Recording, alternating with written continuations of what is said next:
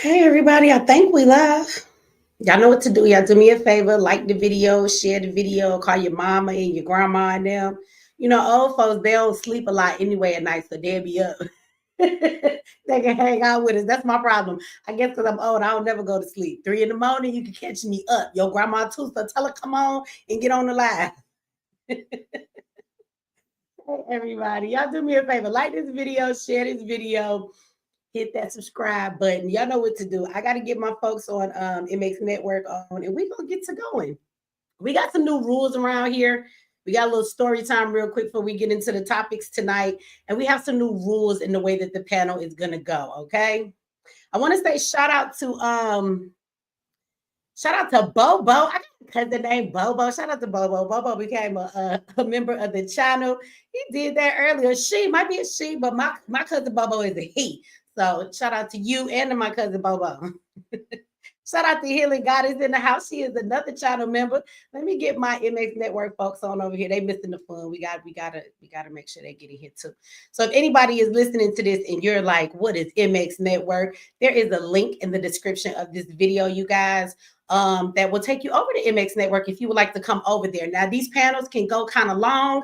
I don't know how long it will go tonight with these new rules, but we will see, okay?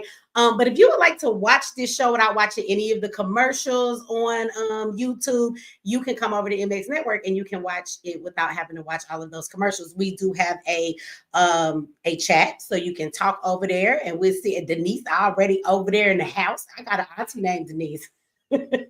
Shout out to Denise's and the Bobos in the world. So you guys can come over there. We got a chat over there. We got a super chat. We got all of that good stuff. So you guys can come over there and watch the live, or you can watch it over here on YouTube and watch the commercials. It's fine with me either way. Okay. But if you want to know where that link is, it is in the description of the video. Okay. Y'all give me 1 second here. I noticed one of my moderators put it in there and said that we are almost at 100,000. We are almost at 100,000 subscribers, y'all. That is what's up. It took me a minute to get here. I think that's because I be taking breaks off. I've had a year or two. Michi just didn't care. I really wasn't over here. We probably would have been here much sooner. But we almost here now, y'all. Well, we need like 550 more subscribers, and we there. We in there like swimwear. All right. Shout out to all the Pisces season. Where my Pisces at? All the Pisces in the house. We the best. No hate to nobody else. We the last zodiac. We y'all mama and y'all daddy and y'all grandma and y'all cousins. Everybody wrapped up all in one. We everybody, okay? So shout out to the Pisces. Y'all think, we some little goldfish and shit. Then when we turn into a shark and bite that ass, you be like, see, I thought you was a punk. You thought wrong. So speaking of that, let's have this conversation real quick as folks are getting ready to come in here. I want to inform people so y'all can quit sending me messages. So, and then I do see that I have a couple people in the back. So I want to say to the people in the back, I will bring you guys up, but you got to wait a minute for me to get the show going. Then I will bring everybody up when we get into the topic. But I've had a couple of y'all send me some emails. One of y'all sent me an email, or two of y'all did, and was like, why is Goddess Masterpiece talking crazy? And then somebody else sent me an email and was like, Goddess Masterpiece is going through a lot. You should check on her. So I just want to inform everybody, fuck Goddess Masterpiece. Don't mention her. And if anybody is in the chat like, who is Goddess Masterpiece? If you don't know her, don't worry about it. She a bum-ass bitch that's jealous of everybody, and you can't even help the raggedy hoe, okay? So let me be clear to everybody that keeps saying this. I don't give a damn what Goddess Masterpiece is going through. I don't give a damn. I hope she fall down the stairs. I hope all her wigs catch on fire. I'm not playing this game with this raggedy bitch. So for story time, let me explain to all of y'all. And I have something to say to y'all that are in her comment section that are supposed to, call yourself, we rock with Michi. Fuck you. You can go over there and rock with her all the way. Because what I noticed is why she be throwing them little sneak disses, y'all niggas never have nothing to say to her. See, I used to support and watch her channel. Now, if anybody wants to know, Goddess Masterpiece is a raggedy ass bitch who used to be in my comment section. She used to be one of my moderators. And because I'm actually a nice person, see, I'm that goldfish until you fuck with me, all right? And for all of these years, I have helped Goddess Masterpiece. I have sent this bitch numerous cash apps, talking about $500 at a time to help this bitch with her bills because she's raggedy and she's broke. I tried to give this bitch a job. She took my money and did not fucking deliver. And she's always trying to do some sneak dissing ass shit, right? That little raggedy channel she got now is because I shouted this bitch out on one of my biggest interviews on Tasha K. I'm always shouting her out. This is why a lot of y'all fuck with her and rock with her channel now.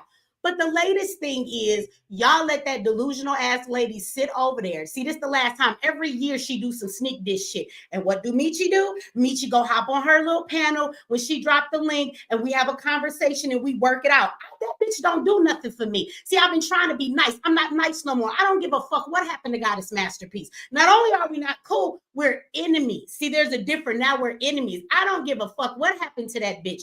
Do not call me when she is crying. Everything that happens to Goddess Masterpiece, she deserves it. So for those of you that don't know her, this might be something though that you can kind of say, and you'll have some understanding of. How many of you remember the crazy bitch that came on my panel? Was it last Saturday? And she came on there a couple of Saturdays ago. We know her as Sergeant Dobby. You know, the crazy lady who I let come up and she always acts a fool. Y'all remember her? Well, this bitch is over there telling people that I set her up. I want y'all to know that if you follow Goddess Masterpiece, you're delusional and stupid too. You really let this lady tell y'all she got some sanity. She told y'all that I set her up and I paid Sergeant Dobby to harass her.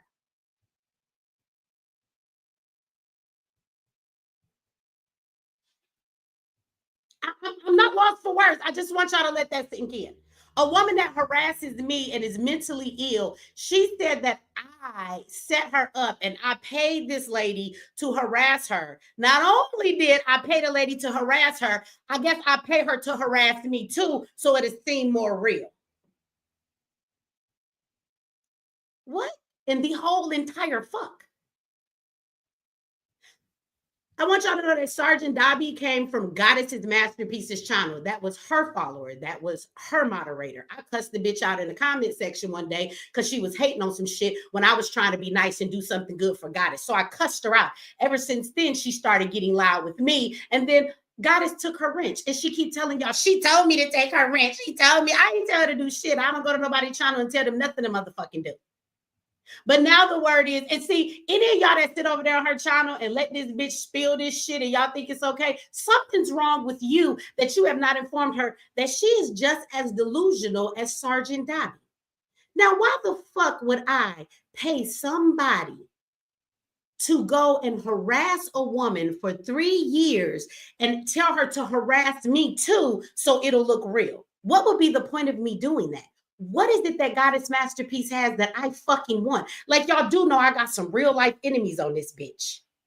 Y'all must have forgot. Where are my day ones? I'm not talking to the new people like that fucking funky bitch, Vicky Dillard.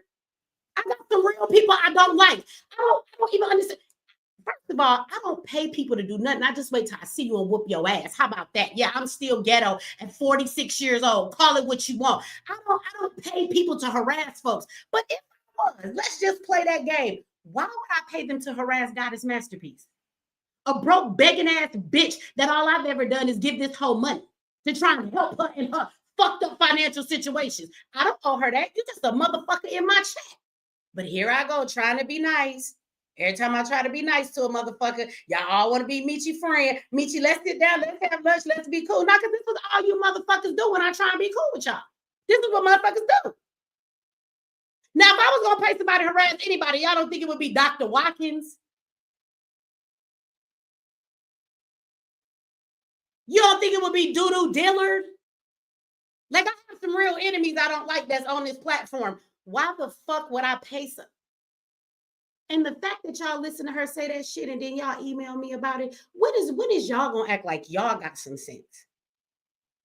Y'all not finna tell this lady she just as delusional as anybody else? You really gonna be quiet when she say that shit in her chat and let her think Michi paid this lady to harass me. Ma'am, that lady is harassing me because of you. She came from your channel. So again, I don't give no fuck about what Goddess Masterpiece is talking about. When the bitch almost got her ass beat in Las Vegas at her own birthday party, ask her who sent her $500 for her birthday. You're not even my relative. When the last time one of y'all family members gave you $500 for your birthday? Bitch, you nobody to me. I hadn't even met the hoe, but I sent her $500 for her birthday. Tell her to tell y'all that story while she telling all that other fuck shit. Tell the bitch to tell you all the times that she was broke and busted and I would send her money to help her with her bills because I got all the Cash App receipts. Why don't you ask the bitch to remind y'all of how she publicly, you remember the Black Agenda? She talking about, oh, I ain't got no money. I'm about to lose my store. Just my birthday though, and I wanted to spend the Black Agenda with y'all. So she claims she spent the last of her money to come to the Black Agenda. And what did Michi tell her? You motherfuckers was there. You let her say that shit in the chat. Get the fuck off my page. And you know who the fuck you are if you in my comment section. Because what did I do? Publicly. So you niggas can't say you don't know. I told her the Black Agenda is not about a Black woman breaking her bank and losing all her shit in storage that she owned. That is not what we are about. And I gave her what? $500. Drum roll, please. Brr, bitch. I paid her motherfucking storage so she wouldn't lose her shit. And she told y'all that publicly. But now I'm paying people to harass her and y'all letting this bitch sneak diss me and y'all tell me I should go call her. I don't give a fuck what that bitch is sad about today. Y'all say she cried. I hope that bitch fall down the stairs when she leave that fucking New York building she live in. Okay? I hope they take her kids because the bitch is delusional. All right? Don't fucking ask me shit about this bitch because if you have known Michi all of these years, you know this. I'm cool until we not. As far as I'm concerned, that bitch is what I call an enemy at this point. I've done too much for you, you funky ass bitch, for you to be fucking talking shit about me. What, 3 weeks ago, she on her live making some sneak disses about me when 2 days before that, I thought we was good. I'm living my life, bitch. I ain't even thinking about you. I just shouted the bitch out in my comment section, talking about shout out to Goddess Masterpiece. I don't even know if she's in here tonight. I'm out here shouting the bitch out, and she over there talking crazy about me. Fuck her.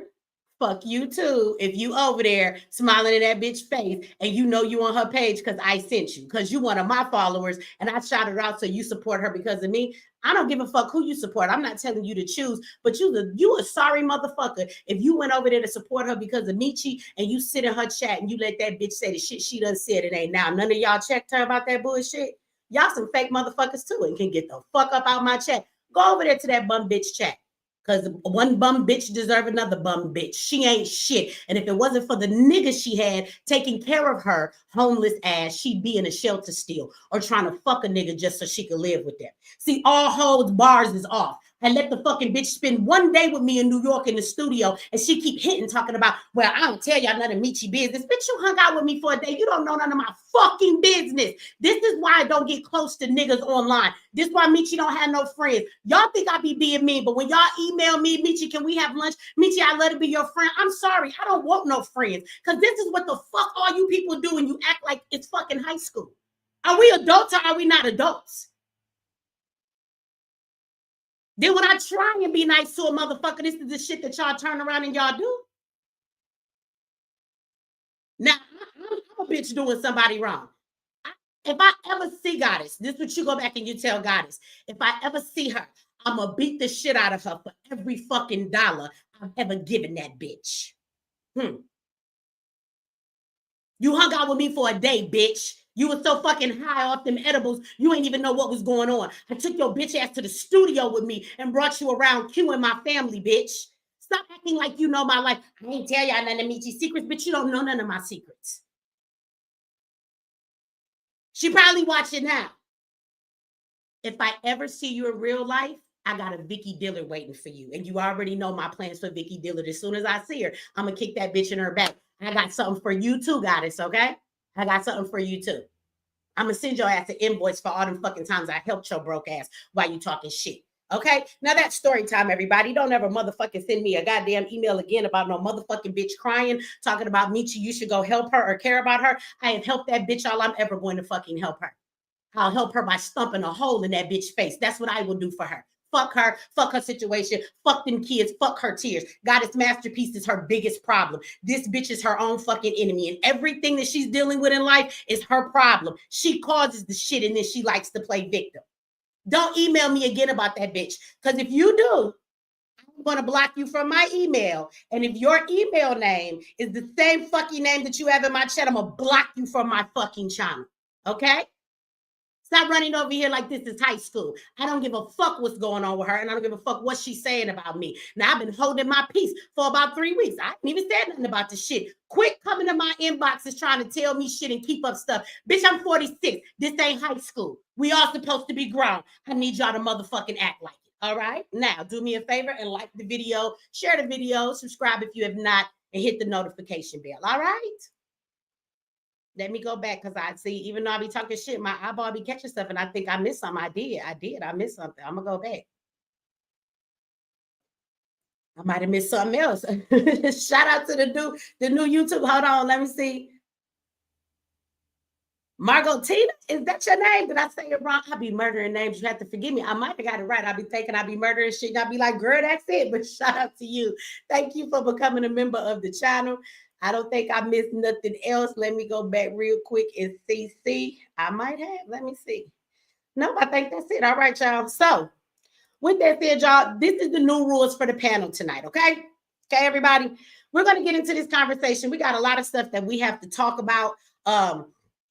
We have to talk about in here tonight. And so as we do, this is the way the panel is going to go, okay? Because I'm going to be honest with y'all. I love all of y'all. I appreciate y'all support. But if y'all ever know me to be anything, it's real. And last week, y'all was pissing me off. Y'all was pissing me off, okay? So we're not going to do the let's piss people off. So let me address some of the things that y'all got to stop doing because I think it's very rude. It's not only inconsiderate to me, but it is inconsiderate to the people who are watching, okay? So understand this. When you come up here on the panel, the one thing I want to say to you is, as we are talking about different topics, tonight I am going to get into a topic. I may even play a clip for some of them. I have clips to them. Some of them I do not. But what we're going to do is we're going to discuss these topics, okay? When you click the link to come up here, do not come up here if you don't have anything to offer to the topic that we're talking about, okay? I think that's fair to ask, all right? I think that it's rude when y'all come up here and we talking about, oranges, and you come up here and you want to talk about milkshakes. It's not what we're talking about, okay? Y'all come up here and what people tend to do is, I get it, like you have something on your mind. This is what y'all do. Y'all preconceived, be like, as soon as I get a chance, I'm gonna hop up on there. I've been waiting for all of this time. I want to show everybody that I know something. And that's fine. But y'all be using these panels as your soapbox. So y'all get up here and no matter what the topic is, y'all just talk about whatever y'all want to talk about. And that's rude. There is a title to this video. And when people click in here, they expect to hear us having those conversations. So one, don't come up here if you don't have anything to add to what we're talking about at the moment, okay? That's the rule number one.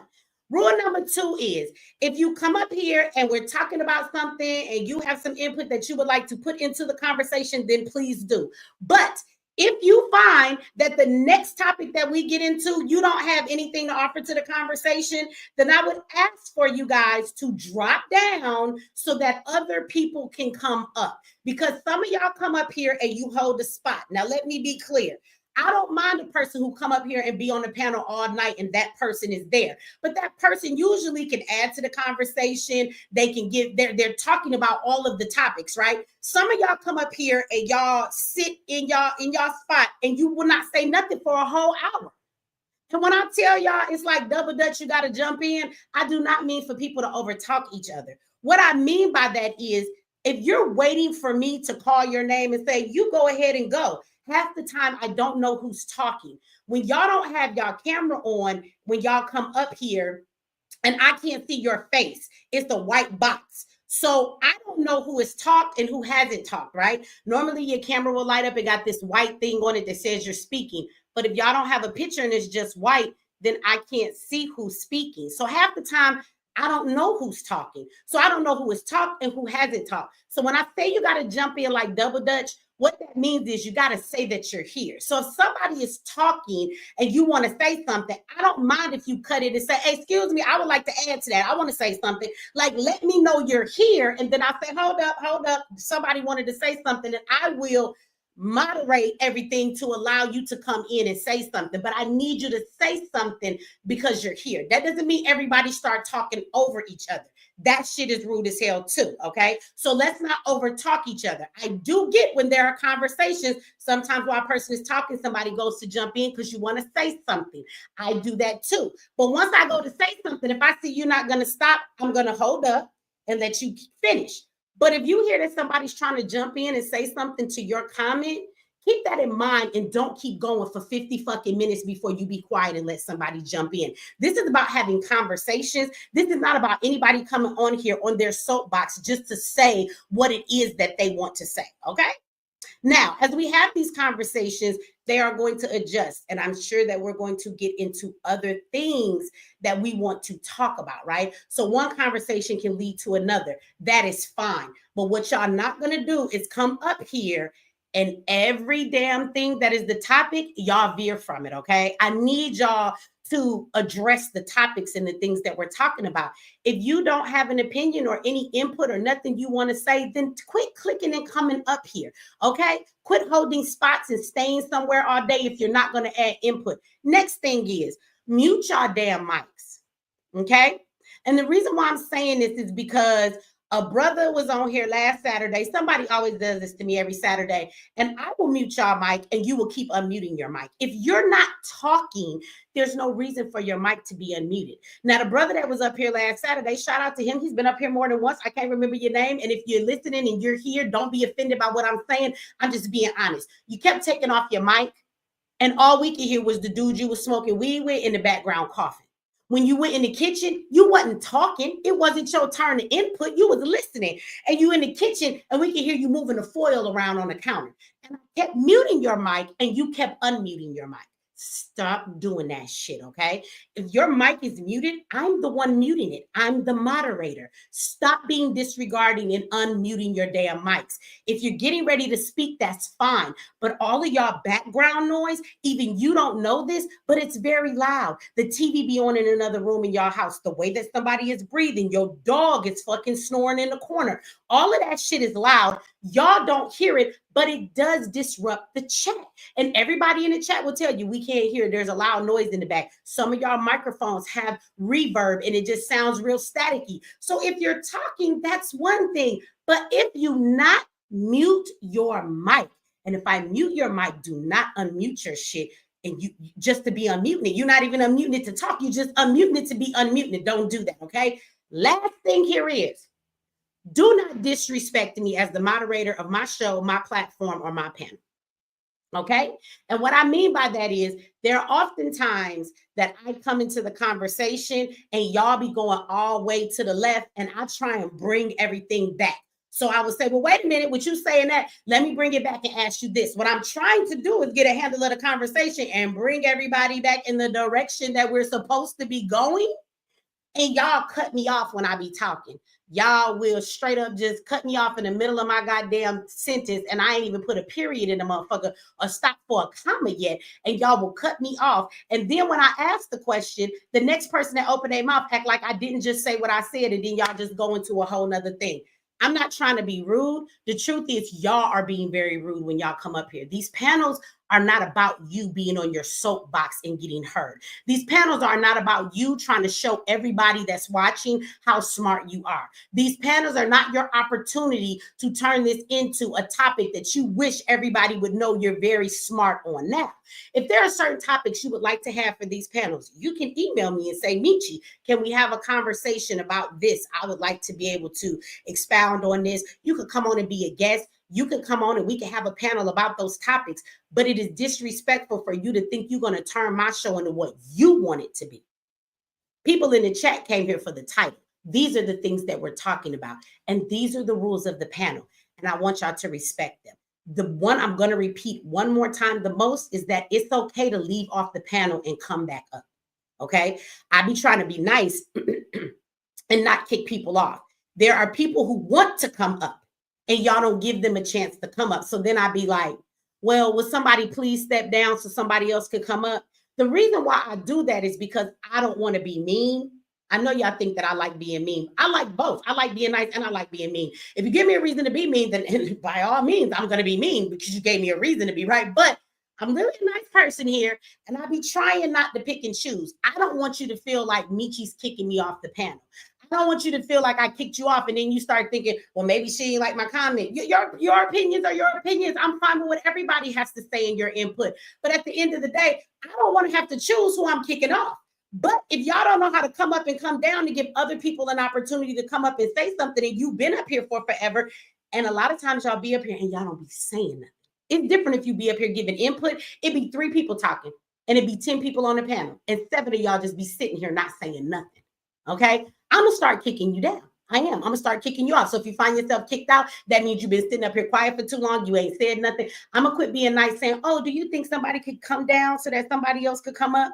I be trying to give y'all opportunity to do the mature thing and respect other people, but y'all don't seem to know how to do that. So now that we have done these call-in panels, about 4 of them now, I tend to see that these are the issues that we have. So now these are the rules around it, okay? And they're all based in, let's have some respect for one another, for the people that are watching and the people that click in based on what the title is, based on the moderator, based on the show, and understand that there are only 10 spots, well, 9, because I take up one of them, and other people would like to come in and say stuff too, okay? And I know when people are trying to come up, it will let me know that. So if I say somebody's trying to come up, fine. If they're not, then they're not. But there are plenty of times I say that and nobody wants to hop down to let somebody come back up. And y'all don't even be saying shit. Why do y'all just want to be a placeholder? Like, all right, those are the rules, everybody. Okay, so those are the rules. let's have some respect for the damn rules because it helps everybody. All right. Now, with that said, shout out to Hotspot Casino with the super chat. I think it's the first one of the night. So he said, I've been done with Goddess for over a year now. I don't blame you, Michi. Looking forward to tonight's show. Yeah, that bitch crazy. She just as crazy as the people she try and call crazy. We ain't gonna get all into her again. But she wanted y'all, any of y'all know people who cause all the problems they have in life, but swear it's everybody else and it's not them. She one of them people. she swear that all the problems she have, oh my God, it's not me, it's everybody else. They do me so wrong. Well, when you look at her life, though, you could clearly see, no, bitch, it's you. But you want to play victim now. Thank you for the super chat. You are very right. I agree with you. And I want to come over here on MX Network. We have Walter over here. Shout out Walter, always showing love. He done gave a donation over there on MX Network. Okay, you guys. So we do have some stuff that I want to play tonight. Okay, you guys. There go the illegal numbers. Reported immigrant because we have not forgot about these immigrants. They got to go. That has not changed, okay? It's a lot been going on, so I know that we don't always focus on the damn immigrants, okay? But the immigrants, they got to go. And so we're gonna put that number up there. We will get into that later on in the week. I know that I've not been here, I've not done no shows, y'all. I needed a break. After that last panel, I needed a break from talking to folks on YouTube. But I have other shit to do in my life. So I know I haven't been around, but it is a lot. Trump steady smacking people down, okay? So we got some interesting stuff to watch. We are going to get into, I don't know if you guys know who his new Pardon Czar is, okay? You got the border czar, so now he has the Pardon Czar, okay? So we're going to talk about that. I'm going to play a clip for you guys, and we're going to get into that conversation of how we see this as a Black thing. I think this is definitely a Black thing that we need to have a conversation about, okay? We're also going to talk about the IRS. How do you guys feel about the IRS? And them getting laid off and what that means for us and tax returns and audits. And they claim that DOGE is finding so much money that they might give us the money back. So we're going to talk about the actual stipulations of that so we understand who would be getting money back and who wouldn't. So we'll get into that conversation. I also would like to play a video of Dr. Umar Johnson. We're going to get into that. He has this video that I was watching earlier, and I think it's really interesting. Somebody said they got their taxes back quick. And you should. And I will get into that because you're right. The people are getting laid off for all the extra people brought in for like all of the audits. So if anything, there probably won't be no audits this year. Your ass should be glad about that. Yeah. Don't audit me. Audits are horrible. I've been through an audit before. They froze my whole bank account. We was not even rich people. They froze our bank account and held all of our money. And it was like, well, when you gonna give us our shit? Then when they realized that whatever they was doing was their mistake, they still took forever to correct that shit. And we was like a family with kids and hurting. And they didn't just they froze our whole bank account, even though what was in there was more than what they said they owed us. Yeah, it was some horrible shit. The IRS is evil to the motherfucker. So We're going to talk about exactly what that is going to change, if it's going to affect us. But Umar's video is really interesting. I'm going to play it and we'll watch it. I think it's about 16 minutes. And so, but Umar, he's taking this very pro-black stance. And I saw Deshaun Farad in the back. Don't leave, you got to come back, Deshaun.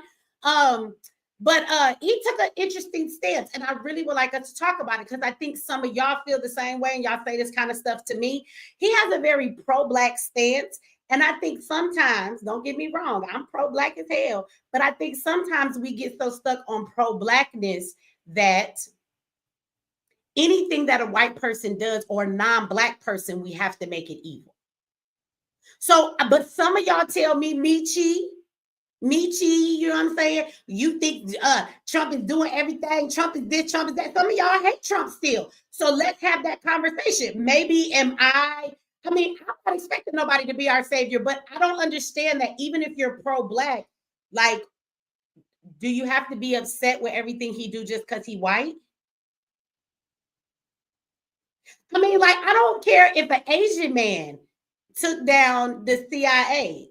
I don't like the CIA. I'm okay with that. I don't care what color the person is. If they do something that we don't have to be mad at, why do we still feel the need to be mad at it? And Umar seems to take that stance. He says that Trump is setting us up, and I'll let y'all see the video. He says Trump is setting us up to make us be the new slaves because that's why he getting the immigrants out of here. But I beg to differ. Maybe we already the slaves. We ain't no new slaves. We've been the slaves. We still the slaves. And there's a lot of holes in his theory. It seems really emotionally provoking to get Black people upset. He's playing the race card. And I think there's a lot of holes in his story and it's unnecessary. But some of you might agree with him. And so I'm going to play it and we can get into that conversation. So the first clip I'm going to play, because I got some people who jumped up here and then maybe my rules scared y'all because y'all was up here and then y'all left. So if you wasn't up here within the rules and you like, I was just going to tell Michi some shit she might not have known, you know, I appreciate you for stepping down then. Folks back here and they left. And Deshaun, that's my dog. Where you go, Deshaun? Why you left? I know you got something to add to this. If Deshaun come back up here, y'all recognize his voice. Deshaun used to do the news on MX Network. Y'all will remember Deshaun's voice. But let me find this clip. We're going to play this about the border czar, and then we'll get into this conversation. This is where we're going to start tonight. And anybody that wants to give their input, this is where we start. You can come up and we can get into this conversation.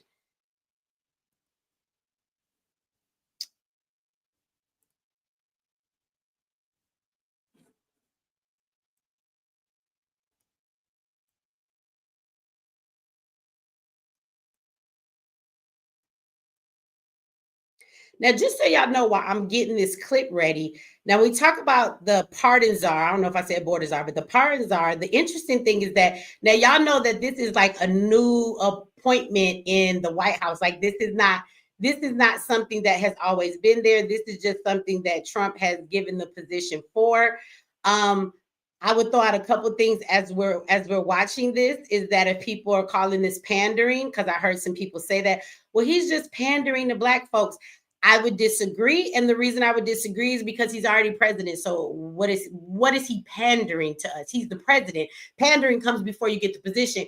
And he cannot be elected for another term as of right now. You know, people are going to say, well, he said he was going to be the president the third term. He said a lot, but that's unconstitutional. That's neither here nor there, because as of right now, he can't run another term. So I highly disagree that this is pandering, okay? But I'm going to play this and y'all tell me what y'all think.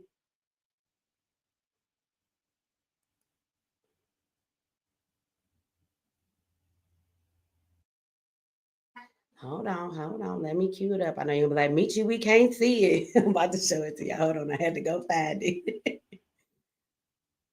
Shout out to you, Faith. Shout out to Faith. Faith always in the house showing love. Okay, so let me share this with y'all and we're going to watch this. Y'all tell me what you think.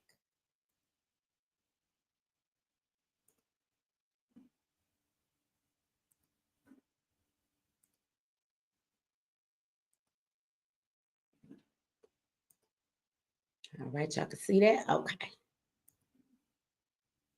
Perhaps a Mid-South woman to a newly named position in his administration. He announced today Alice Marie Johnson of Memphis will be his new pardon czar, a woman who says it is nothing short of a miracle she would go from a jailhouse to the White House.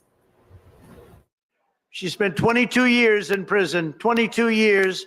She had another 22 years left. Can you believe it?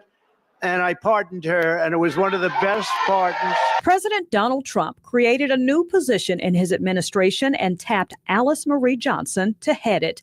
Just hours ago, he announced the Memphis woman would be the nation's first pardon czar. I'm not only humble, I'm very proud to serve the community that really I came from the incarcerated community. Johnson, arrested in 1993, was serving a life sentence for a drug conviction. Kim Kardashian pleaded her case, and Trump commuted her sentence, freeing her from prison. She received a full pardon and had the conviction wiped from her record eventually.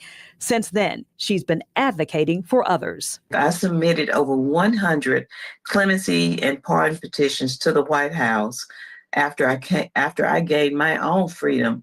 So to be trusted in a position like this to serve the nation, all communities, is really a privilege for me. Details of how she'll carry out her new position are still being worked out, but she begins work immediately. It's very important to me to make sure that those who are released from prison also have a structure set up so that they can be successful in their new lives. One of the things that's very important to me is to have safe communities. And I asked Johnson about the pardons for those involved in the January 6th riots, and she said they were carefully thought out and contends some of those incarcerated behind the event did not belong there. I agree. Okay, so okay, so y'all, so that is right there. That is his new pardon czar. So she is a Black woman. She has been in prison. I put this up here because Faith said she took Angela Stan King's spot. Now I gotta be petty. When I see that shit, I was like, why he didn't get that shit to Angela? Same thing, but I'll be honest with you. This woman spent 22 years in prison. Angela is a bitch. I don't care what nobody say. Y'all can get mad if you want to. She a bitch and she act like she care. I'm a Pisces like her, but she fake as hell and she really just wants the recognition. It's all about being seen with her. Y'all saw that shit at the Black Agenda. She ain't give a fuck about the people. She was like, I just want the money. Whatever. But she's been in prison for 22 years. So this is the thing, right? That's the difference when you spend that kind of time in prison. Okay, when you have spent that much time in prison, there is a whole lot to be understood. She understands both sides. It's not like a woman just because she's Black. You know how we have people who will come up and they'll be like, oh, just because they Black, they not for us. And that is true. They are not always for us just because they're Black. But because this woman has spent 22 years behind the bars in prison, like she knows about that prison life. Okay, she understands both sides of it. She understands institutionalization. There's another news clip. I won't play that one, but Trump said when he first spoke on her and putting her into position, he said how proud he was to have this woman in the position that she is in. He said that she is going to look through the cases. She is going to make recommendations, and he said he's going to take her recommendations. So basically, you do the footwork, you find the cases, you bring them to me, and I'm a partner. I'm a sign them shits off just like I'm signing executive orders. So, with that said, I have heard some people that's like an Umar stance, right? You got Umar out here, and he be acting like everything is you looking for a white savior. Nobody's looking for a white savior. I'm not. Y'all looking for a white savior? I'm not. But what I do know is, you don't get to emotional race bait me into being upset and finding something wrong with this. I don't find anything wrong with this. I am glad that she is a Black woman. When we talk about how Black people are disproportionately given longer sentences and the things that have happened to us in the prison system, the fact that she understands it. Matter of fact, I want to go far enough to say to you guys, this is a new position that is there in the White House. So pretty soon she will have an email address. She will have a office, I am sure. And so I think that we should actually get together and that call to action system that I have. I think that we should actually send her some cases to look at. I think that we should point her in the right direction of some of these cases that involve our family members and our people. Instead of making her look, let's give her some names to look at. See, that's what we should be doing in this. Instead of finding a reason to shoot this shit down and say, no, we don't give a damn about this, or this is just another move for somebody to be kissing some ass like they think. I think that we need to do our part. Let's get together. Let's find some cases. I'm definitely talk to my son on the phone. He gonna write the lady as soon as we get her information, and I'm gonna write the lady. Because the injustice comes in the fact that my son should have never have been tried as an adult for the child that he was in the crime that was committed. He should have never been given an adult sentence at all. He wouldn't be in there right now, even in the second offense. You can look at that shit and see he was institutionalized. He was fucked up on the streets. They wouldn't let him come to where she did another interview where she was talking about, when people get out, they got to have a support system. Well, he had a support system. They would not let him come here. They put him back in the same situations. They wanted to see him fail. So I'm damn sure gonna write her. And I think that we have other family members that we need to put them shits on her desk and say, look at these, right? Somebody said, don't waste your time, MX. Don't waste your mama time, Timothy Richardson. I don't understand. What is your point of saying don't waste your time? I'm sure there were people that told her after 22 years in prison for her not to waste her motherfucking time. She still had another 20 years to go. So do you think they told her not to waste her time? Huh? I think your comment is actually disrespectful. Would you like to click the link and tell a motherfucker why I shouldn't waste my time?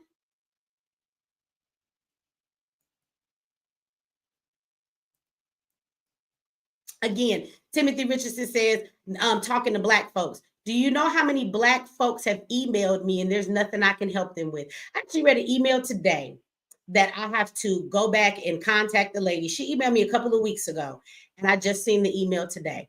And she actually has a son who has been tried twice and won, found not guilty. And the district attorney keeps coming against him, trying to find new charges on him to keep trying him. And it's not double jeopardy, I would imagine, because he's not trying him with the same thing. So this man done went through 2 trials, this Black man.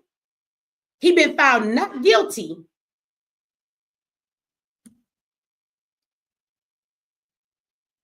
And now you're going to try him with something else. It's like you're just going to keep going until he's found guilty of something. That ought to be against the law. So again, even when Timothy says don't waste your time talking to Black people, that's crazy as hell to me. Michi X wouldn't be here if I thought that dealing with Black people was a waste of my time. Like, when y'all watch me, who do y'all think I am? Like, where do you think I came from?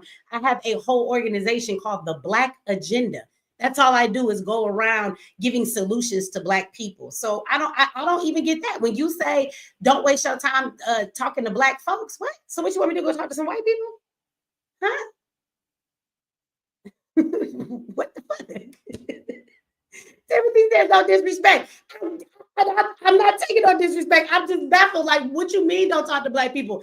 I know that we have a lot of people who are not listening to shit. They're not worth the time and the energy. Bitches like God is masterpiece. There's the good that comes with the bad. I completely understand that in every race, there's a group of people who just ain't worth your damn time. But that's why I'm here. This is why I even got on YouTube and started talking. This is why I'm the activist that I am. This is why the Black Agenda exists. And out of a lot of Black people who have not listened and the things I've done has not made a difference in their life, do you know that there are many more that it has made a difference in their life, whether it's being prepared for survival? Do you know that all Ziax Institute, most of the students in that school have come from the platform that I have here that has been able to bless that school to get to where it is, that I have helped families learn how to make their own money so that they can stay home and put their kids in Ziax. Again, I have people that were in the Los Angeles fires. They had a bug out bag ready because that Black woman listens to Michi. So I don't think talking to my people is a waste of time at all. I think talking to people who don't want no knowledge is a waste of time. But guess what? As much as I talk and people don't want to hear, there's just as many people, if not more, that do. So I disagree with that. So again, I think that we need to come together. I have a call to action system. Y'all know that. So I think that we should probably come together and have our own little, group of people. Maybe we'll do a Zoom call and we will take people's cases and look at them, because I'm definitely not asking her to pardon your cousin Ray Ray that shot up the whole park and he killed that little baby and somebody's grandma. We're not asking for a pardon for Ray Ray. We're not doing that. Okay. But there are definitely some cases that are injustices? Absolutely they are.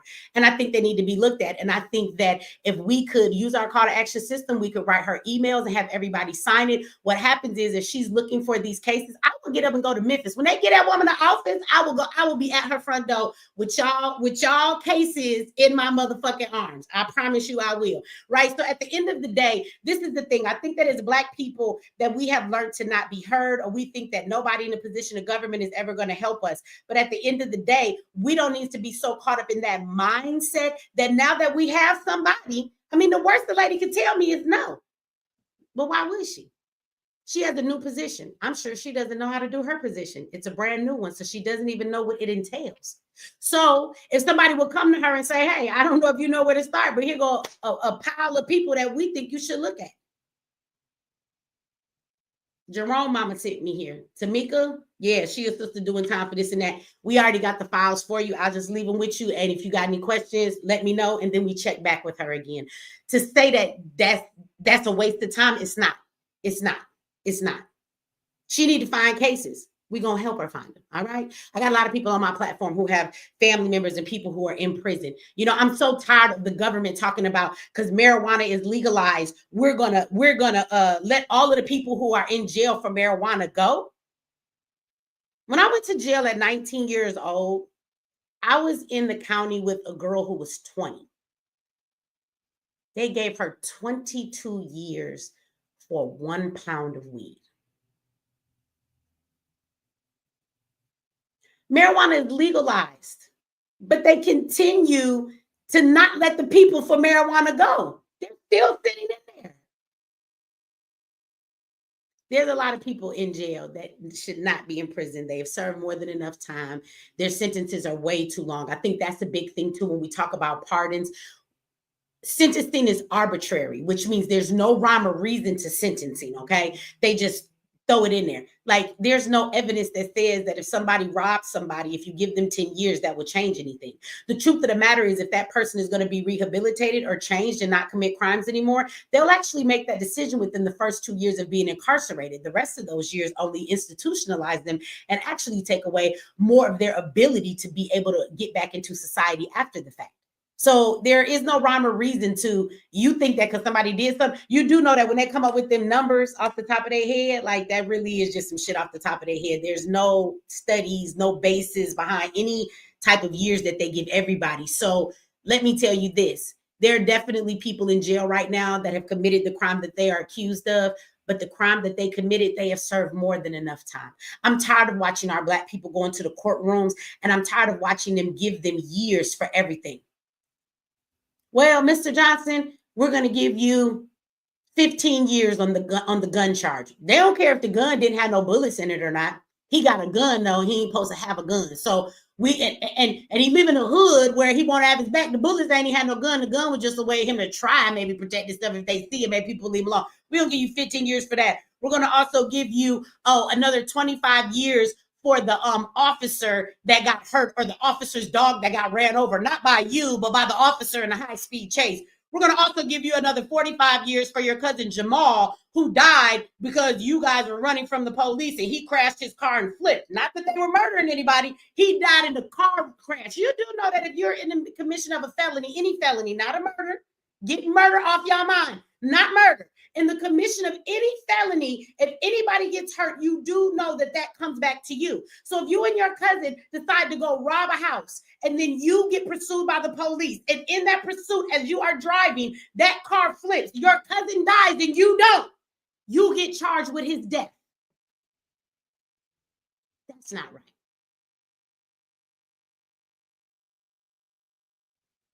Didn't kill nobody. You shouldn't be charged with death. He was running from the police and the car flipped. So what I'm saying is, I get tired of watching our people come into the jail and they come into the court and they tell them, you got 25 years for this, you got 10 years for that, you got 5 years for this, you got 7 years for that. And then they tell them that it's all, consecutive. You got to serve that sentence one after another, not all at the same time. And when they get done, they telling somebody who ain't never even murdered nobody, you have 73 years to serve. Numbers that they can never even live that long and survive, because they're probably going to be dead for their sentence is over.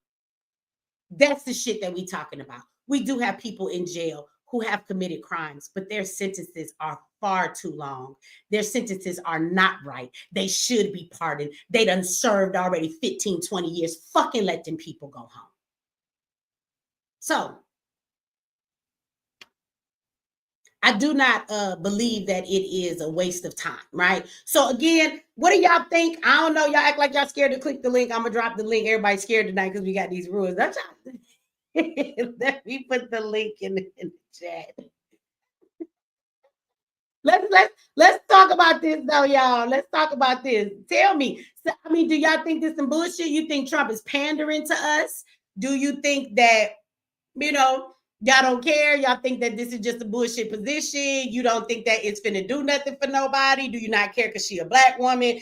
She ain't gonna do shit for us? Like, what is your perspective on it? This is what I want to know. Do anybody got anything to offer? Do anybody want to come up here and talk about some of these cases? Maybe it's somebody in your family you feel like they asked how to be pardoned for something. Somebody said pandering can be good sometimes, but I don't think it's pandering. Oh shit, I done dropped the link. Y'all clickety click, click, click. Y'all in this mug like an automatic. It's a gang of people back here. Okay. I don't think it's pandering though. I don't think it's pandering. Okay, the man already the president. So what is he pandering to? He don't need shit from us. He the president. Let me see. Okay, I got Tia up here. I'm bringing Tia up. We got this brother for Othal. We got Healing Goddess and Chaos Reigns. I'm gonna mute some mics. Let me see real quick. Okay, everybody, we got up here. Go ahead, Tia. And again, any of y'all can jump in as you're doing it, but just when you're not talking, mute your mic back. Please make sure you don't have the show on in the background, playing on something else. Okay. Okay. Can you hear me? Yes, I can hear you. Go ahead, Tia. Yeah. As far as Trump, remember he hasn't been an enemy to Black people all along. So I don't know why people are surprised when he's gathering some of this information, what I see, to help Black people. Like he did, he's the first president I've seen that's going to give a statue to a Black soldier. I've never seen a president do that. At least they never said it. I heard something about, I didn't see that. I heard some people talking about that. So tell I me saw more it on about the press. Yeah. He said this is Black History Month. He had a lot of Black people in there. I don't know how they got into the White House. Did he invite them? Was it an event? But he announced, I saw him announce the soldier. I can't remember the name. I was like, oh my goodness. But he said the soldier had a key role, like a lot of Black people, in 1776. So that soldier, he's going to give a statue to. Okay. So a lot of things, like I said, he's never been an enemy to Black people. I mean, he's, said some things, but a lot of things, like when he said about the both sides, I didn't know that the media cut off when he said, but not the white supremacists. They should be banned. That made me so angry because I didn't do my own research to look at the whole video.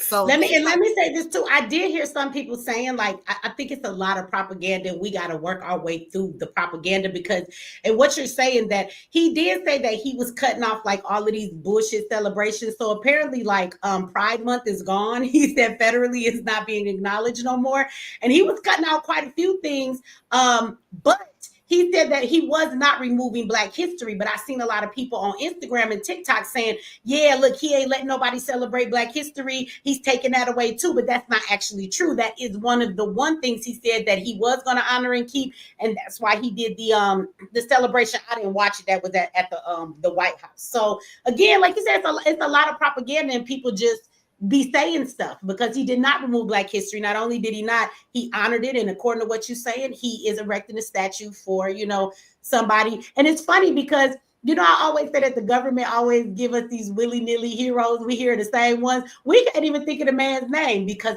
obviously this is somebody that hasn't been thrown at us. We don't know who this man is. So maybe we should go look and see what he did to be able to have a statue. And I feel ashamed that I didn't get his name. I was so happy that he was doing it. And I just saw yesterday. So I thought, go ahead, Trump. Yeah. I know that things are hurting right now. People are hurting. Mm-hmm. There's some grants that are not being, gone through while he's doing all of his process. I said it's like a Band-Aid. You got to tear it off fast. He's just not tearing it off fast enough. He can't. Yeah. Things are going to hurt until he gets in there. And I'll be happy when they decide they're going to do with all that money, because remember, they were frauding like we didn't have any idea the amount of fraud that was going on with our tax money. So he's digging in there deep. Yeah. You know, it's funny, you know, not to get off topic. Let me see. Somebody said something. Go ahead, brother. Did somebody take their mic off? Go ahead. I'm sorry. I didn't mean to be off mute. I was laughing at everything she said. I'm sorry. I'll let you guys continue. Oh no, go ahead. Go ahead. If you laugh and you might have an opposing opinion. Go. I see it's other people trying to get in. Y'all gotta wait a minute as people talk. But since I want Tia to stay up here for a moment, because I think Nathan disagrees with you. That's what that cynical laugh told me. So I would like Nathan to tell me what he disagrees with, or tell me if I'm wrong.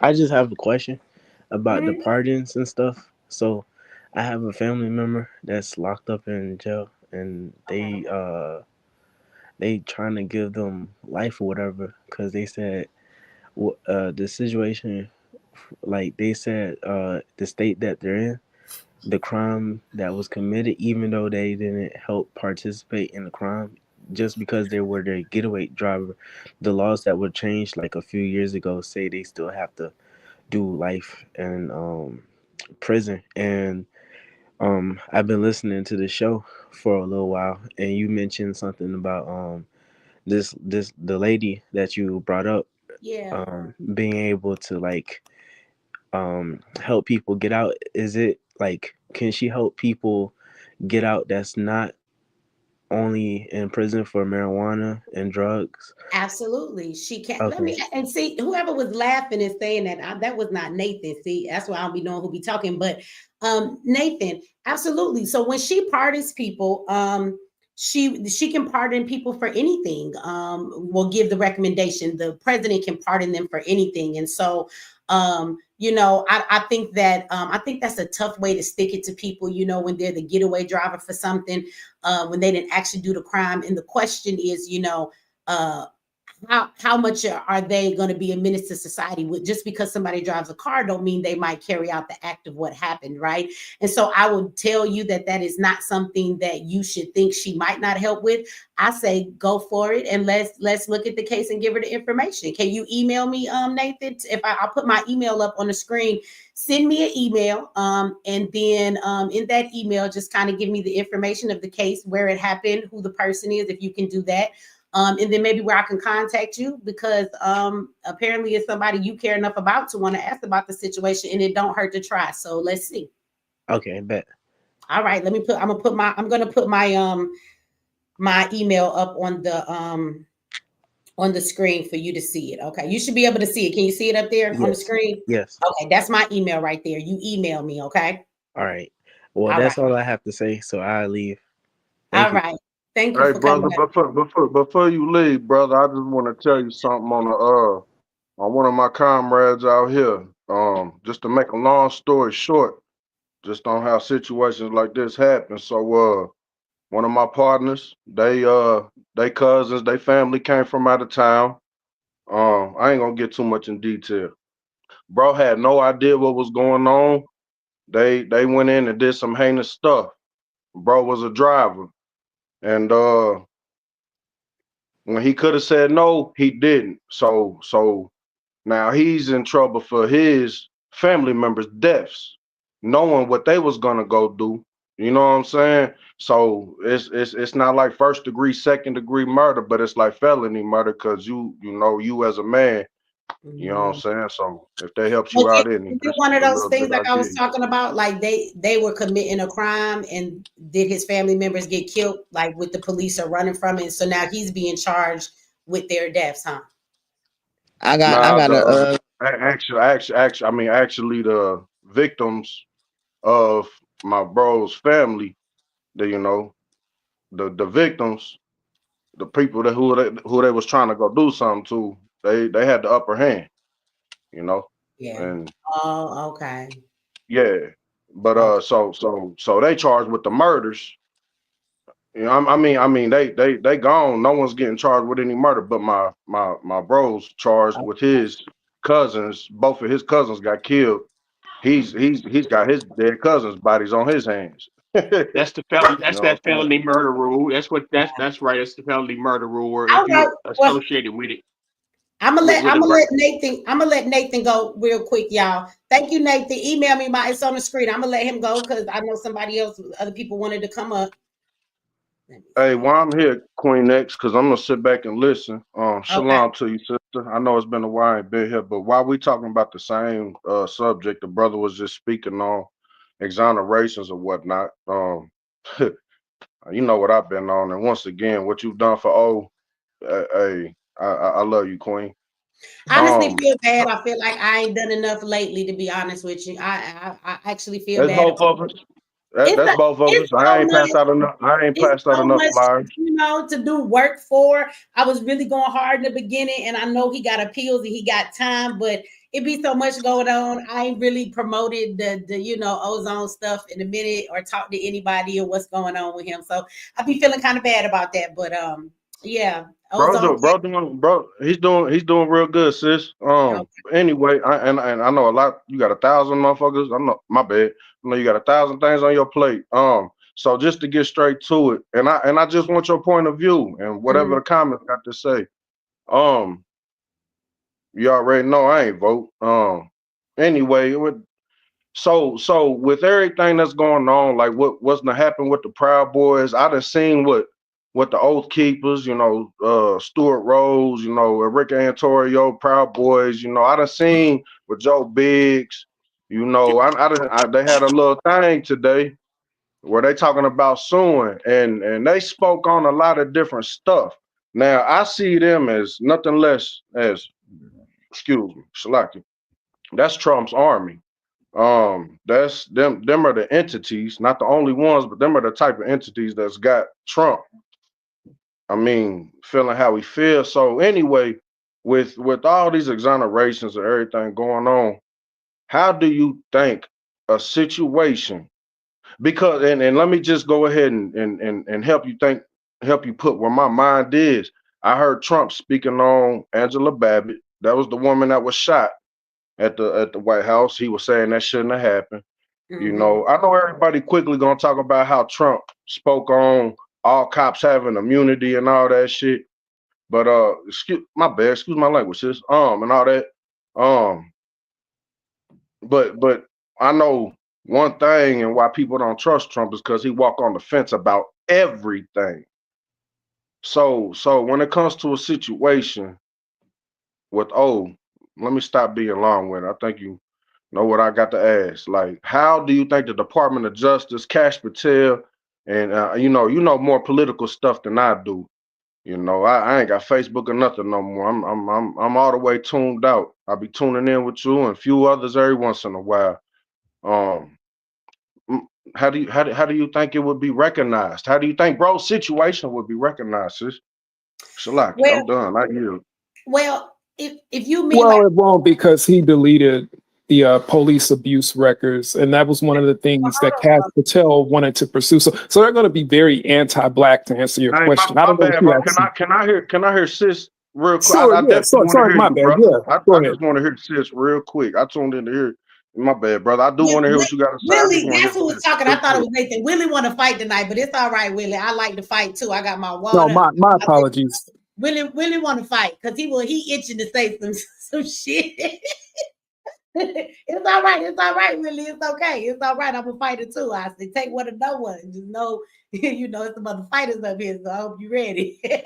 But no, what I want to say is that with Ozone's case, and we talk about from the perspective of Trump, and we talk about the pardon thing. I don't think that that's going to play well. I don't think that's ever going to come into play for that because it involves a police officer, right? Although I do, and the reason why I say that is that I don't expect Trump to do everything one way for any group of people. And I don't believe that he thinks it would be a good look. Now, you have to remember, he's a white man looking through the eyes of a white man, and he's a rich white man in America. He's not a black man. So again, you got to give him the ability to see things through his perspective and his eyes, right? He's a white man. And so he don't really see no problem with the police. You know, he thinks, you know, that's an American thing to have the police and all of that. And so from a pardon perspective, no, I don't think so. But I mean, from the perspective of Ozone's case, though, I think that Ozone has a really good shot of his appeal if he can get another trial. I sat and watched that whole trial. Our audience sat here and watched that whole trial. And one thing they definitely did do is they did a whole lot of stuff that should make all of that shit inadmissible and allow him a new trial. The way that the judge told them that they could not, the jury could not make certain decisions certain ways, the way that the judge kept saying things to them, that shit was so out of order legally, from a legal aspect. And I will tell you one thing that was really crazy is that if you really paid attention, the jury wanted to find him not guilty. I don't know if you noticed that. They wanted to find him guilty under the premises that that officer was violating Ozone's rights. And so they how many questions did they have, sis? How many days did it take them for the deliberation? That shit 4 fucking ways because they was conflicted. And the judge kept telling him, you can't find him not guilty even if you think his rights was being violated. But that's wrong.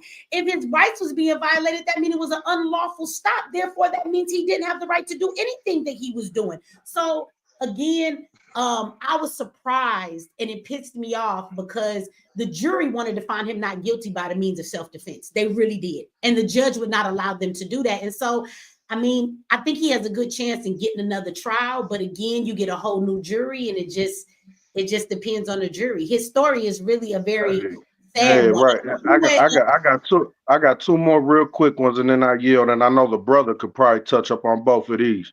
Does Trump have, because I don't know none of this, does Trump have any effect on the Supreme Court that his appeals might be going to? And the second question, and sis, I mean, we agree on a lot of things, you feel me? But you know, those times that I'm still kind of stuck in, that means something to me. And as much as I disagree with a lot that the brother did, the brother still means a lot to me. What about like GMJ's situation? Okay, and I yield from here, sister. I appreciate you. So as far as Trump and the Supreme Court, yes and no, he don't got no say. The Supreme Court, that's who keep challenging him on the stuff he's doing that they say is unconstitutional. But he did place a lot of those justices in the Supreme Court, so them is his people. But technically, from the way structures are set up, like the president don't get to reign over it. The Supreme Court can actually keep him in check when we talk about powers if he does something unconstitutional. And as far as Grandmaster Jay, let me say this. I had a problem with the way that he did things, and I got away from him because I wasn't going to get caught up in all of that bullshit because he was destroying his own organization from the inside out. I don't know what his purpose for doing it was, but behind the scenes, he was an arrogant asshole, right? But that does not mean that I believe he was an agent, which he wasn't. And I do not believe, nor have I never believed that he deserved the sentence he got. That shit was wrong and it was some bullshit. So I don't want anybody to ever think like I'm standing in what's right and what's fair. And all I had to do was warn my people and my brothers. He was on some fuck shit and he was coming after people. And you know, with all of them people in the NFAC, all them brothers with guns, all of this shit going down, he in jail, niggas get paranoid. For him to start calling everybody ops and stuff, he was putting other brothers in danger. That was my problem. True. Because you don't never know what a nigga gonna jump out there and do to somebody else based off his word. That's always been my problem with him. But I never felt like he deserved that sentence that he got. But hey, my bad, sis. Hey, I my bad. I hope you don't feel like you gotta explain nothing to me because I'm here for a reason. I just want you to know that first and foremost. But I did talk to somebody the other day, and I can tell you exactly what's going on with Grandmaster Jay. So Grandmaster Jay. I just wanted your opinion. I fully agree with you. I mean, I was there, so I'm still here with you for a reason. I just wanted to know what your like a situation like his, because there's a how would oh my bad. Go ahead. I think that he do have an opportunity to be pardoned because I look at his situations kind of like the Proud Boys in them. I don't think that Trump would see that as the same thing as Ozone's. I think those are two different situations. He didn't kill no cops. He just put his gun up to use the flashlight on. He didn't know there was police on the roof. You have Proud Boys who were at the same goddamn rally doing shit that he let Enrique, the leader of the Proud Boys, out. So I think that he could have a good chance of getting a pardon, but Grandmaster Jay, you guys, from what I have heard, this is from people who are close to the situation that have been following him, still supporting him, writing him, and dealing with him in jail. He really is in jail. He's not an agent. He actually has some health conditions. Y'all know he was old as hell, even though he was in fit the way, if you know, a certain type of physical fitness. But he actually got sick. He had some heart issues, and he had to have open heart surgery. And the prison cannot take care of Grandmaster Jay. Now, this is what I've heard from the people who are close to him.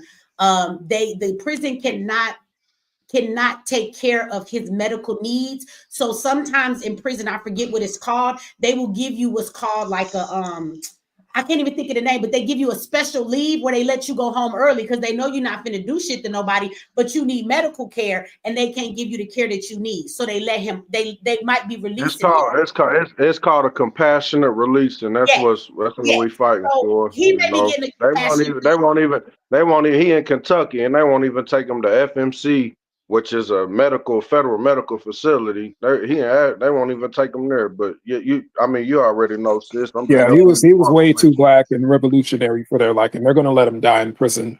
That's the plan. Had he been a Trump supporter or Elon supporter, he'd be out by now.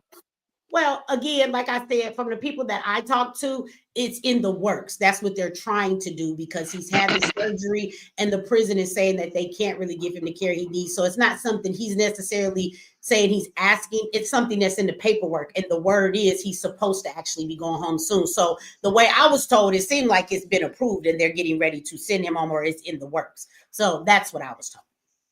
Yeah, and I appreciate your answer, sis. I mean, I seen it the same way. I'm just like, damn, you can let all these Proud Boys, Oath Keepers, 3%ers, and fuck it, Antifa, damn, why I keep cussing on your platform?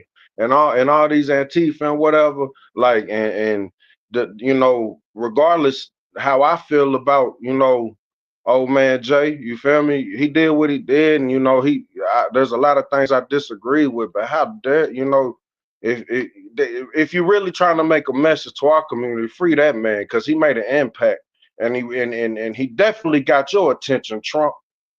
You know what I'm saying? We got your attention when we was out there. Stone Mountain, Lafayette, Louisiana, Louisville, Kentucky. We got your attention. So I mean, this old man ain't doing nothing. Get this old man home, man. You get this old man home, man. My bad, sis, and I appreciate you, sis. Like, shout out Queen X. Well, thank you for coming up. And if you talk to Ozone anytime soon, you tell him I send him my love. And if it's anything I could do to keep pushing the cause, I'm here. Thank you for coming up, sis. Shit, we love you. I love y'all back. Thank you for coming up. Okay, let me see. All right. Okay, go ahead, Willie. You've been itching. I think that's who it was. When y'all don't got pictures, it's hard to tell. The brother that first of all, go back to Tia. Tia said something earlier and you was laughing at what she said about Trump and you kept jumping in at every moment. You got something on your heart you want to say, so go ahead. Can I ask a question? Yeah. I have a question. Yes. Because I was noticed this been circling throughout the internet for the last few days. This thing with this 5K refund check, is that speculation or that's something that they're trying to do? No, let me say this. Okay, so yes, so that is something we're getting into tonight, but since you asked it, let's go there because it is in the topic, so we can definitely do that. So they're saying that with the money they're finding, that is what Trump wants to do. It has not actually gone into effect like we have a date and a for sure thing, but Trump did mention it. It's not just hearsay. He did say that out of his own mouth. There are plenty of news clips of it and everything, and what he's trying to do is give money back. Now, this is the thing everybody needs to understand, is that if that $5,000 is allotted to everybody as like a a refund check. It will be given to people who have paid out so much money in federal taxes. So what that means is when you go and you get your check, like you have state taxes and federal taxes. Some people do not make enough money to where they don't have a large amount of federal taxes taken out their check, and the state might take more, right? So the $5,000 that he would be giving back, let's be clear, the money that he's finding in these organizations and stuff like that, saving money, those are federal tax dollars. So what he can do is give a refund to taxpayers based off of their federal payments. So he's saying that this money is coming from federal tax dollars. That's how they got the money, is from taxpayers. So he said he will be looking at people and the federal taxes that they're paid, and people will get that refund back based on their federal taxes they paid out. So if you are a person, unfortunately, that have a job that you don't make a lot of money, maybe you work fast food or something, and when you look up at the end of the year, you got your kids, you got your dependents, and you done paid a bunch in the state, but when you look at your federal, you done paid $175 all year, you might not be the one that qualifies for that. So again, the stipulations are not really set out yet because it's just talk, but it is something that Trump has actually said himself. So he actually Okay. let me add a little something to that real quick. He actually said he don't want to jump the gun, and he want to make sure that there's enough first. So because he wants to pay down the deficit first, and then he's going to distribute whatever's left to those federal taxpayers. Okay. So that's not gonna take to like a year, maybe two, maybe a little longer. Because if you had to pay down debt, that's gonna take a while. Okay, I know where. Well, I think he's looking for the money to be able, if he can find the money to pay down the debt, and he knows that he can do that. I think that's more what he means, that he's looking for the funds to be able to do so. But once he sees that he can free that up. So I mean, I'll put it like this. I mean, he's only the president for so long, but I imagine within the next year or so, he is looking for a way to give taxpayers back some of that money. So DOGE, is it some team, or it's like a AI algorithm? Because I never looked into what this. It's both. It's a group of young Caucasian boys that work for Elon. He worked for him in Tesla, and they have a special AI that's decoding all of it. That's why it's going so fast. That's why he's getting these numbers so fast. See, they work for Elon, so they get all the numbers. The AI work for them. They go find all the numbers. They put everything in like an Excel sheet, and they give that to Elon, and Elon taking the must. That's the whole line. That how they doing things. Okay. And my final question: I've noticed this thing about Fauci and the effects of the injections. How come I can't find a link to the data? What is the actual side effect? I see people post something like there's this thing, but there's nowhere that said this does this, that, like, actual PDF, or any description of the injection, of the side effects. Oh, I don't know, but you should probably, I would say the side effects, if you want to find that, the place that you could go, I would Google side effects of it, but I guess if you go to Google, you got to be more specific. Try using chat. Yeah, I did use some AI, and AI could not narrow it down. I used I think it's DeepSync. I didn't use the AI over here, but I tried the one that new first. Well, let me tell you. So the side effects and what's in there, that will probably be different based on each pharmaceutical company. So like, I know when you get a vaccination here, there is a list of side effects that have to be signed. So like, if you want to go to Pfizer's website, they by law will have to have what all the side effects and stuff are posted next to the vaccine that they have. So that might be a better place to find it. Go directly to the site of the pharmaceutical companies that produced it. Hello. Okay. Thank you. Mm-hmm. Hello. Go ahead. I'm sorry. Is that Brooklyn? Yeah, this is me. I have three. How you doing, Michi? I'm good. How you doing? I'm good. It's a pleasure to talk to you. You're a beautiful young lady. I just wanted to say three. I wanted to address three things. Mm-hmm. One, the brother that was talking about winning the $5,000. That $5,000. What they were saying was, when they find a certain amount of money, I believe, don't hold me to this, I believe the number was 10 trillion. He says when the number reaches 10 trillion of money wasted that they see, that's when they would issue the 5,000. Okay. So there's no timeline. It's just they said when they find a certain amount, they would be able to issue each American citizen $5,000. Now, as another thing, as far as this this new position that you're talking about with the lady, I hope it's not a puppet position. You know, meaning that it's just something to yeah, she's in charge, because I'm sure it has to be approved, whoever gets released, because these cases have a lot of impact on Trump people. does. Yeah, Trump has to sign off. So her job, and if she needs, just like DOGE, if she needs other people to work with her with that, there may be paralegals or attorneys, but they will actually look at the files, and then once they come up with the recommendations, they will give them to Trump. He's the one that actually has to sign the pardons. Right. And another thing also, I hope everybody remembers that even a president cannot pardon a federal case. He can only pardon state cases. If you're federal, he can't pardon. No president could pardon federal. So well, he calls her the pardon czar, but there are clemency. There's a lot of different things that can be given. Yes. Yeah, you can reduce sentences. You can reduce sentences. Right. So commutations. Right. Let me ask you though, for what reason would it be a puppet position for? Like, what would be the purpose? I mean, you're right. I don't know. You know, I mean, we're in uncharted territories, and I hope that this sister, I hope that I believe she's sincere. She did 22 years. That I can't even imagine doing that amount. So I hope that she feels dedicated to the cause. But I'm just saying, like, we had a drug czar. I remember. See, I'm a little older. I remember that we had a drug czar during Bush. Drug czar ain't did nothing. He ain't did nothing. You know what I'm saying? He did nothing. I think that drug czar was put into position to make the people feel like something was being done, based off of like crime and things like that. You know what I'm saying? Because that was probably something that was really pressing. But I don't think anybody's been pressing Trump to pardon people. You know what I'm saying? Right. That's true. That's true. I'm going to step down. Let everybody else open up. Thank you. Oh, okay. I think that when a lot of the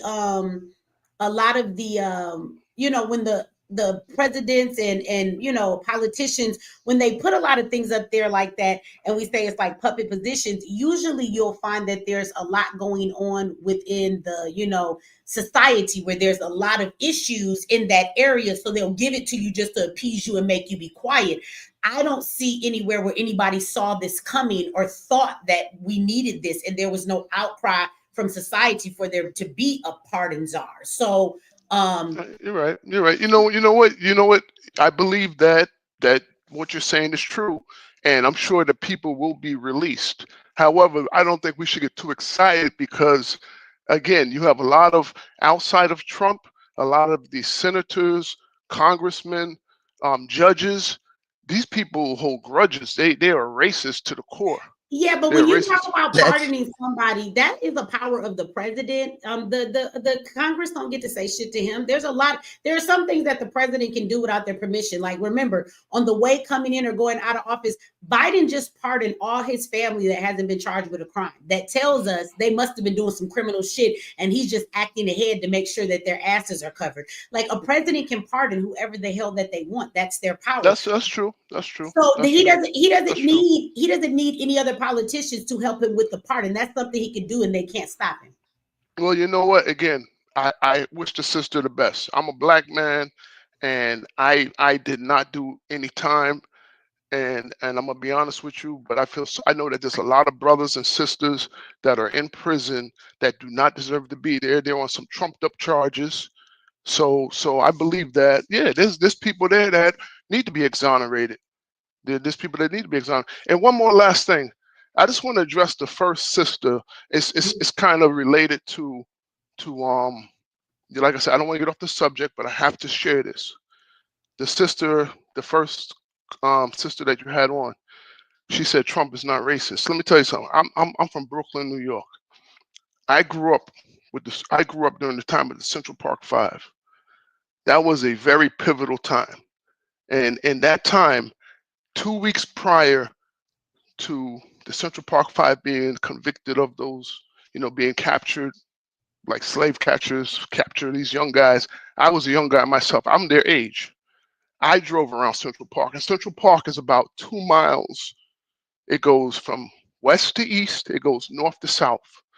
And you better, and at that time we had bicycles, and it was like, yo, make sure your bike is working, because when you got to a certain part of the park, it was like, yo, you may get robbed. You don't know what's going to happen. So I didn't get, nothing happened to us, but I'm just saying, yeah, Trump is racist, but he's a smart racist, I'll say. He knows how to play his race card. Like the brother said earlier, he has the Proud Boys. He knows how to play those guys. Yeah. He knows how to get them amped up. But who says that the Proud Boys are his boys? Like, why do y'all say that? I disagree with that. I think that stand back and stand by.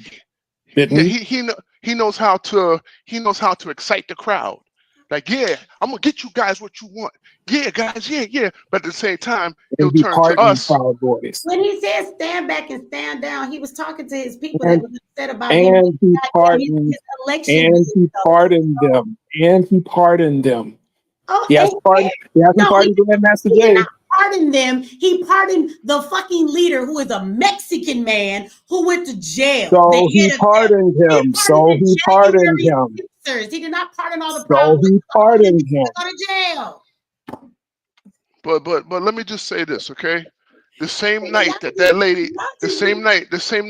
lady got raped in Central Park, okay? That same night that lady got raped, there was a woman in Brooklyn that got raped, and a black woman got thrown off the roof. She survived, and a cinder block was thrown into her head. And that was in the news. You could check it out. And they said that Trump only paid her medical. She survived, thank God, black woman. She survived, and Trump paid her bills, because they said, how are you going to pay the bills of this white woman who got raped and not the black one? He paid the bills. But he said, put the death penalty. I used to ride the train, New York City train, stereotypical New York City train, with the newspaper, and he had a full-page ad saying, execute, hang them, electrocute them. And so don't tell me he's not racist, okay? Wow. How does it make you racist? What a shame. That's what he had, a full-page ad. Yeah. And remember what he said about Sonia Massey. Remember what he said about Sonia Massey when he gestured that she attempted to throw a boiling pot of hot water on a police officer, and she didn't. And he did that in front of black people at the NABJ conference. But let me tell you how smart Trump is. Trump is so smart. Trump is so smart. Y'all keep going, I want to address what you just said. So hold on. Okay. First of all, I get tired of y'all bringing up the Central Park and him putting out an ad. Like, does anybody want to talk about the Democrats who actually prosecuted those boys, or the police? He was a Democrat at the time. Or do y'all want to talk about, the officers who got so-called false testimonies? The bottom line is, so what if he put out an ad in the paper? Y'all act like he knew they was innocent and he did that because they were black. Y'all never stopped to think that maybe he thought that it was horrible what happened to that woman. He's a white man, so why the fuck he can't have sympathy for a white woman thinking what was horribly happened to her? He's going based off the information in the news like everybody else. And if you remember, at that time, they told everybody that they were guilty. They told everybody that they confessed. So if he's going off what he was told, y'all really using that to say he's racist because he put out an ad that says when the media was stating these boys had confessed to what they did, they made you believe that it was them that did it so much that a jury convicted them. They went to damn prison for it because he simply put out an ad and said what they did was so horrific they should get the death penalty. That makes him racist. But remove the color of the boys. Remove the color of the woman and tell me, just based off the crime, why would somebody making an ad like that make them racist? You're only saying that because of the colors of the victims and the assailant without actually looking at the whole situation. That's crazy as hell to me. Why didn't he have sympathy for Sonia Massey? Why didn't he have sympathy for Sonia Massey? Willie, don't fucking cut me off again. You've been in here itching to talk, and when I asked your ass to talk, you didn't want to. We'll get to that comment in a minute. See, this is what niggas do when you say something to them. Michi, I didn't say nothing. I didn't say nothing. Now, hold on. I'm talking to Willie now. Don't cut me off. I'm talking to Willie now. This is what people do when you ask them a question and the point that you have made is a valid one and they can't fucking answer it. So then they try and jump to something else. Now, I'm going back to the brother that posed the question, not you, Willie. We will get to your ass in a minute because now you're starting to be rude. I'm going to go back to the dude that was talking. Now, I've given you my perspective. I would like you in what I said to tell me once again, how does that act right there make him a racist? Okay, let me answer that. I'm going to say this. I said Trump is a very smart man. I live in New York, and I've been around since the 60s. And I'm going to tell you right now, Trump has made, during that time when that happened with the Central Park Five, also Trump, forget about Las Vegas, all the fights, all your major boxing matches happened in Atlantic City. Trump had the Taj Mahal. He was making money with a lot of black people, such as Mike Tyson. Okay, so he's not stupid. That's what I'm trying to say. He's not stupid. He's not stupid. That's not a no. You got to get back to the. You got to answer her question because I'm from New York. Okay. I'm trying to say that you can still have you can still have your racist beliefs and still say, hey, I know how to make money. That's no. Tell me what Trump has did that makes him racist. Matter of fact, tell me, since y'all so concerned about the racist president we have right now, where was all of this concern for the racist president that told your ass if you wasn't black if you didn't vote for him? Now, I didn't vote for him. That was some racist shit. But I didn't hear y'all on panels, you losing your emotions and acting the way y'all are right now about Trump. Again, Trump didn't say that about black people. So again, you keep calling him a racist, but you have not yet given me any evidence of anything he's done that says he's a racist. That's what I want. Michi, can I answer that? Yes, I'm going to say this. I'm going to say this. I did not vote for Biden. I did not vote for Obama. Okay, Obama was our first gay president. We all know that. Tell me because he racist. I believe. I thought. I'm gonna be honest with you. Michi. I thought I answered it. Okay, maybe I didn't. Okay, but I thought I answered it by saying. Are you saying that he's racist? I just want to be clear.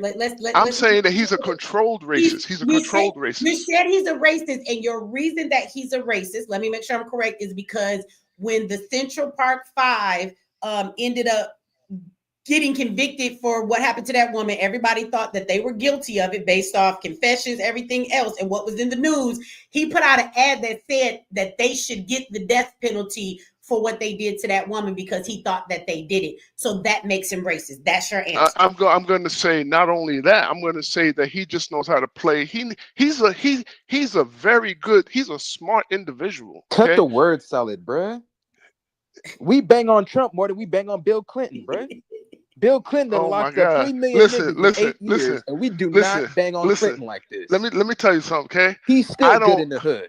If Trump was a racist, then what happened to all 5 of them damn police officers he had sent to jail from harming black people? If he's such a racist, all them cops that killed innocent black folks on those times, it's the reason why Kamala Harris said he was anti-police and all this other stuff that she was talking about. Why was he not a racist then? When he put them officers, they still in prison right now. Messerly. So let me ask the whole panel. A question. All those cops. Why did Trump disrespect Sonia Massey, who rebuked an officer in the name of Jesus? We're gonna get to you, Willie. We're still on the Central Park Five. I'm trying to understand this. I'm trying to understand the sister's question. She's saying what now? The sister. What did you say? She said that why is Trump a racist, but you didn't call him a racist when he put the officers in jail for harming those for going against and harming those black people when he put them in jail for what they did. And they still serving time. Listen, y'all don't know me. I know nobody knows me. I'm just saying, I am. It don't matter. I'm just saying that he can still be racist, but you can still be controlled. You can know how to deal with people. I can know. Hey, what's up? What's up, Michi? What's up, Michi? How you doing? Michi? How's everything? But then I'd be like, that fucking bitch, that fucking black bitch. I'm sorry to say that. That's how people are. That's how people are. But that's what you're assuming. You still have not yet. Okay, So let's say that we're talking about police and courts. If we are having you done gave your opening motherfucking statement and I done gave mine. Now I'm gonna need receipts. Can you bring exhibit A and exhibit B? Just tell me. You say he's smart, but I need you to tell me what has Trump done that's racist. Just name what it is. Because if your thing is the Central Park, I object, because I will tell you that does not qualify as racism, just because he took out an ad saying some people that everybody else was convinced, maybe not black people, because we know how we're treated, but you're talking about a rich white man who's always been rich and always been white as long as he's been in America. Through his lens and his eyes, he thought something horrible had happened to a white woman that maybe he saw as his sister, his aunt, or who the fuck ever, and you can't blame him for that. But that doesn't mean he's racist because he asked. The truth is, had it been we don't know if it had been 5 white boys, 7 white boys, would he have not taken out the same damn ad? So that doesn't really say that he's racist. So Michio, I'm just asking you a question. Are you going to tell me that you feel that he's not racist? No, I don't think. No, I don't think. No. Well, I don't think that Trump is a racist. I think he is a white man, and in all white. Okay. Let me finish. Okay. Let me finish. And all white men and white people, just like we have been conditioned to think that we are less than everybody else, because that's the way conditioning works. White people are constantly told that they are above everybody, and he's a rich white man. So somewhere in there, he does have a sense of an asshole. He does believe that he is a little bit more supreme than others, but I wouldn't go as far to tell you that Trump has done anything that I think qualifies. Okay. You know what? You know what? I surrender. I surrender, because your explanation, and I'm not trying to just say that to go along, to get along.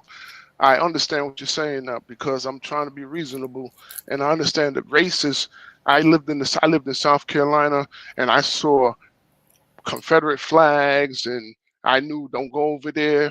I lived out west where I saw them what do you call them, skinheads with the boots, and they were real skinheads with the fucking bald heads and like, join the brotherhood. I lived out there and I saw that shit. That's racist. So Trump has never done nothing like that. However, I do believe that he has white privilege, and he does know how to play into that. On, bro. He knows how to play. Hold on, bro. Hold on, brother. And we get back to the soft, B. Can I say something? What you said, brother? Come on, you sound Can I say something? And I mean, let me say this part, because you didn't really hold on, let me turn this up. You really didn't touch on the part where she said, well, where was you when Biden said, if you don't vote for me, then you ain't black? Hell, he said something worse. He called LL Cool J a boy in the 50th anniversary of Hip Hop Month. He literally called that boy on bigger. I didn't support Biden. But we want to know. We want to know why you going so hard to paint, man. Well, I'm going hard. You arguing because, just like a Democrat on CNN, bro. Bro, I'm not no Democrat, bro. You argue just like CNN. Listen, I am not no Democrat. I'm gonna say this. I'm gonna say this. Right now, we're talking about the person. We're talking about the person who's in power right now. Now, when Biden was in power, yeah, when Biden was in power, what? And I'm sure Biden affected us. Biden affected us. Past 4 years with Biden affected us. Biden affected us. He affected us. Yes, he did. He ignored us. Man, he didn't pay us no attention. Really quick, President Trump hasn't been in office long enough to affect black people, but Joe Biden has been in office long enough. That's a fact. He has not been in office long enough to say, yeah, Donald Trump did that. Yeah, Donald Trump did do that. Yeah, I was affected. No, shut the fuck up. Let me say something, y'all. Let me say something real quick. I'm just gonna mute everybody's mic really quick. To the brother, I don't know what the brother name is. Is it Brooklyn? The man that made the comment? Is that who I'm talking to? Brooklyn? Is that your name, sir? Yes.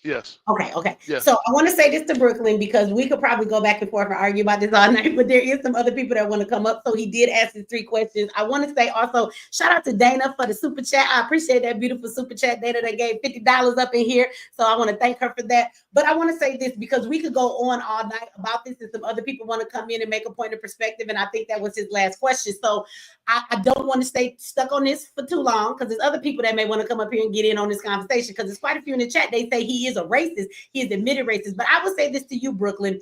If somebody is a racist and they are in the position and the power that he has, Why would a racist do the things that he's been doing since he got into office? Why would a racist be the president that has pardoned more black people than any fucking president ever has? Why would he be the black president that while he's dismissing all that other shit, why is it that he is still keeping Black History Month? Why is he the president, if he's racist, that is the only one that is erecting statues to black people instead of dumb shit like putting up a statue of George Floyd? Y'all might be mad at me for saying this, but I feel that it's disrespectful that we have a statue of a man and this is what we erect. They make a joke out of us. That man should not have been killed the way he was killed, but why do we have a statue like he's a damn hero? He was not a hero. He was not. Okay. He was a drug user, and he gonna tell us that. So wait a minute. Why would a man that is racist and in power, why would he then pardon a black woman and then put her in a position to pardon more people that are in prison? All I'm saying is he's in power right now. He don't have to do none of this shit. So if he is racist, why would he be doing this? And if he is so racist, why the fuck is he the only president? And I'm gonna emphasize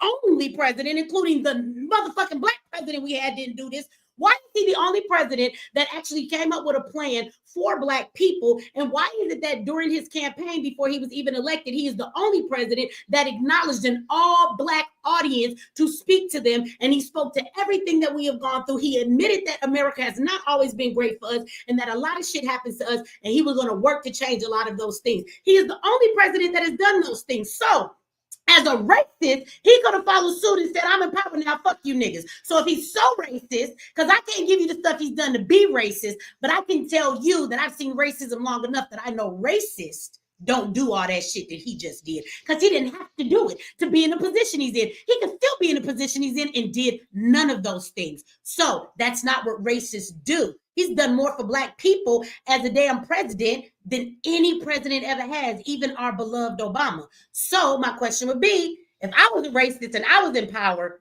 why would I be doing things for the people that I hate the way he's doing stuff and we didn't even ask him to do it? That's what I would leave you with, ask you to answer that question. My final comment. My final comment is this, okay? My final comment, because I know other people want to get on the panel. Those are good questions, and I'll answer it like this. You may not like my answer, but that's the new Jim Crow. That's the new Jim Crow. What? So the new Jim Crow is treating us and giving us shit. The new Jim Crow. The new Jim Crow is you can't say nigga. You have to say other things like cut taxes.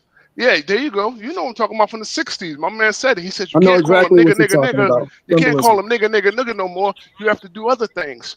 So I'm saying that you can still be nice to them. NAACP say you can't call yourself nigga no more. So what?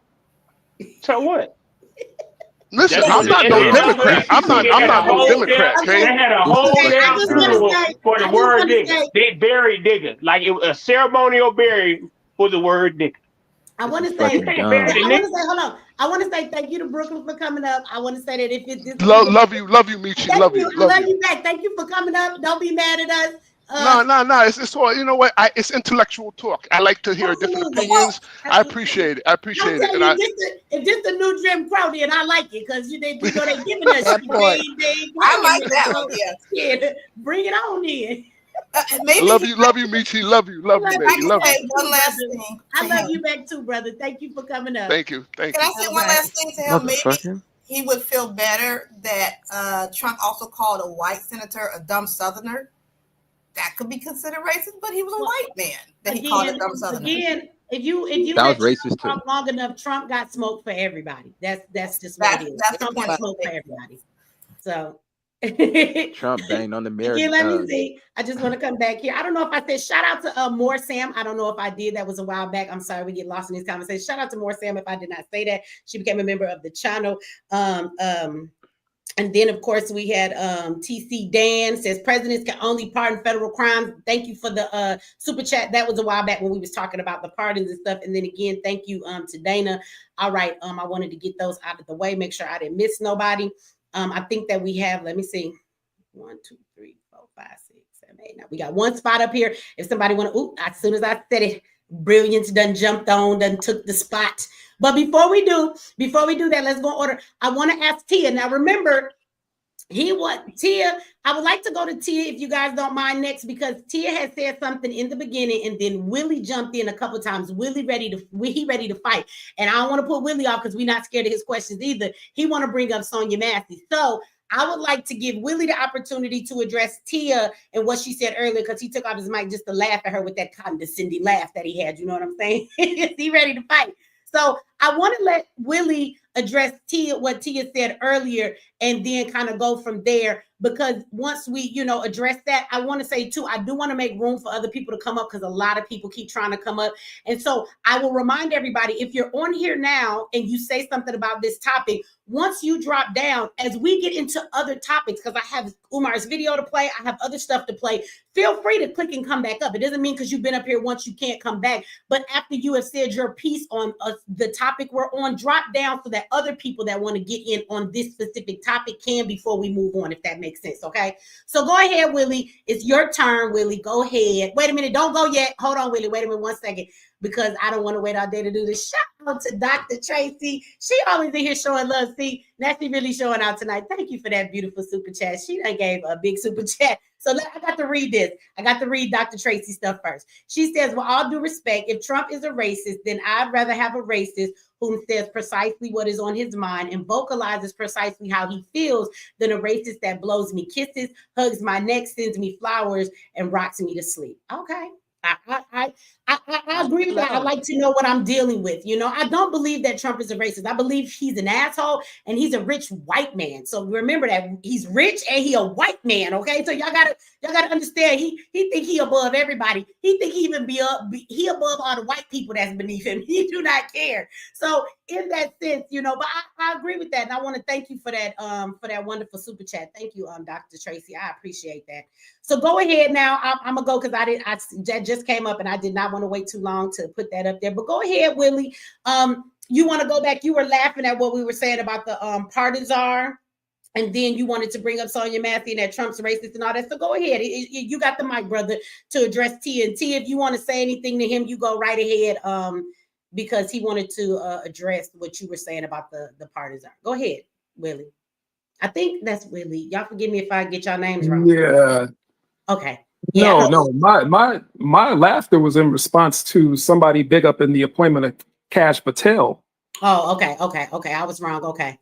But you don't agree with the Pardon Czar, right? You think it's a bunch of smoke up our ass? What you think about that? I think he was talking. Yeah, I don't take it seriously. If she doesn't have any power to actually influence who he pardons, then it is like the other brother said. It's more of a ceremonial appointment. She won't sustain her position. With the next administration, she'll be in and out.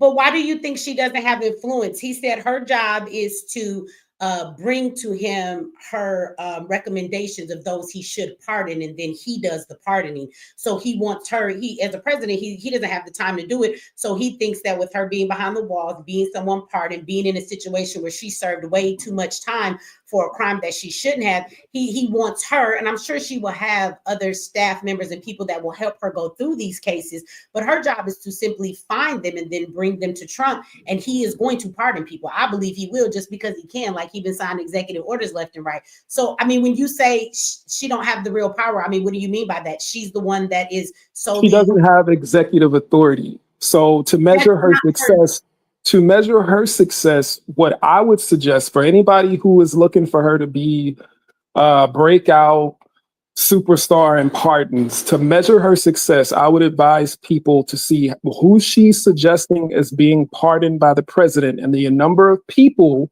from her suggestions that are actually pardoned. Because if she doesn't have any sway, if she's recommending the gentleman we were talking about earlier, Jam Master Jay, if she recommends him, for example, and he's not pardoned, how can you propose that she's successful if her pardons are not actually being pardoned? How can you be so negative over something that hasn't happened yet? Like you saying that she's not going to have any success. You haven't even let the woman. No, I don't know.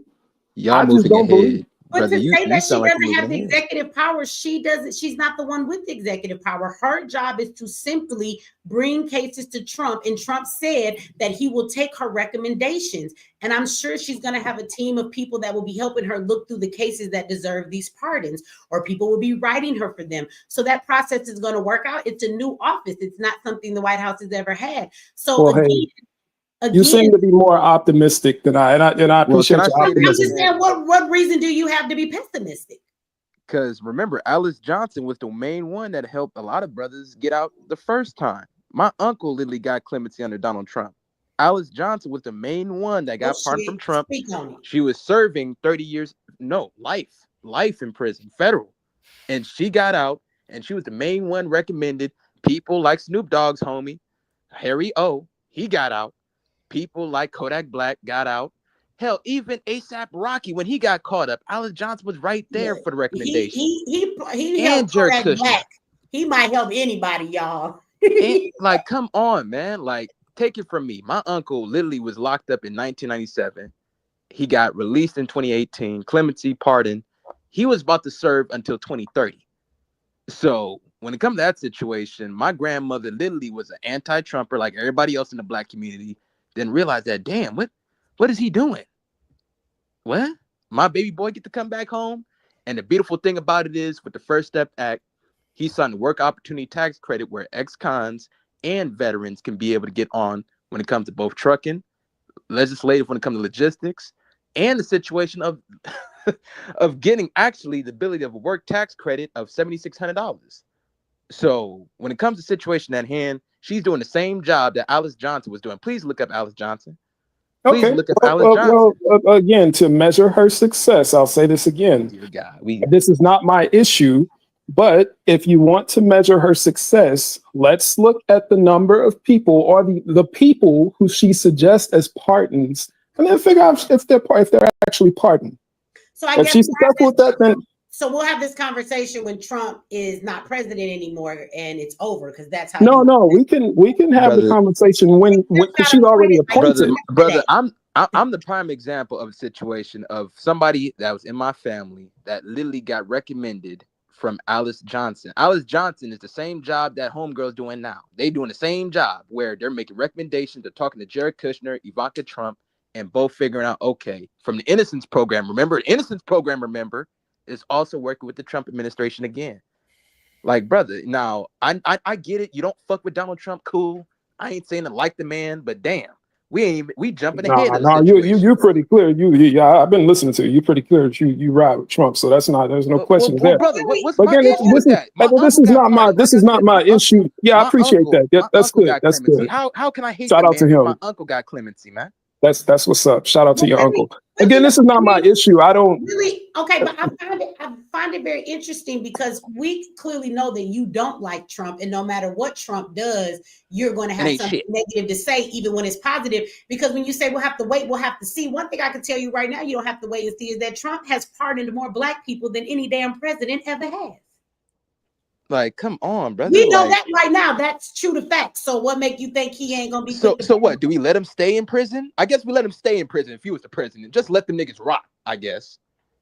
I mean, I'm just saying we can measure that. Yes, Willie, we already know that Trump is willing. So I'm not understanding why you automatically assume it's not a genuine thing. He didn't have to do it. Nobody was even thinking about it. It's not a pander thing, because nobody was thinking about it. He just pulled up and did this, and nobody thought he would. Damn.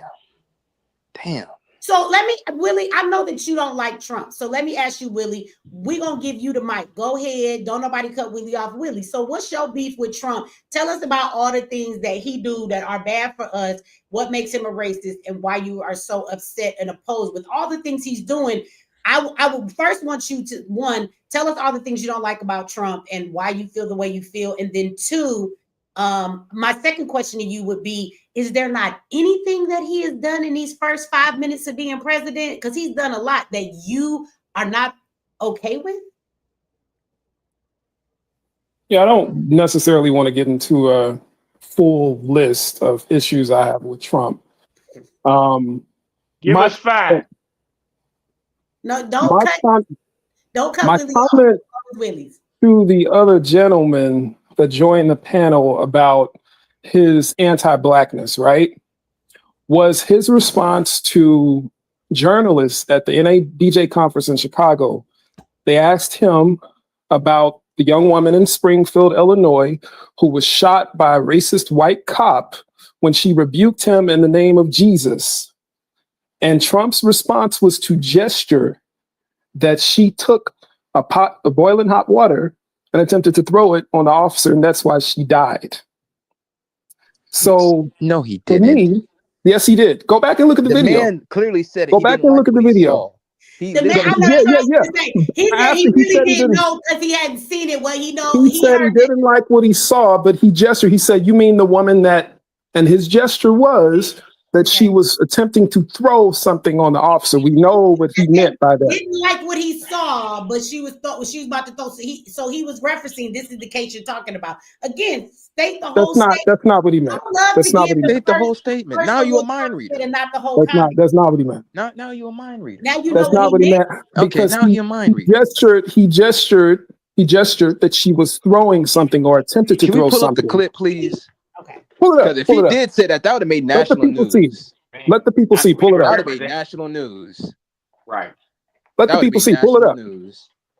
No, pull it up. You go pull it up. You the one said it. You pull it. You the one said it. I can't share my screen. I can't share my screen on here. You can share the link. Give me the link. Put it in there. Put it in the back. In the back It's chat. Sonny I'll pull it up. He said he had a list though. He got a list of them. I didn't say I had a list. Hold on, wait a minute, y'all. Wait a minute. I said we would give him the flow. We got to give Willie the flow because that was one thing he said, and that's not what he first came up here to say. So I would like to know. Right. Okay, so he made a comment that was not very becoming of what happened to. He misrepresented that entire situation, which lets you know where he stands with the relationship of Black people in law enforcement. And let's not forget, during the BLM riots, his statement was, when the looting starts, the shooting starts. It does. What did that? Hell yeah. Okay. Have you ever been in a protest that turned to a riot? I literally have a bag for protest. Wow. And when it turns into a riot, I carry a different bag at night when I used to be in the streets. I'm telling you that. When did you become a right wing? When did you become radicalized on the right wing? This is really. Again, I have always this. You know what kills me? When did you start listening to me? Because I've been listening to you for years. From the very beginning. So then you're gonna sit here and lie and say that I have not always said that when I was in the streets, that when it turns nighttime, that protests turn into something different, and that you carry a different set of bag. That's when them niggas come out with the rubber bullets. That's when right. Shit. That's when they start burning shit down. But wait a minute, it ain't just the police. The people who are out in the streets start burning shit down. They start doing shit to each other. People get hurt all the time in riots, and it's not always by the police. So unless you've been in the streets, do you know that? Oh yeah, I've been a part of protests, but I don't believe that the response to a civil unrest is not to bring in the military state and start killing people, because then you deputize people. You deputize people. You deputize people like Kyle Rittenhouse, who went to Wisconsin and shot another white people. That doesn't matter. That's not the point. That's not the point. They could have been black. That's not the point. They could have been black. Could have been black, y'all. Oh my God! You could have been black, y'all. This some Joy Reid type shit. I'm gonna mute everybody. That's not the point. You guys are moving the goalposts. No, you guys are moving the goalposts to excuse. Willie, you're gonna make me drop you down so that other people can have a conversation in a minute, because this is the thing. You keep moving the goalposts. You are actually the one moving it, because every time we address one thing, you move it over to something else. We were talking about, first of all, what he said, and I said that statement is true. You're trying to make us think he meant something by it, but what's wrong with that? No. I was explaining to you the implications of that message and the effects that it can have on people. So you can't say statements as a president like, when the looting starts, the shooting starts, because you deputize people like Kyle Rittenhouse and the Proud Boys. No, when looting starts, sir, crimes happen. People get run over when they're trying to block streets. Crime does happen. So what he was saying is, once the looting starts happening, we've gone from protesting to crime, and now you have to bring in more officers to keep order. Like, so he's the president. That's what the fuck he should say. So let me ask you this. You didn't like the way believe? No. That's fine. Let me ask you this, Michi. So you believe that that's an okay statement, that when the looting starts, the shooting starts, and you deputize citizens to go out and kill people in the midst of civil unrest. He didn't deputize So citizens. He did not deputize citizens. you, as a president, when you tell the public, when you make a statement like that, you do deputize people because you embolden them to take that message and say, you deputize people, and if that's how you took the statement, that's not how I took the statement. well, that's how Kyle Rittenhouse took the statement. That's how Kyle Rittenhouse took it, sir. Let me tell you something. Kyle Rittenhouse, when it stood his dumb ass in front of a motherfucking store to keep people from breaking in and looting. So let's go there. When the riots broke out with Martin Luther King, my grandfather stood in front of his fucking furniture store with his gun to make sure didn't nobody break into his shit, okay? The next thing is, the next thing is Kyle Rittenhouse was shooting white folks. So you should mind your black business, because it's amazing how you want to bring up racism and you want to bring up the Central Park and y'all want to argue all that shit. But now you want to make a point about him being racist when it comes to white boys. He wasn't shooting black people. That's not even our business, sir. Mind your own business. So the point is, how is Trump a racist if he didn't mind a white boy shooting white boys? Who were protesting police brutality against black people. So let me ask you this. That was not a win, brother. Hold on. I have one more thing that I would like to say to you. During the Biden administration, right before they left, a couple months before that, since you've been watching me for a while, sir, then you should know better than anybody else, right? Since you've been keeping up on everything in politics and what's going on, you should know that they actually made an amendment and said that they were actually going to give permission to use the army on citizens and organizations through riots and protests. The Biden administration just gave that power. Do you not know that? Do you agree with that? Do you agree with that? Do you agree with that? But Trump didn't do that. Biden did. Okay. You don't agree with that, but you agree with citizens killing white people who are protesting police brutality against black people. Got it. My question, I got another question for you. If you want to be honest, if you watch what fucking happened with Kyle Rittenhouse, he was laying on the ground and they was running after him. It was like 3 of them. I would have shot them motherfuckers too. Wow. He got off. He shouldn't have been out there with that gun. But let's be real. You want to go back and look at the fucking footage? That boy didn't shoot anybody at first. They were shooting and he fell on the ground when he was getting, then they were charging him. He's on the ground. He has 3 or 4 people running after him and he has a gun in his hand. First of all, I don't care what race you are. You a stupid motherfucker to run up on somebody with a gun pointing at you and he's on the ground. And if I'm on the ground and I think 3 or 4 motherfuckers finna come stump me, I'm gonna shoot their ass too. Maybe that's what you didn't want to hear, but he shouldn't have been out there with the gun. But when you talk about the actual act of the shooting, Kyle Rittenhouse was defending himself. That stupid motherfucker shouldn't have ran up on a nigga with a gun. He said, well, shoot me then, nigga. Like the white boy from Antifa literally said, well, shoot me then, nigga. If it was me on the ground, I would have shot their ass too. Then let's be real. So since we're not going to play the racist card, we're going to act like he's not white or he's not black. Then the boy got up. You know what he did? He put his hands up. He kept looking for a motherfucker to take his gun and come and deal with the situation. They rolled right past him and didn't even care. So even after the shit went down, the boy was looking for somebody to tell him what happened and to turn himself in. He didn't shoot them willy-nilly and run the fuck off. So if you want to tell the story, tell the whole story.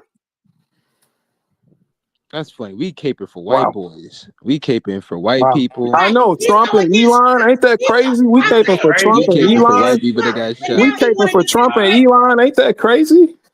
We capping for white boys that got shot. That ain't none of our business. Tapping for billionaires, ain't that crazy? I promise I will. Please. Can I make my point? I drop down. Can I? Go ahead. Okay. At that Black History thing, Trump said this one statement that stood out. He told the black people, he said, we're ready to work with you. And that brought me back to when Biden was in front of Al Sharpton and I think the Congressional Black Caucus and all the niggas or whatever. He told them, y'all gonna have to learn to work with the Hispanics. Get in line with the Hispanics. He said, get in line. He said, I heard work with. Now he might have said that too, but he didn't say get in line. After he got elected. It's a lie. Right after he got elected, after niggas did all they could while he was running in the basement, because you remember Joe Biden was in the basement running, and he won. So during Donald Trump's first term, he had what is called the First Step Act. And what this First Step Act did was that it went back and looked at all the drug-related crimes that had the high sentences under Master Biden's Omnibus Crime Bill of 1994. And it reduced those sentences, and a whole lot of niggas got free. You can tell. I try to tell a black Democrat that shit. They said, he racist, he racist. So the fuck what? Joe Biden racist too. Then the second thing, under Donald Trump, black male unemployment decreased significantly, probably the most in history, I believe, in recorded history. Then you have the thing with the opportunity zones. So when the woman that he made the Pardon Czar, I think she came underneath that First Step Act.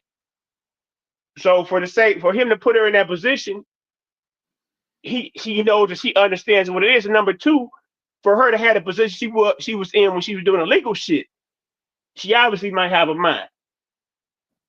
So as far as that goes, I got a question for you. Can you tell me how opportunity zones benefit black communities specifically? Let the brother finish. It wasn't even done. No, Willie. It's plenty of information about opportunity zones and how they work and who benefits from and who. I mean, I guess if you had the finances to participate in the opportunity zone, that's another point why I was talking. You can't impress me by marching nowhere, standing outside nowhere, and having good speeches like I was talking about a grandmaster, whatever. If you want to impress me, build a goddamn hospital, build a factory. That's some revolutionary shit in my eyes. Because all that other shit, man, they racist. They DEI, they want to put us in this position. That's the white folks' position. We're not finna let Willie do this to the panel. I'm about to ask Willie if he have any last words, and we're gonna move on. Not that I don't mind. Willie could come up later if he want to have an opposing argument. But what I don't like about talking to Willie, with all due respect, I don't mind a person coming up with opposing perspectives. You move the ball too much for me. You never answer the questions. And whenever somebody says something to you that you can't refute the point because they are right about what they said and you don't have anything to say back to what they said, you just move the goalpost and then you just bring up something completely different. We're not finna do this all night long. I'm not finna do that. That shit finna irritate me to my soul. And I'm not finna do that. I don't mind have conversations back and forth. The only way you're going to convince me that I'm wrong about something is that when I throw my perspective out there, we stay on accord of what we're talking about. And then you either say, you know what, I didn't know that, you're right, or no, this is why I disagree with what you just said. You don't go throw a whole nother goddamn topic out there. And that's what you keep doing, Mr. Willie. And we're not finna do this all night. I also want to say to Reva says Michi is sometimes stupid. Well, I guess you're stupider than me because that is not how the fuck you spell my name. And you are definitely on my page. So if you would just look right below the video you're watching, you stupid motherfucker, it would tell you the right spelling. So how stupid do you have to be for somebody's name to be right in front of you and you still spell it wrong? So I think you beat me in the stupid department tonight. But thank you for chiming in, sweetie. We appreciate it. Thank you. We're going to go ahead and put this super chat up there. Shout out to the sweetest princess there. Willie is butt broken. That's the Democrat. But look, I just don't understand why everybody gets so upset.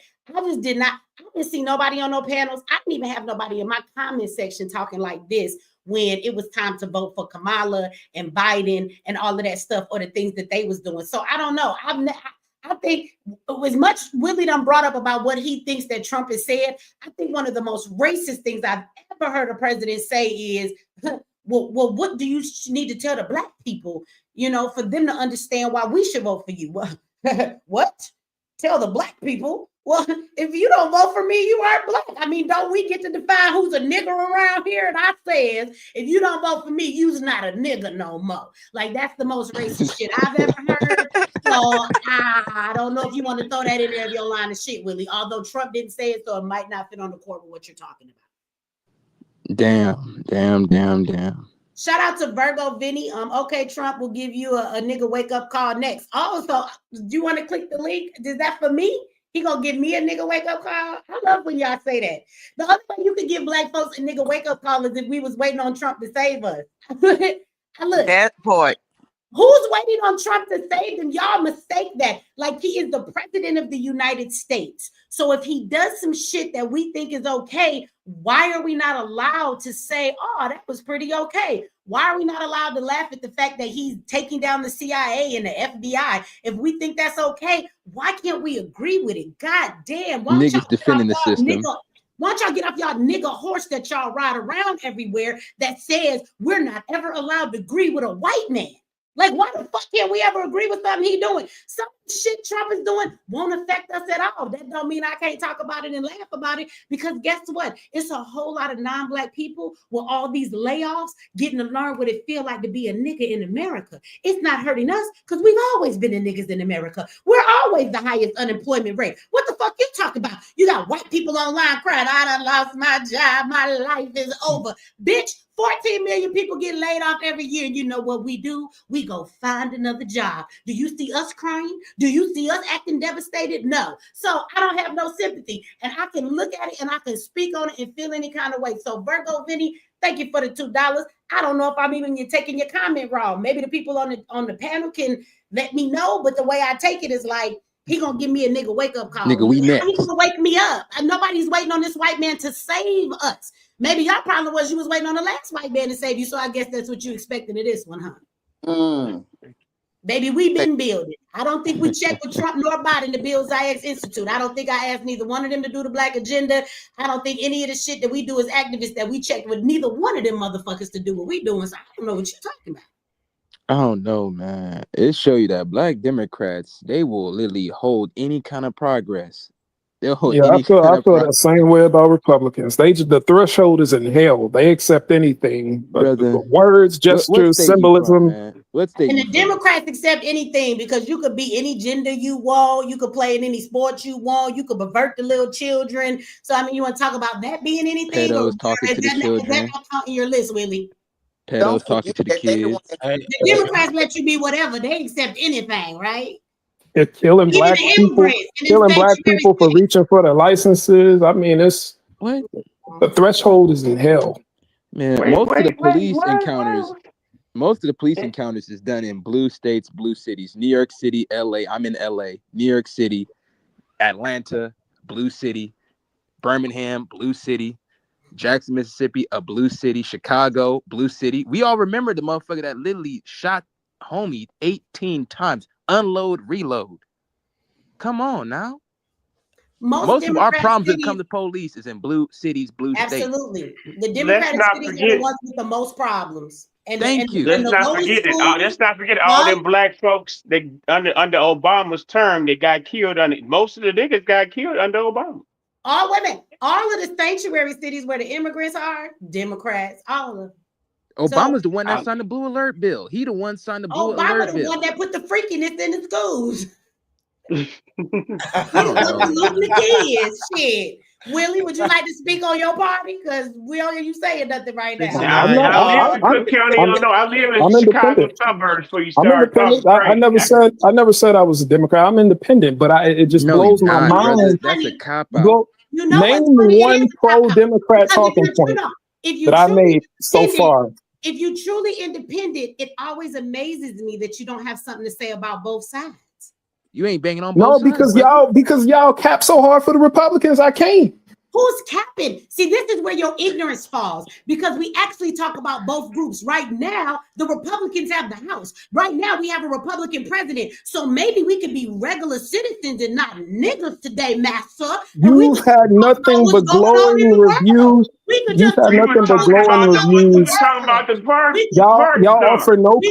We could show that we have some intelligence, maybe, and we could just talk and speak to the president and the issues that are in our White House right now. Right now, it's Republicans in there. When it's Democrats, we talk about the Democrats. So again, that's a cop-out. Because even when we have said all the things we said about Democrats, now one time did you open your mouth and say, I agree with that. I don't like them either. You ain't never say that.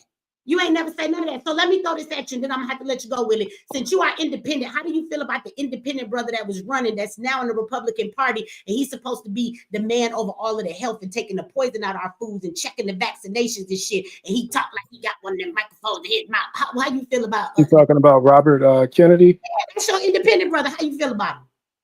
I don't support his appointment because I don't feel like he's qualified to be in that position. So you're telling me Richard Levine is qualified? Because mind, that's who he replaced it. Richard Levine, a nigga, my bad, a white man that say he a woman, but really a dude, but say he a woman. In my Robert Downey Jr. voice. Oh wow. That's disguised as a dude. The point is his philosophy, his approach to public health is critical. So he's talking about the things he said before he was appointed is problematic to me, and especially for poor people who generally. You're mad that he said that Black people don't need to take certain vaccinations. I wasn't going to mention that, but I'm glad you brought it up because that's because he's telling the truth. You don't understand it. You don't know. Michi, we went through COVID. No, Michi, my ass. We've had this conversation plenty over Black the years. Black people died from COVID 3 times more than white people. The data is already there. We don't proximity, sir. What does that have to do? Hold on, everybody can't talk at the same time. Again, I said something, he said something, let me finish it. What does any of that have to do? Again, you're not even making a point. You just talking. Because I'm answering your question. You didn't, because I said the statement that he made about Black people based on our body makeup, it is different than other people's makeup. And he said that we don't need all those vaccinations. So that's the discussion you want to have, but that was not the point that I was making. You want to talk about that? I'm glad you brought that up. That's the point that he said. I think it's ignorant. Excuse me, Willie, again, speak to what the fuck I just said. You talking about, I'm not speaking to that. Why are you not speaking to what I said? Speak to what I said. You said, oh, really, Michi? We have always talked about how vaccinations does different things to Black people. This is why we have a higher rate of autism in our community. Remind you, a vaccination fucking gave my Black son autism. So you killed me. Y'all niggas kill me talking about I've been watching you for a while, Michi, when you clearly ain't been fucking watching me at all. Because you act like you be surprised by the shit that I'm saying. So again, you're not going to sit here and address that. You're going to turn around what he said and make it racist, because that's them niggas who want to make everything somebody says that's not Black a racist fucking issue. What he said was not wrong. There are certain vaccinations and things you should not be putting in your body based on your DNA. And if you knew how vaccinations were made, they are based on certain DNAs. Do you know that the way that they make vaccinations, it will go into your body, and if they see you have a certain DNA makeup, some of those things can attack your actual cells and the way that your body works just based on your DNA? You obviously don't know how vaccinations are made these days. It is a whole science to it. So I suggest you study it a little bit more before you tell us his statement was racist. Now, would you like to address what I said, Willie, or no? I didn't say his statement was racist. That was the argument you made. I just said that I'm glad that you brought it up. You went on a tangent about this statement that he made. I said that it is. You said, so you think that's true? Don't play with me. My ears work just fine. I got a memory like an elephant. I said, yes, I do believe that's true. And you said, oh, come on, Michi. So that didn't imply that I was fucking wrong? No, let's not half tell the conversation, because I heard what my ears and everybody else here did. What I said was, I think that it's... I said, yes, it's the truth. And you said, oh, come on, Michi. You skipped that part of the conversation? No, I did say that, but that was in response to something else. Again, because Willie, now you're on that bullshit. I gotta let you go, Willie. See, Willie gotta go. Goodbye, Willie. Come up another time. Have a nice night. He wouldn't even answer when I said that. He didn't mean that. Boy, shut the fuck up. Now you playing with my mental. The thing was, he wouldn't answer about how the situation, the previous health inspector was Richard Levine, aka Rachel Levine. How is he's struggling with his mental health? How is he going to tell you as a woman about your health? I didn't know that. You just schooled me on that. No, I'm serious. Richard Levine. Look up this ugly motherfucker. He still look like a dude. I know who you talking about. I just didn't know what position they was in. I know who you talking about. I didn't know that he was in such a prominent How is he position. qualified to talk about health when he's struggling with his own mental health? He a dude that say he a woman, but really a dude. That's like Dog the Bounty Hunter with a wig, man. That's like facts. Dog the Bounty Hunter with a wig telling you, man, you need to take you eat your Wheaties. Wow. That shit crazy. Okay, let me ask. I want to ask something real quick. Tia, do you want to say something? You want to add something to this conversation? I see your mic is off. You wanted to say something, Tia?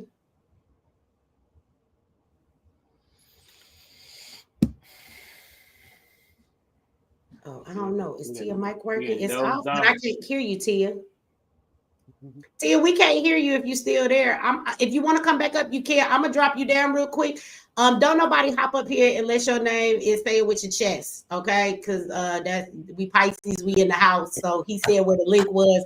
I gotta say my brother's spot. You know, it's a Pisces thing. Tia there now? Already. 320. I'm still up there. Tia not here. I'm here. Yeah, Tia ain't there no more. Tia ain't there no more. All right, hold on, y'all. Let me put the link here. Let me read off some of these super chats. we got a lot to go. We still gotta watch Umar video. That's gonna get it. I think y'all gonna have a lot to say about that. Get in here, Michi. Okay, there go the link. Let me see. 1, 2, 3, 4, 5, 6, 7, 8, 9. We got one spot. Stay with your chest. You better grab it fast. Don't make me have to fight these people from a Pisces brother now.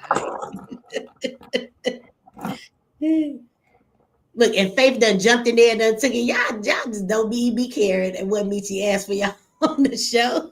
Y'all do not even care, do y'all? Okay, hold on, y'all. I gotta find some more spots. Okay, I need some folks the people who haven't talked yet, they ain't got a word in. But for people who said something, I need y'all to give me your piece and I need y'all to get down. You can come back up later when we get to the next topic. But there are people who want to get in and they want to say something about what we're talking about now. So I don't want to make them wait. Because it keeps clicking up, it keeps telling me there are people that are trying to get in. Y'all can't see it on y'all end, but I can see it on my end. Michi? Yes. Can you hear me? Yes, I can hear you. Okay, don't hate me because I'm white. But and I need to apologize to you because I'm the one that sent that DJ Kitty chick or whatever that you had it out with on one of the things. I put your name out there on her show and that's what happened. Who is DJ Kitty? I don't know what you're talking about. Who? Somebody was talking junk about me. Where is that? We gonna watch the video tonight, y'all, on the panel. You were talking junk about her. Hold on, let me get my lighter. Your videos about her going on and about I don't know, basically bleeding all over your chat anyway. That was my fault because I put your name in their chat. And I don't even know who you talk about. I don't be watching these people on YouTube. I don't care if they talk about me. It's okay. You ain't got to apologize for nothing. Oh, okay. Well, thank you. First off, the fired agents. Technically, the IRS is an illegitimate agency to begin with because they get paid by the federal government. They take your money, then they give it to the Federal Reserve, which is not federal, nor is it a reserve, which Cash Patel went over today. The big refunds, if we get them, fine. We don't, fine. Presidential pardons. The reason why there was an issue with the January 6 people is because technically the District of Columbia is separate from the United States. I don't know if you all have heard of the Black's Law Dictionary. Michi probably has.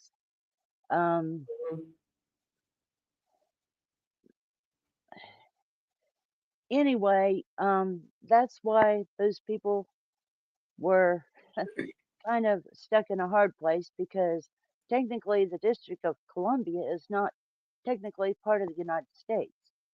And nor does your money go to the United States. It is rerouted through Puerto Rico for some reason. I don't understand why, but I'm sure Cash Patel's going to get in on that. And this lady that's going to be doing the work to get the presidential partners, more power to her. I was a correctional officer for 3.5 years. And I will tell you, I had no problems with the guys in there. The ones I had problems with were the officers. And they are some of the most disgusting people you will ever meet in your life. Can I ask you something since you brought that up? Because yes, I didn't want to bring it up tonight because we have so much other topics going on, but I definitely am going to do a live about it, if not tomorrow, the next day. But you know, they have well, I can't think of the word right now, with the prisons. They have the boycott going on where they're not going into the prisons in New York. You heard about that? I've heard a little bit, not a lot. Okay. I So kind of had to distance myself from the news because it was overwhelming. Well, so right now in New York, there is a boycott. All of the corrections officers are saying that they're not going to go into the prisons. They're not doing anything. They're saying that they don't agree that they're putting like limits on solitary confinement because they feel like somebody do something and then a week later they got to let them back out. They tired of getting, feces and urine thrown on them and things of that nature. They work in long shifts. And so they're not in there anymore. And they actually are calling in like National Guards to go inside of the prison because there's nobody there to service and to watch the inmates.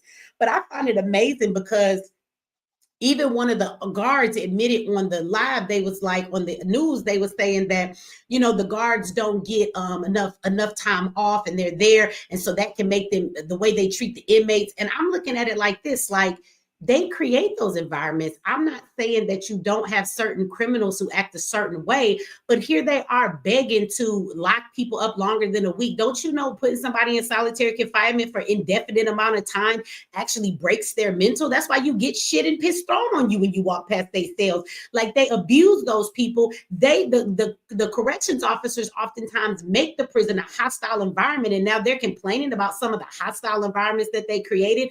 Like, I will remind everybody how they just beat the mess out of that man on TV. What was his name? Robert Brooks or something. And we watched him beat that man down and take his life. He wasn't doing anything. And that's what the guards did to him. So I just thought that it was interesting. I know you said you didn't watch you haven't watched the news, but that's basically what's going on. They're talking about the conditions, but I don't hear any of them asking for more staff. If anything, I hear them asking for the right to punish inmates more. And that's just crazy to me. Well, I didn't have any problems with the inmates. I had one use of force the entire time I was there.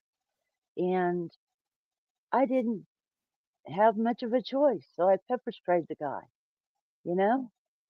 But of all the officers there, black and white, I was the one that he let put him in the shower. I was the only one he'd let near him. And I was the one that sprayed him. And I didn't call them inmates. I called them men. Yeah.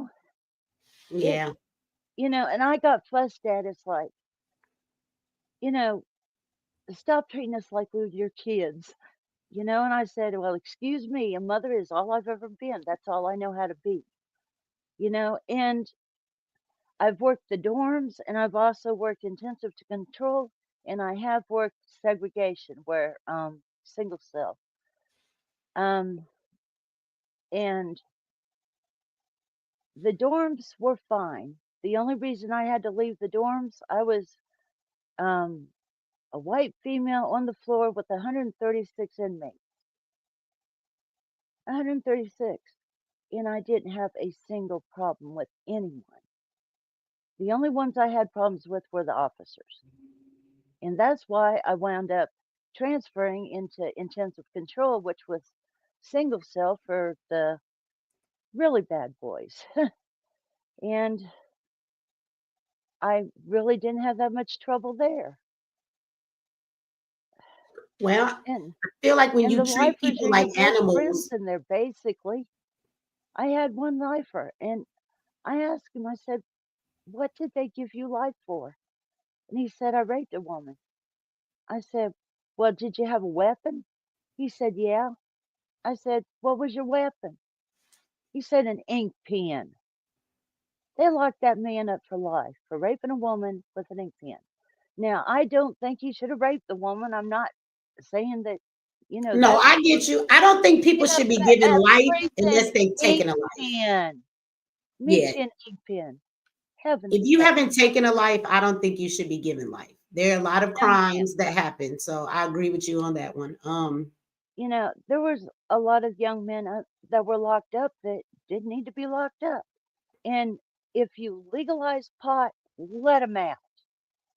You know, and my son is actually working for a corporation right now that is called a Second Chance Corporation.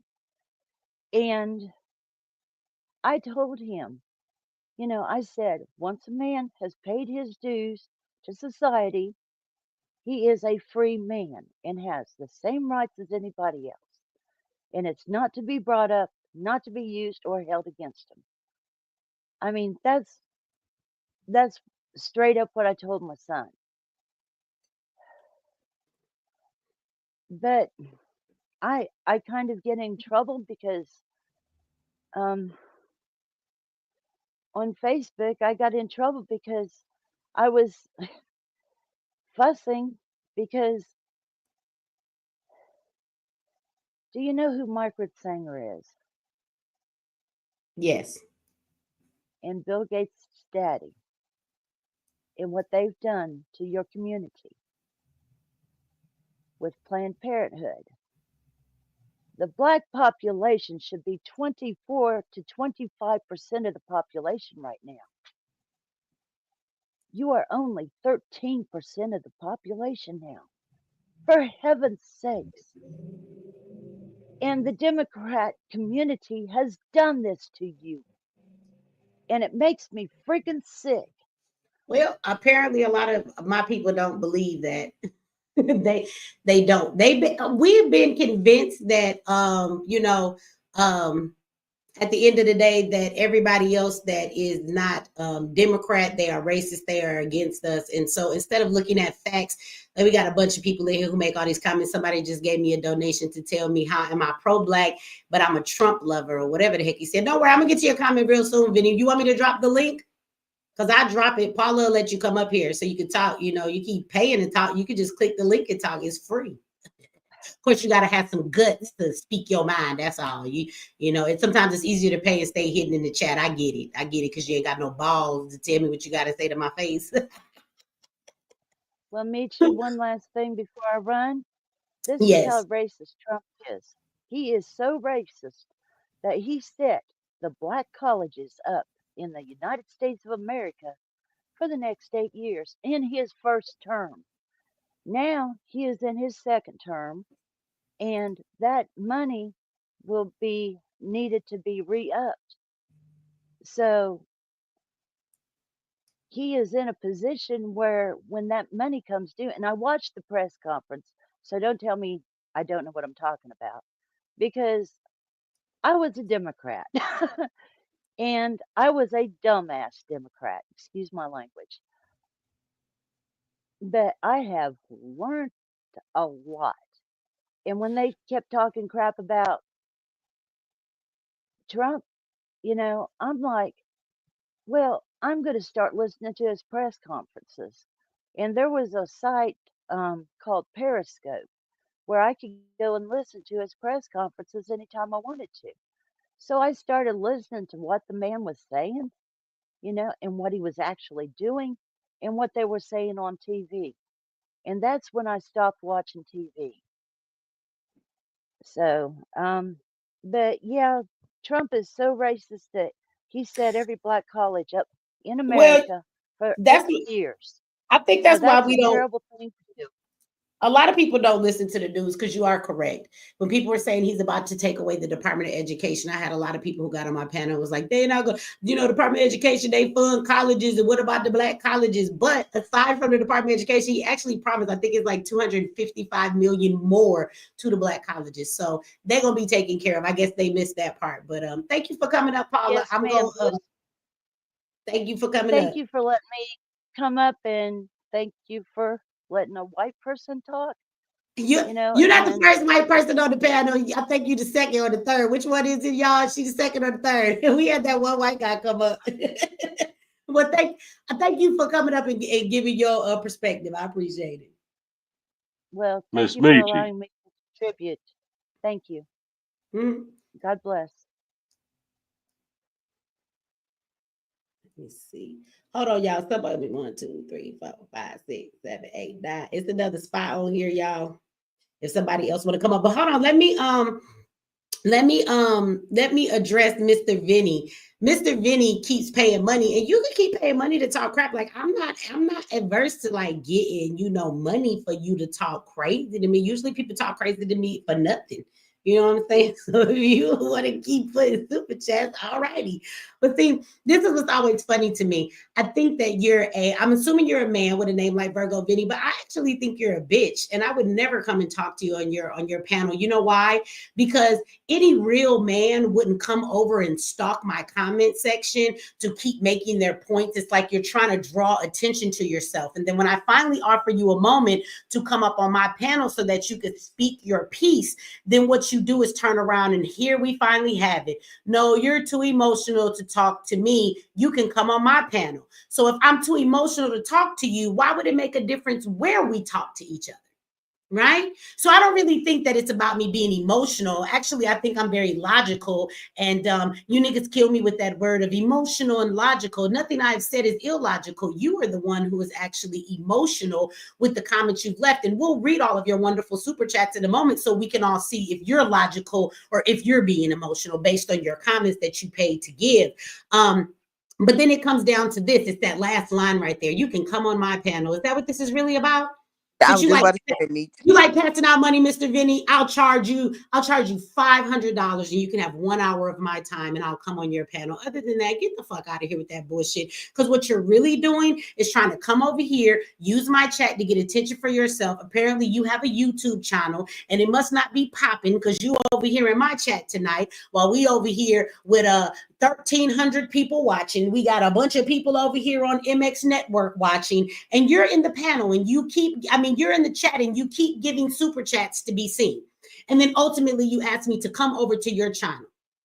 No, go over to your channel. Why don't you go start a panel and let's see how many people watching your panel. You do realize that, the only thing that I would bring to your panel since I'm emotional might be views.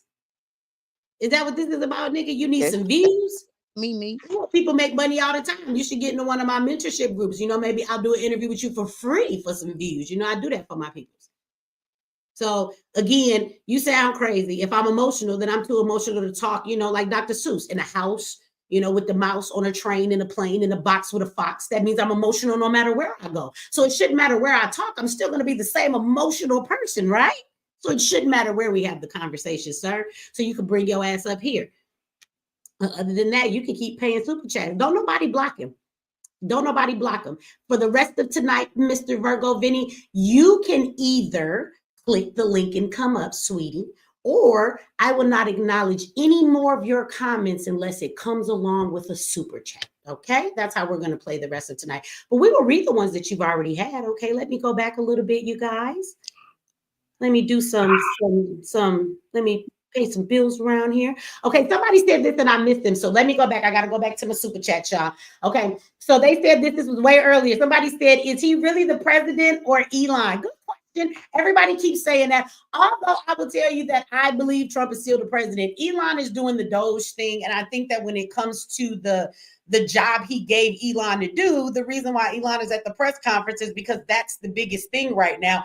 And I think that it's best that he let the people who actually looked at the stuff speak. Trump is not the one going through the systems. So it doesn't make sense for him to come and speak on the behalf of somebody else that's running the program. I think they should speak for themselves. You know what I'm saying? So, but that was a super chat that I missed, you guys. A lot of people keep saying that though. Didn't they put Elon's face on the cover of Time or some shit talking about the president? So, a lot of people are saying that. I think that Elon is doing his job in DOGE, but I think all the other shit Trump is doing, we can't dismiss that. That's presidential shit. Elon ain't the one signing all these executive orders. All right, that's just Michi. That's just BS that everybody be talking about. Let me say something. First off, let me greet you, Peanut Butter Queen. I always come up here to mess with you. But how you doing? These motherfuckers, bro, like, I'm gonna tell everybody something real quick. Nigga, the gangsters, we love Trump. You know what I'm saying? I'm from the south side of Chicago. We love Trump. Every motherfucking group that always done fucked with us historically, You know what I'm saying? Trump is going after him. You know what I'm saying? And I'm loving it. I'm loving it. You know what I'm saying? And yeah, I'm pro-Trump. I'm pro-Trump like a motherfucker. All day, 1 through 16, 360 degree third world people power. I'm one of the shorties, man. You know what I'm saying? So, like, bro, I don't be trying to hear none of that shit. None of what they got going on. I'm loving what Trump do. Tear down the CIA. Tear down the FBI. All them bitch ass Democrats that done passed out all this fucking money. You know what I'm saying? $20 million for fucking Iraqi Sesame Street. $5 million for transgender sex changes in Nepal and $1 billion Bangladesh. funding Al Qaeda.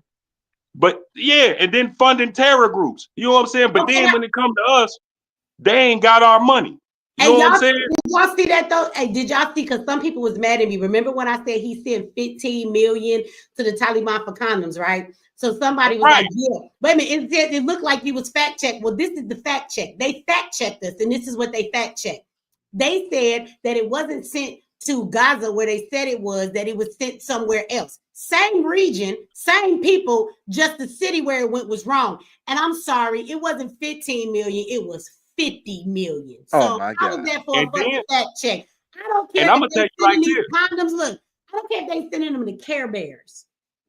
Another country, STD issues ain't got nothing to do with us. Right. Not And I'm a Muslim.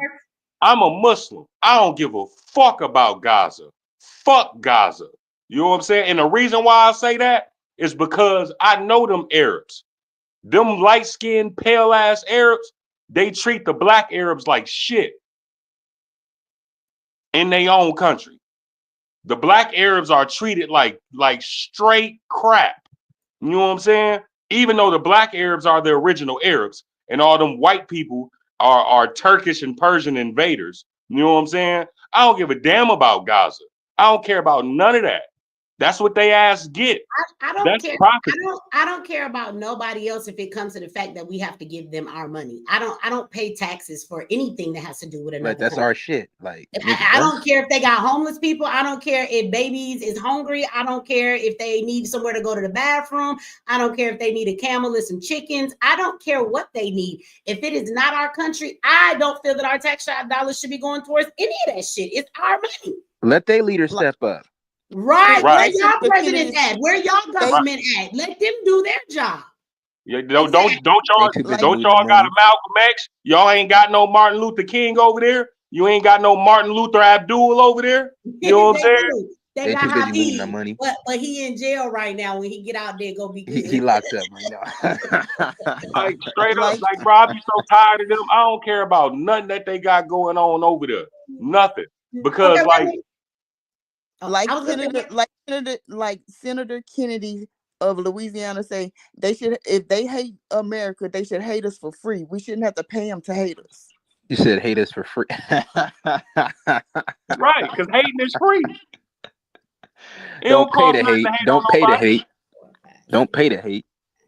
Okay, y'all, we got one more spot open on the panel. I know y'all keep trying to come up because that box keep coming up, baby. But I'm gonna let some people say they piece so I can put them down. But and let some other people come up. But I gotta shout out some people. I gotta show MX Network some love. Shout out to MX Network. Jack D gave a donation, and this was a long time ago. He said, Reva, go sit your slow behind down. If you can't handle the truth, then go watch some reruns on TV. So shout out to over here on MX Network. Shout out to them. Everybody over here laughing. I gotta acknowledge MX Network. Somebody said Martin Luther Abdul. They thought that was really funny.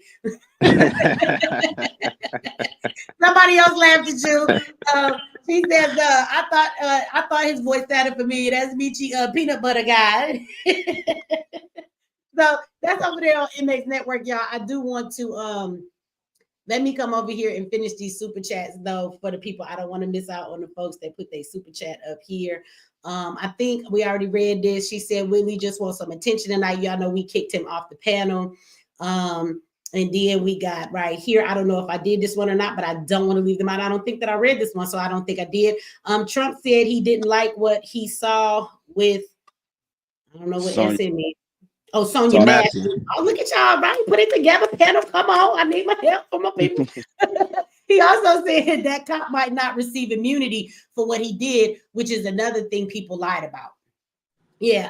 When I first heard him speak on it, I remember when they questioned him the first time, because y'all know I don't watch TV, they kind of ran up on him and he kind of said he really didn't know much about the case, that he hadn't really looked into it. He said that's the case where the lady, she was through the water or something. And he kind of said it to that extent, but he really didn't have, he said, yeah, it's a tragic thing. And then he did that little dumb, like he do with his mouth, and that was it.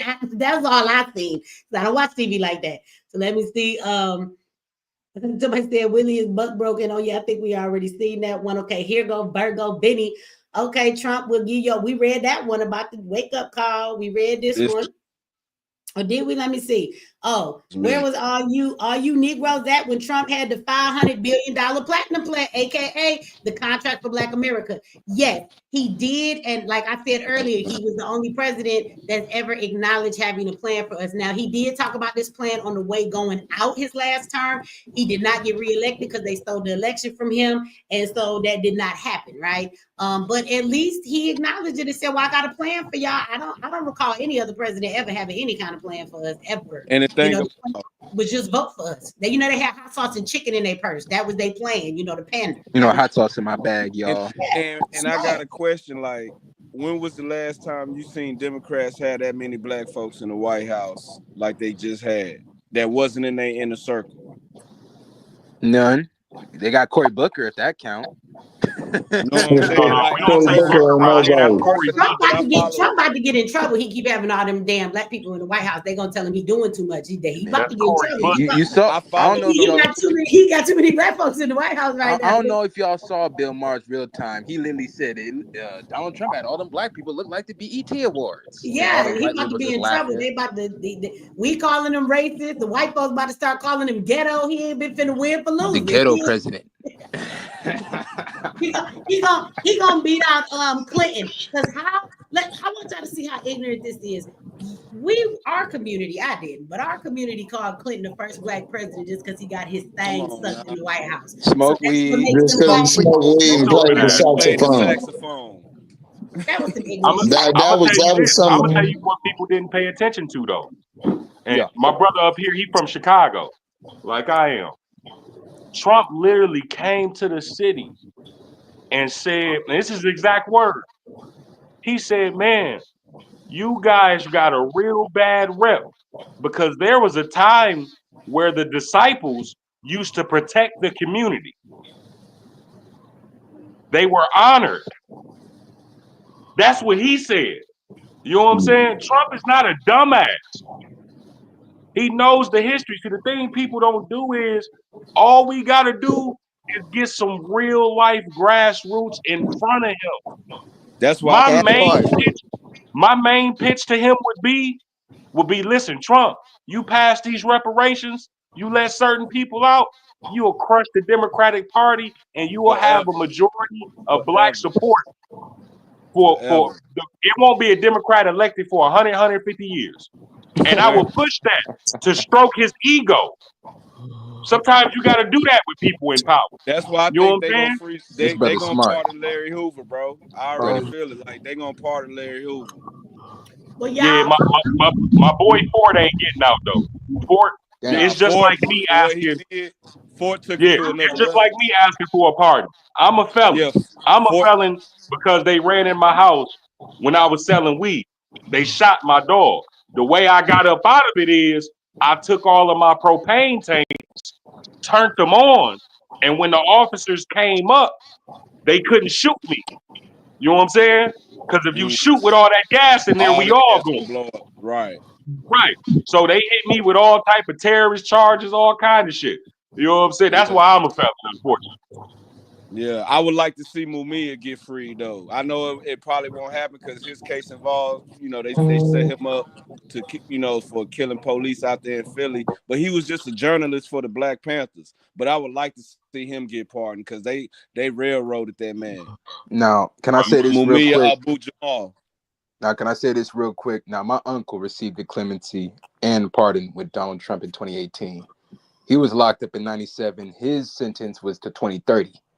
So that's 12-year early release. So that situation right there, I would say Donald Trump had way more pull. Way more. That was your what? Your cousin? My uncle. Your uncle. Hey, listen. I guarantee you go to your uncle and you ask him about Trump, he damn near be ready to bust somebody's head about Trump. Dude, like this Introduce West Coast that shit. nigga to Willie. No, don't do that because he might go back. Nah, man, my uncle, he ain't got no problem with Trump. He was actually surprised. He said, why did the black community did this? He literally was like, why did these niggas literally vote this motherfucker out? He was shocked. He said, damn. Because mind you, he got the work opportunity tax credit. He wound up But getting Michi, a I'm trucking job. finna go, love, Couple so you can Okay, let that's some what other I was people just on the gonna panel. say. But got a lot of love for you, Michi. And You have a hey, blessed one, brother. I'll be down there so we can work on number 6. You have a blessed one, my brother. You a damn lie. I thought You have a that. blessed one, man. Who said I'm lying? You have a blessed one, my friend. Watch out, You man. too, man. Y'all take care, man. I love all you brothers, man. I'll be in the background watching. Yes, sir. Salute. Watch out now. Hold on, y'all. Let me see. I'm gonna do some background noise going on, everybody. I'm gonna mute that. I'm going to read out the rest of these super chats. So y'all let me do that. And then everybody that's on the panel, I'm gonna try something new. If you've been up here for a minute and you ain't spoke your piece, if you ain't spoke your piece, then that's fine. But if you've been up here for a minute, so Healing Goddess, I'm gonna ask you what you want to say. We winning. And Bakari, I'm gonna come to you because you've been sitting up here for a minute. And then after that, everybody else is up here kind of just got up here and ain't really said nothing. I want to give other people a chance to come up. But I want y'all to kind of say what y'all want to say now. You can come back up, but I want to give the people that are here their moment to say something.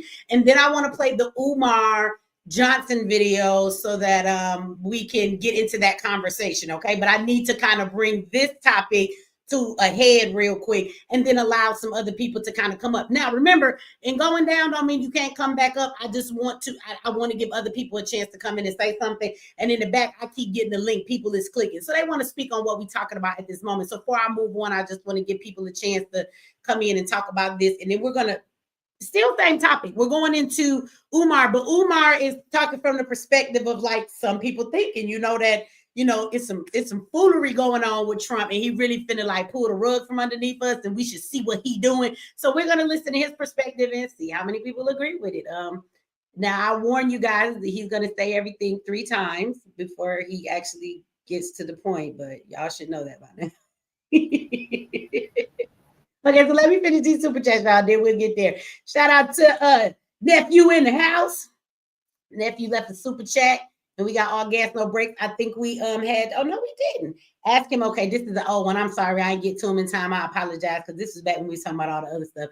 Ask him how the Congressional Black Caucus refusing to meet with Trump will benefit Black people. It won't. And here we go, Vinny again. Vinny been balling and talk that shit tonight. $2. Like them 2 people who be watching your panel. That's why you came over here trying to take over my panel without even getting on the panel. That's not how this works.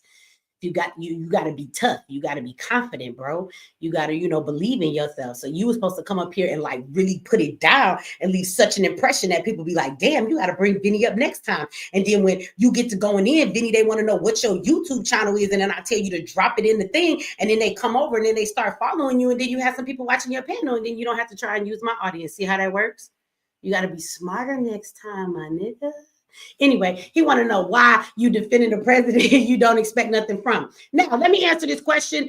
Again, this is him being emotional, and I'm going to give you a logical answer, but I'm the emotional one. Remember, I'm supposed to be emotional. So the answer to this would be is that I'm not defending anything. I'm speaking in the facts of what shit is.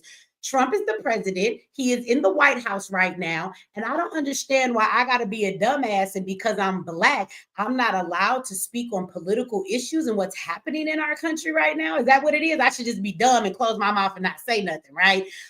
So we're speaking about the issues. And when people come up here and they say something that's not true, I'm just correcting them and actually giving them the facts. So I don't understand how that's defending. See, it's a difference in defending what someone does versus speaking the facts. So like when somebody said that he said something he didn't say, I'm allowed to say, well, that's not actually true. That's how you have a debate, sir. This is why I would never come to your fucking panel, because obviously it is filled on emotions.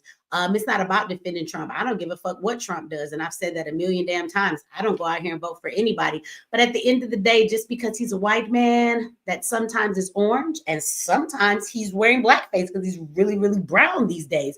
Depending on what color he is, I don't give a damn what color he is. If he do some shit that I agree with, that I think is cool, even if I think it ain't cool, if he do some shit that make other people suffer and I want to laugh at it, like the immigrants leaving, I agree with that shit. Like, that's what I'm going to say. If he do something I disagree with, I'm going to say that. And the funny part is, I love how y'all miss that I brought up several things that Trump should mind his business about. It ain't none of your business, nigga, but he and other folks' business anyway. But y'all missed that part. But again, obviously, because you're emotional, you don't know the difference in defending versus correcting. See, two different things. You could Google it. I would tell you go to the dictionary, but we got Google today, bro. You can look it up real fast. Okay. Go look up correcting and defending and then find the difference in those two, those two definitions. And then maybe we could talk about it on your panel. Like Vinny again with the $2 balling. He want to know, how are you a pro-Trump kiss ass and a pro-black at the same time? I don't kiss ass. I am a woman. I get my ass kissed, baby. I don't kiss ass. I don't know what you're talking about, but you could put another super chat to explain it to me if you would like to. Shout out to Nephew for the super chat. He said she off them Zans. Just kidding. He's talking about Paula that came up here earlier, the corrections officer lady. Okay. Shout out to Tomato Frog Games. That is a name like a motherfucker. Tomato Frog Games. That's the game you be playing. I want to play. Send me the link. The big problem is going to be when they find that gold at Fort Knox. See, we ain't even get into that. Trump be doing too much. I need to go to sleep. I need to wake up in the morning. This nigga do too much. I couldn't even put all of it in the title. Yes, because he going to get the Fort Knox. I heard the nigga coming after United Postal Service. Now I ain't even get to see what it was about. He coming at everybody. He pulling up on everybody. He coming for everybody.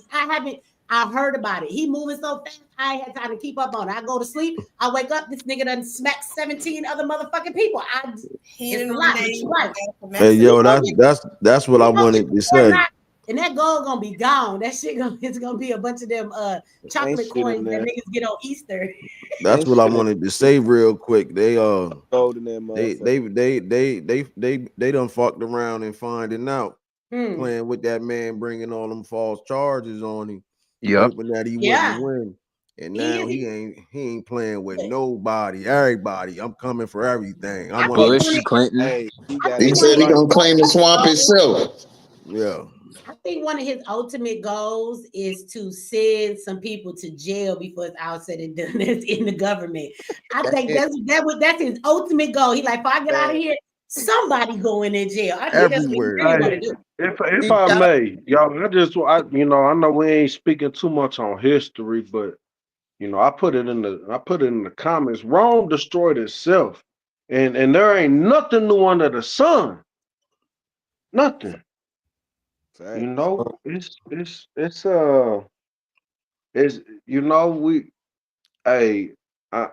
It's a beautiful thing to have slavery and be a black man in your background. You feel me? Like, and black woman in your background. You feel me? Like, cause these days I know we ain't been talking too spiritual on this platform, and Meech, I already know your spiritual stance. I feel you, and that's coming. That's me being biracial. I'm biracial with you. You feel me? Mother white woman. And you know what I'm saying? Daddy a black man, you feel me? And I got history on both sides, lynchings in Kentucky, and I know my German history all the way back to, so I'm an Israelite, however you want. Yo, it's just crazy right now, man. You feel me? I'm loving it right now. I think it's a whole lot going on, and I'm loving it right now. Okay, yeah, hold on, I'm almost done. So shout out to Steeler G, and then we got another member today to the channel. Destroy Stress Today. Thank you for becoming a member. That is all for the super chat. I see Vinny. I'm disappointed in you, Vinny Virgo, Vinny. I expected your ass to at least have 3 more motherfucking things to say. Nope, I'm not looking at that shit. Somebody said, he said, okay, I'll read your last one. Fine. There I go trying to be nice. Vinny said, why they still ain't come with a super chat? You ran out of money, nigga? Right. Nah, That they was don't my read none of birthday. his That was shit. supposed to come with $2 more, okay? He said, okay, Michi, I'll leave you alone. Thanks for not blocking me. I don't block people because they don't agree with me. I only block people when they bother in the chat and you getting on their nerves, but y'all don't be bothering me. I am a grown-ass woman. This is not high school. People do not have to agree with me. Calling me out my name do not bother me. Them shits is words. That shit don't bother me. You could have called me every name in the book. I would have laughed at your ass and left you in there. Only way you get blocked is if my chat feel like you disturbing the chat or you're bothering them. You not never bothering me, baby. This is YouTube. Them is comments. That's not my real life. And just because you say it don't make it so. I'm confident in who I am and what I believe, and I stand in what I do. And so at the end of the day, none of that shit ever moves me. But I thank you for not agreeing with me. It's all right. That's all right. I don't like everybody to agree with me. So, more power to you, brother. Thank you for the super chat. Now you go get some more money so you can put some more in there because it was only $2. It only came up to like $8. You didn't give me a Hey, sis. Hey, sis, if I may, why everybody quiet? I want to ask No, you I got with this new something to say. with this new administration. All right, one second, brother. I'm gonna yield after this. With this administration, when it comes to our gatherings, they was just recently trying to under Biden administration when it came to militias. They had a whole militia act. And it came to people coming together, representing a Second Amendment. Um, when it come to us, because I see it coming real soon. The kettle's already stirring. You know what I'm saying? It just ain't came to a boiling point yet. And if we ain't already recognized about each other, we only come together in chaos. But the last little session of chaos, behind everything that's been going on throughout the past 4-5 years, structure's been going on. So there will be structure next time the chaos ensues. Anyway, with that said, with this new administration, and with the support, obviously, that this new administration has for people's rights and all the way to organized rights, militia rights, armed communities. You look at what happened just since an hour. I mean, I gotta go there next week. You look at what happened in Cincinnati Heights, Lincoln Heights in Cincinnati, Ohio. You know what I'm saying? A situation like that, that's something that's real and active. Lincoln Heights, Ohio. You feel me? Midwest. So a situation like that, a new Department of Justice administration, we holding it down. So like with the new administration, how do you see something like this being played out? Shalaki said, how is something like this gonna be played out when we holding ours down and telling local law enforcement you're no longer needed? You're a part. We figured you out throughout all these goddamn years. We don't need you no longer. We do have rights, and we are freer than we've ever been in the past 400. Do your math. I don't care. 400, 450, under 500 years. We got more freedoms, and whoever don't take it upon themselves to act upon it, then so be them. So be the sheep. So how would a new administration, given that we trying to get colorism out the picture and we holding our shit down, how would this new administration focus on situations like what's going on in Lincoln Heights, where we are taking up arms and the Midwest is over with this white supremacy shit? Shalakius. Well, brother, if we get rid of CIA, we won't have COINTELPRO. I'll just say that from a Trump voter standpoint on what I see. Hey, and it's funny you say that because the Stuart Rhodes, Enrique Toro, Proud Boys, Oath Keepers chairmen, they spoke, and and when I hear you say things like that, it's funny because I think about history and what Fred Hampton did himself, and that's walk in on them crackers. That's walk in and them crackers when they was having their own board meetings. He walked in on their shit and let them know what we had in common. That's what he did. You feel me? That's what the chairman himself did. You feel me? Yeah. Well, I feel like so when you, oh, go ahead, brother. No, go ahead, Miss Michi. No, I was just gonna say that what's going on out there and what he talking about in Ohio and stuff like that. I just feel like people need to do what they did. You see, they was acting a fool. Black folks showed up with their arms. The police didn't get them no problem about coming out with their arms, letting them know you ain't finna do shit around here. And it seemed like they allowed the people to let them know you ain't finna do that shit around here in our community. So I mean, I think that. I ain't heard nothing If about we say that. fuck the police, keeping up with it though, sis. Just keeping up with it though, sis. Just I mean, because that's an hour and 45 minutes from me, and I mean, anyway, back and forth, and what the police is basically trying to say is now that there has been real organization, just local organization, they trying to say that what's going on is too much. What happened was wrong, but our response, given that it's there's pastors, there's a lot of different, just like brother was talking about Larry Hoover, free the old man, you feel me? And free Jim Ford, you feel me? And welcome home, Meech. You understand? Welcome home, Meech. You know what I'm saying? Big Meech. You know what I'm saying? Anyway, Yeah, he telling you. I was in the Fed. I was in the Fed. About Meech. Yeah, my bad, but yeah, I was in the Fed. I definitely was there. I got a DOC. I got an FBI number. 027 is the last three of mine. Anyway, and we ain't talking about. Anyway, it just comes down to like real talk.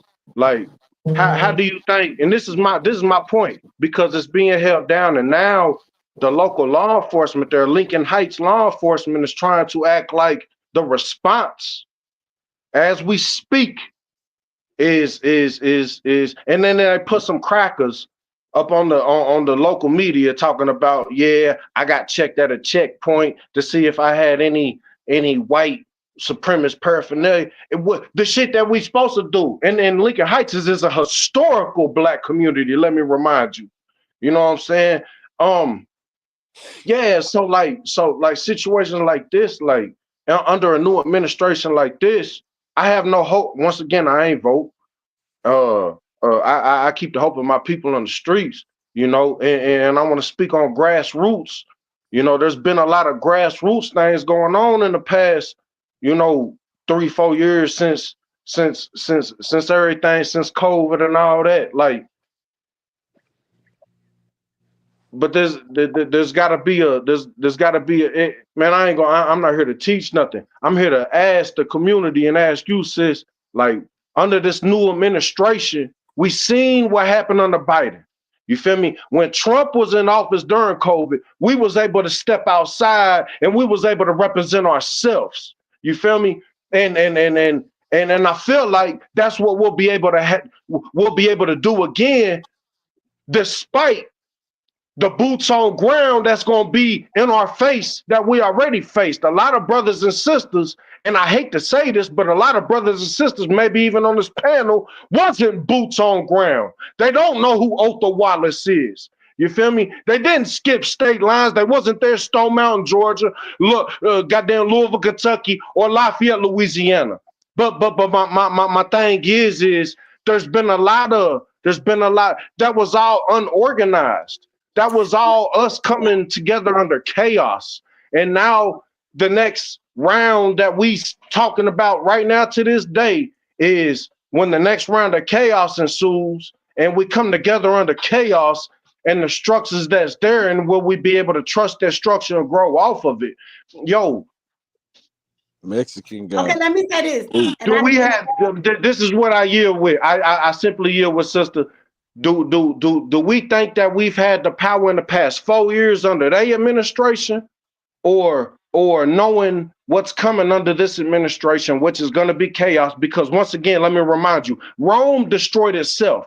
You feel me? These pigs got their own people against them. So that's what lets you know they're going to destroy themselves. Are we going to be ready when and organized when the chaos ensues? Shalakia, sis, I'm all ears. Miss Michi. My thing is, bro, this shit is deep right now, bro. Like, wait a minute, y'all. Y'all gotta wait a minute. You gotta let me answer that because I don't want to derail this conversation. I think that this is the bottom line of it: is that at the end of the day, Black folks are not ready to do shit that they got to do, and we always prepare for a war. I just want Black people to prepare to build some shit in their fucking community. Tell me when the next hospital about to be built.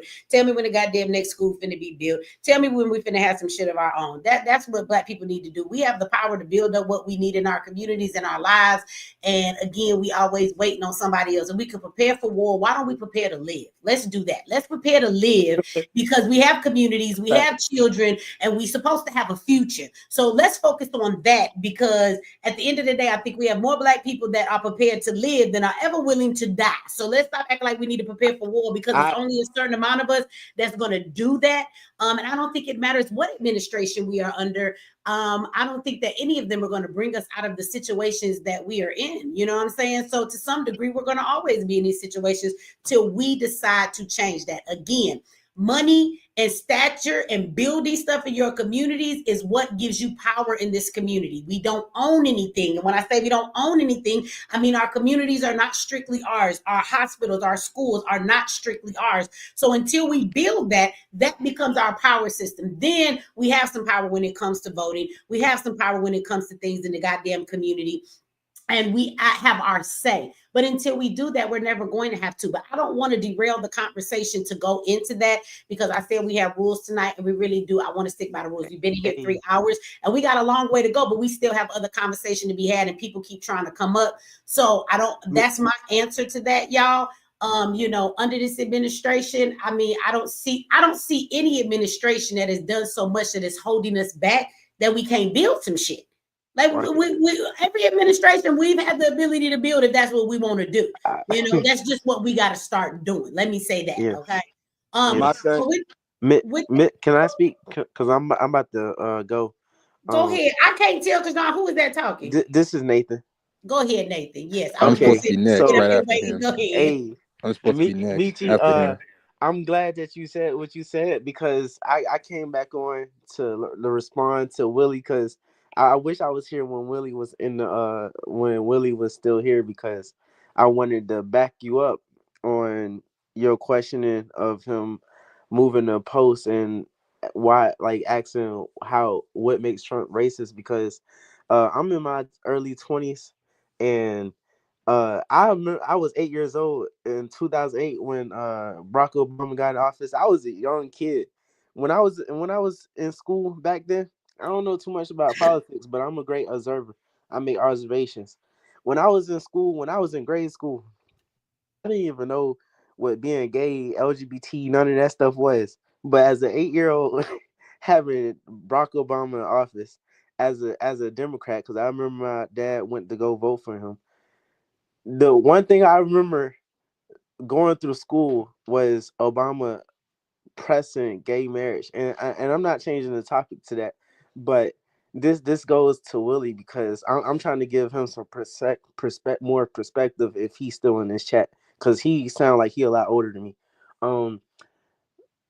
I have family members. I live in a household. I'm not a Democrat or a Republican, but I live in a household where my people are Democrats, and every time Trump gets into office and he does something that's beneficial towards our people, colored folk, then all of a sudden they want to reap the benefits and the rewards. But when it comes to voting season, you got them and all the Democrats, especially Black Democrats that are uneducated and don't even take any time to do any type of research.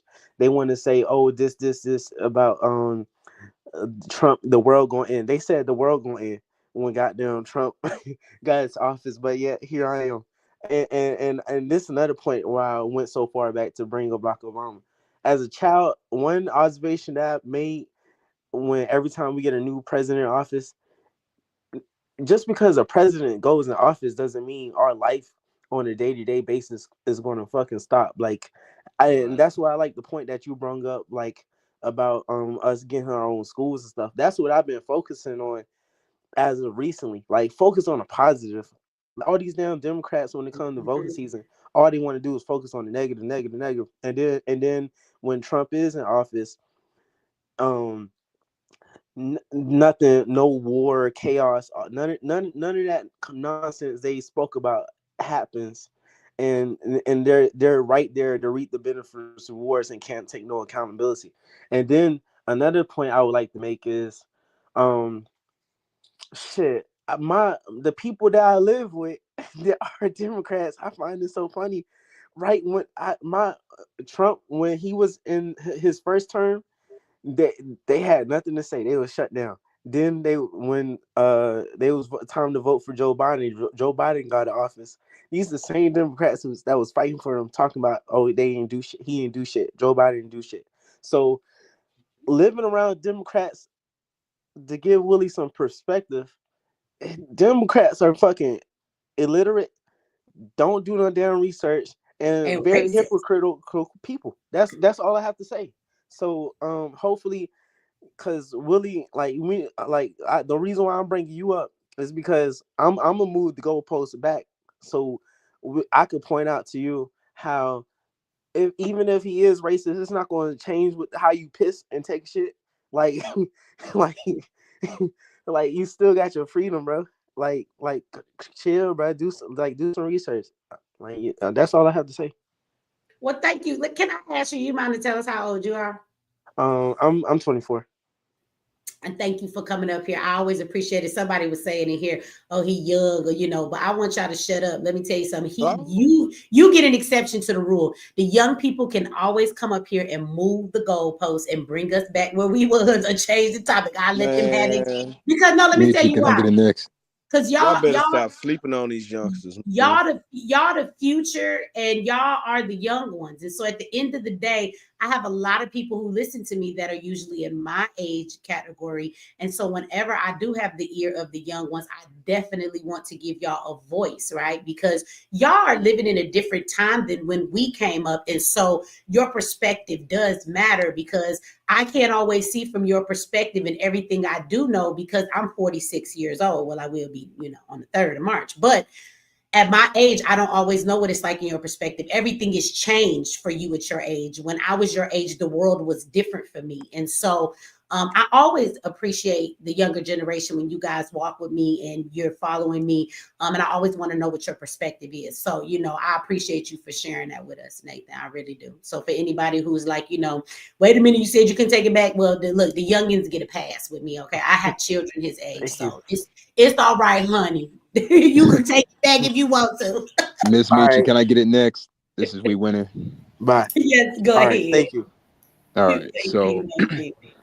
So I'm 26 years old. I'm from LA. When it comes to situation at hand, when it comes to my take on this situation, I think a lot of Black people that are crying and complaining, I noticed that these are a lot of DMV niggas that work for the government, so that's why they really scared. But for the Black people that got affected for these previous 4 years, I've been in trucking, real estate, freight broker, and logistics. At the end of the day, we have an opportunity. All my brothers and sisters that work in the oil fields in West Texas, all my trucking brothers in the Midwest, let's go.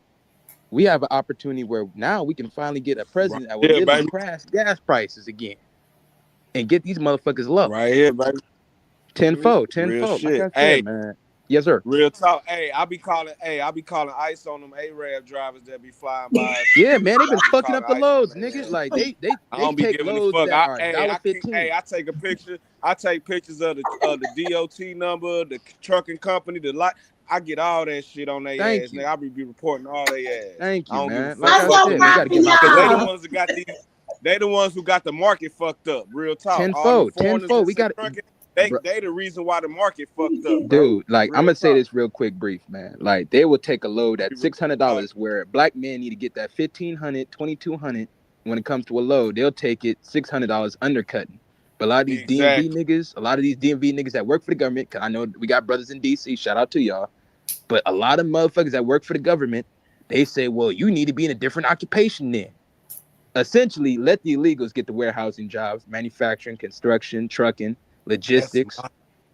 They take all the damn jobs, literally undercut every single brother that's involved in the situation, then say you brothers is lazy. That's what I noticed when it comes to democratic logic, where motherfucker, you done made it hard for me. Now I'm lazy. Well, You know what I'm fuck you. Hope saying? Trump cut all y'all shit off. Cut all y'all shit. Cut all y'all shit off, bro. Cut That's all what y'all I be shit. saying. Cause they always bringing up they don't who gonna pick all the pick. Nigga, that's 1% of the jobs that these motherfuckers is taking. We talking about all the skilled trade jobs, bro. Right. That's There what we are, the tradesmanship. The tradesmanship. Now Do y'all know dominate that shit.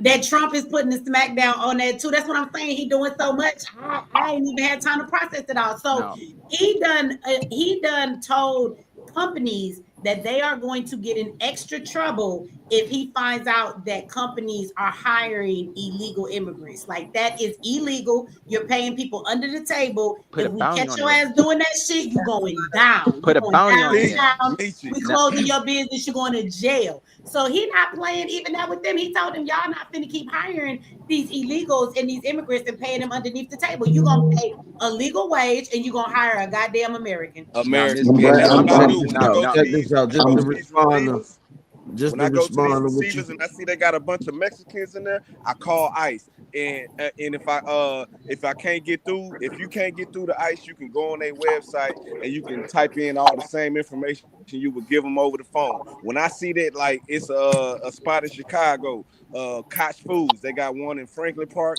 and one on the north side on Costner. Every time I go to the lift, when I report their ass, and ever since I've been going, like. That ever since all this shit started, you don't see their ass no more. So I go right back. I'm here in on LA. social This shit is medias, cleaned up, and I man. post and I say, "Hey, Koch Foods is hiring, bro. All y'all niggas who say y'all can't get jobs, now Koch Foods is hiring because now ain't none of these immigrants coming to these warehouses no more, bro. Like, Real let me finish talk. my I'm not point real playing quick, no brief. game. Fuck them, bro. Real quick, It's quick fuck them brief, all brother. day, bro. Real quick brief. Now, I also do business credit, and I realize the situation when it comes to this Trump tax plan. Y'all need to get y'all LLCs, y'all C corporations, y'all S corporations, because you can benefit from the qualified, the QBI. So that's qualified business income. 20% can be written off. 100% bonus depreciation for all my truck drivers when it comes to the trucks. Your equipment, your expenses can be written off. Have a situation of your self-employed pension plan under your LLC or C corp or S corp or a trust, foundation, whatever entity that you set up. Now it's time to operate like a business. You got motherfuckers saying that, oh, America just a corporation. Okay, let's operate the corporation. Let's crack out that Black's Law Dictionary. Let's crack off the CFR laws. Brother, we need you to get you in logistics. Brother, we need you to set up a foreign trade zone so when the tariffs hit, you could just have companies internationally just stock all their fucking inventory in your warehouse and you charge 10% on all the shit that they save. It's time to get serious when it comes to business. That's why I actually clicked on with Michi. I've been watching Michi since I was 22. I'm 26, about to be 27 in June. At the end of the day, man, let's get excited for business. And when it comes to the business credit situation, black people, get your credit cleaned up, bruh. You can literally send the letters directly to the credit bureaus, freeze the situation of Innovis, Stage Stream, get all that shit cleaned up, go to PNC, Truist Bank. When it comes to business credit cards, 0% interest for 12 months, and let's be able to focus on these tax deeds. Because I went from real estate agent. For you, Yes, brother. ma'am. Yes, ma'am. Would you like to do like a Zoom and we'll take donations and you can have all the money and they can give you something for your knowledge? You want to, you can do lives, but you get all kind of people, but you do it in a place where people want to hear it. You seem like you got some knowledge our people need. You want to help them when it comes to that credit stuff? Yes, ma'am. When it comes to that, my email, I put it in the chat, creditbuilder475@gmail.com. Let me write it down. See, I used to be like, email me. I'm going to email you this time. Matter of fact, I'll send you a whole step-by-step list on how to be able to get the business credit, where banks, master lenders list, master credit grants, the whole grant list. I have about 150 grants. I have nationwide business credit underwriting. So that means that if a brother need business credit, a sister need trucking, I got that. Okay, I'll put the link in the chat for it as well. I need you to help me with my business credit. I got an S corp, but I just be paying for everything. But I ain't really been working on the credit. I don't care, so I ain't gotten no credit yet. But I'll put the trade line in the back channel for everybody to copy and paste. I'm willing to do whatever the situation is needed, whatever you need me on. Yes. Cool. Cause I've been a realtor since 18, so I've been helping people with their business credit. Let's talk to the people there. That's what I'm talking about. We got some solutions for them. Okay, I see it right I got here. a solution. I ain't got time to be tearing around. Well, we about to get it together and get these people the solution in. I put the Google Doc already organized in the back channel. This private chat, I put it in the back channel. But when it comes to everything, the business credit needs to be situated because you got tax deeds from Alabama, Michigan, Indiana, and also Chicago is having a bankruptcy auction March 7th, where they're literally auctioning houses. I was just looking at here in Georgia. I just went to a seminar about that and to look at all of the houses that's up for auction. Yes. It's time to. I'm telling you, you got the West Coast and the East Coast flocking down south. So that means that's an opportunity. I already bought 3 Alabama tax deeds with my business credit cards. Now it's $800 a deed. The land is worth $15,000. And what you can do is, say if you don't have enough money for the construction costs, you can leverage the land as collateral. The term is called land in lieu. LIEU. Land in lieu just means that you're leveraging the land to be able to fund the construction costs. So you can make that $15,000 land into a $180,000 property, and you just bought the deed for $800. What you do is you file a quiet title after you bought the deed at the auction house. File a quiet title for $1,000, meaning that any liens, any encumbrances, child support liens, IRS liens, any kind of debt on that property gets wiped straight away. Then you can put title insurance. And after you're done with the title insurance and the quiet title, now you can leverage that land to fund the construction costs, get a general contractor, and start building. So when it comes to this situation, I'm leveraging business credit all 4 years. All 4 years business credit. Logistics is keeping me liquid. Like I said, the trucking situation for all my brothers, get your black ass to West Texas and get it on them oil fields. Get your ass in these port cities and start moving some of these containers around. Because at the end of the day, when it comes to these deportations, brother, you're having your competition moved out the way. They being moved out the way. That's a good point. They being moved out the way. But Miss Meechie, I put the link, the Google Doc, when it comes to business credit. I put my email in the back channel. Yep, I just want to say this.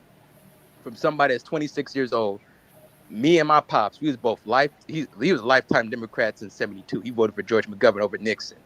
He said that when Trump came back, he was a happy motherfucker because now he got his S corporation and now he's about to get business credit and now he's about to buy some more tax deeds in the South. So, like I said, man, please, if you don't know anything or remember anything I said, get the land lots from Alabama, go to outdoor.gov, and you can be able to bid online, and they'll give you a whole list of all the delinquencies since 2000. And let's start building. Same thing with Michigan, land banks, sheriff sales. Go to govdeals.com or .org. Govdeals.org. You can find all of the land lots all across the nation that's being auctioned off under $10,000. Thank you, Miss Meechie.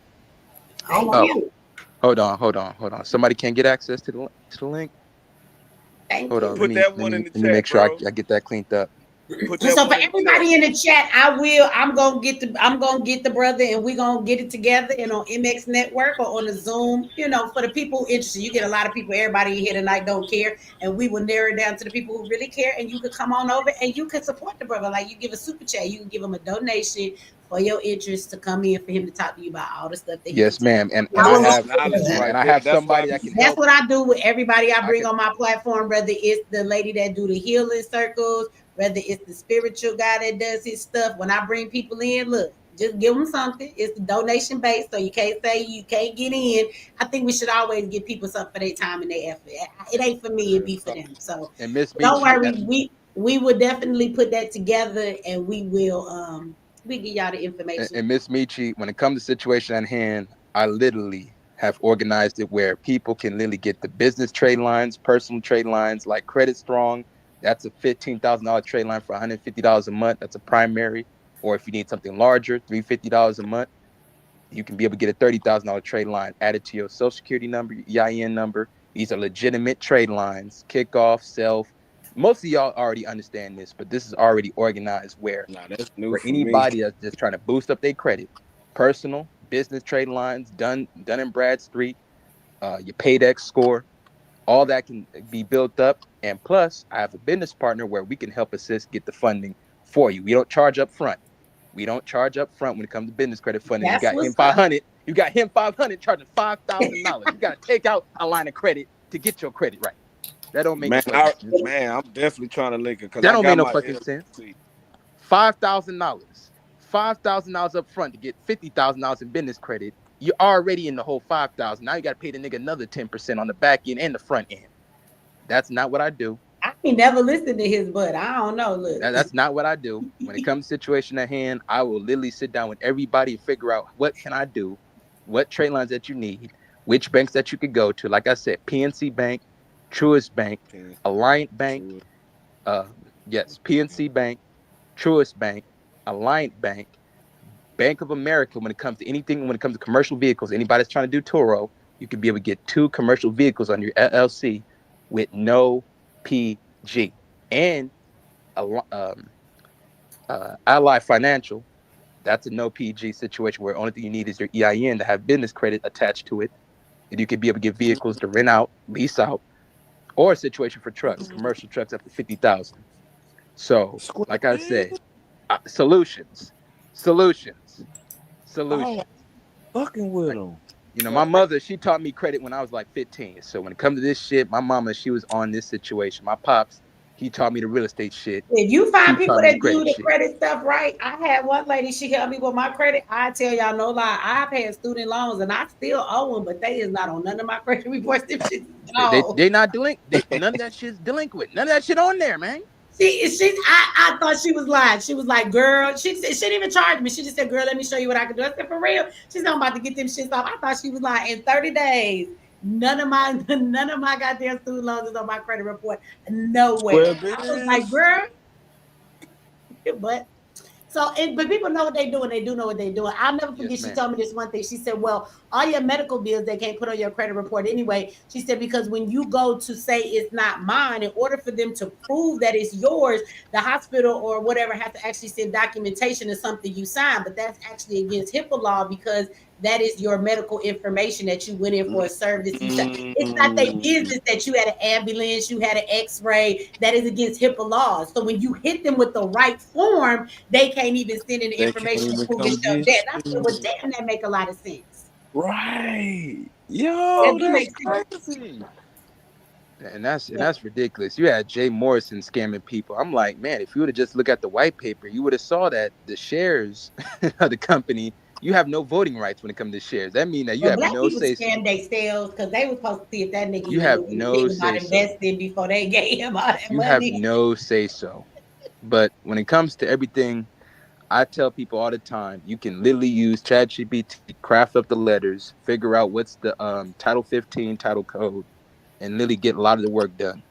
So when it comes to me, I just want people to just I don't even necessarily want you to come to me. I just want people to say, man, I'm ready for these 4 years. I don't want all the crying, all the fear mongering. We fucked up, we doomed, DEI. What we gonna do now? Well, you are very correct. We always have a more booming stock market and business when we are under Republicans, because Republicans, the truth is they are more about business. This is why I tell everybody that even the Democrats are truly Republicans in their life. Because if you look at their bank account, you look at their investments, they're more when it comes to Republican ideas, when it comes to their money and their investment. So when Republicans are in the office, you do see more of a boom in business, the stock market, and things of that nature. So if you do set yourself up and be prepared in that manner, you can take advantage of building and growing things if that's the mindset that you have. But if we all upset, we waiting on Trump to like give more food stamps to everybody, or we're mad because he's putting a limit on housing and shit, or you got to volunteer to get food stamps now, that's not how you're gonna take advantage of these 4 years. It gotta be about business and building yourself. There's plenty you will take advantage of from that. You know what I'm saying? And Yes, that's ma'am. you gotta look Yes, at it the ma'am. right way. So you're Yes, right. ma'am. And like I said, man, when it comes to situation, my whole entire family voted for Donald Trump. They all hated this man 4 years ago. Then when open borders, see, we in LA, we can't play with open borders. When we saw that shit, we saw humbritos running around. Hell no, get the fuck up out of here, Joe. Yeah, And you you and know, the in the beginning, Indians. that was enough for me too. I was like, if they don't do nothing else, I don't really expect no politicians to really do nothing for us, right? But my thing was, well, shit, if it's anything that we can get out of this, I just want them to get rid of all these immigrants. If that happens, Yes, I'm ma'am. happy with just that. I didn't know he was finna turn around and start slapping the CIA and the FBI and everything else. That's a And I plus. feel for my trucking brothers, man. When I had a trucking brother, when I was started freight brokering in 2022, motherfucker literally told me on the phone that, man, motherfucker took the load for $700. Something that's supposed to be around at least. So the range would be $2.75 to $3 a mile. The Humbrito taking it for literally about $1.10. Undercutted the shit out, like 3 truckers. One Humbrito done cut it 3 niggas out the position. At least 3 niggas out the position. And that's when I said, damn. Damn. And gas here in Cali was around $8.88. When 50 Cent went to the Bay Area, he took a picture of what was going on in San Francisco. We had diesel at $8.88, regular at Damn. $6.75. What the I fuck? ain't never paid that much for gas $8.88. in my life. This is why I'm not coming to Cali, because when the gas $8.88. $4 the most I ever paid for a damn Brother, y'all from the South, Oh. man. Y'all from the Midwest of the South. Y'all gas is around $2.75, Yeah, $3. I went to the store today. I bought a Powerball ticket. I hope I win. And I got some gas. And that shit was $3.22. And I get the middle one. I don't even get unleaded. I don't get premium. I get the one in the Like I Plus, you get said, that man. that shit was $3.22. You know, so that's why I feel for y'all brothers. done had $7 up on y'all damn gas station. I couldn't do it. Hell no, I'm moving as soon as I see that shit. Yay. That is I funny. don't know how y'all Yay. do it. West Coast, baby. But like I said, man, just to finish my point, I just want people to just be ready and just focus on making your investment. Either if it's in Texas, please go to Abilene, because I literally saw the Abilene land lots, $6,000. You already got Trump and Trump, OpenAI, and Oracle, Larry Ellison. They're going to develop a data mining center, meaning that's an opportunity. So if you buy the land lot and you just sit on that motherfucker, you can sit on it, you can develop it, just keep paying the taxes. So when that development come in the next 2 years for the AI infrastructure plan, you can at least have a situation where you done position yourself well. And also that Obama Museum in Chicago, in the west and south side of Chicago, that's why you need to go to Hilco Real Estate, HILCO, and bid for those bankruptcy properties, because this one Italian chick has 812 properties that she literally defaulted on and owed the city $15 million, and now they're auctioning it off. So that gives you opportunity where you can buy a land lot, properties, $400, $800 to $1,200 on the taxes. You can bid on the taxes.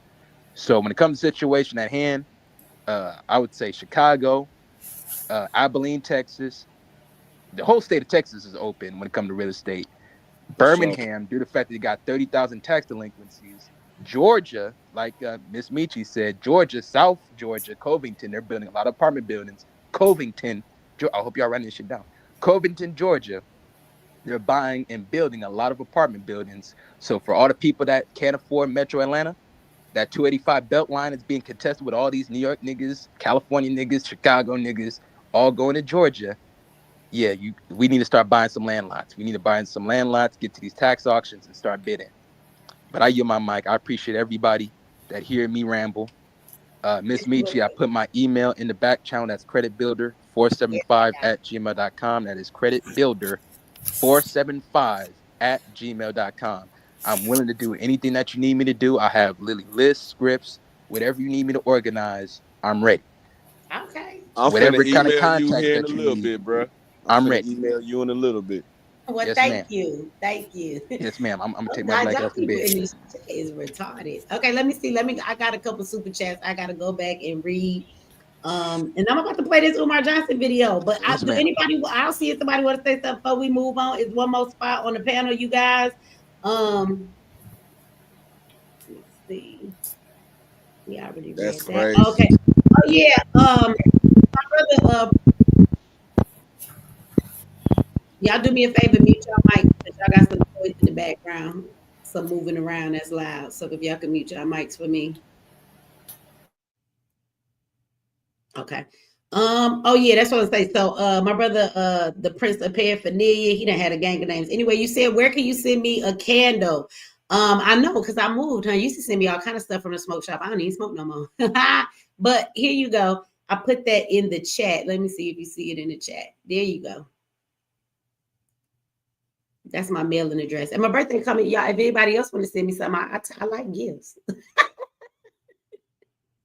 So anyway, let me put that in there for him. Gotcha. Let me see. Let me go down here and get everybody.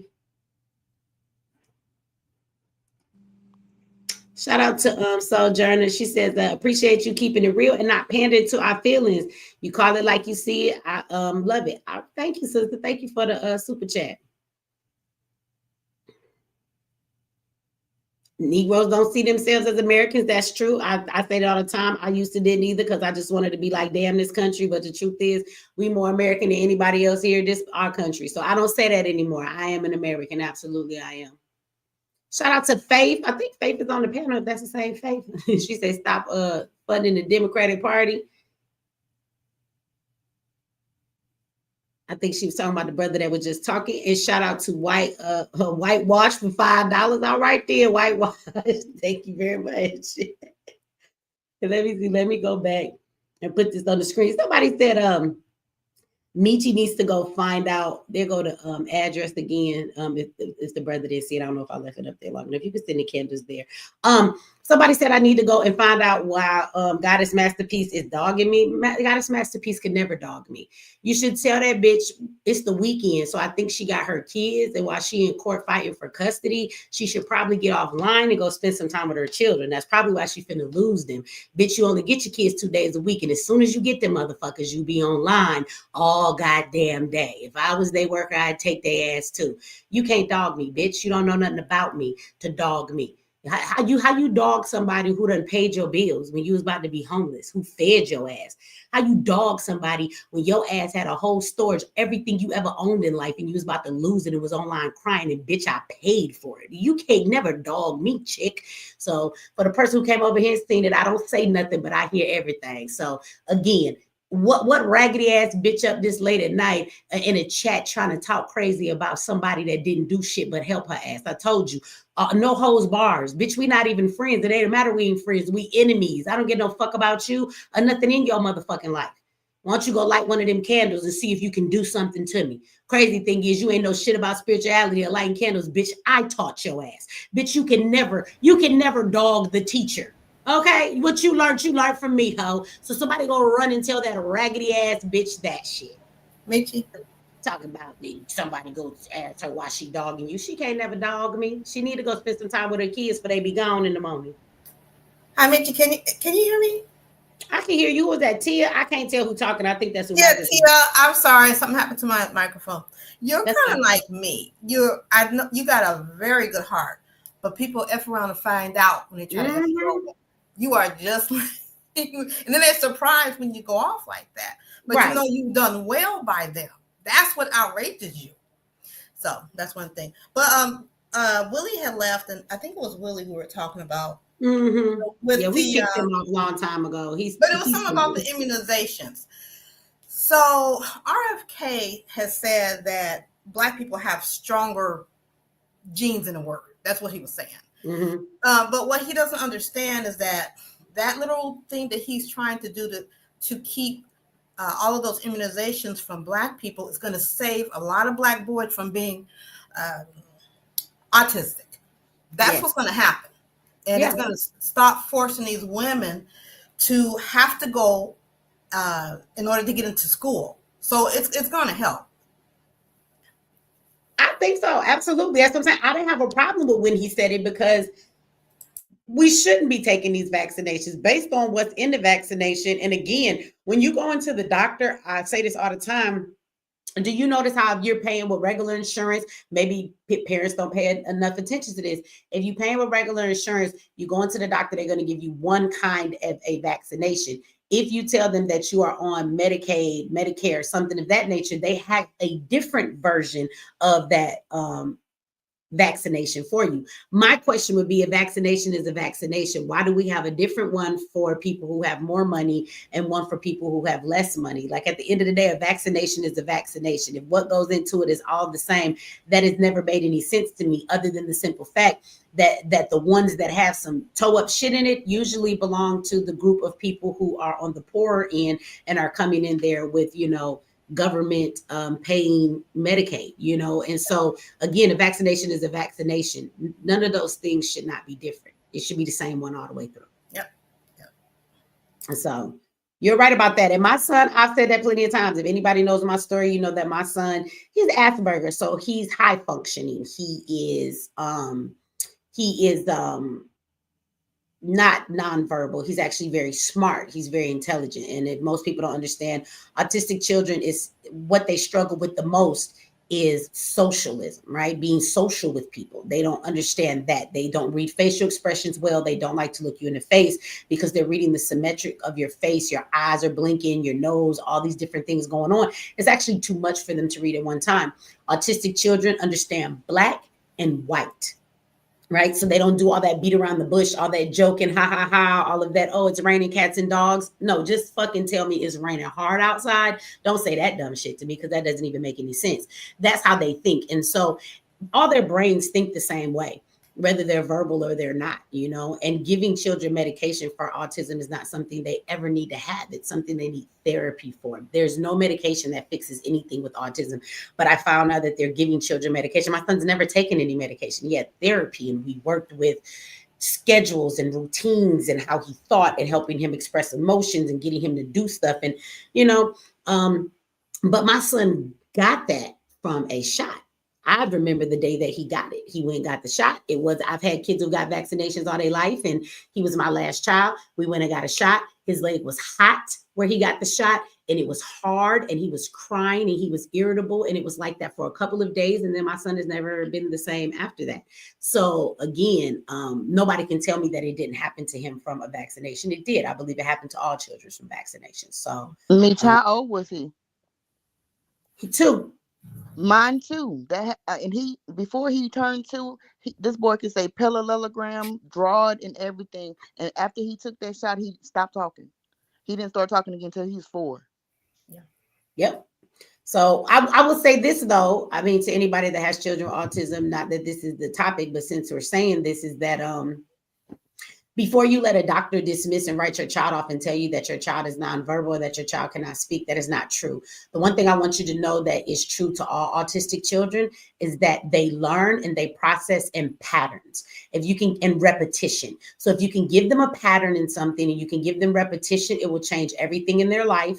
So if your child cannot talk because they don't understand phonics, then you should probably give them videos to watch. And so what? Yes, they will watch that YouTube video and all the suggested videos about phonics and reading and writing and language, and they will watch that shit and they will watch it all day long. So what? Let them, because they are absorbing that shit. My son taught himself to read, okay? He didn't want me to teach him nothing. But watching phonics videos all day on YouTube, my son wasn't speaking at 2, nonverbal or any of that. By the time he was 3, he had taught himself how to read. He could sing the alphabet songs in 3 different fucking languages. He was then able to show me that he had a photographic memory. It's called echolalia. Most autistic children recite the things that they hear, which means they have a photographic memory. So if you ever see your autistic child and they can't speak and they're laying somewhere and they're repeating everything they heard on TV, the whole commercial, the episode of Dora, that's their photographic memory. They've understood everything they've heard and they're replaying it in their head like a record player. Autistic children are some of the most intelligent children. If they don't like change, so don't transition them very quickly. Let them know that change is coming, okay? Even if it's bedtime and they flip out, say to them, you go to bed at 9 o'clock. And eventually when they understand what 9 o'clock is, they're going to beat you to the bed because they like to know what's coming next. If you give them a routine, you write it on a calendar, you show them what you're going to do, they'll follow that shit to the T. If you need them to stop doing one thing and go to the next, give them a countdown. 10 minutes and we'll be all done. And it don't really got to be 10 minutes. They just know that after 10 comes 9, then it comes 8, then comes 7, 6, 5, 4, 3, 2, 1. So they know after that 1, they got to move, but you've given them time to transition because numbers never change. So they know the order of the numbers. These things will help you amazingly in your home. And most doctors will give you a fucking medication for your autistic child, but nobody will ever sit with you and tell you the therapy and how it is that you can structure things in your children's lives. And this shit works like fucking magic. If only you knew the answer. I would never forget the day my son used to throw tantrums. He would bang his head on the goddamn ground when I would try and get him to stop. He would sit in the corner and dump balls in a bucket all day long and dump them out and then put them back in and count them and dump them out and put them back in. And I'm like, you've been doing this shit for 4 hours. I need you to stop. And to try and get him to stop was the hardest thing in the world. He would throw fits. He would bang his head. He would do all kind of shit, right? Then he had a therapist because of the insurance my husband had. If you are on Medicaid, you will never get this insurance. She came to our house 4 days a week and spent 2 hours every day with my son, putting him through therapy. And then she would teach me techniques. I'll never forget the day she taught me the countdown technique. She said, he needs time to transition. She let me understand what autism was and how my son lived his life through his lens. And she said, he knows his numbers. Tell him 10 minutes and we're all done. And count him down, okay? So I went in the room that day. He was doing the buckets. It was time to go to bed. I said, you know, David, 10 minutes and we're going to be all done. He goes, he don't want to hear that shit. But I walk away, come back a few minutes later. It ain't even really been a minute. A few minutes later, 9 minutes, we're all done. 8, 7, 6. I get to it. I say, David, I'm going to come back in 1 more minute and then we're going to be all done, okay? I leave, come back in the room. No more minutes, baby. We're all done. He got up. He walked away from the bucket and he was ready to go to bed. I fucking cried at how easy that shit was. After all the nights I spent fighting with my child, it was that fucking easy. So I'm saying all that to say to you guys that have children that are autistic, teach them something. If they are not verbal, fucking teach them sign language. You know why? Because it doesn't change. A in sign language is always going to be A. B is always going to be B. Happy is always going to be happy. More is always going to be more. All done is always going to be all done. I love you is always going to be I love you. Those things don't change. Words don't change. Symbols don't change. Math doesn't change. Things that don't change on them, they love those things. They need routines. Your child can eat the same thing every day for the rest of their life. And the answer is no, it does not fucking bother them. It actually comforts them because they know what's coming next. So make sure that you instill good patterns in them and not bad patterns, because once they have one, that is what they look to and reach to all the damn time. If you have a problem with taking your kid out to restaurants or to people's houses, put it on a board. Tell them on Monday, this is where we're going Thursday. We're going to TT's house. Put a picture of TT's house on the board. If you drive past TT house, we going over there on Thursday. Today is Tuesday. So in 3 more days, we going. In 2 more days, we about to go to T. If you prepare them, that's the point I'm making. They'll get to TT's house and they'll get out the car and they'll go play in the yard and they won't act up at all because you prepared them for TT's house. But when you just thought you was going to pick me up from school and just stop at TT house and we normally go home, you're fucking up my day. And kids have anxiety with autism. When you switch on them real quick and they don't have what they need, they get this anxiety and it's so overwhelming. I don't know if anybody in the chat that has ever had anxiety, but the anxiety is so overwhelming. It causes your children physical like pain and they just want the anxiety to go away. This is why they hit themselves and they bang their heads because they think it will like make that feeling go away. So give them as much routine and as much pattern as you can. You can teach an autistic child anything if you do it in a pattern. You know what I'm saying? So just keep that in mind. And I'm saying all of this. I know it's off topic. I don't care if people don't want to hear it or not. I know that having an autistic child can be very discouraging. And I watch so many Black people because we have a large rise in autism in our community. And the doctors don't tell you about your child. You don't understand autism. You don't know what's wrong with your child. You don't be given techniques, but they'll give you some fucking medicine to shove down their throat. And I want you to know that autism is not a medical disorder. It's a disability, and it's one that has to do with the mind. It doesn't have anything to do with the body. So there's no reason they should be giving your child medication whatsoever. That does not help them. So I'm just saying. I'm just saying that to everybody. Hope I give some folks some hope, because having an autistic child is very, very hard. But to get the right tools that I needed, that shit changed my son's life like magic. And I was so upset at the same time to realize how many people live in the hood who don't get the same care my son got because we had better health care. That was it. What was the title of the therapist, so we'll know if we were able to get that type of therapist? It wasn't a therapist for autism. At first he was diagnosed with being developmentally delayed.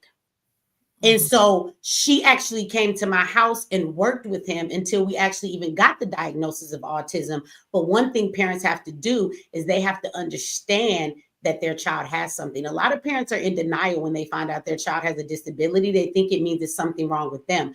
I'm the one that was studying abnormal psych at the time. I was in college. I told her, his doctor, when she said, well, he's developmentally delayed. He's not speaking like he should. He's not doing what he should. And I said, I know that too. This is like my fifth baby. I know this, right? I'm the one that said, I think my son is autistic. Autistic children run on their tippy toes a lot. They stand on their tippy toes. They'll do this. This is called flagell. If your child is standing there and they're doing this a lot while they're watching TV, waving their hands, and they run around on their tippy toes a lot, that's flagell, right? So that's a sign of autism. So I'm learning this in school and I'm looking at him. I wasn't afraid to say, I think my child is autistic. A lot of parents are scared to do that. So she was just a therapist that works with developmentally delayed children to figure out what that delay is. And when I told her, my son is autistic, she said, well, then we will approach it in that manner if that's what you believe for your child. So not only did she help him, she listened to me. And later we got the diagnosis, but she went to the school with me for his IEP. She was present at every meeting. She was an advocate for him. And again, she came to my home and spent 2 hours with him every single day, except for Friday, Saturday, and Sunday. So it was just part of the therapy through our healthcare for a child that's developmentally delayed. They send somebody to come and look at those delays and help them with them to talk and everything like that. So, and we figured out, and she listened to me as his mother and respected what I thought. So we approached it as though he was autistic, and he was only in the program about 4 months because he could only be in it until he was 3, and he was almost 3 when we found out he was developmentally delayed. And in those 4 or 5 months, he grew so much. And she went to the doctor's office with me when we got the diagnosis of autism. And about 30 days later, we parted ways. And the stuff that she taught my son changed his life. Everything that happened in that moment is why my son is high functioning and not low functioning on the scale of autism. Excellent. And she made all the difference in the world because she taught me the skills. And then it was my job as a mother to use those techniques to deal with my son. It hasn't been easy, but I had a reservoir of tools that I could use throughout his life of growing up. We still pull some of those tools out the box at 16 years old, about to be 17. He about to take his SATs and go to college at 16 years old. He's very smart, but we still constantly have to help him with different levels of socializing. Have you ever seen Bill Gates in one of his court hearings when he was going to court? No. His behaviors, because he's supposed to be on the spectrum. Well, he was rocking back and forth and doing some type of, you can tell there was he's on the spectrum. So a lot of people that are on the spectrum, like his son, they're normally very intelligent. If they can get a mother or somebody to guide them like that, they can be very intelligent people. In fact, Elon is supposed to be on the spectrum, Asperger's. And he has people like that working with him because they know numbers in the vaccine, to be honest. And people don't like to hear that, but there's a couple of people he has that are very good with numbers and finding those patterns. I will definitely tell you that if you want somebody to figure out the next scientific breakthrough, if you want them to figure out a mathematical equation, if you want the motherfucker to create electricity like Einstein, get you an autistic person. They see patterns, so they're very smart when it comes to numbers and how things are done. I'm sure they can write the best blueprints. They know how a house is built. If you teach them a technique that is a pattern, and this is the thing, they have the determination to stick with it because they're not going to leave it. They have the tenacity to stick with something day after day, month after month until it's done.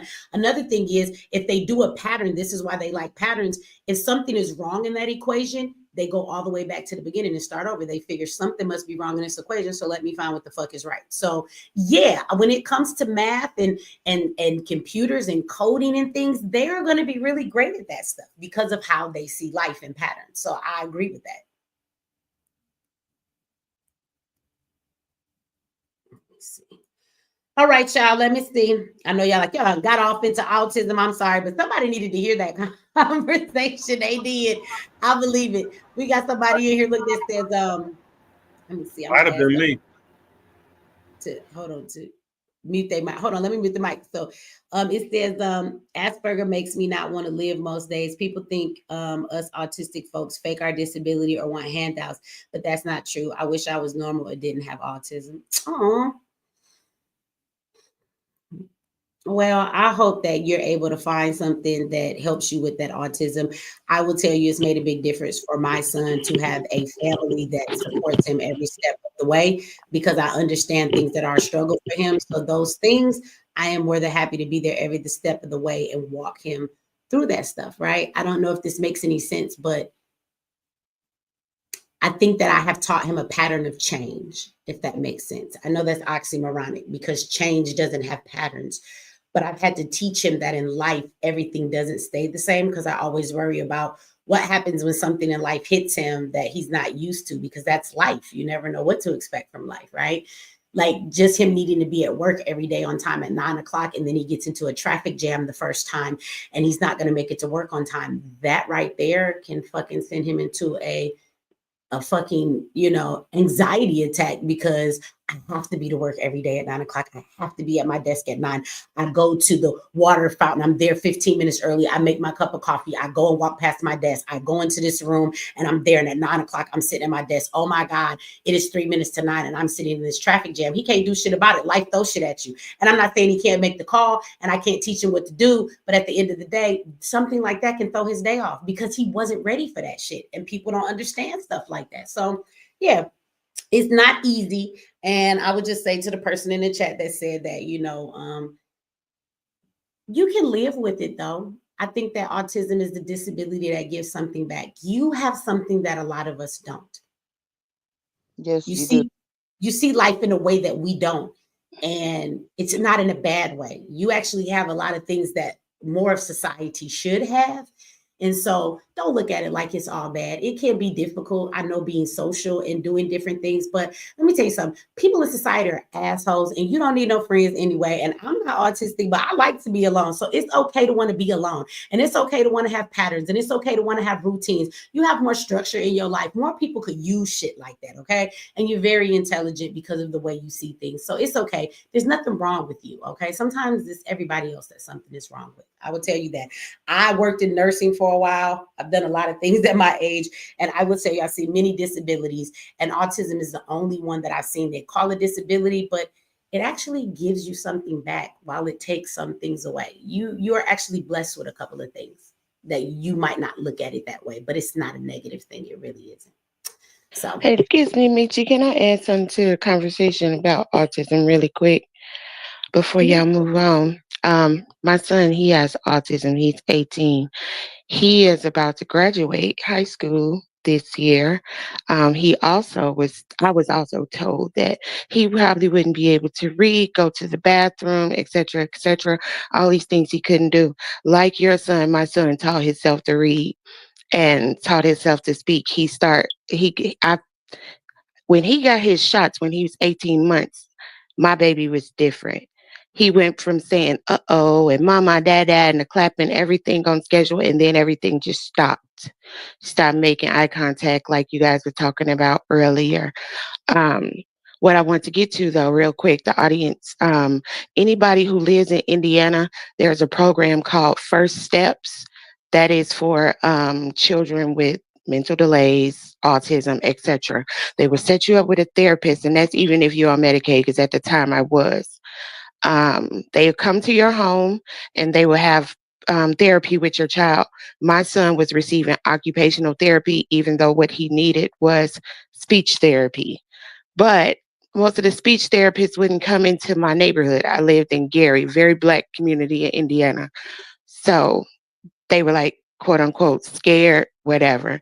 Anyway, the occupational therapist came over and worked with him until he turned on his 4th birthday was his last therapy session. My kid said cookie. I was really excited and I bought him every damn cookie I could afford at the time. So, because I was, you want a cookie? Oh, okay, let me get you some cookies. So I was really happy about that, though. But yeah, like I was saying, if you're in Indiana, and even if you have Medicaid or Medicaid or private insurance, they will work with you. It's called First Steps. You can ask your pediatrician for a referral. That's what it's called, a referral, whatever like that. And honestly, the lady that I got, her name was Crystal. I don't know where she at now, but she was a godsend because she taught me those same things like you were talking about early, Michi, about the counting down stuff. And another thing, because it's so cold in Indiana, the kids had a 2-hour delay for school. My son was so mad. And I told him the night before, I was like, it's going to be a 2-hour delay in the morning, okay? That shit threw his whole entire day off. It did. He was pissed. He was like, where is the bus? I'm like, the bus is not coming for 2 hours, babe. It's like, it's going to be here at like 9:50 something. It'll be here because his bus regularly coming 9:52. It's going to be here like 9:50. I promise you they coming. He said, I'm going to be late. I'm going to miss gym. You're not going to miss gym, babe. Just calm down. So, yeah, so I definitely understand what y'all going through, but he's smart as a whip. He about to graduate. Yeah. And he's I going want to to, and be encouraged. He gonna be okay in life. He gonna need some extra, mama explaining, some of the other normal things we go through in life, social, just dating, different stuff. He just need a little bit more understanding and direction, but he will get there. Yeah, he gonna be all right. And you know what? That brought me to another subject that was funny when you were talking about how your kid know how to like speak in 3 different languages, the alphabet. One time, my son cursed when he was like 6 years old. I was like, "Oh, so you ran out of words to say in English? You're gonna watch Spanish YouTube all day? Do you know that punk started talking in Spanish and I know what the hell he was saying?" Well, I was so mad at him. Like, "Oh, you trying to be funny, huh?" Look, anybody, anybody I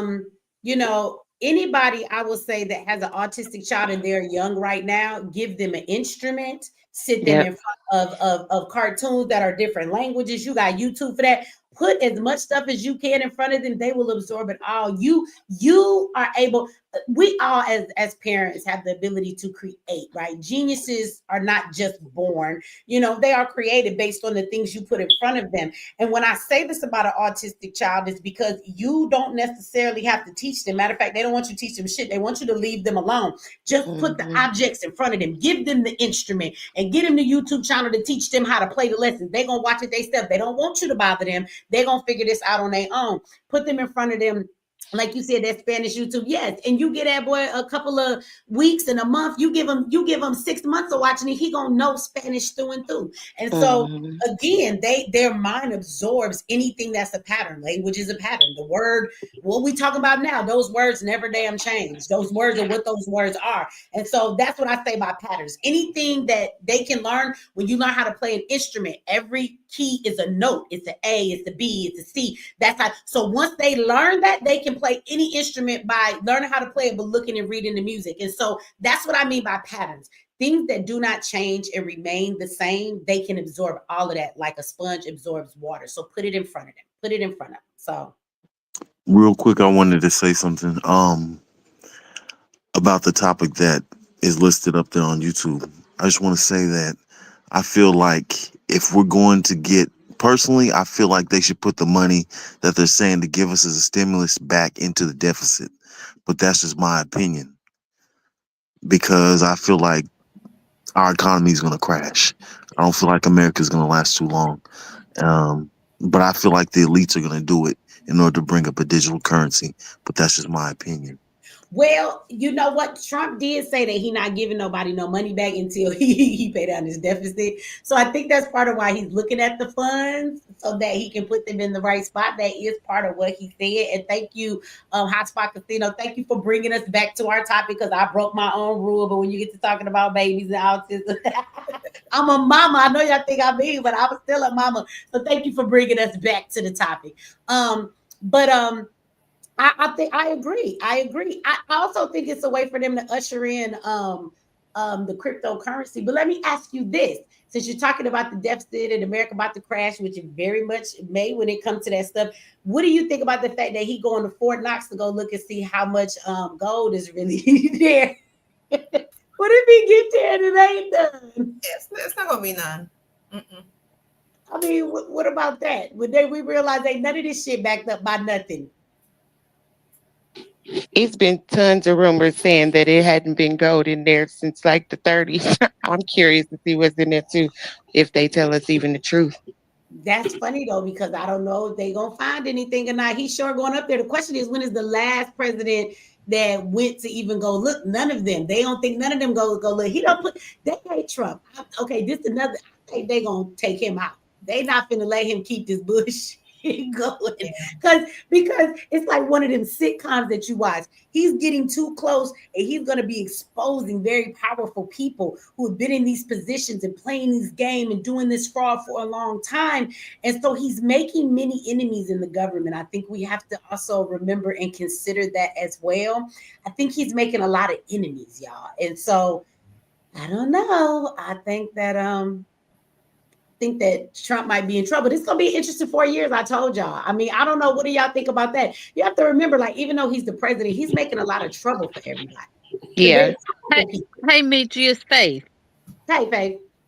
I think that he's exposing this because so everybody won't panic when it happens, because they already know that it's not there.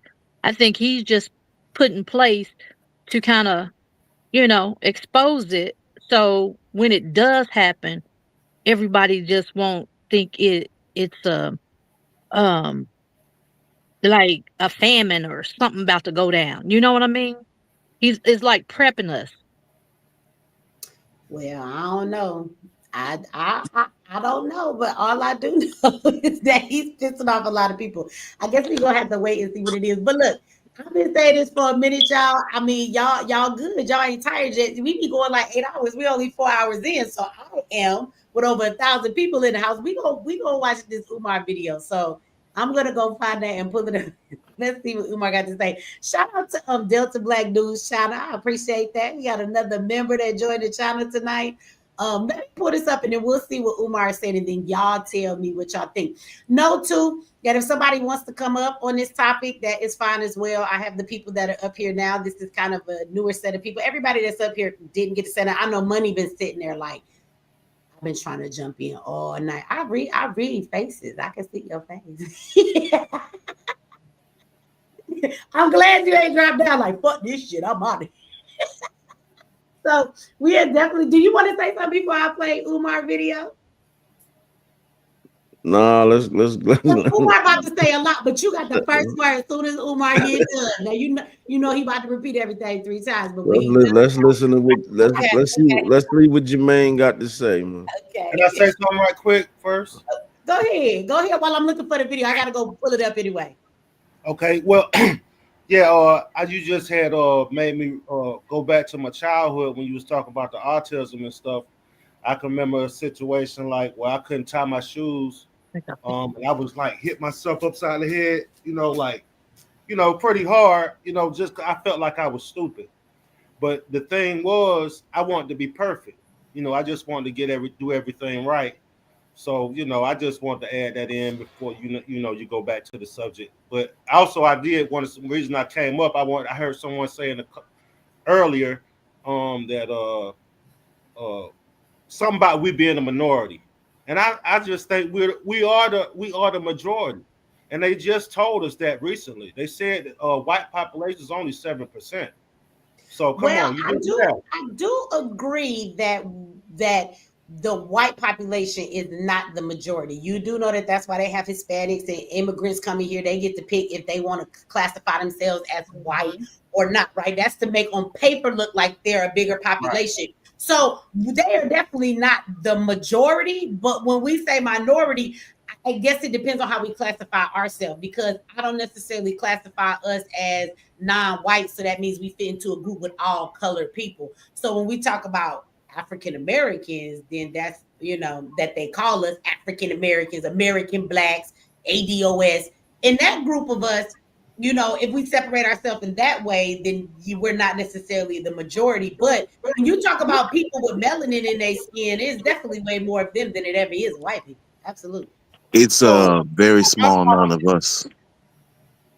But I'm saying is, so you think that we're 13% of America? We might be less. I don't know if we might be less, literally.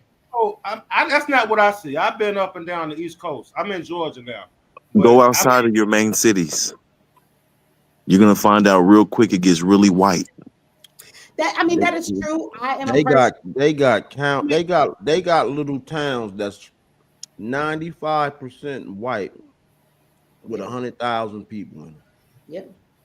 I mean, like, I've never been out the country. That's very true. I've been across this nation. I've lived in a lot of places, from little towns. My mama moved all the time when we was kids. I've been in a lot of states, and I will be honest with you that unless I was living in Detroit, Michigan with my family, every other place my mama took me, it was dominated by white people, not necessarily black people. We had small black populations, but it wasn't nothing like going to Detroit. So we have cities that have a majority population of black people. When you go across this nation and look at all the different states and all the different cities, you're not going to go to a lot of them outside of the main inner cities that we talk about and find it being a large black population. You're going to be the few Negroes that live in the community.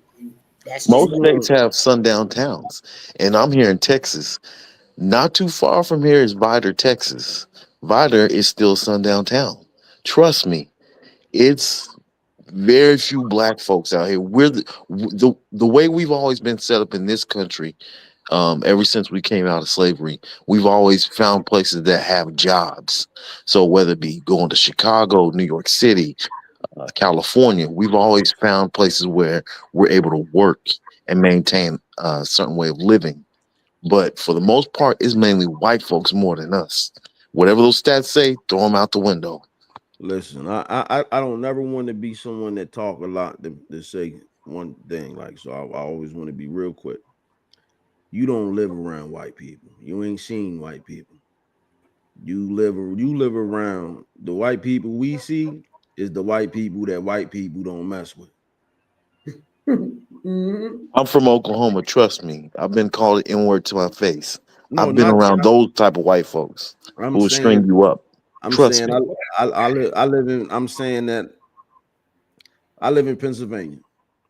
I live in the Texas. I live in the north, the Texas in the north. That's what they call PA. I live at the Mason-Dixon line, right there between Pennsylvania and Maryland. It's right there. You know what I'm saying? So you see white people around in the city. Those is white people that get kicked out of their house. Their parents reject them. They don't fumbled their whole family savings. They crack heads, they meth heads, they weed heads. They like sleeping with black people. They listen to black music. They get excommunicated from their family. So that's that. But you can go once you get outside of that city, that black city you live at. I don't know how many counties it is in some of y'all states and stuff. Pennsylvania, it's a lot of counties. It's about 64 counties. But once you get outside of Dauphin County, Bucks County, and Allegheny County, them other counties is nothing but white people. Don't know black people live in them counties, man. You know what's funny though? I've lived in plenty of white communities. My mama would move everywhere, and I guess she thought that when we had that old adage, like when you get out the hood, you made it. So you move to neighborhoods where white people think it is better. And I've been in those places, and I'm gonna tell you right now, when I was coming up, and I would have to come from Detroit, and I would be going to stay with my mama for a little while because I hated where my mama lived. I would always leave like, "Mama, I'm out," and I would go back to Detroit. She couldn't understand why you want to be in the ghetto, but I would feel like I was going through culture shock because there's no oil sheen at the store, the radio doesn't play our music. And this is not for me. And you're sending me to school with all these white kids, and I'm ready to beat everybody up because they looking at me like they want to call me that N-word, but I'm from Detroit. We're not finna play that game. But the funny thing is, I've been around white kids and I've been around Mexicans growing up, right? And the funny thing is, you go to the white kids' houses, even in the predominantly white neighborhoods, okay? Because we would hang out at their house because that's what they do. And so you got you got the black kid. I was the black kid, right? It might be one other black kid. Then you got the little Hispanic kid or whatever. And we would go to the white kids' house. You know why? Because they had a big ass motherfucking house. But you know what they had? Parents who did not give a fuck about them. Their parents would let them do what they wanted to do. Half the time they wasn't even home. That's where we went and we smoked weed. We was bad as hell. We had all the parties because Tim's dad was never at home. His mama wasn't there either. And they wouldn't clean up. Their houses would be dirty. Their kids was bad. Like this some real shit, not like on no commercial shit. Like them the same kids who their parents would be like, didn't I tell you not to do that, Brad? They'd be like, fuck you, dad. I hate you and mom. And you be looking like, damn, he about to get beat up. And no, and they just be like, Michelle, could you guys please go home? Tim can't have any more company right now. We all high and shit on the table. They don't even give a fuck. Like it was crazy because all of these kids lived in nice homes, but I found that their parents did not give a fuck about them. They gave them a lot of financial things, but these kids was bad as fuck and they did what they wanted to do. I'm sure I hung out with a fucking kid that was a school shooter just because he was spoiled. He was gonna go to school and shoot up the school because he hated his mom, he hated his dad, and they gave them whatever they wanted. We was always at the badass white kids' houses, and they weren't white trash. Like they lifestyle, and you know, not from that perspective, a mindset and the way they listened to them, this was white trash.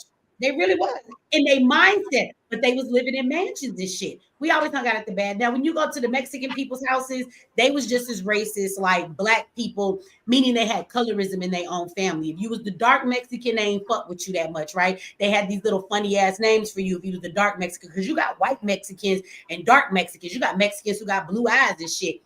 So they had special names for the darker Mexicans, right? You go over there, they mama and daddy is at home or they daddy is working, you know, their abuela is in there and they making some food and baby, they want to know if you want to eat. But they still had this colorism shit going on. You know what I'm saying? We couldn't party at their house because their parents will fuck their ass up just like you couldn't party at my black ass house. But the white kids, man, we ran their house and they ran their parents. All the damn time. Them kids was bad as hell. And they lived in big ass mansions and could do whatever the fuck they wanted. And I guess the cost of their parents having that, they was just never home. And the crazy part is, even though like they would be like lawyers or doctors or all kind of shit, a lot of their white parents seemed to be addicted to drugs. Like they would pop pills. Like even though they had this money, they didn't care much about their kids. Like it seemed like they had their own drug and like crazy ass life going on. And they just let their kids raise themselves. So I be laughing because a lot of people be seeing the white kids and be like, oh, they're raised. Them kids is bad as fuck. Them kids is bad. And their parents don't raise them. They got just as many problems as everybody else. So that's my experience from white ass kids from all different kind of states. So absolutely. And their parents always had a full bar and I used to get drunk there. So yeah, I don't know. The best parties at the white kids' house. They had exactly. And they parents, look, if we throwing a party at my house and my mama come in and catch us, we are all in fucking trouble. Not just absolutely. Me. She going off on all these kids and you gonna sit your ass down till your parent get here because I'm calling your mom, I'm taking your ass home. My mama didn't play that shit, but they parents would walk in, nobody was ever scared. Right. Nobody was ever scared. Yo, I got to do whatever they wanted to do. Ghosting, we thought back in the day, doing drugs, bumping music, breaking shit. They ain't care. They ain't care. The parents would just come in and be like, "Why do you hate me, Brad?" Like, I think it's time for us to go. And guess what? You could come back the next day, and Brad wouldn't even be in trouble. It's crazy. Hey, Michi, I'm gonna go ahead and drop down so somebody else could come up. But thank you so much for giving me an opportunity to speak. All right, and I'll probably be back. Okay. I found the video. I'm about to play this Umar. All right, y'all. Take it easy. Somebody said, Maria said Mexicans do not like black people. I didn't say that they like black people. Yeah, they what I'm missed the saying whole to you point. though is that they have colorism against their selves. Right. And so again, just like in any race, you're gonna find Mexicans who act like they embrace you. You go to the East Coast, you got Puerto Ricans who act like, oh, you're my brother, my sister, I love you. Everybody has their colorism. What I found weird in the Mexican household is that they had colorism, that they treated the dark-skinned Mexicans different. That's what I'm saying. I noticed. It's You no know? different. It's no different than black people. We do the same thing to our people too. Right. So they have that same stigma, and the fact that they don't like they dark skinned Mexicans is another reason why I think it shows they don't like black people either, because it's like they don't like their own Negroes. So they Listen, don't like white people do it, but they can't really call it colorism because they all the same shade. So right. You tan too dark, Becky. What the fuck is that you have on? if they got real frail ass hair and shit, that's when you can They be tell. like, "Tienes pelo malo." Like, what the hell? Let me tell you something about the white ladies. And y'all gonna quit talking about sisters and weave, because them white bitches wear more weave than you could ever imagine, okay? Yo, that's Y'all facts. be, you know what the funny thing is people be like, well, they wear their own hair. Okay, we'll give y'all that. Maybe sisters shouldn't be having like 20-inch blonde hair. I get that, right? They should have something that look more like their natural hair. But it's funny because it's when you see a white woman, people automatically think that white woman that has all that hair, that's her hair. 9 times out of 10, that bitch hair is thin as hell, frail as hell. She ain't got none, and she got 17 tracks in her motherfucking head, but everybody assumes it's her hair. So I just want to throw that out there. Like, white women wear weave just as much as black women do, but y'all will never think that because everybody thinks white is right. And because this bitch is white, that has got to be her hair. And I'm telling you, it's a fucking weave. That's because they going bald. You know what I said? They got frail ass hair. Most of the time, yeah, they all that thick ass Pantene shit. That ain't their hair. They should be thin as fuck. Okay, right. Well, y'all ready? Y'all got y'all popcorn. We about to watch the show now, everybody. Okay. We about to come the show. Hold on, let me see. Motherfuckers be so smart, they dumb. Yeah, I say that shit all the time. That's my saying. I want to say this because there's a lot of memes and commentary and. Okay, let me make sure we can see this. Okay, we can see it. Okay, hold on. Let me get that off the screen so everybody can see it. Shout out again to Delta Black News. Thank you.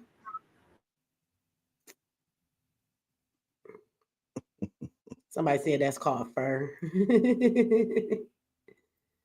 And that is true. You are not being wrong. You're actually scientifically correct. When they test white people's hair versus other people's hair, they have what would be considered fur, like an animal versus hair. That is true. That is not a lie. Like a dog. Well, their hair is considered to be more like fur when they take it and they analyze it. Yeah, that's a fact. We're not lying. All right, y'all. Here we go. He gonna say everything 3 times. So I'm gonna go make some coffee because I watched this earlier. Oh, that shit 15 minutes. Content being spoken of with regard to President Donald Trump, a notorious racist, and Black people are trying to put a positive spin on the things that Donald Trump is doing. The reason so many Africans are trying to put a positive spin on the things that Donald Trump is doing is we suffer from a white savior complex. We suffer from a white savior complex. We suffer from a white savior complex. So we always have to have a Caucasian in a position of influence or authority who we have to make look good. Because for African people who suffer from a white savior complex, we don't feel safe when we don't have a white person who we can look to as being somehow in our favor. Now, this is not a pro-Republican message or a pro-Democrat message, because when it comes to Black people, there is no red party or blue party. There's only the white party. I said, when it comes to Africans in America, there is no red party or blue party. There's only the white party. I said, when it comes to the American African, there's no red party or blue party. There's only the white party. But here's what I want y'all to understand. Why Donald Trump is doing what he is doing. The reason Donald Trump is purging the government, the reason why he's trying to cut as much from the federal budget as possible, the reason he's trying to eliminate all of these social service safety programs is because he wants to force you, the unemployed, the underemployed, the disabled. He wants to force everyone into becoming a slave to white capitalism. I'm going to say it again. And I want you to understand, overstand, and understand me.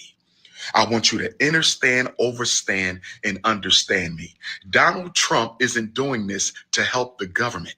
Donald Trump is purging the government financially to help corporate America, to help big business. The more people he cuts off, the more people he cuts off from relevant social safety net programs, food stamps, WIC, housing, Social Security, the more he cuts, the more that the underclass, the working class, the disabled class, the oppressed class will have to go enslave for corporate America. He wants all hands on deck for the corporations. He needs all hands on deck for the corporations. He's not doing this to help the government. He's a businessman. He is a capitalist. He's doing this to help the corporations. This purge is to force you into corporate slavery. It is not to save the government money. Brothers and sisters, please wake up and smell the coffee. This is all a grand scam for corporate America. It is a grand scam for corporate America. And because he is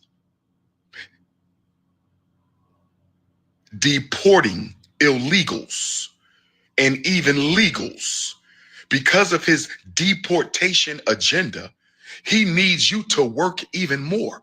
Because if they're going to get rid of excess people from this country, those people that they are getting rid of are the ones who are working under the table. They are the ones who are working for less than minimum wage. They are the ones who are working without benefits. You cannot get rid of millions of illegals if you don't have anyone to replace them in the corporate slave market. You must always have a large population of cheap labor in order for capitalism to survive. I need y'all to hear me well. I need y'all to hear me well. Capitalism only works when you have poor people whose labor you can exploit. The illegals were just that. The illegals were the poor, cheap labor that corporate America was exploiting. If they're getting rid of the poor, cheap labor that corporate America was exploiting, who is going to take their place? They need poor Americans to take their place. They need Black people to take their place. And under capitalism, and we've talked about this before, and I'm no socialist at all, I'm a Pan-Africanist, but under capitalism, if your labor cannot be exploited, if your dollar cannot be exploited, you are useless. I want y'all to hear me on this. This is important. Under the philosophy of capitalism, which is the worst economic system ever created, it is the economics of white supremacy. Under capitalism, every human being's worth is determined by your ability to do one of two things. You either can slave for the corporation, or you can buy from the corporation. If you can't slave for the corporation, and if you can't buy from the corporation, you're better off unalived. You're better off unalived. Once you retire, you can no longer slave for the corporation, and you don't really need to buy from the corporation. Elders can survive off of very little, and they can't work anymore, or shouldn't have to work anymore, or don't want to work anymore. So under capitalism, retired people who collect Social Security, who collect pensions, are useless.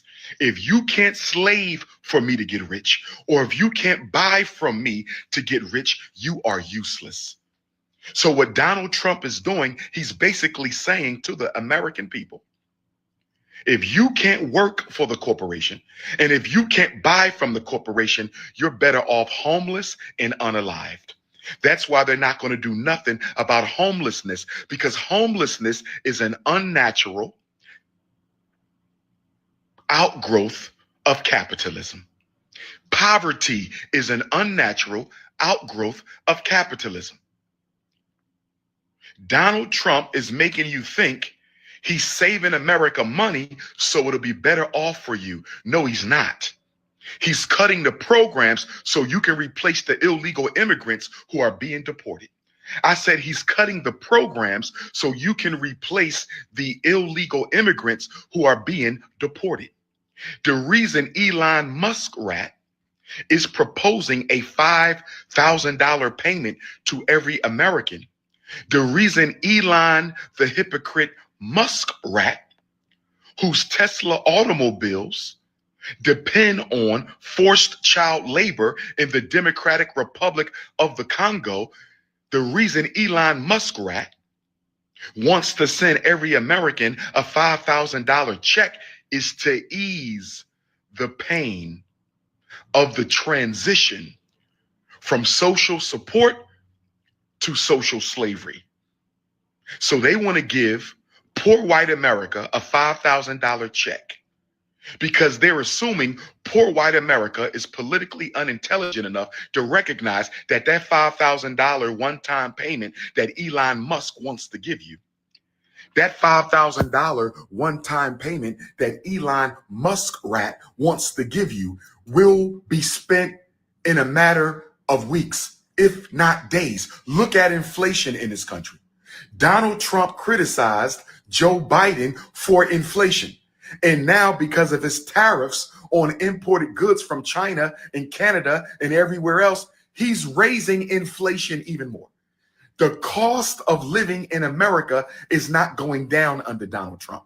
The cost of living in America is going up under Donald Trump because of the tariffs and the cuts. So the very thing he said he was against from the Democrats, he's doing himself. He's doing himself. He's doing himself. So brothers and sisters, they're going to suffocate Black America if we don't come together and do something for ourselves. This Donald Trump administration is engineered to suffocate Black America. Democratic Party plantation slaves, Kamala was going to do the same thing, but in another way. So get off your high horse. Democratic Party plantation slaves, Kamala was going to do the exact same thing. She was going to use the immigrants. Donald Trump is using traditional white power. Kamala Harris was going to use the immigrants to suffocate Black America out of existence. Donald Trump is using traditional white power. Same goal, different strategy. Same goal, different strategy. Same goal, different strategy. So it's time for us to wake up and organize, because organization is the only thing that will save the American African people. Y'all can keep on worrying about sports. Y'all can keep on worrying about hip hop. Y'all can keep on worrying about clothes, gossip. Y'all can keep on worrying about 50 Cent, Rick Ross, and Big Meech. Y'all can keep on worrying about all these other things going on in this country. You better start organizing. Donald Trump is cutting the safety nets to force Black people out of existence. What better way to gentrify the Black community than to make all the retirees homeless? What better way to gentrify the Black community than to make all the Black retirees homeless, brothers and sisters? You got to wake up and read between the lines. They playing chess with us, not checkers. And you sitting around waiting for reparations, that ain't nothing but a death sentence. You sitting around, how can a disorganized people get reparations? You are $2 trillion people. Let's start using that money to build institutions and infrastructure.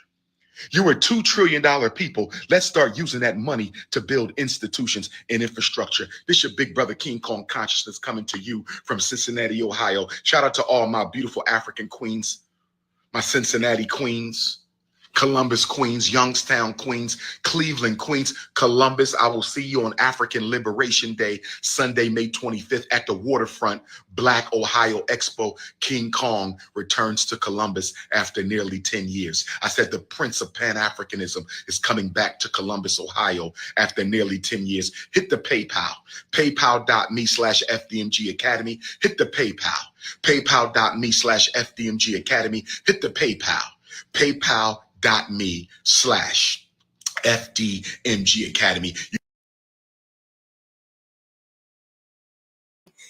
So I guess he want us to get that money to him. That's what he mean by building shit for the Black community. Yes. Okay, I just want to say, starting off, for everybody we have up here, of course, we will make room for some other people as this conversation goes on if you guys want to come up here, but I'm gonna start with the panel that I already have. So I just want to say, I think that Umar is full of shit. I think that he was very contradicting. Like he said, Kamala was gonna do the same thing. So if the idea is to remove the immigrants so then they can trade us for the slave labor, then how is Kamala going to do the same thing by keeping them? Because that means they would have done the slave labor, right?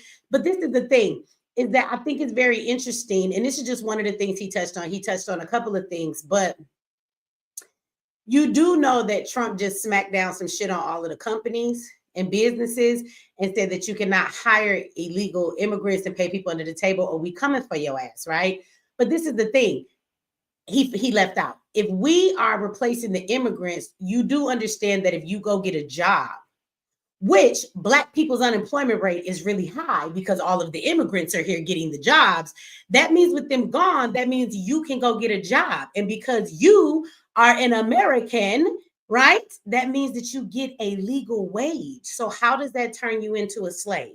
I thought Black people needed more jobs based on the unemployment rate. So that don't even make no sense to me. I'm gonna just throw that nugget out there, and then y'all go ahead. What y'all think about it? It's a lot he said. Of course, he repeated himself 3 times, everything he said, but that right there alone is some bullshit because that means more jobs for Black people, and they can't pay us slave wages. Does he understand that they have to pay us the legal wage?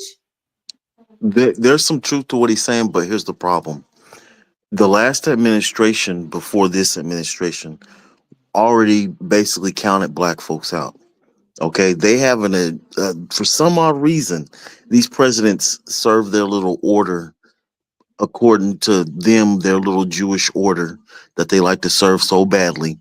But this last administration before this one actually was trying to get us nuked by Russia. Okay, so they automatically have counted us out. They don't want us to exist anymore. Well, let me ask you this. What part of what he said is he right about? How they want to get rid of Black people. That's actually true. They do want to get rid of us, but can I ask you pertaining to this administration, what is Donald Trump doing right now, the stuff he talked about, that you can tell me and what he's done plays a role in getting rid of Black people? I know one of the things he has cooked up behind the scenes is with Bill Gates. Bill Gates just recently visited Mar-a-Lago, and I guess maybe, I don't know if it was communicated to RFK Jr. or whatever, but they're talking about new vaccines for Black people. And I don't know what that's supposed to mean, but yeah. So they're planning on getting rid of us some kind of way, but however they're going to do it, we just got to figure that out. Well, I haven't heard that there are vaccines being created for Black people. That's not anything that I've heard on the news. I don't know if that's what people are running around saying. And not even that, Trump don't even like Bill Gates.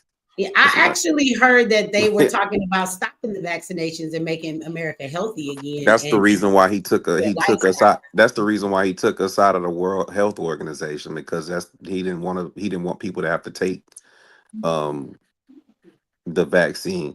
A lot That's of people not necessarily true, dude, and a lot of people that were in the military and that got kicked out of the military for not taking the vaccine. He's trying to reinstate them to get back in the military if it's not too late, as far as age is concerned. He's trying to get them back in because he didn't want people to take vaccine. You know that he also said that they can sue for all of the back pay for people that they kicked out for not taking the vaccine. Yep. They owe them back pay and they have to reinstate him and Bill Gates don't fuck with each other, man. Here's what happened last time. So when Bill Gates decided to separate from WHO, the money that was supposed to go to WHO, he actually gave to Bill Gates Foundation, Gavi. Behind the scenes, he was like, "Oh, okay, I got you." Wink, wink. So it's a game that's being played in our faces. We just don't hear about it as much. I don't trust any of them as far as I can throw them, because at the end of the day, they do want to get rid of us. It's only about when they decide to do it, whether it be through What is it, through a pandemic or through AI replacing us with their jobs? You do realize that as much as we are the slave in this country, that's like saying that the slave master was going to come in and murder all his slaves. How would he produce anything? You do know That's that what I'm saying. black people actually produce wealth. Being poor, we produce the wealth that We they do, but here's the problem, Michi. You know why black folks are the most powerful? Because of our connection to Africa. They know that. So they have to get rid of you. Because at the end of the day, they want the resource in Africa. And if we revolutionize those people over there, then that's a problem. Hey, yo, let me say something real quick. Let me say something real quick. Go ahead, man. Them crackers ain't worried about you niggas, man. That's what I was about to say. They don't give a fuck about I'm killing one of us the all. I'm a nigga too, bro. But we ain't in the game, man. We ain't got 100 niggas to go anywhere to do nothing. These white people ain't worried about us, man. They're not worried about us at all. So what some of the things that Umar said was true, and some of it was like just double dutching, you know. And boy, that's an arrogant brother, man.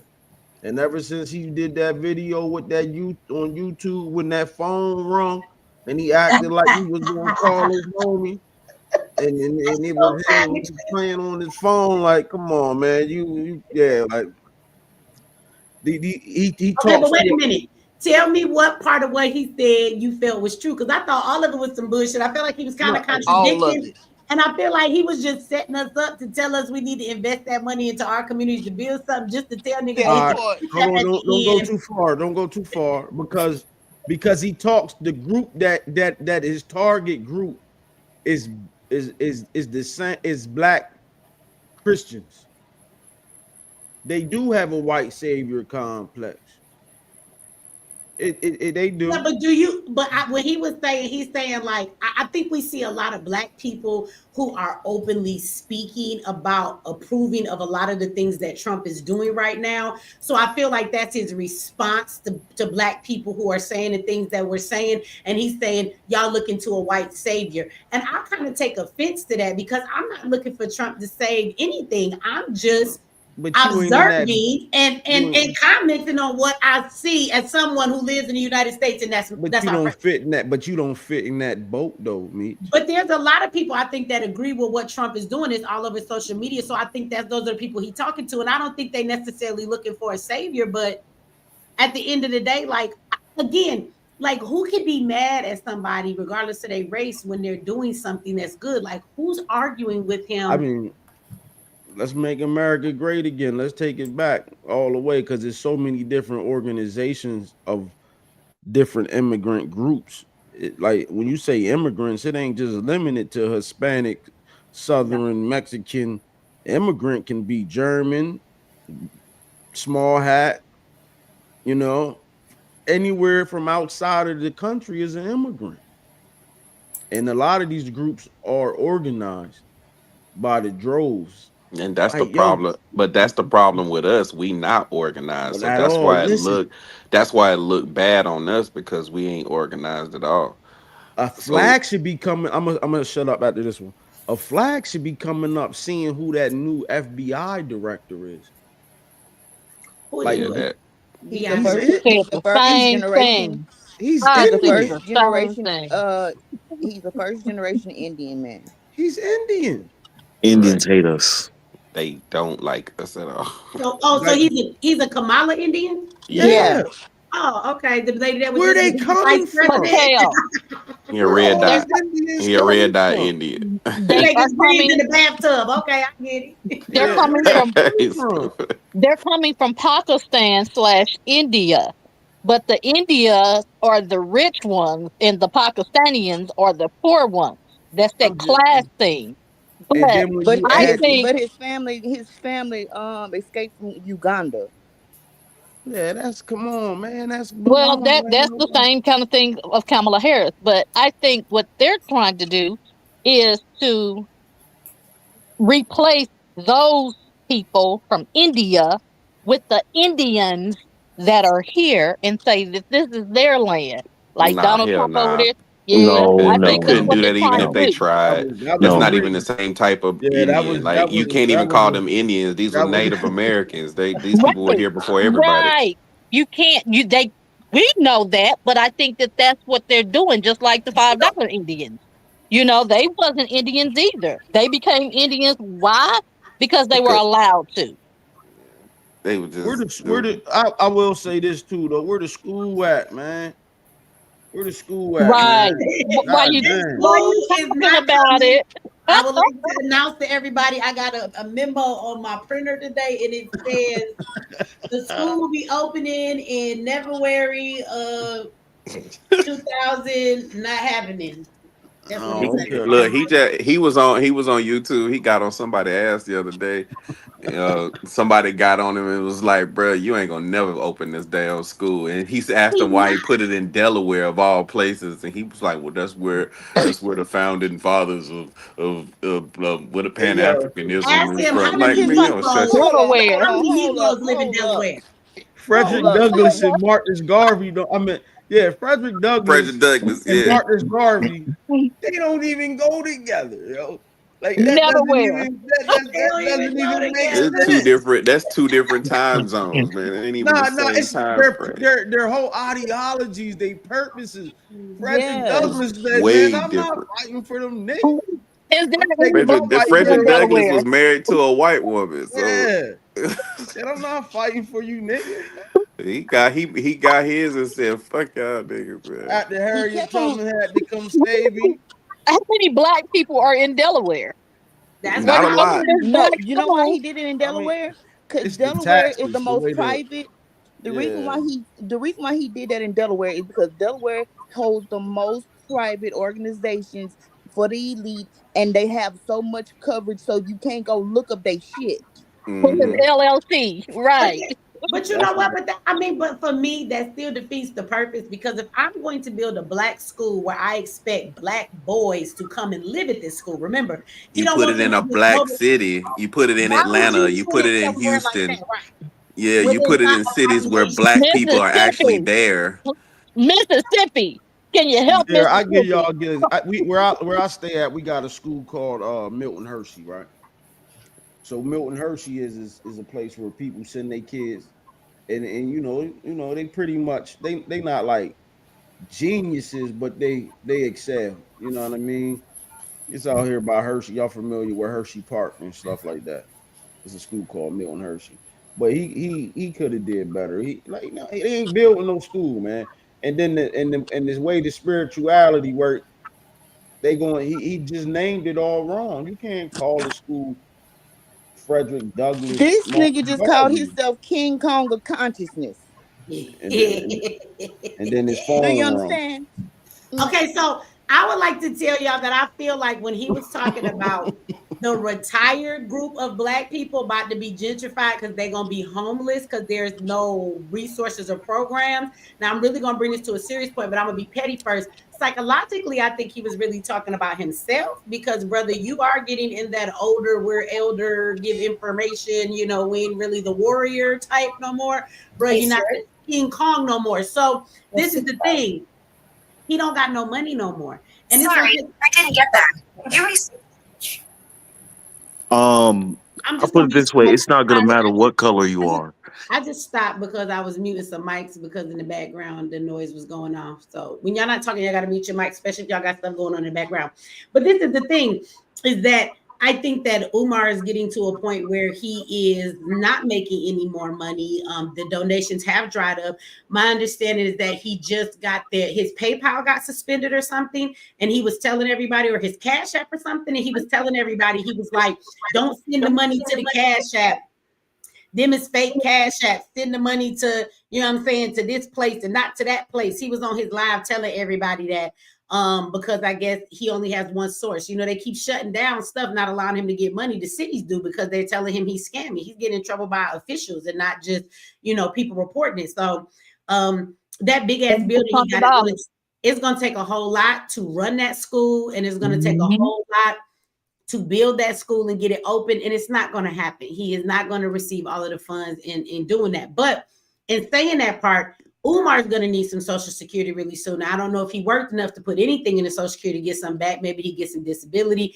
I don't know. But one thing that he did throw out there, he said that Trump is taking away all of the programs that people depend on. And so I guess that he was implying that if those programs are not there to help cushion you in life, you're going to end up being a homeless nigga or you're going to have to get a job. He called it slavery, though. I call it getting a job.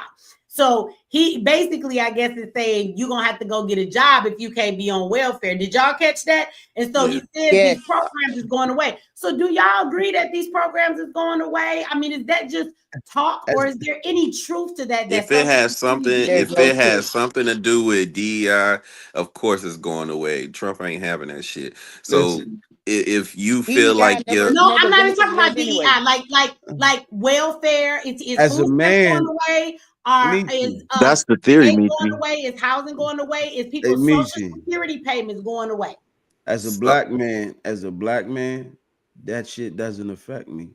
It doesn't affect me either. Yes, it does. It comes out of your tax dollars. That's not true. I'm tax free. I'm a veteran. I'm tax free. I ain't worried about that. So that shit don't affect me at all. The taxes is paid I don't want to pay these taxes no more. Can I like the taxes is paid before I even get my money. So that doesn't bother me. What I'm saying is I can't get food stamps, I can't get housing, I can't get Okay, but wait, we got to go deeper in this conversation. We got to look at the bigger picture. If you can't get it, the point is he's saying that they're going to remove all of these programs from the Black community, which I'll take offense to that, first of all, because we are not the majority of people on welfare. White people are, period. Okay. And somebody gonna come along and say, well, there's more of them than us. I don't give a fuck what the reason is. We're not the people who are on welfare the most. That's the bottom line of it, okay? If you've paid attention to it lately, like if you get on TikTok or get on YouTube, everybody that's complaining about this food stamp shit is white women. Like it ain't nobody else complaining about it that much. Well, let me say this though. He said that if these programs go away, so people aren't gonna get Social Security disability, Social Security payments, right? No, that's not okay. So I mean, let me clear you up on that. Listen, but that's what he's implying. He said that the retired people. Oh, you talking about Umar? I got you. I mean, but what he is saying has been said by a lot of people on social media. But that's because that all they hear is that they're not really paying attention. Right, but that's the point. I was about to call you Kevin, but I'll be killing my real name. I'm just playing. I don't care. He's starting to sound like he's a Mason or something. I'm just playing. He's starting to sound like he's a Mason. I'm not gonna lie. Who's a Mason? Umar. He's starting to sound like it. He's starting to sound like it. I'm just saying. I wouldn't even be surprised if he is a Freemason, bro. Like most people of power like that of influence are. Yeah. This is the point I'm making. There's a lot of people saying what he's saying online. Social Security is going away, right? No, you're not going to get those retirements. Disability is going away. Your veteran payments is going to be gone. It's not. Section 8 is going away, or there's going to be a time limit on Section 8, which I think that might be true. I don't know. I haven't looked deep into it. But they say Section 8 might be going away. Food stamps is getting cut. Nothing is going away. He's putting a hold on all that shit right now, so Elon can go through and figure out what the hell's going on. My question is, what is the truth versus fear mongering and propaganda?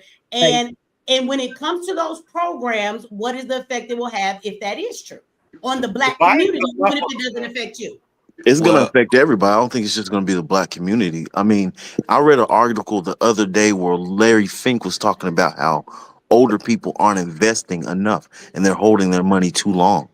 So that lets you know that he has every intention to remove all their 401ks, all their SSI, everything. They're going to take it all. And people are going to be pissed off and they're going to want answers. And you remember Biden signed this into this law where basically like it can allow the military to come into your house, do whatever they want to in case of like a serious like revolution or something like that.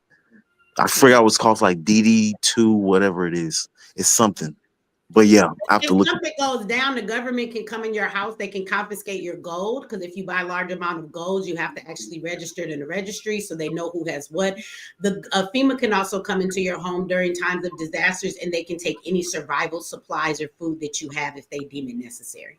Good luck. You know, he did fire the head director of FEMA, right? Yeah, he just did that last He week. fired everybody. I talked to my mama last night. She almost got fired. He told her, "You not meet your mother no more." That was some crazy shit. He fired everybody. let me tell you some real shit out there, though, y'all. Right? So the thing is, people keep saying it's not just going to affect Black people. Are those things true? Do we know that to be true? Is he removing Social Security? No, he's But not. people keep saying that because Mr. That Umar said it 3 times. 3 times. They're going to. They listen, haven't, but they they're have going to to. say that. No, they're And in not. order to, that's the only way you can fearmonger somebody. You have to say what you think is going to be the truth. And if what you're hearing is they're going to take Social Security, man, you can't take that away from people unless the government decides just to do away with it, period, later on. But you ain't doing that right now. You It's can't. called a Social Security You trust for a would, reason. yeah. And I'm a I Guys, veteran. heard, I'm a I veteran. So heard, like, I'm a guys, veteran. Imagine every veteran that gets paid under the government and they take that away. Man, all veterans would gang up on the government. We ain't hearing that shit. I'm All a the shit, the veteran money and they too. have time to we done change put the into currency. to That's saving this why. country. Huh? They have I'm a to change the veteran. currency. That's why they're gonna cash it out. Trust me. Nah, fuck They're gonna that. They take the ain't, SSI. I I don't promise believe it. you. I don't believe it. well, let me say this. They have talked about they have talked about not taking it, but in the last administration, it has been said that Social Security is going to run out in a couple of years and it won't be enough to last.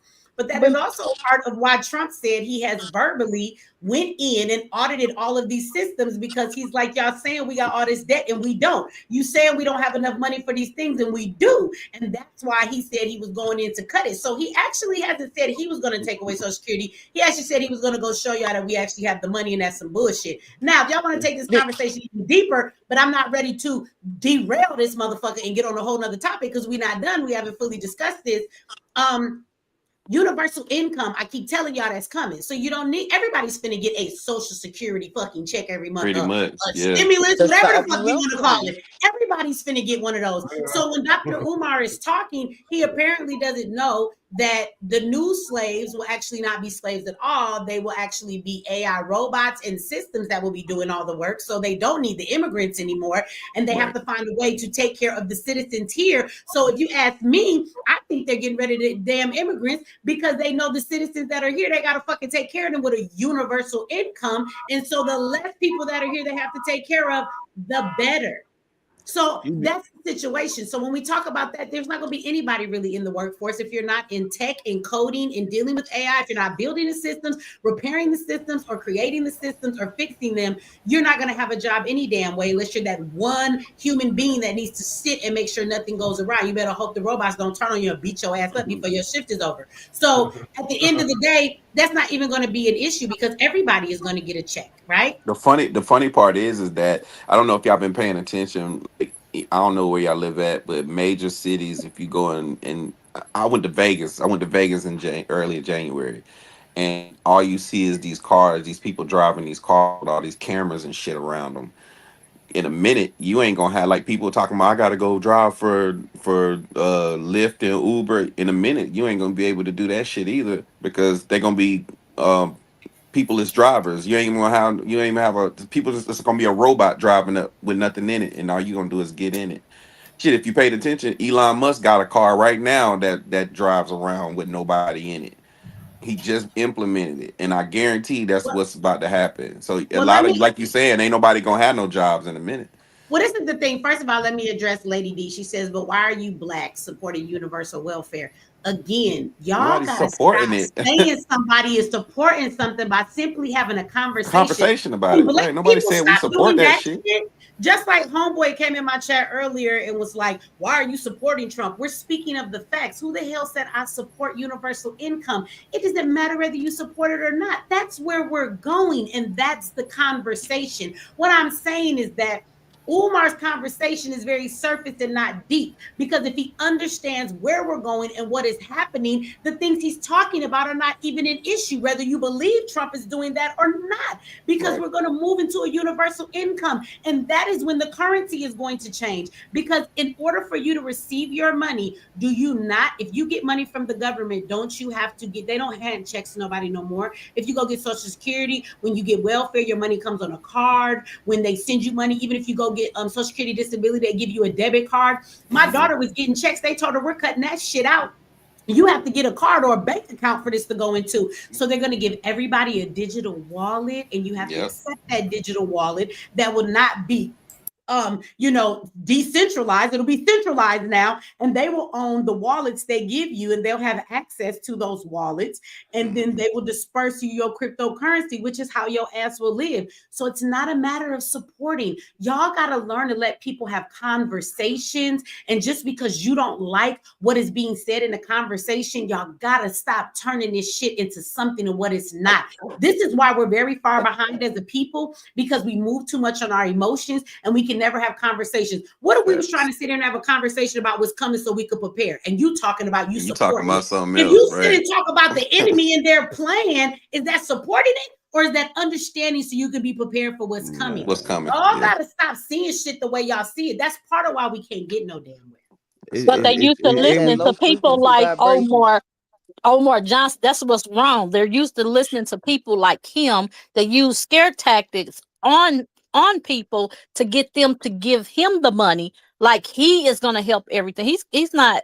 All he's doing is filling your heads with garbage, trash, and scaring you.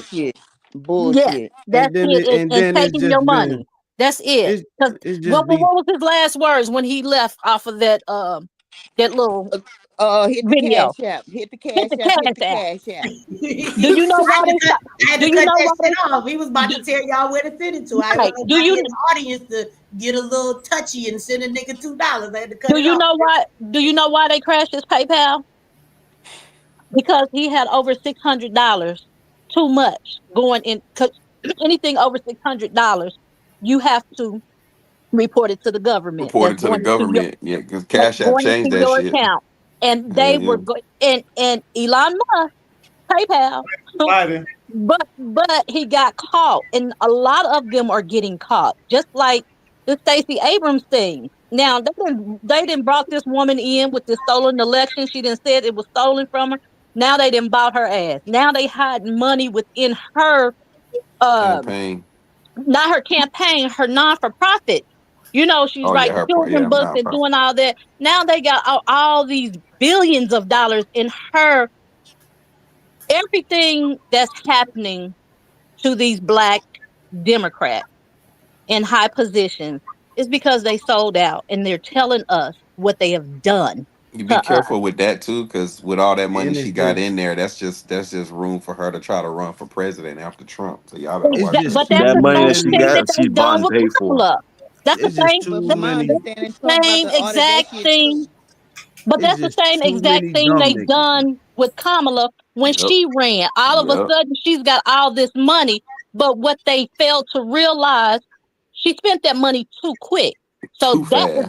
that's gonna become an audit. So everybody that she gave money to, Everybody got to come up off that shit. if they just allow the government to go into their accounts and audit them. So all these stars that she didn't gave money to, she actually set them up for failure. That's what she did. And a It's lot just of people don't see this stuff because they too busy running for the money. They selling their people out. They don't care. All they worried about is money. You already got money. Why are you and your kids are set for life? Why are you still why are you still trying to get a bag? I When was is it actually time watching to help something your earlier. community? I was actually watching something earlier hey about man, y'all gotta let me get in here, man. Y'all just volleying and I'm my trying to bad. Go get ahead, in Mark. here, man. My I bad, don't my guy. yeah, you know what I mean? I'm trying to be nice. It's just too many dumb Gotta niggas. be me a little bit. I don't want to be You mean gotta to my say it with your brothers and chest. sisters, man. Nah, I go see for it, that. man. I'm just messing with Stop. you. I'm just messing with Yeah, you. all right. I hear you. It's just too many dumb niggas. It's too many. It's too many, Hmm. too many, and too many of them be having something to say and don't be saying nothing, man. I'm 45. And I remember it was a time when if you was in an arena where you ain't had no business speaking, you shouldn't speak, or you was gonna get your face smacked. That part. I don't know what it was like for the girls, but for the dudes, if you was in a circle, you was outside off the porch too fast, and you with the right people, and them dudes is talking. Don't talk, man. Shut up and stay in your lane. Yep. Because you're gonna get your shit Daffy Duck, man.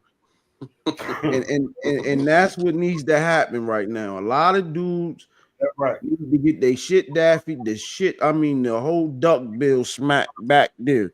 Because they talking and they ain't even supposed to have the microphone. You know, and I ain't talking about nobody on the panel. I'm talking about people that's on CNN, people on Fox News. Umar getting on here talking goofy sometimes. You know, all of us got flaws.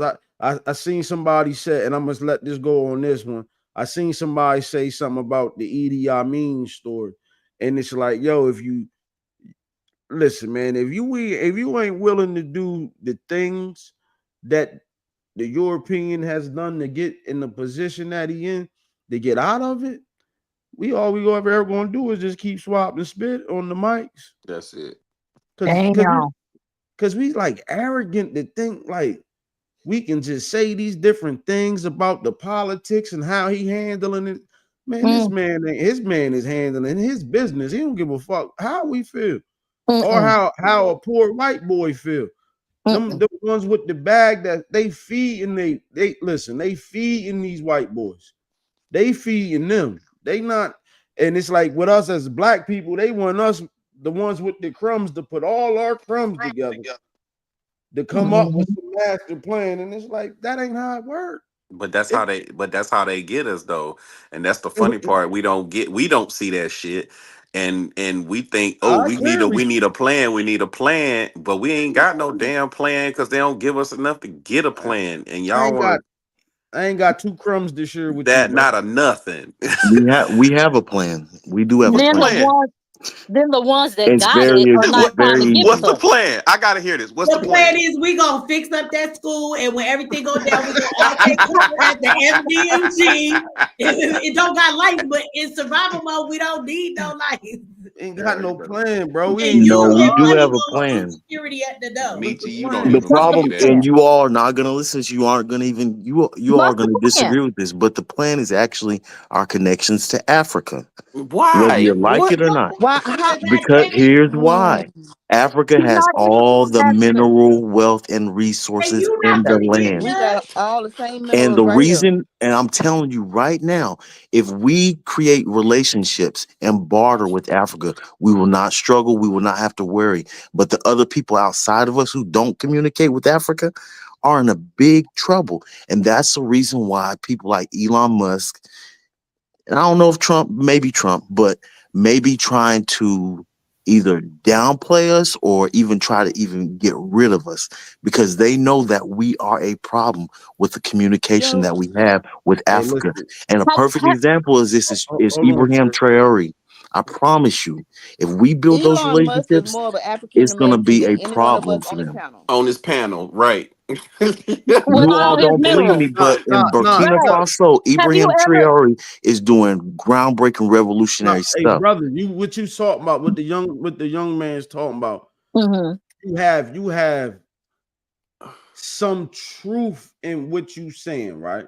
It is, but what you saying is like you don't have one organization in the United States of America with 5,000 people. One reliable one that you can go ahead and send a letter to. That's not true. That's not true. Have y'all heard of Ambassador Prince Michael?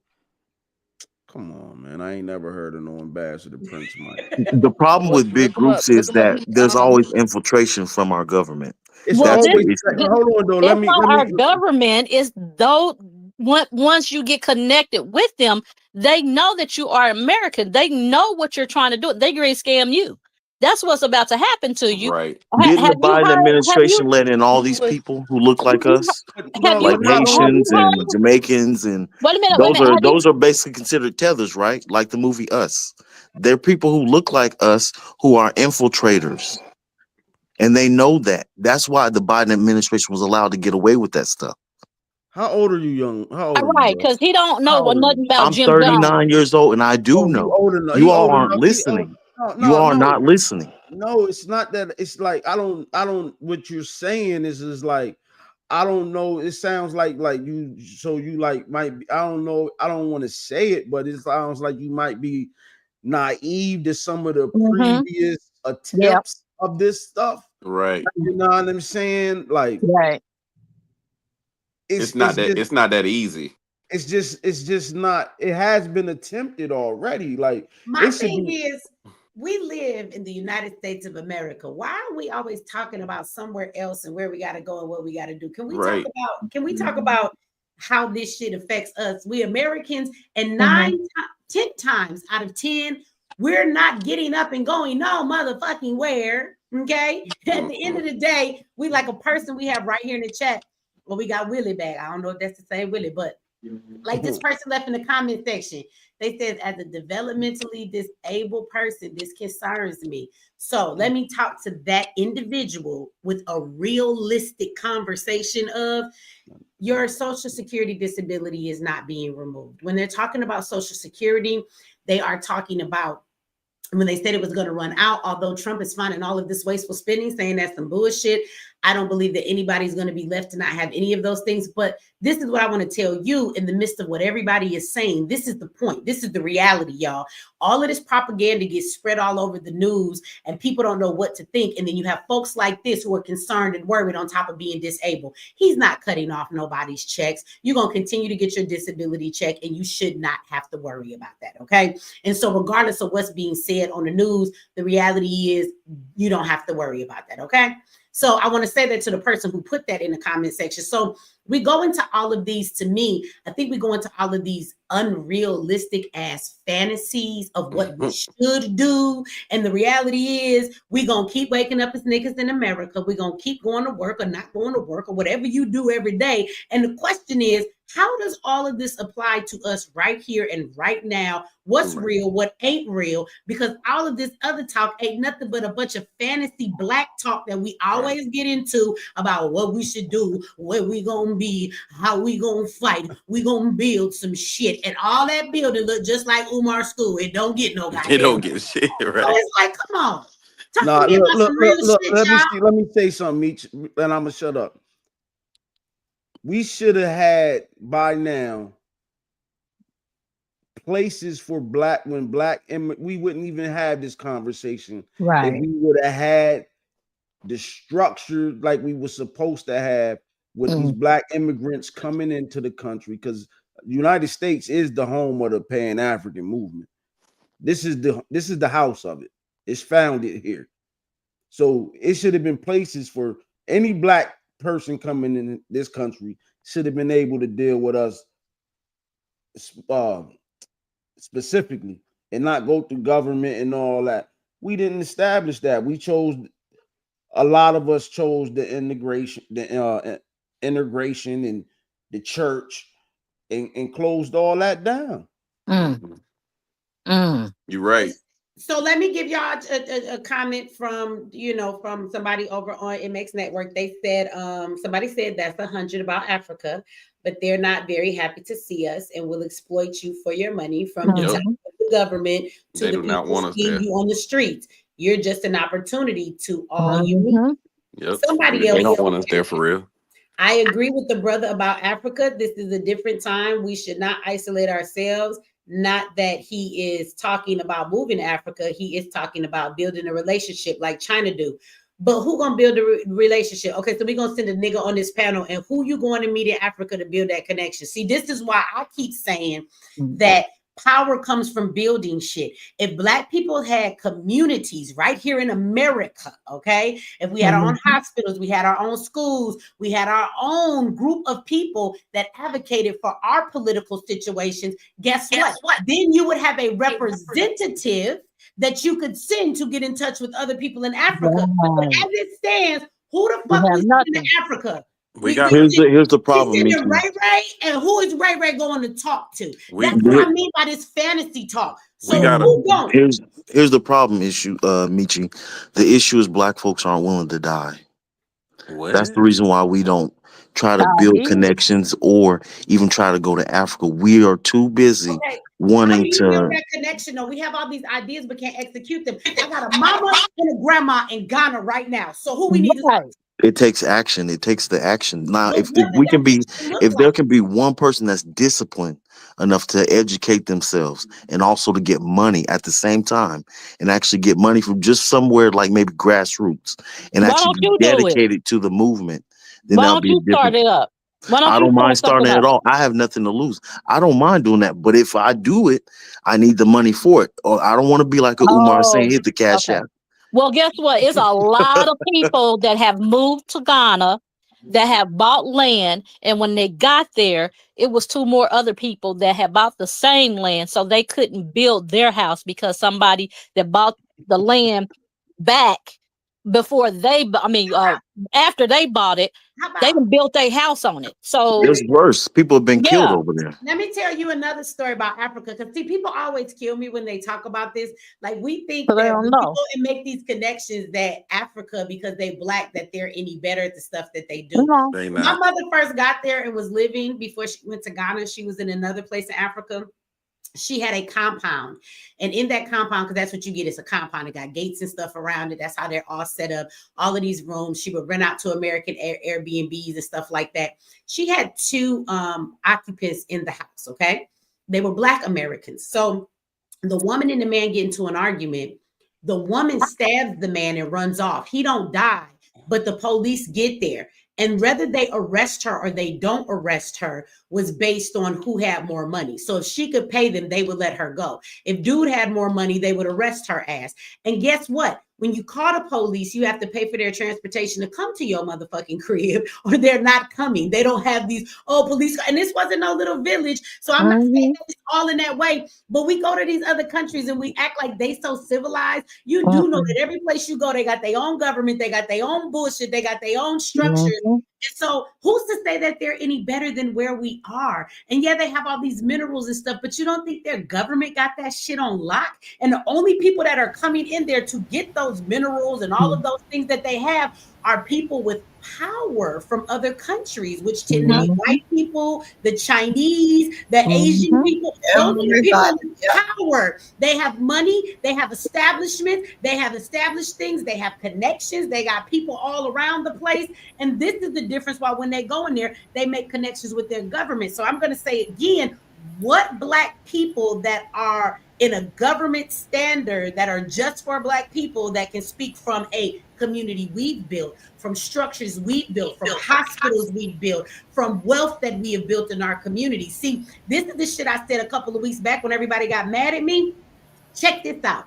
The Black people that had $2 billion circulating in 1950, that owned all of their lands, all their communities, educated their own kids, had their own police officers, had their own buses, had their own cabs, had their own movie theaters. Those niggas could have cooperated, went over to Africa and built some shit before we could, because they had more than we have today. So the first thing would be building something to say you have some power here. We don't have any power here. So who's going to represent us, and what are we representing, and who the fuck we going to talk to? The reason the white men and the Asians and them can go talk to them is because they have things they built that represents them. They come representing a group, a government, a structure. A Jew can get their ass up, but even a Jew ain't gonna send any Jew. They gonna send the Jews that are the representatives of their communities that have built some shit. See, so that's what gives you power. This is why nobody pays attention to us in politics. So if we're the laughing stock in America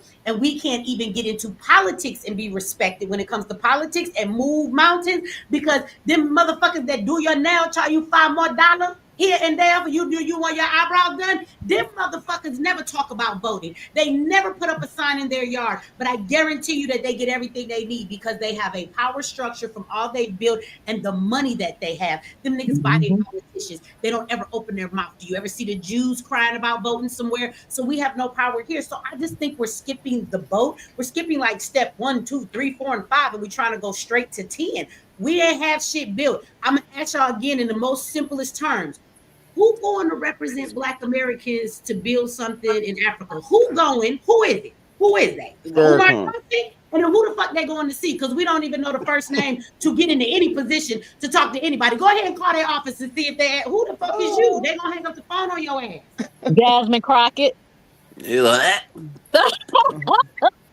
I don't mind going. I'll be the first to go. I don't care what y'all say. I'll be the first to go. I'll go right over there, Burkina Faso, and I will be a revolutionary. I do not mind whatsoever. Went to Africa. JT the bigger figure went to Africa and tried to get them people to build, and they turned on his ass over there. And he ended up right back to San Francisco, California. So y'all know JT the big fig because he's from the Bay, from Fillmore, where I'm from. He went to Africa. He was there for 3 years trying to help them folks build, and was feeding the poor, giving them money, giving them jobs and everything. And the government said, "Fuck this shit. He got to go," because they were over here.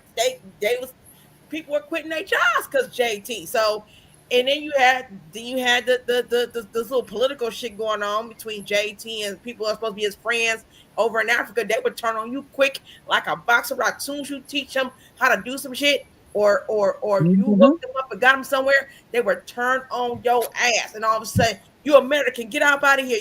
You're with that. You're Akata, get on out of here. So they don't see, but Tanjan, they don't realize that when we go to Africa, you are not their brother and sister. You are American. They see your ass the same way they see the white American or the Asian American or the Mexican American. You're an American to them. They don't see you and be like, my brother and my sister. They do That's a misconception. That's their own problem. That's any country though. Like They're unlearned. I was They're gone to unlearned. Afghanistan. Afghanistan is the same way. You are right about that. You are right about that. Let me tell you this.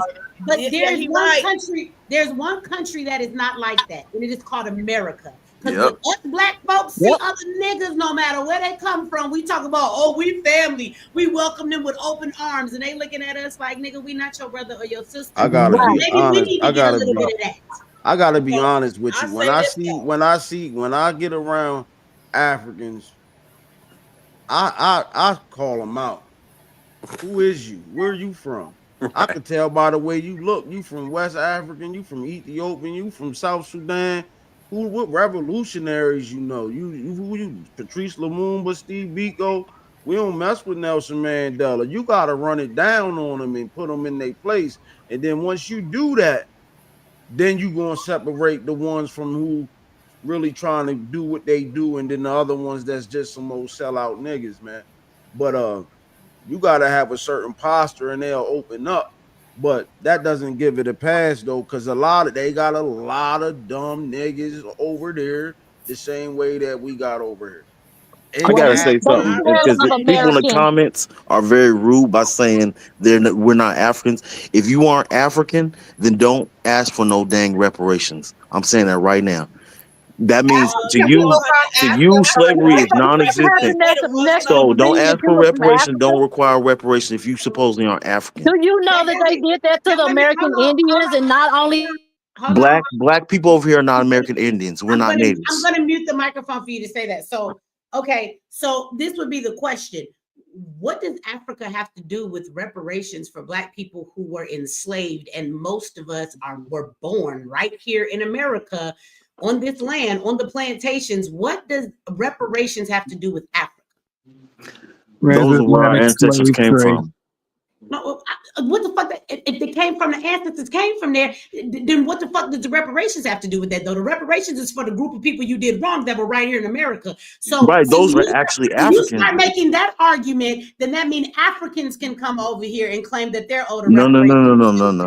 Our people from our land. Like again, no. If you understand how reparations work in a political argument, you can never ask America to give you reparations as an African, but you need it because you're an enslaved American.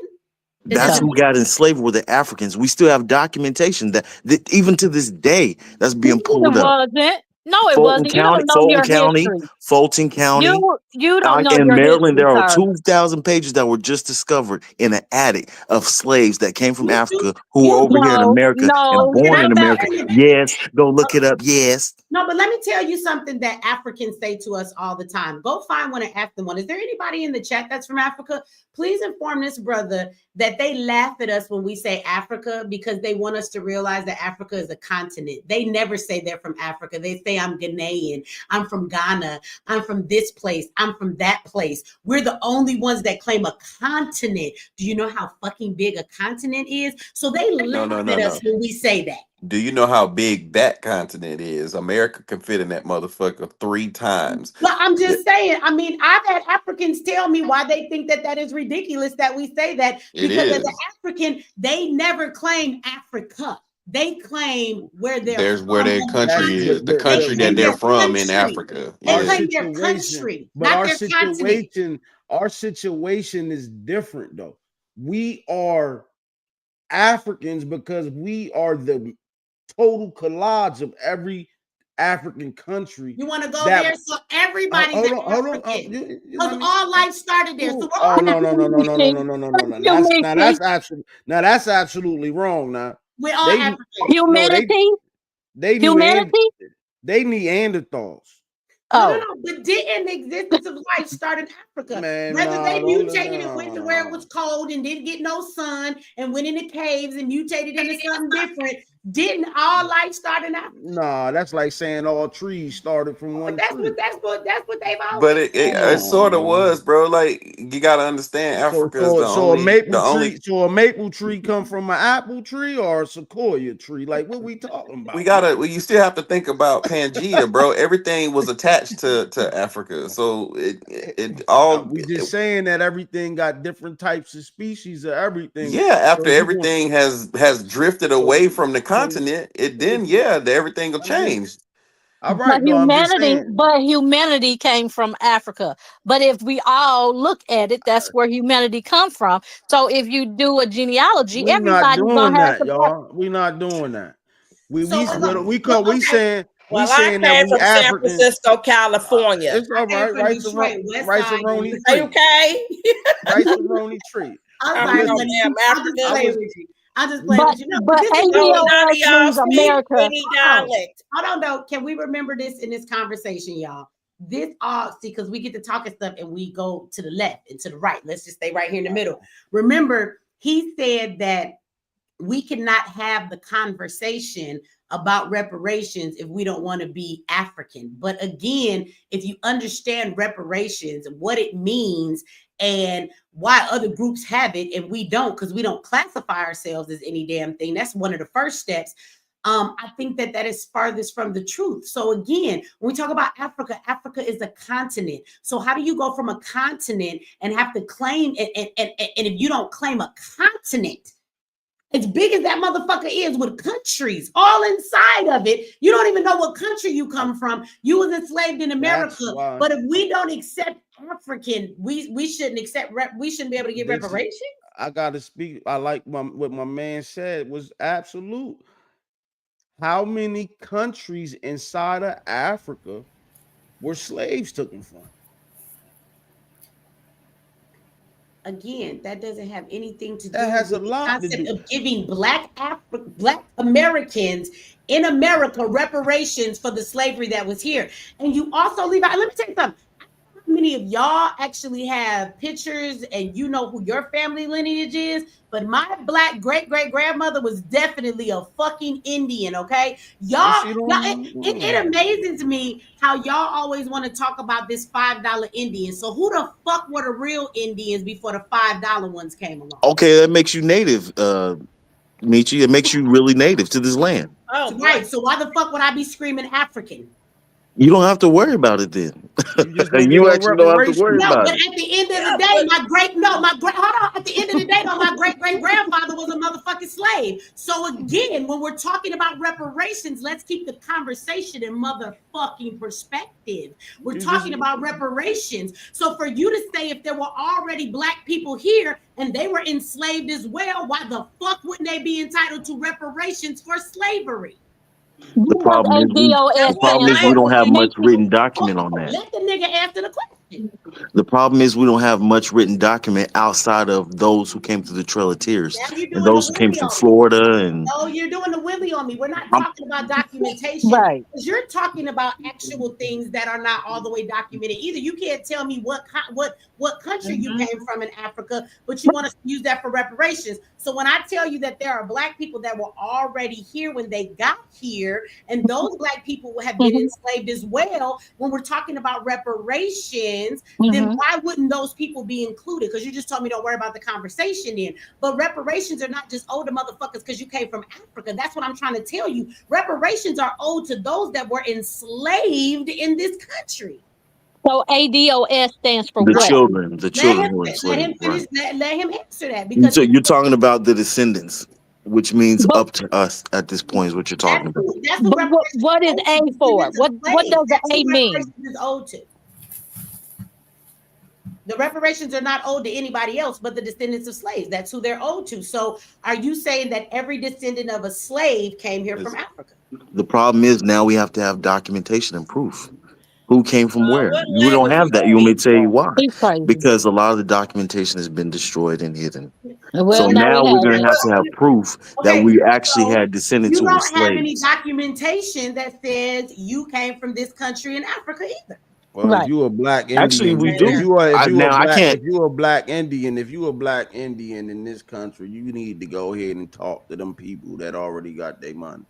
That part. Why would you need to go talk to them people that already got the money? It amazes me how y'all understand every other goddamn conspiracy theory, every loophole, and every game that's ever been played. No, let me finish. But you don't understand that the people that have that land and made those treaties are $5 Indians. Wait a minute. That was documented too, god damn it. White people came along. That was all documented. White people came along and they paid $5 to get documentation to state that they were actually Indian, right? And then they went and got the land. So what the fuck would you mean go talk to them when you understand that the natives that are there and got that land are not the true natives? That don't even make no sense. Let's keep the conversation into perspective. We're talking about reparations. And then brother bought a documents. There are documents to let you know them niggas is $5 Indians. So now what? I think he don't understand what the A that needs means. to be rescinded. That needs to be rescinded. They just don't want to admit because they so stuck in their stance. I don't know. You ain't let me. I can't even rock the based on facts in their face. They don't know their African language. They can't even speak an African language to sit here talking all like African. It's documents to prove that the people that got that land were not the original natives. So again, I'm not understanding the point of that comment. I don't think he understands what A means in ADOS. I think he means it. Think it means African, and it doesn't. It's American descendants of slaves. Somebody said Dane Calloway. That dude is such a fraud. Stop it. Tariq Nasheed too. He's a fraud too. Stop it. No, he just want an audience meeting. Can we finish our discussion on something? Because he wants to. I just want people to know that if you understand how reparations work, you speaking to being African, you will never get your reparations in that. Nope. Y'all don't understand politics, how reparations work. First of all, you have to be classified as a category or a group of people that need to be identified. If you say that you want reparations for Africans, you do know that that opens the door to a much larger group. You have to actually be specific to what group of people. This is why we say ADOS, American Descendants of Slaves, which would include any Black person who was already here as a native or any Black person that was brought over. Right. When you just say Africa, another group of slaves that were that are Black as well. So you need to understand that concept if you're speaking to me about reparations, because that's what the conversation is about.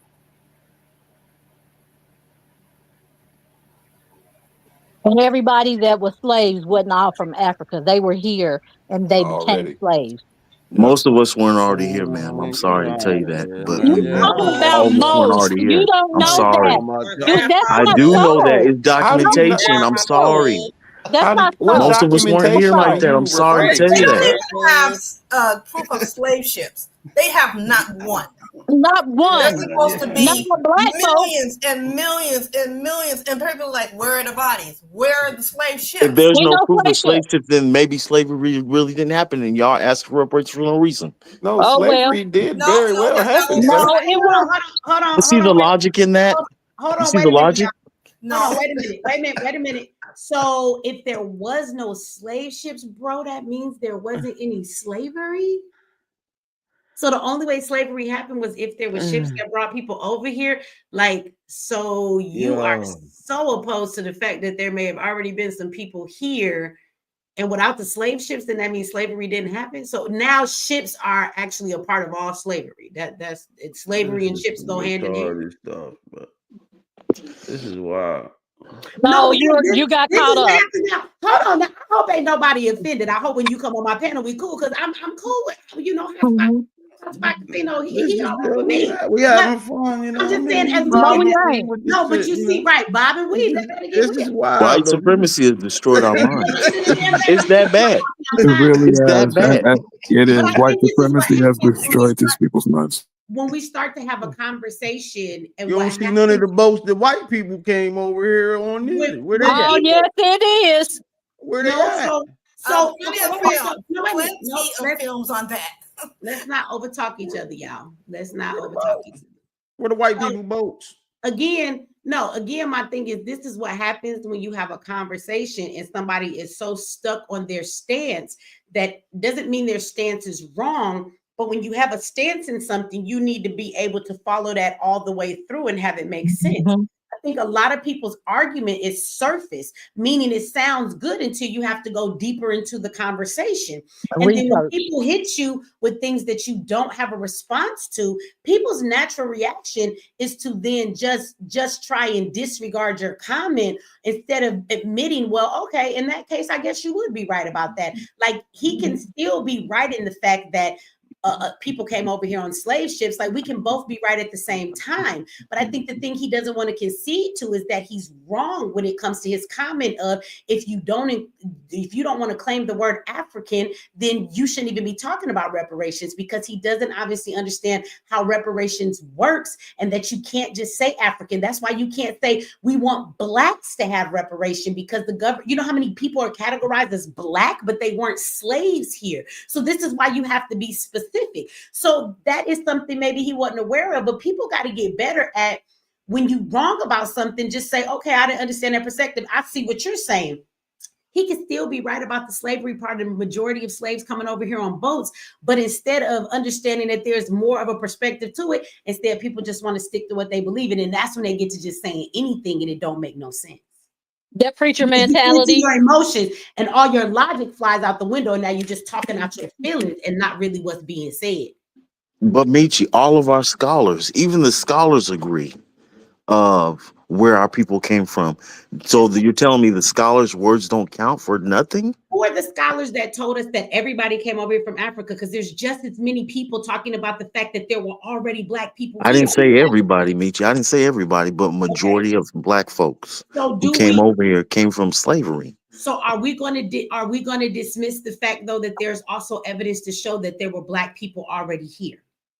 No, we aren't going to dismiss that, but it wasn't like that, Michi. Come on. We're not The arguing about phenotype, like the that. phenotype.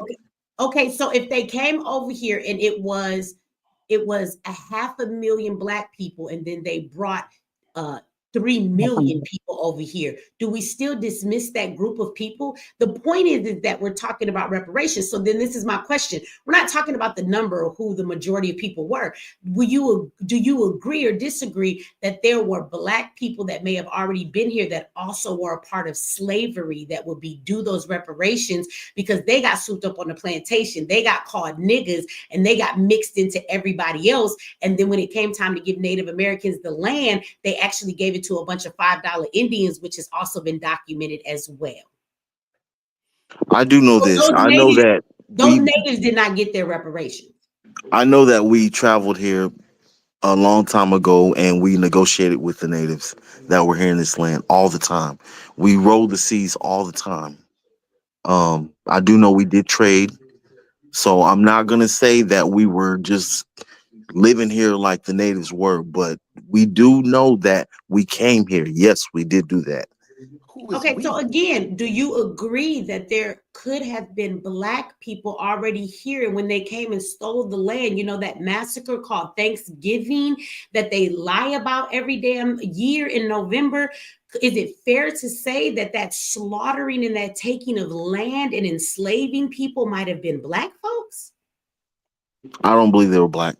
So what were they, white? What? And We don't believe. here's the reason why I don't believe it, because of what I see in South America with the natives that are there and the land being taken.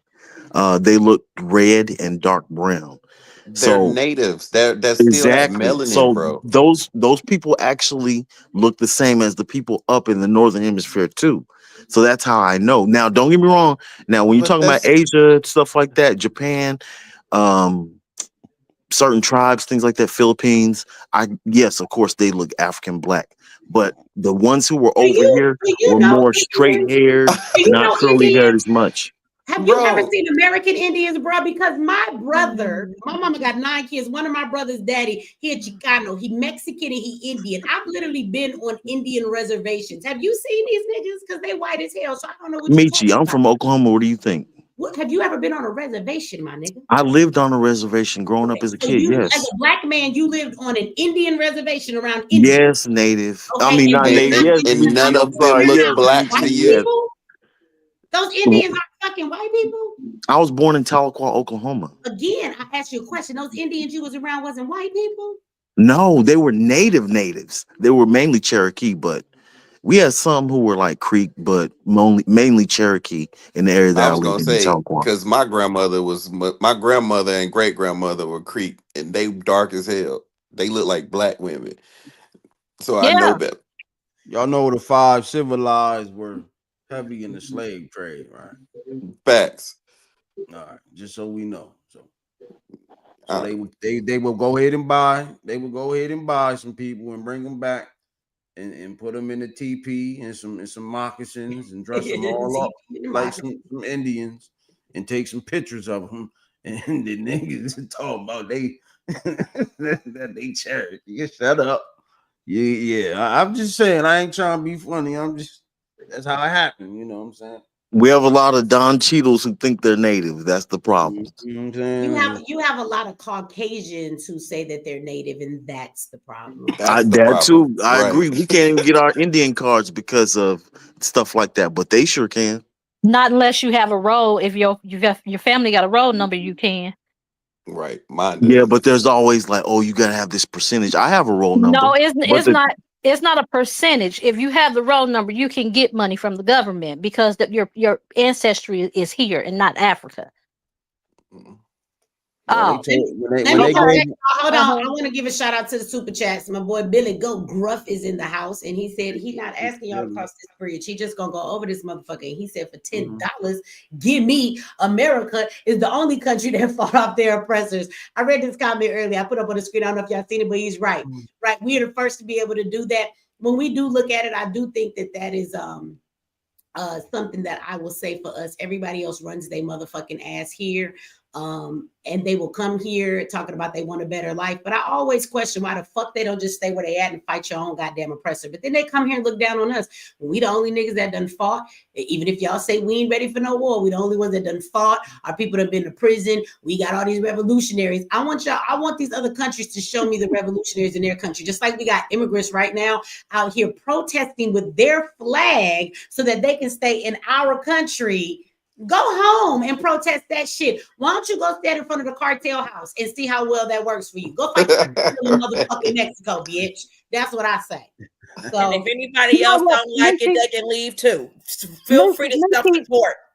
That young man in the middle there, he just said that he has a roll number. If you have a roll number, that proves that you're not African or your family or your descendant people didn't come from Africa. Well, man, Oh, that's from my no, grandmother's side. But yes, I'm African first, always, not if you always, have no a matter roll what number. no Not matter if what you my have a lineage, roll. man, Not always if you country have a African. in roll Africa number. are you from?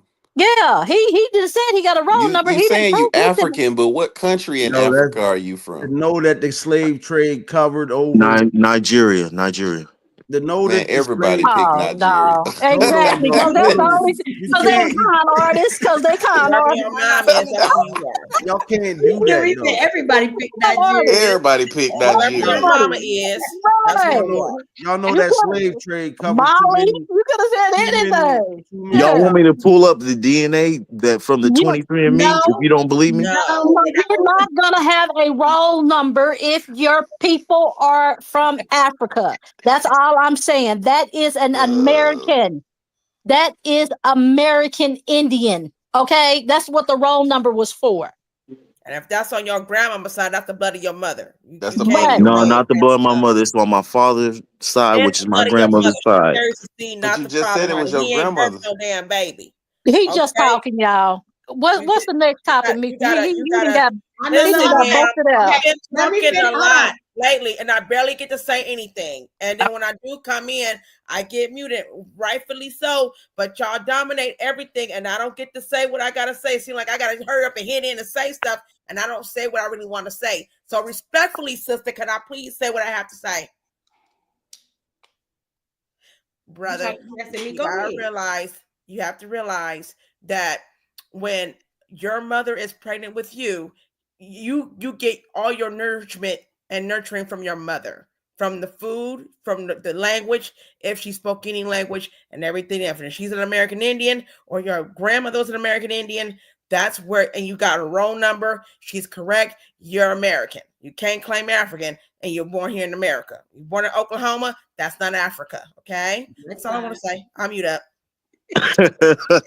And look, Wow. I want to say to everybody, Tanjan, you know you my girl, dog. I only muted y'all when I was talking to dude and everybody was ready to jump him. Y'all was kind of kicking him in the face and in his back, and I had to be like, hold on, because we couldn't hear because everybody jumped in. That's why I muted it. Also, I do be muting some of y'all mics because even when y'all not talking, even if it's for a few minutes or seconds, some of y'all have reverb, and I don't know who it comes from in the background. So I just keep the mic until I get to the one it'll give a reverb, even if it ain't no noise. Sometimes it's just a reverb that gives off. So that's why I be muting y'all when that happens. Okay, so don't nobody take that personal. But let me finish reading this super chat. Billy, let's see. Hold on, I think because I can hear somebody in the background. That's why I'm muting your mics, okay? Because I can hear stuff. There we go. I think everybody is muted. Billy Gold Gruff came in with the big $5 again, and he says, how humanity come from there and they sold us here.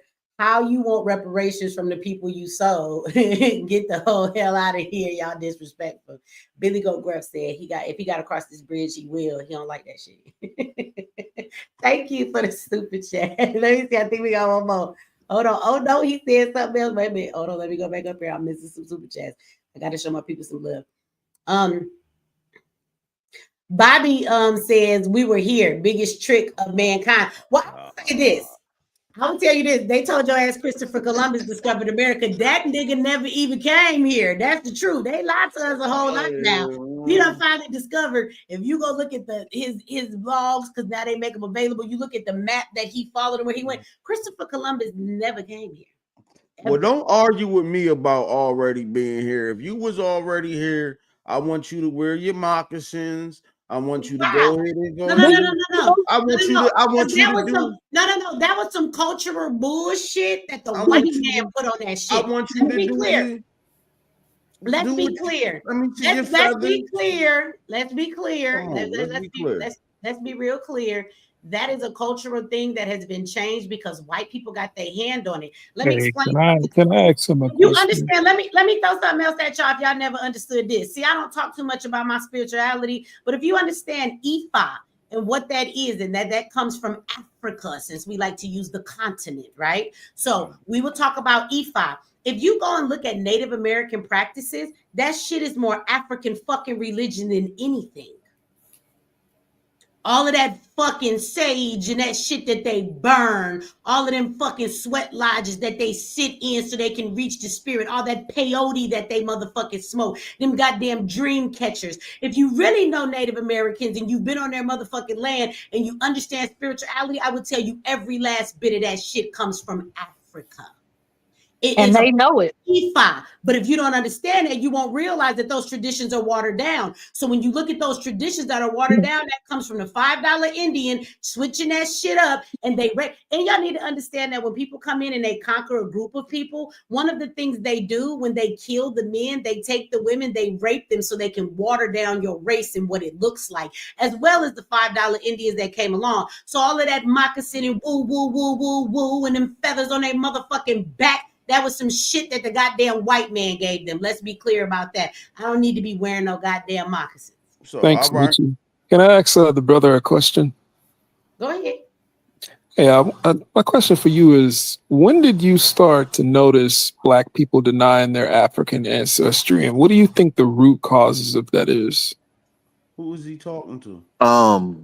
I started noticing probably about when I was 21, 22. And the main root cause of that is because of white supremacy and white world domination. Do you think that begins with the education system, or do you feel like it's a phenomenon that's occurred as a result of political white supremacy, or is it institutional? It's all of them. It's all of them. So what institution in school is teaching Black folks that they were Indians and that some of them were already here? Please enlighten the fuck out of me. Y'all just be saying anything on this panel. We're not letting that shit pass, even though it is 3 in the morning. I'm wide awake. Y'all said all of them. White supremacy put this idea in Black people's head. So tell me what institutions they're teaching that shit in, telling you that there were Black people that were already here on this land. You won't find them because they don't want to empower you. They're not teaching that. They talking when did this ideology come about? Was it in the school? Was it the white supremacy? And you said it was in all of them. It's actually in none of them. They don't teach you that. They teach us that your ass came over here on a boat. 1492. We brought y'all here and it was Indians already here. They told y'all that the white man came over here and they had turkeys and they had a feast called Thanksgiving and they said, hey, let's be friends. And then when they became friends, then they turned around and they burnt down all their teepees and they said, we didn't want that shit anyway. Thanks, white man. And then they turned around and had some turkey together and then they raped some people and then they had some cranberry sauce after that. And then after that, Christopher Columbus was like, what's up, my nigga? I finally made it on my boat. And they like, you made it. Let us show you what we did. And then after that, they put up with the bigger boats that had the Black people on it, and then they put them all to work. So I want you to tell me what part of that story and all them institutions you just named that ever tells you Black people were already here. I'm gonna mute my mic for this one. They'll never tell you that because, like I said before, they don't want to empower Black folks. They don't want you to know their history because at the end of the day, they're parasites. So, who was it, Dr. Francis Cress Wilson, who talked about white genetic survival, which is true. If you look at the activity of a parasite, what do? They mimic and they feast on their host. That's just how they work. So in order for us to know who we are, we have to be able to re-educate ourselves. We can't run away from who we are. And that's our main issue. Who's running That's away? A good point, brother. Can I ask the brother another question, Michi, if you don't mind? You didn't ever answer my question, Willie, but that is exactly what you are good at. So go ahead and run from the end. Ask him another question because you didn't answer mine. No, I'm sorry. I thought you guys were talking. I didn't want to interject. No, I didn't know you were asking me a question. You asked him what institutions that he saw that rhetoric showing up in, and so you're implying that rhetoric was given to us by white supremacy at some point. So, what point? No, I think you misunderstood. I was asking him where he felt the root causes of people being brainwashed to deny their African ancestry. Right, and if it was rooted in the institution, not that they were. Because what you're implying is because we're talking about that all people that were here weren't from Africa. So is that not what you're speaking on? And you're talking about us denying our roots from Africa. That's what you're saying. Don't play with my intelligence, bro. Correct. I'm not playing with your intelligence. That's what you were trying to say. So don't tell me I didn't get what you were saying. No, that they were not teaching that. They learning that shit on YouTube. Stop acting like this, man. This shit is new. I'm learning that shit because I got a picture of my great grandmother and my mother on my wall, and she black as hell, and she was a goddamn Native American. That's how I know. We know our people. That's why we know. I know my people too. My people don't come from and you got a roll number, and you got a roll number. So how the fuck you come from Africa? This is me right here. I ain't got no goddamn. I'm sorry. You from the west side of. Mine is Freeman, man. Mine is a Freeman. Mine is Freeman. Where you from, Willie? Where you from, Willie? The chocolate factory. Tell us where you from. You didn't I'm from the United States of America, and I'm a descendant of the transatlantic slave trade. My people go all the way back to Haiti. So if you don't mind, I wanted to ask a brother another question, if you don't mind, if you're done asking me questions. Yeah. Hey, brother, so... At least you know where you're from. You're the only person that get to come up here and ask some questions to somebody. We don't right. No, I like to understand people's point of views. But the question I wanted to ask... You twist everybody's words, Willie, and understand somebody completely is called a conversation. So while you're asking all these questions, like we're not being interrogated, you're not the police, so you're not the only one that gets to ask questions here. We're not under arrest or anything like that. I agree. I don't understand how when you have a conversation back and forth, people can't ask you any questions.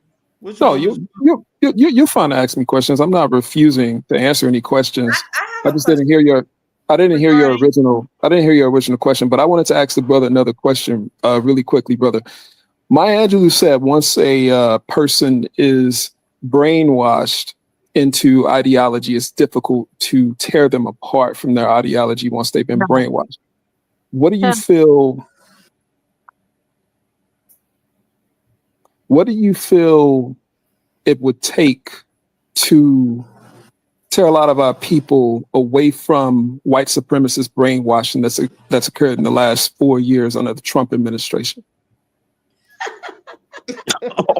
The last 4 years was Biden administration.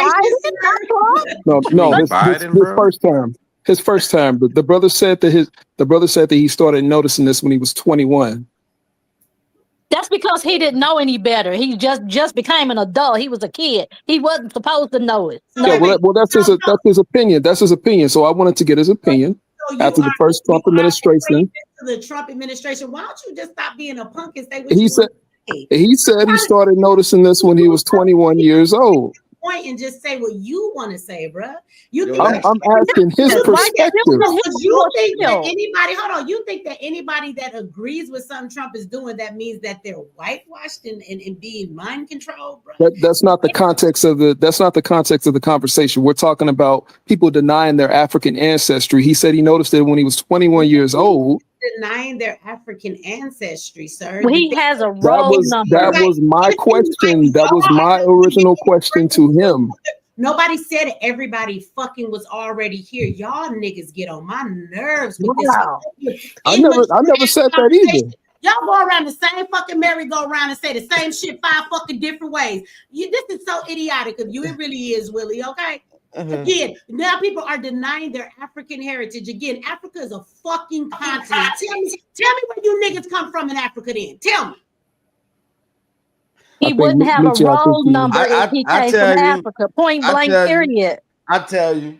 They can't tell you anyway. They can't speak the language. The crazy thing is that nobody ever said that nobody was brought over here from Africa. Y'all seem to dismiss the part of the story where there were already some black people here as well. So see, you're the one who dismisses one whole side of the story. The other people that are up here speaking are just speaking to the side y'all keep ignoring. We never said that people didn't come from Africa over here. So again, I don't understand how that's whitewashing of anything, because then no white man fucking tell me nothing. My family told me, my black ass family. With roll number. That shit. And that narrative of niggas being brought over from Africa, you're not going to act like that's not the story that was given to us by the white man. Not to say there's some truth to it, but you're really going to act like every single bit of it is true. You got that fucking story from the white man. Are you serious? Exactly. Michi, I have talked to several people from Africa that now that they're adults, they don't know these stories. They don't know of any stealing of their people to bring over to the Americans. They can't tell you that story. The closest story I got was a young lady told me that they were trading a mirror because they didn't have mirrors, and they were tricked because they showed him a mirror to see their reflection. I mean, the reflection from the mirror showed who they were.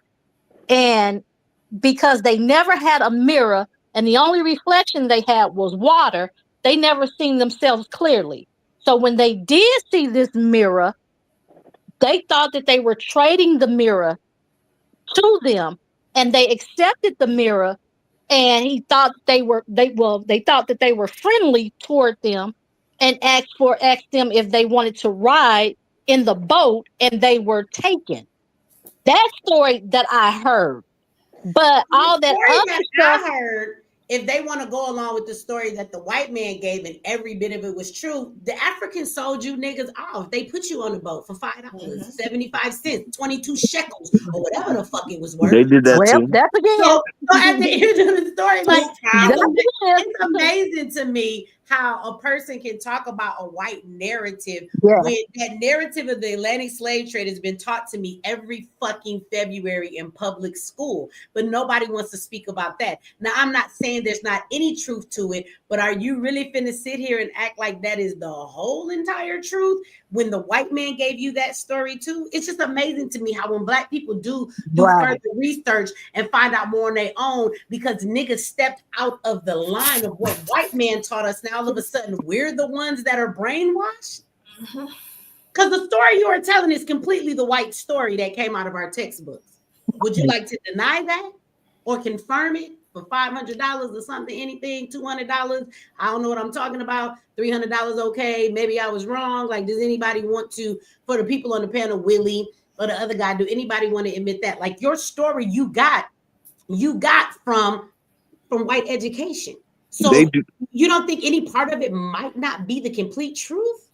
It's not the complete truth, but they do that too to constantly create this, recreate this narrative of intimidation, saying this is where you came from, and that's not true. When we have so much more history than that, we're lessened down to just slavery, and we've had many kingdoms over and over and over since the beginning of time, and that's what they lessen us down to is slavery, and that's baloney. Well, slavery wasn't what they said it was, though, and I'm speaking from a person that, you know, ancestry goes back, and my great grandfather built a house, and luckily I was old enough to see that home and on that land. Well, he hid some papers in a tin box, and we looked at those papers because the house was going to be torn down, and they found this box, and in this box it showed records of sharecropping where he had employers. They wasn't slaves. And so the story of the slave and how people were slaves is not really that kind of a story. These people were employed. They lived on the land because they didn't have housing, and there were other houses on the land. And so they used that money that they worked for. They paid for, you know, their family to live in the housing, their food. They were sharecroppers, so they were able to feed their families off of, you know, the money that was being made. So, and all these records was in this tin, and it was a long tin thing, and I saw that, and when I saw that, now I went to a predominantly white school, and when I saw that, it made me go against, or not go against, it made me question this history, this American history that I was being taught. Because what they said and for what the records that I saw, it was totally different. Do you know I got kicked out of history class because I had questions that the history teacher couldn't answer, and he said I was being disruptive? Oh, that's like that. Oh yeah, they be doing that. Well, I will say again, I think the stories of how slavery happened, how we get here, and where we come from, that it has been tainted so much. At the end of the day, any person that wants a Black person to stay within the knowledge and ramifications of what white people have given you in school and would discredit Black people for stepping outside of that and doing more of their own research, because again, coming from Africa is not enough, nigga, because Africa is a continent.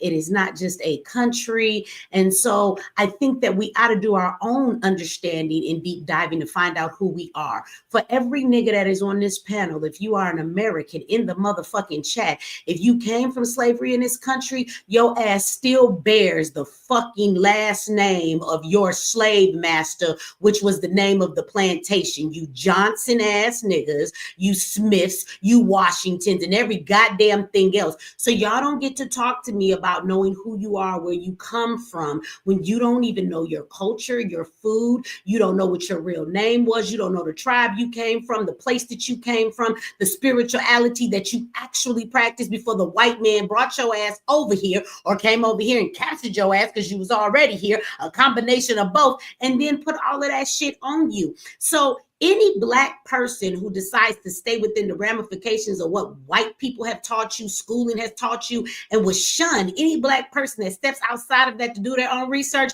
you are actually the nigga that's whitewashed, and you are the one that is conditioned, and something is wrong with you. So I'm going to read the rest of these super chats, and then we're going to bring it back to the conversation, because Willie likes up here and get people off a track, and we're going to get back on the track because somebody brings up a good point in the super chats about Trump, and if he's so powerful, then what's going to stop him from bringing slavery back? So we're going to get to that super chat question. Somebody wanted to say something? Y'all need to stop. What type of slavery you talking about? Let me get to the question, y'all. I got to read the super chats. When we get there, then we can get back into that conversation and bring it back to where it needs to be. Seems like every damn panel I have, when it get about this time in the morning, niggas always like to argue about whether we Native Americans or we came from Africa. Like, this argument always finds its way into the panel. So what I'm going to say to every Black person is this. I hope that you find out who the fuck you really are, but let that be your story, your path, and your journey, and stop trying to tell everybody else who finds out who the fuck they believe that they are, because no Black person in America that came from slavery knows who the fuck they are. Okay, so we're going to let everybody decide what they want to decide. We're going to let them walk within that journey. And I hope you all find out who the fuck you are. But what we're not going to do is find out on this panel tonight. So we're going to switch this conversation up, and I'm going to read these super chats. All righty. Billy Go Gruff said, sounds like a bunch of dudes who came here because they too coward to fight against their own oppressor now want to be included in something they were never a part of. You sold us off. Go back and fight for ours, or for yours. I'm sorry. Okay. And then let me see. Hold on. And when people do super chats, I'm just going to read what they say. They put the super chat up there. So even if they cussing me out and telling me I'm a stupid bitch, I'm still going to read it. So I hope nobody's offended because I'm reading it. If they coming at y'all, I read all super chats. I don't care what they say. They could talk about my mama. I'm going to still take the super chat and read the shit. Chris Reed says, we stay in the greatest country in the world, but we still can't get recreations for Black people. You mean reparations? I think that's what he meant. Well, yeah, they don't want to give us no reparations. And I don't think that they're going to attempt to give us no reparations. I really think that happens. We will, I'll be surprised. I'll gladly take my check, but I'll be surprised on my way to the store to go buy something nice for myself. Well, can I say something to that, though? Why they think we're not going to get any reparations? It's just too many bougie Negroes in that Senate office, and they over here talking about we don't deserve reparations, or we never earn it, or we need to study. And it's always them Black Negroes that's over here stopping the process. So we have to stop saying white supremacy, white supremacy. What about them Negro supremacy that's up in there? When we sat there and helped vote them in, or we hope that they got in the office, then they turn around, they turn their nose on us. See, that's not fair. As those politicians, though, they really don't have a say in reparations. And I actually think that reparations is gone about all wrong. The government may owe us reparations, but if we understand where reparations really comes from, there's a lot of people that owe us reparations. The last time I mentioned the people that own YouTube, this YouTube, they owe us reparations too, because their churches and things played a part in the slave trade. It played a part in hiding Negroes and putting them down in church basements. When we talk about the Catholic religion, they would owe us some reparations too. Guess who else would owe us reparations? Many insurance companies that founded the back of their company that are now million, if not billion-dollar companies off the back of starting insurance on the back of slaves, or jewelry companies who made the motherfucking chains and things like that for the goddamn slaves. But now they're jewelry companies. You know how many institutions stand and were founded in the midst of slavery and still are here? So if we're going to talk about reparations, it is much deeper than the government owing us a check. There are a lot of institutions, there are a lot of businesses, and there are a lot of groups of certain types of people that they would never want to put their foot to the fire and admit that they owe us, but they do. So reparations is a whole nother conversation, and I honestly don't think that we're going to get anything from this government, not a reparations, coffee. Now, if they want you to take a vaccination, they might give your ass a chicken sandwich for the vaccination. Other than that, you can't count on them to give you nothing, because I'm going to go back to what I said earlier.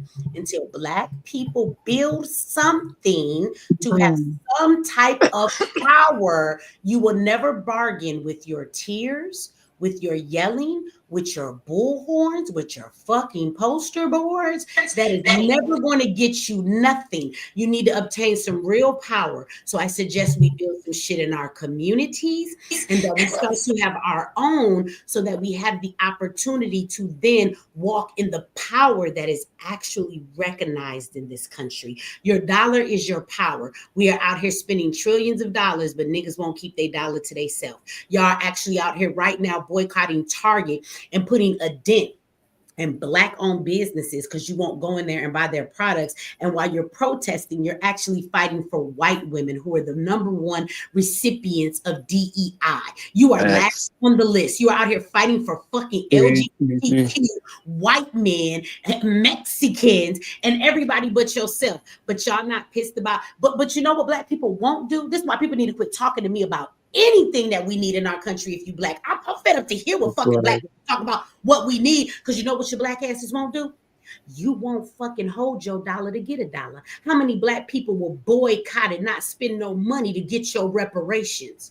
Cool, that might actually work, because your power is in your dollar. And since we spend enough to be our own goddamn country every goddamn year, I suggest you withhold your power to gain more power. But you've never thought that maybe you should withhold your dollar to get your check. But you'll do that shit because social media and the news and everybody and Al Sharpton, old sellout ass, got y'all in your fucking feelings and gave niggas a fucking card to go shop at Costco. Are y'all serious? Niggas won't get up and do nothing for themselves. So don't nobody say shit to me about no motherfucking reparations. That's the problem, Yeah, that's right. Yeah, you gotta keep pushing the Trump administration You for have money reparations. to bend the I'm with government to get your will and get the shit you need and to be fucking heard. But y'all won't do that shit unless somebody plays the black card like a fucking Umar Johnson, or somebody gets you all in your fucking emotions. Oh, when they can play that motherfucking card, you niggas are lined right on up to play this game, even if what you're doing is going against your own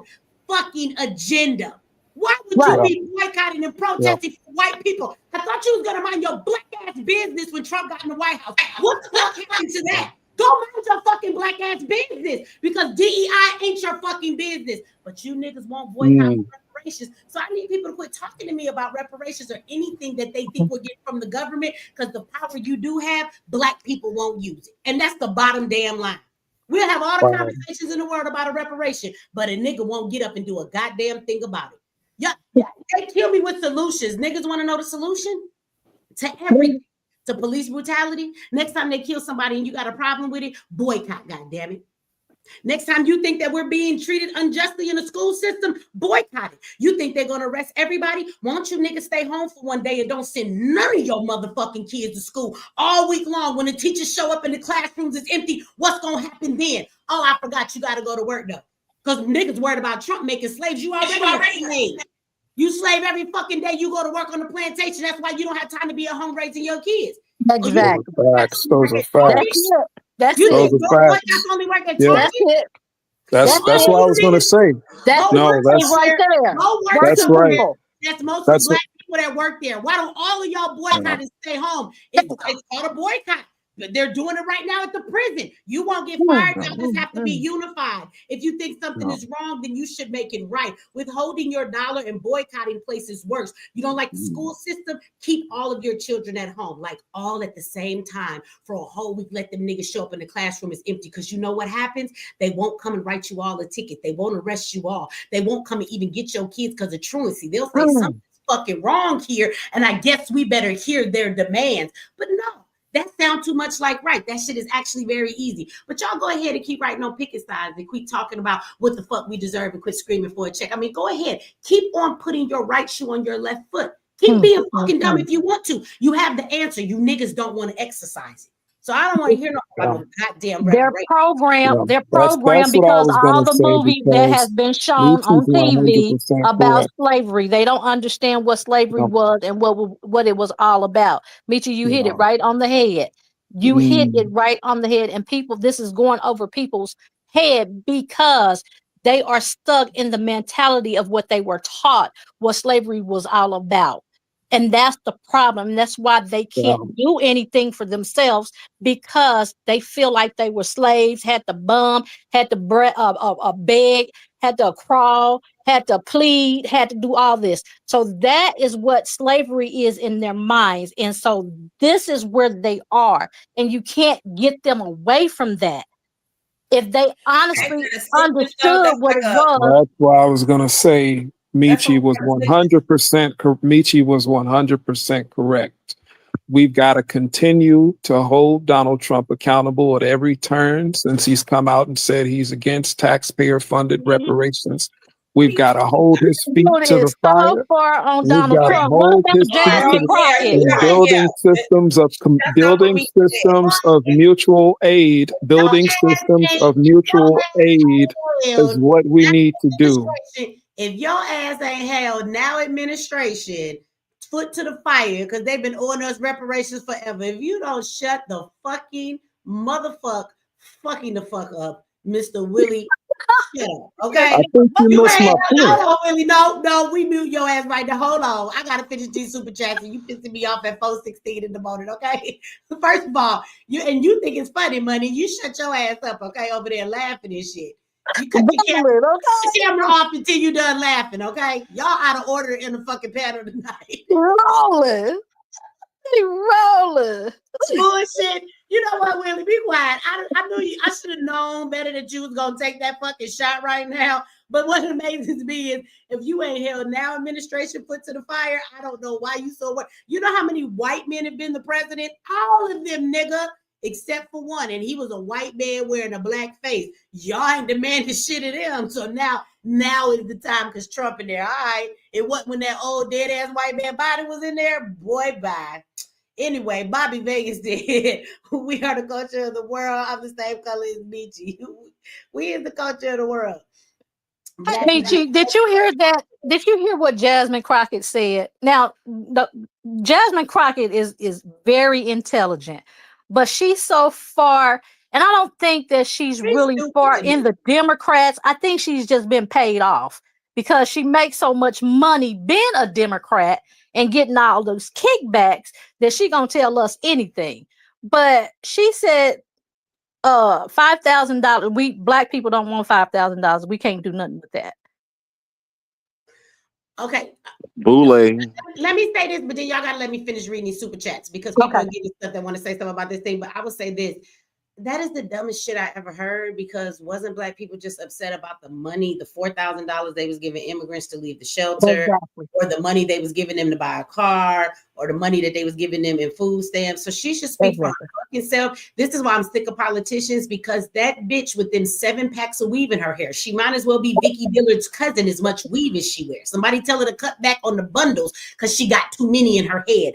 She go home every night with a bank account that says she's a Republican. She's not worrying about her next meal, and she doesn't give a fuck if eggs cost $11.99 next week. She can afford them if she wants them. So for a bitch like that to tell somebody that Black people don't want $5,000, she should speak for herself. I know Black people that are waiting on their tax return. That $5,000 will set them straight. There are Black people that got put out there and living in their car right now. They need that $5,000 for a deposit down on a motherfucking new place to live. So she should speak for herself. This is why I hate when politicians want to speak for us. They are so out of touch because, again, she can be a Democrat all she wants. Her bank account says she's a Republican. I think she just says that just to sell it out to the people, but that's not what she really is. And I think most of them are like that because all them Democrats now, Maxine Waters, all them they singing songs now. They back in the Jim Crow days. At the they even had what's that man's name? Cleaver, Emmanuel Cleaver. He 89 years old, about to have a heart attack because he hollering. But all the money that they was exposing, why are the Black people so mad because Trump and Elon Musk and found all this misuse of money? Why are they so mad? Okay, hold on. Nope, y'all cannot start again. For real, y'all. I'm gonna give y'all a second, but y'all gotta let me finish these super chats because people keep giving them, and that's their way of chiming in on a conversation. So if I read them too far down, the comment is said after the fact of what we're talking about. So let me finish reading these, y'all. And then, brother, I know you wanted to respond. You've been sitting there, so I'll let you start it off as soon as I get done. Let me see. Billy Goldgruff says, Chris, you stay in the greatest country we built. You can't get clean water in yours. Hey, now that's kind of stereotyping, okay? I don't know if that's true or not, but I think they do got some clean water as a place. But in America, truth be told, our water is tasted like a motherfucker too. Like, it look clean, but it's nano stuff in here and shit that make you die, and it's like cancer in our water. So I don't know who water is better. Ours it is. We all dying from drinking the water, no matter where the fuck you at. Shout out to Billy Goldgruff. Thank you for that. You sold us and said, wow, look how they living now. Now you willing to swim with the sharks to get here and reparations. Billy Goldgruff, he don't like y'all. He is stuffing over that bridge on everybody neck tonight. Okay, Bobby says, my great-great-grandmother had hair down to her butt, but she was Indian and Black. See, I guess it's true when they be like, you got Indian in your family. When we was growing up. Shout out to King of Being More in the house with the super sticker. Thank you. I appreciate that. And Billy Goldgruff came back. He said he's smacking y'all down one more time. He says, or can it be the European countries that steal your oppressor help you here to throw a wrench in the game against American Blacks? Not dumb. Oh, he's trying to say they sent y'all over here to start some shit. Right. That's what he's saying. Right. Well, nobody really said anything about how the Africans told they do videos how they told them when they came here. They told them y'all gotta wait. Faith, you gotta wait. Yeah, one more. Sorry, Faith. I'm put your ass on ground. I'm muting your mic. Goddamn. Everybody getting muted now. You know how your sibling do something. I'm muting everybody's mic right now. I would mute mine, but I gotta talk. Okay, King of B-Boy came back with another super chat and said, we must define our own identity with truth and dignity, rejecting imposed labels that do not reflect our true heritage or history. We are not Black or African. Those terms came from European. I kind of agree with that. I kind of just reject everything that was given to us by them, and I would rather take my own journey to find what I find as I'm seeking. I agree with that. Because, they changed our terms so much. We was Negro, we was colored, and then they told us we was African Americans. They told us that shit. So anything they tell us, I don't want it. Chris says, okay, I got a question for the panel. Here we go. If Trump's so powerful, what is stopping Trump from bringing back slavery? Now, I'm gonna put a pin in that. I know y'all ready to jump in it. We're gonna go to that comment and we are going to discuss that as soon as I finish the rest of these super chats. Okay? So I only got like 3 more to read, y'all. But we're gonna come back. I'm gonna put Chris's comment back up there. Billy Go Gruff, he said, I'm back with another 5-hand slap. He says, Chris, fear mongering, obviously slavery didn't scare you from coming here. You saw us hung but came. Why you here? You want to be attracted slaves get hung. Well, that still happens in the South, guys, you know. And even Steven is in the house. Shout out to even Steven. That's my boy Sydney. If you're trying to stay incognito, you don't want to know your name. I'm sorry, Sydney, because I just told him your name. But shout out to Sydney in the house. He said sharecropping was slavery. I don't celebrate Juneteenth because my you know what? You in Texas, so that's supposed to be something that's really y'all holiday, right, Sydney? I'm sorry, even Steven.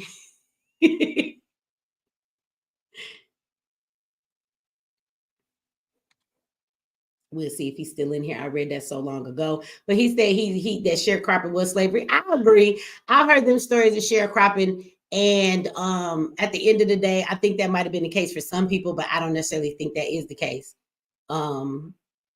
with the whole situation. Again, I think there's some truth to all of these dynamics of the story. I don't think it's just one thing. I think it's a combination of all of these things. It's evidence of it all. So we need to learn to embrace it all. Even Steven, if you over there, that punk bitch got his masterpiece chat, I mean, you know, you might want to remind the bitch that you would never be in her chat, you know what I'm saying, being her friend and giving her super chats if it wasn't for motherfucking Michi, while she be over there talking all that shit about me. You tell that bitch I said meet me at 12 and Sycamore and bitch, let's fight. Tell her have her sneakers on because I'm ready. Tell her don't act tough, because I remember that video when she was at her birthday in Vegas. And that girl kicked at her door and her hotel room was like, bitch, give me this, give me this. She took all that shit. That girl was about to cry. So tell her, please don't act tough online, because we all know you a punk, baby girl. We seen that shit. I will kick your hotel door and then kick your back in. Okay, focus. All right, Essential Oil Queen, shout out to you for the $25. Said banks used us as collateral for slave owners needing loans. Banks owe us big time. That's true. That's what I'm saying. If we get into this conversation about reparations, y'all, it is a ton of companies and places that owe us that don't have a damn thing to do with the federal government. So again, it's a lot of people that owe us, not just in one or two. Billy Goldgraf came back. He said, real in challenge. I don't know if I'm reading that right. Blacks who came here and you know your family have no part of slaves, denounce reparations right now. You won't, because you want something you didn't earn. Yeah. Somebody gonna come and tell you, Billy Goat, that we ain't earn it either. They're gonna tell you those was our ancestors. So that's what somebody want to tell you that right now, but everybody, Mike is muted. Willie probably wants to say that to you, so I'm gonna say it to you for him. He would say to you, now, the truth is, you didn't really work for that money either. Your ancestors did. But don't worry, because Trump is about to put us back into slavery, and you're going to know what it's like to be a slave. So that's what Willie would say. So I'm speaking on Willie's behalf right now. I'm his representative. Shout out to Faith. She said that wasn't me, Michi. I think that was with the microphones. Thank you for the super chat. And then purple hearts, that's my color. All right, we are at the end of the super chats, you guys. We are there. Now I can come back over to the real chat. Y'all over here laughing. Did I say something funny? I might have. I'm funny. I know. All right, so let's go back, Chris. We're going to throw Chris's question up there, and I'm going to shut up and let one of y'all answer it if y'all want to go at it now, but only one person at a time. But here you go, because he asked it, right? He said, this is for the panel. So let's go with his question. Chris wants to know if Trump is so powerful. Now, of course, Willie can't answer this. He don't believe Trump is powerful. He think we just kissing his ass and stuff, you know what I'm saying? And we defending him. So for anybody who think that Trump is doing so much and powerful, what is stopping Trump from bringing slavery back? So do somebody want to inform Chris of why Trump cannot bring? Now, I'm assuming, Chris, let me know if I'm wrong. When you say slavery, you mean like nigga get on the plantation, we gonna beat your back with a whip again. Like we gonna have Jim Crow. Like you do know everything that was involved in slavery. Like you mean slavery, or like are you talking about like a new form of slavery? Because slavery is still here. It actually never left. I was just about to say that. It never left. It's actually institutionalized now, and I see him smacking down a lot of those institutions that actually use racism and slavery against us. But I mean, if you're talking about that perspective, that's what we're going to assume, unless it's something different. I'll look in the chat if you want to add to that. You don't have to give a super chat or anything to do with it, but I will look if you want to add to that question. But who want to tell them? Like, so why Trump came, just bring slavery back and had y'all on the plantation by Monday morning at 5 a.m. Trump, that ain't what Trump's goal was. Trump purpose, none of that. He's only a Republican because the Democrats didn't want him running as a Democrat. And though black people always looked at the Republican Party as the racist white group, the Democrat Party was the racist white group. Like, you niggas is dumb. There's too many dumb niggas. It's just too many goddamn dumb niggas, man. Hey, don't talk to them like that. Your parents was dumb, and now you dumb, and you just don't know nothing. And to be honest with you, it ain't nothing from stopping none of them white boys from coming up out of the mountains and dragging us anywhere. You're gonna be relying on these gangsters that ain't no lie. You're giving them too much. That ain't no lie. They're not coming and dragging nobody nowhere. Let's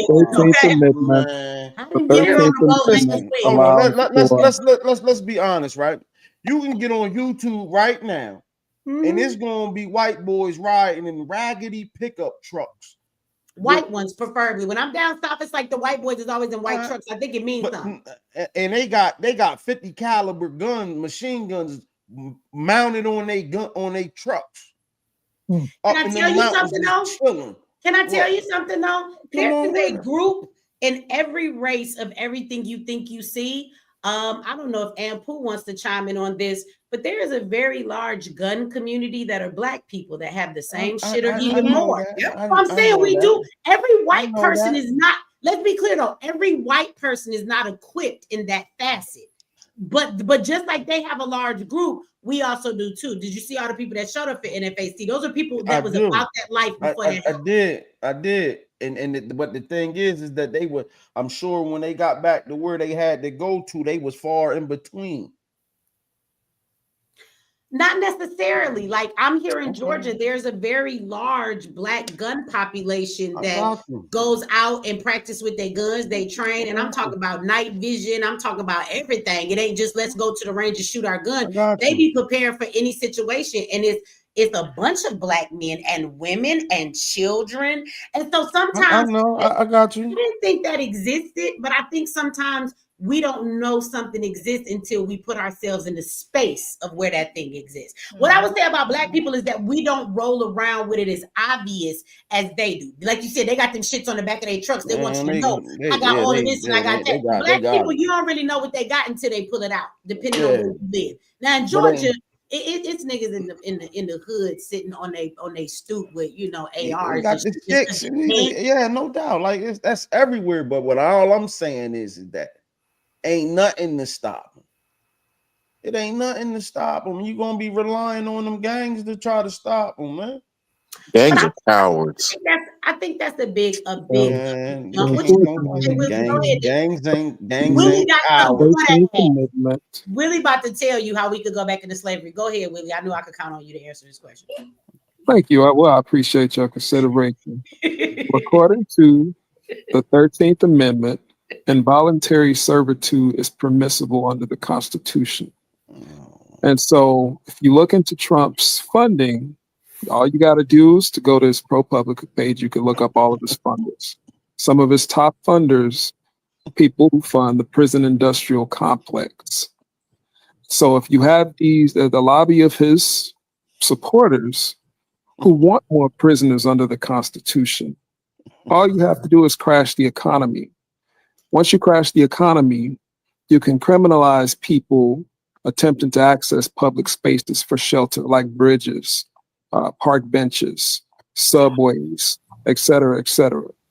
When you create enough class of individuals who are unemployed because of the crashed economy, then you have people you can welcome into the 13th, under the 13th Amendment to be in prison. So to answer your question, that is how you engineer a slave class in a capitalist economy. Have you To ever answer been your question, arrested, Willie? no, ma'am, I have not. Okay, because I want you to know that I have. And when you go to jail, there is a difference between prison and the county jail.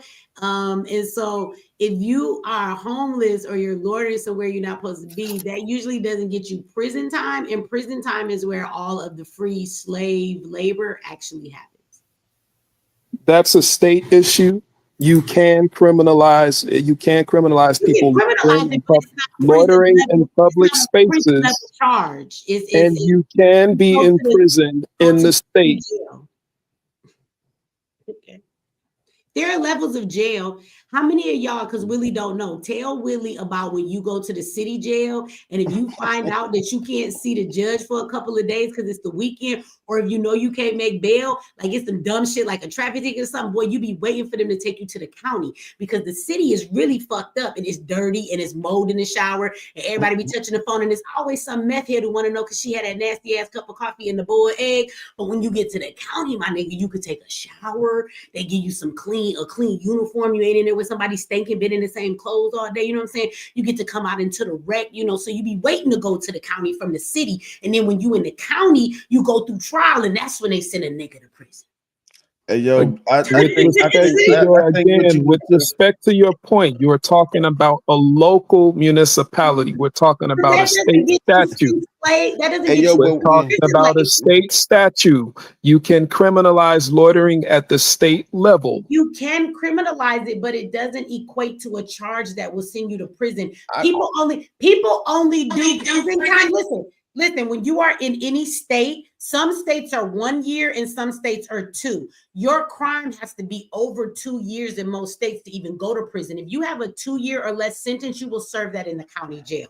And the prison is where the slave labor takes place. So I'm saying I get your theory. It was a really good one. You almost had us, Willie. You almost did. But that can't turn people into necessarily slave labor. It absolutely can. It absolutely. Let me jump in real quick. Who do you think made the protective equipment during the pandemic? The people. Do you think that was only contracted to people who were in the county jail, or do you think that was in all prisons, federal and state? The county jail doesn't have the manufacturing facilities to create those things. What I have seen inside of the county jail is call centers. So sometimes you niggas do be calling call centers and it be prisoners answering the phone for you. Now that might be in the county, but when you're talking about the manufacturing, they're actually manufacturing lines. So then equipment. You need equipment to make that type of stuff, and those facilities are not within the county jails. So the point is, regardless. So the point is, regardless. The point is, regardless of the labor, the young man Chris was asking how you can have a president that could implement slavery under a capitalist economy. You just criminalizing people. No. Okay, hold that on. was his question. That was the genesis of his question. You have to follow the money. That's where it starts. His question was actually bringing back slavery, and I asked him to clarify, because what you are actually thinking that you are so cleverly exposing or acknowledging, sir, that already exists. So when you say, when is he going to bring that back? That is here. The prison industrial complex is $1 billion industry right the fuck now. And you get more slaves. It's been that way for many years. And why you want to talk about donors that are on Trump? Most of you niggas that have a regular job and you have your Roth IRA, you are probably investing in privatized prisons and don't even know it. And what's my man's name? And you get more slaves if you criminalize people. Ain't his name Crime Bill Joe? I'm saying that would be right. Crime Bill Joe. That would be a great idea if it didn't already exist. He's asking what needs to take us back into slavery. So back implies something we don't already have. The prison industrial complex has been here strong and long before you ever got all emotional over a white man named Trump. That was already here, baby. Back in slavery, we talking about somebody getting drugged by their ankles down the street, put up in the basement or in the garage. The funny thing Makes is, the ask if question anybody down. wants a history lesson, let me tell you that as soon as the plantations were over and they freed the slaves, they turned the plantations into prisons immediately. The very first prisons were the plantations, and they actually created Correct. that said loitering was against the law, and they would create these petty little laws like loitering so that when they Slave caught trade. black people doing them, they would have a reason to take them back to the plantation and legally keep them, because under the 13th Amendment, right, you could make a Correct. slave. The So that chain is gang. but that has been going Correct. on. It's the day slavery ended, so called, in this country. So what I'm saying is, when he says take us back, I don't think that's what he means, and I think you need to be more genuine and fair, Willie, in the understanding that what you're saying Trump will do is something that's already been happening for forever. And as the brother brought up, Crime Bill Joe, like that was what that was. That was the thing, to pack the prisons with a bunch of reasons to put people in jail. And you notice it wasn't about homelessness like you brought up. It was about a real drug charge, something that they knew will put you in prison, because that's where the real slave labor happens, when niggas work all day. You know, like the county jail wasn't the one fighting those fires in Los Angeles. Those were the prisoners in the prison who were doing that and risking their lives not too long ago in California. State penitentiary. I don't believe Well, Trump is public going health has to put us. usually addressed I drug don't. use. I don't. Drug use is addressed under public health now. Most of our public health agencies have begun to Really, you address are drug.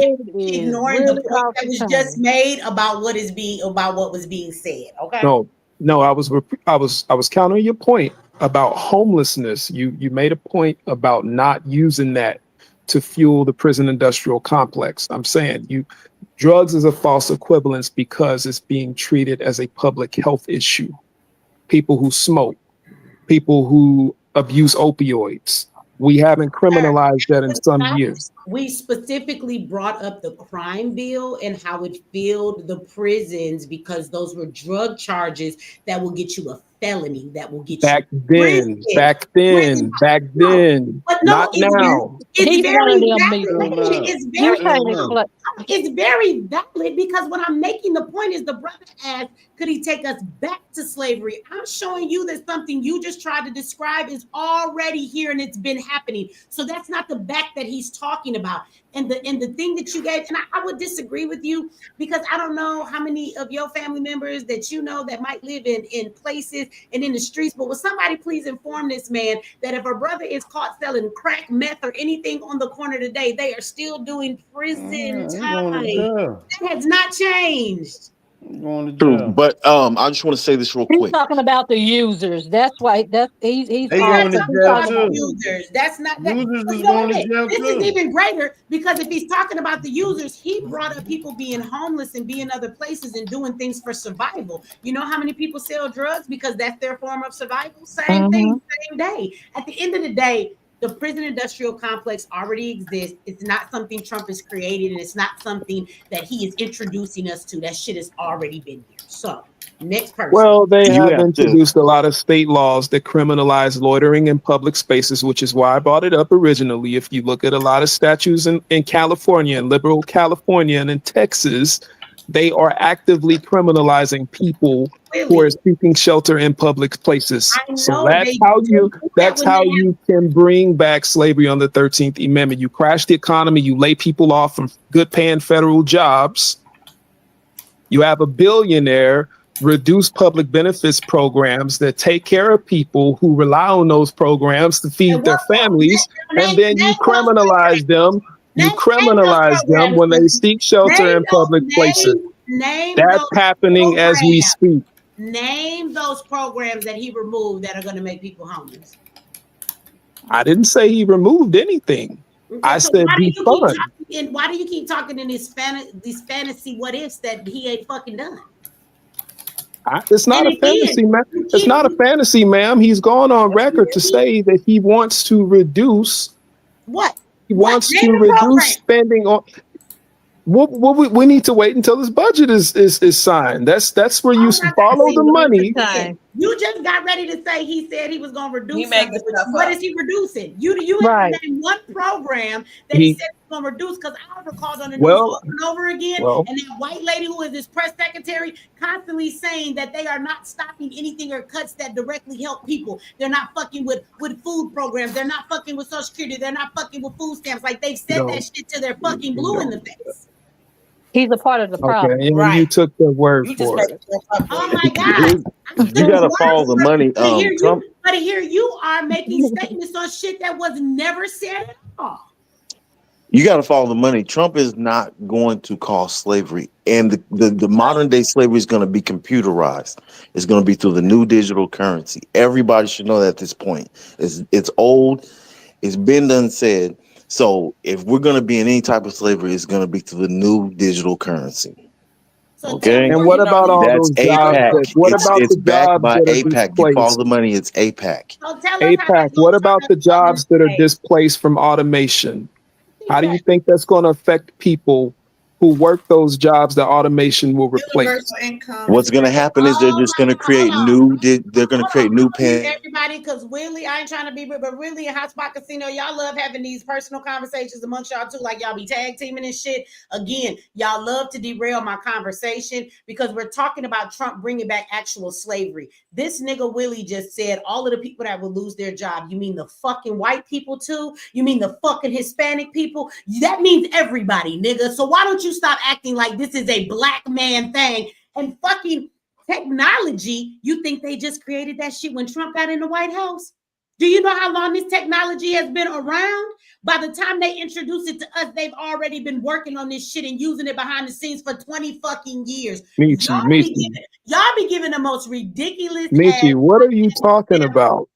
You just brought up when he said slavery and going through all of this, when we talk about technology, you just said, and for all of the people and those folks that'll be poor and they're going to lose their job. We're talking about slavery. I was asking him that was very relevant because I was asking him about the people that would be displaced. That's an American thing. Everybody's finna lose their job, bro. And that is That's the point. That's the point that I was making. I don't know how you misunderstood that. So are you finna sit here and tell me that the technology that we see that is growing in America today just fucking came about when Trump hit the thing? Automation. He mentioned automation. Trump mentioned automation. Is that because that's where shit already the fuck is? And as the president, he's speaking to the things in this world. He did not bring that about nor create that shit. It's part of the new world order. Who said Trump created? Who said? What are you talking about? Want to put something to a person instead of understanding that this is a governmental thing, and this man will be gone in 4 years. And you mean to tell me that when he's gone, this fucking conversation and this movement still won't be being had? Michi, I'm not. I think that technology shit is part of the new world order, which I have heard about before I ever fucking heard about a white man named Trump. So it's amazing to me how y'all keep trying to attribute shit that ain't got a fucking thing to do with Trump to Trump. Michi, nobody mentioned Trump. Nobody mentioned Trump. Have never, Willie, we're not going to do this because you forget what you say, and then I got to bring you back to reality, baby. It might be late at night, but I ain't forgot a motherfucking thing and how I got to where I'm at. I heard what you said. I literally asked him, what about the people who will be displaced from automation? I need y'all. I didn't mention Trump. And I said y'all like derailing my conversation. That's why the fuck I stopped you, because the question is, and I'm sure other people want to chime in on it, and I'll let you start off on it. The question is, he apparently thinks that we think Trump is so powerful. So since he is so powerful, what's going to stop him from taking us back? Keyword back, which implies the shit we were dealing with before now into slavery. So can we keep the conversation about that? When y'all start veering into other shit, y'all derailing my conversation. And you and Hotspot Casino is really good at that, Willie, and we're not going to do that. No, Michi, I don't want you to think that. What I'm trying to get you to see is, okay, since we're going to a digital currency, right? And it's blockchain. So what they can do is they can actually take your money, whatever it is that they're using, and just cut it off. And you'll be non-existent. You won't have no money. That is basically making you a slave to their little system that they're going to have going on. So, I mean, it's computerized, but it's a form of slavery. So that's why I had to mention what I mentioned. I don't want to make it seem like I'm getting off topic. No, Hotspot, you good, but Willie was trying to take that conversation a whole nother direction without letting you go into what your answer was. But again, that is something. Let me see if Chris has said anything else, but that is something, once again, that I want to say is attributed to the way that the country is going. I don't really think that that has anything to do with sending us back into slavery. Okay. So he actually did say something here. So let me do this. And then I think there were some other people in here who wanted to take a shot at answering this. Shout out to even Steven. Did I read this one? No. Texas A&M was founded by a Confederate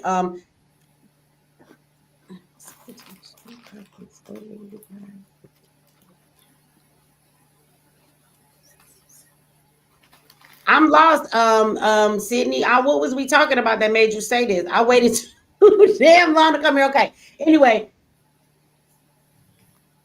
he's still talking about sharecropping. Okay, I get it. This is the old comment. See, let me read these super chats so I can catch up, because I'm sure there are current ones in here what Chris want to say. I'm like, what they got to do with what the hell are we talking about right now? Okay, hold on. Let me go and find where I left off so I can read these comments so that we can get to Chris, because Chris actually clarified what he meant by that. So we want to get to Chris's comment, but I want to acknowledge other super chats. Shout out to Billy Go Gruff. I mean, Chris is beefing. Y'all doing super chats to beef with each other in chat tonight.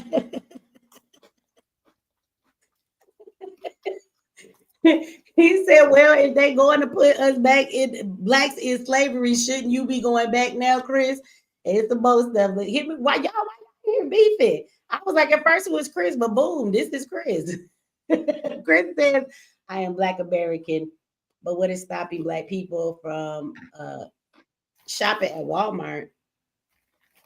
If we don't support our own, one thing we would do is go to a Black barbershop. Okay, I think that might have been about the tariffs. I mean, not the tariffs, the boycott that I was talking about. I mean, I think that when it comes to people stop shopping somewhere, it's a matter of when it comes to Black stuff. I don't think that we have enough to see. I'm gonna go back to what I said before, Chris. We need to build stuff. And thank you everybody for the super chat. If I didn't say that when I put your comment up there, but we need to build. Black people can't completely boycott certain things because they don't have anywhere else to go get it. Like if we said, fuck our gas at our gas station, do you have a Black gas station to go to? If you need to get groceries and you don't want to go to Walmart, is there a Black grocery store for us to go to? So again, it comes back to what I said early, us building. And if we don't have these things built, there are things that we need, and Black people don't have anywhere to go. This is why I say civil rights tore down our community so bad, it didn't leave us with no structure of nothing that we were building to have our own to go to. So we don't have our own things. We don't.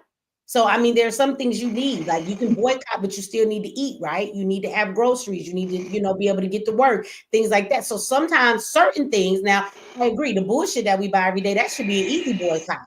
That should be an easy one, but the shit that you need every day, it's not always so easy. So let me see. I'm gonna mute somebody because I hear noise in the background. That's all. Okay, let me see where I'm at. Let me get to the one where Chris said, okay, even Steven says,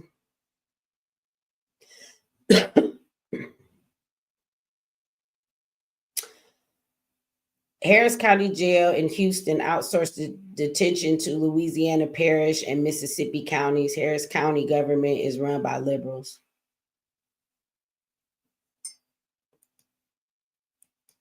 Okay, so even Steven is saying, I guess, shout out to you for the super chat. He's saying that they they do make people do stuff in the county sometimes. But when you talk about the real slave labor, the $1 billion industry, no. When I was in the county, they would take people from the county and they would go clean up the trash on the side of the road sometimes. And motherfuckers wanted to be on that assignment because they wanted to get outside and go see outside. You know what I'm saying? So they would let them do that. But when you talk about the real slave labor, that's $1 billion, that is in the prisons. The prisons literally have manufacturing facilities within there. They make car parts.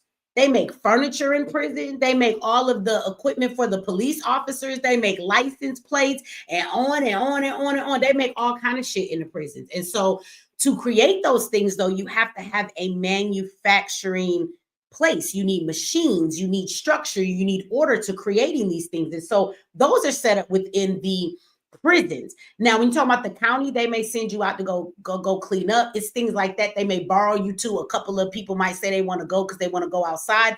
But the real slave labor that goes on is actually in the prisons, because even according to the 13th Amendment, let's be clear, the 13th Amendment says that slavery is legal for punishment of crime. When you are in the county jail, you are actually not convicted of a crime. Most people are waiting to go to trial or take a plea bargain. So they technically have not been found guilty of any crime yet. But they will take advantage of that because there's always somebody willing to get out of their cell or out of the prison to go clean up some trash or something for the moment. Okay, let me see. Chris says, what I was thinking about slavery when Joe Biden said they will put us in chains. Joe Biden said that? When he said that? Anybody on the panel know about that? Yeah, Joe Biden said we're putting you back in chains on a podium. When he said that shit?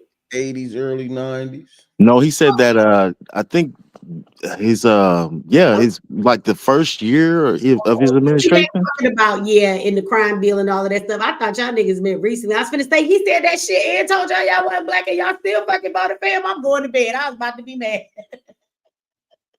That was some recent shit. You know, Biden has said a lot of racist shit if you go back into his past. If you go back into his past when he wasn't senile and dementia shit and all of that stuff and being propped up on the stick, he said a lot of racist stuff. Some straight up racist shit that I've never heard Trump say. But everybody keeps saying Trump racist. I ain't never heard Trump say the racist ass shit that Biden say. Biden has said some racist shit. He definitely has. What did he say? We're gonna hang him high? Straight up in the courtroom. Yeah, calling our kids super predators and things like that. Yeah. Just like Hillary Clinton did. So that's Chris's idea. So he talking about some real slavery. So he's saying if Trump is, if he's so powerful, what will stop him from putting us back into slavery? But I want to say, and I will let y'all take a shot at this. Let me read Billy Goat and these last two so that I don't leave him hanging here. So Billy Goat,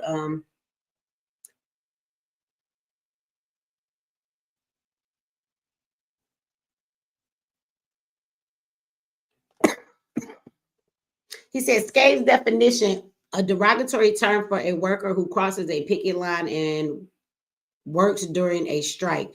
The black immigrants who fought when you said are lazy. So I don't know where that conversation came in. I think he's talking to people in the chat, but I will say that Black Americans is not lazy. I hate when people say that shit. We built this whole motherfucking country. You know how many black people I know get their ass on the bus, ain't got no car, working 2 jobs, man, bust their ass to barely make nothing. And then he come back and said, the black Americans who fought when you said lazy. I don't think none of our people's lazy. I don't know where that came in. Definition of lazy is don't build yours and come here. He is mad at somebody on here, I guess, and he wants y'all to go back to Africa. So I think he want to say that. We heard that COVID cough, Michi. I ain't coughing and I ain't sick. But look, I don't want to get into no conversations about no damn no stuff. But you know, the CDC is on that ass, and they ain't allowed to tell us nothing, because that's one thing I want to say too when people talk about the vaccination. Y'all do know that y'all have not heard a lot of propaganda and fear mongering from the government about this new virus that is going around. They are actually lying to us now, telling us it has mutated. I told y'all a while back that the bird flu does not mutate, okay? So it can go from an animal to a person. It can also go from, if you eat the chickens or the eggs, and it go into a person, but a person can't pass it from a person to a person. Well, they have now said that it has mutated. Those are their exact words. They have shut down schools. If y'all have not been paying attention in some places, they have said that this bird flu has a very high mortality rate. They even stated that it's worse than COVID. I'm just telling you what the news is saying. They're stating that this is also the new virus in China, but we talked about that a couple of months ago before it got to this. And one thing I will say is that Trump has shut down the CDC. So this is why you don't hear a lot of fear mongering. Of course, the news is promoting it, but you don't hear the government giving you any warnings about it or trying to scare anybody with it, have you? And that's because Trump don't want that bullshit for people who think he's trying to push vaccinations on people. I know somebody brought that up earlier. Is it fear mongering or is it public?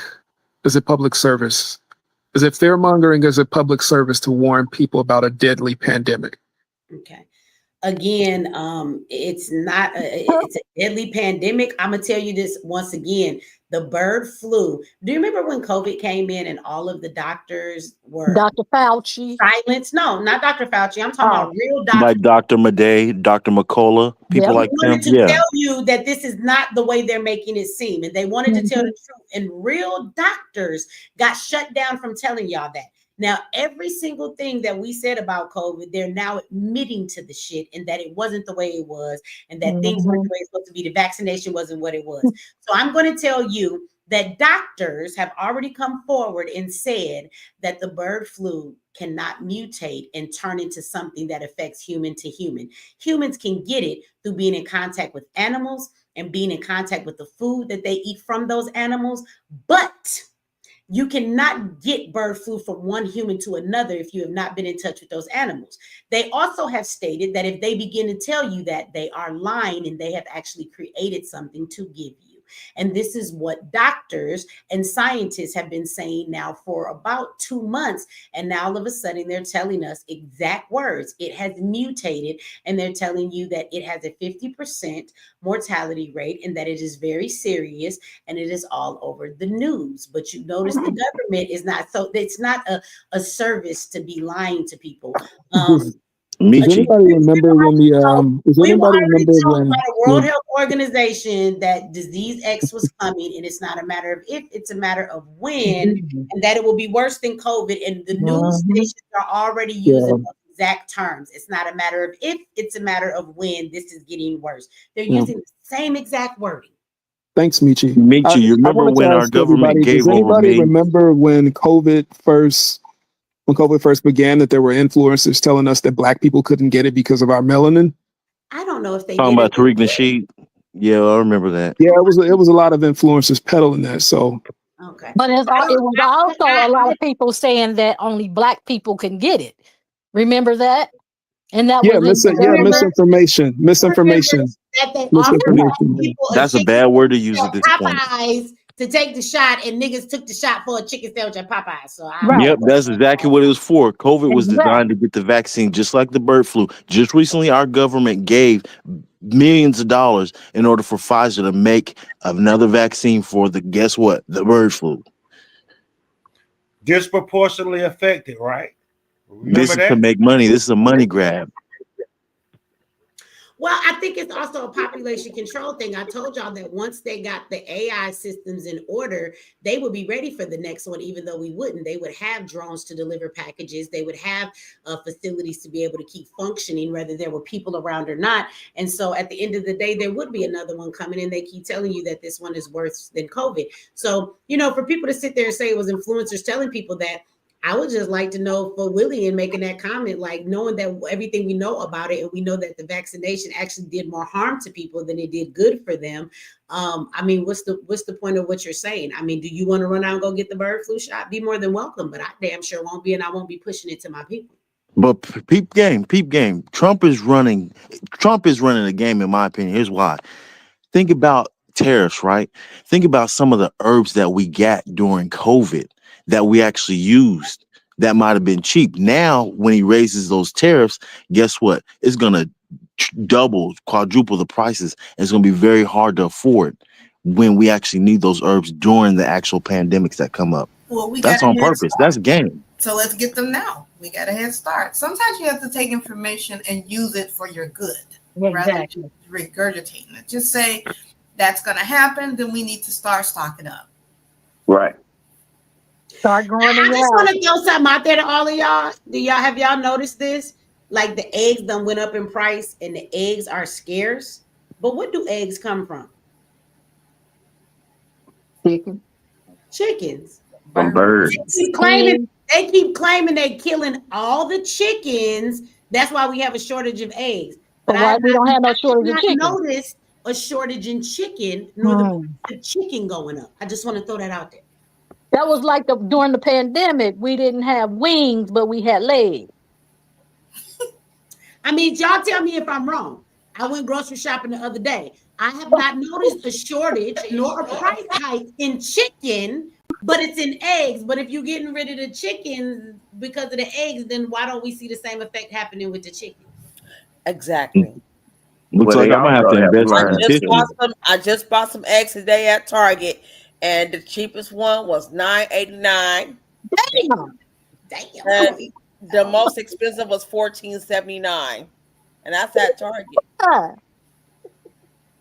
They're also learning to grow meat as well in laboratories. Real quick, I'm gonna drop down pretty soon, but real quick, I do want to make a couple announcements I just seen. Cash Patel, here it is. It's been announced. Cash Patel is going after it right now. Is an investigating Bill Clinton and Diddy. What? Yes. And one more, girl. One more. Wait a minute. Barack Obama collapsed. Oh, he went haywire.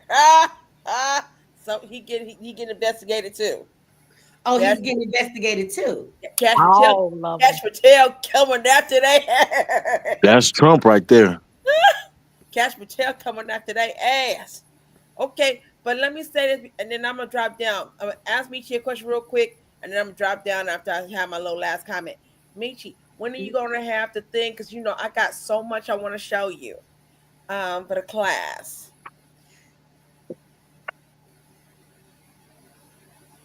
Don't quote me on this because I'm tired and I don't have my calendar in front of me, but I want to say it's Friday, this Friday. Okay, if not, I'm gonna know by your email. So I can't wait to show you. And then lastly, I want to say, I would like to the brothers and some sisters, but mostly my brothers. Shout out to the ones that see straight through the bullshit. But other brothers, please, I need the fear mongering and the I'm weak and I can't defend myself or I can't learn for myself. I'm just going by what they say on the news. I need all that to stop because see, when we talk about people getting, oh, they're gonna do this to us, they're gonna do that to us. That's that weak. To me, it's completely a weak man mentality. It's like I ain't never seen so many people that says, hey, this is a good opportunity. This last brother that got on here, he gave us some good opportunities of what we can do. And 9 years ago, Trump made it happen. I almost started a business, just didn't know what I was doing. That's why I'm still in Michi's class, because now I'm starting to know what to do. But this is what I'm saying. We had an opportunity, and y'all too busy worrying about what's bad gonna happen to you, but you ain't lift a damn finger to take care of your ass. And you need to start learning how to do that. Learn how to understand where everybody else is coming from. Instead, he said, "Oh, that's see Trump, and it sounds so weird. It's not like you got mental issues. I need you to start listening, so you can build yourself up because no one's gonna be picking you up. Stop asking for shit. Go get your shit yourself. All right. We got a lot. We got 4 years. We're gonna get the shit together, or you're gonna keep crying about you want to go to Africa. You go one or the two, but you're free to do that shit though. That's not slavery. You're free to do that. You don't want to be here, you can go to Africa. But if you want to work with us, or if you're just gonna complain amongst your own damn self, okay? And that's all I want to say. Love you, Michi. Keep on, y'all, sisters and brothers. Keep on. Love y'all. Y'all, keep the work up. All right. Have a good night. I'll see you later. All right. Nobody's fear mongering. We're just informing people. Like when you tell people this stuff, it's like cognitive dissonance just hits them. It's seriously, it's like talking into a void. That's not informing people if you're saying stuff that's not correct. Right. That's fear mongering. All of that stuff that y'all keep saying about Trump is the same shit that everybody keeps saying on social media, and a lot CNN. I'm not saying anything about Trump really. Literally mentioned public policies about homelessness, and she reduced that to Trumpism. I didn't mention Trump.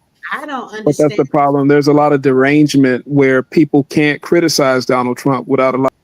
Yeah, I'm getting tired now because we're going to. Thank you, Michi. So we're just going to remove Willie because I'm getting tired of being kicked the fuck off by Willie. But let me explain something. don't come on my panel anymore with your bullshit, Willie. You're fun to talk to when I have some tolerance and patience, but it's actually getting kind of late up in here. We've been on here a long time. It's actually getting kind of early up in here. In about another hour, I think the sun gonna be coming up. It's gonna be time for another cup of coffee. But again, I hate when people come and twist my words. I didn't get Trumpism. I didn't say that what you were stating was not a fact. What I stated is that that is not a form of bringing slavery back. That wasn't Chris's question. He clarified his damn question, and that's not what he meant. And criminalizing people for being homeless is something that has gone on for a very long time. If you ever live in a city where people have homeless tent cities and stuff, the police come through all the time and take their shit and arrest them, especially when they start gentrifying the community. They will come through and make homelessness a bad thing, criminalize it so they can start getting rid of all of them. But guess what happens? They take those people, they're homeless, they put them in jail for a night, and then they let them out. That is not the same thing as equating to slavery and prison labor in the 13th Amendment. So therefore, don't try and mix my words. I didn't say that what you stated wasn't true. What I said is it's not relevant to what we were talking about. You have a really hard time doing that, Willie, understanding the perspective from what we're talking about and keeping it in that perspective. You like to jump around a whole lot. I'm gonna need you to grow the fuck up before you come back on my panel and let your cognitive ability understand how to have a conversation and understand how to receive comments in the basis of what was being made and what was being said. So this nigga said Trumpism. Let me also say something to all of you people who tend to want to keep talking about Trump. And y'all mad at us because we're just simply stating the things that Trump is doing.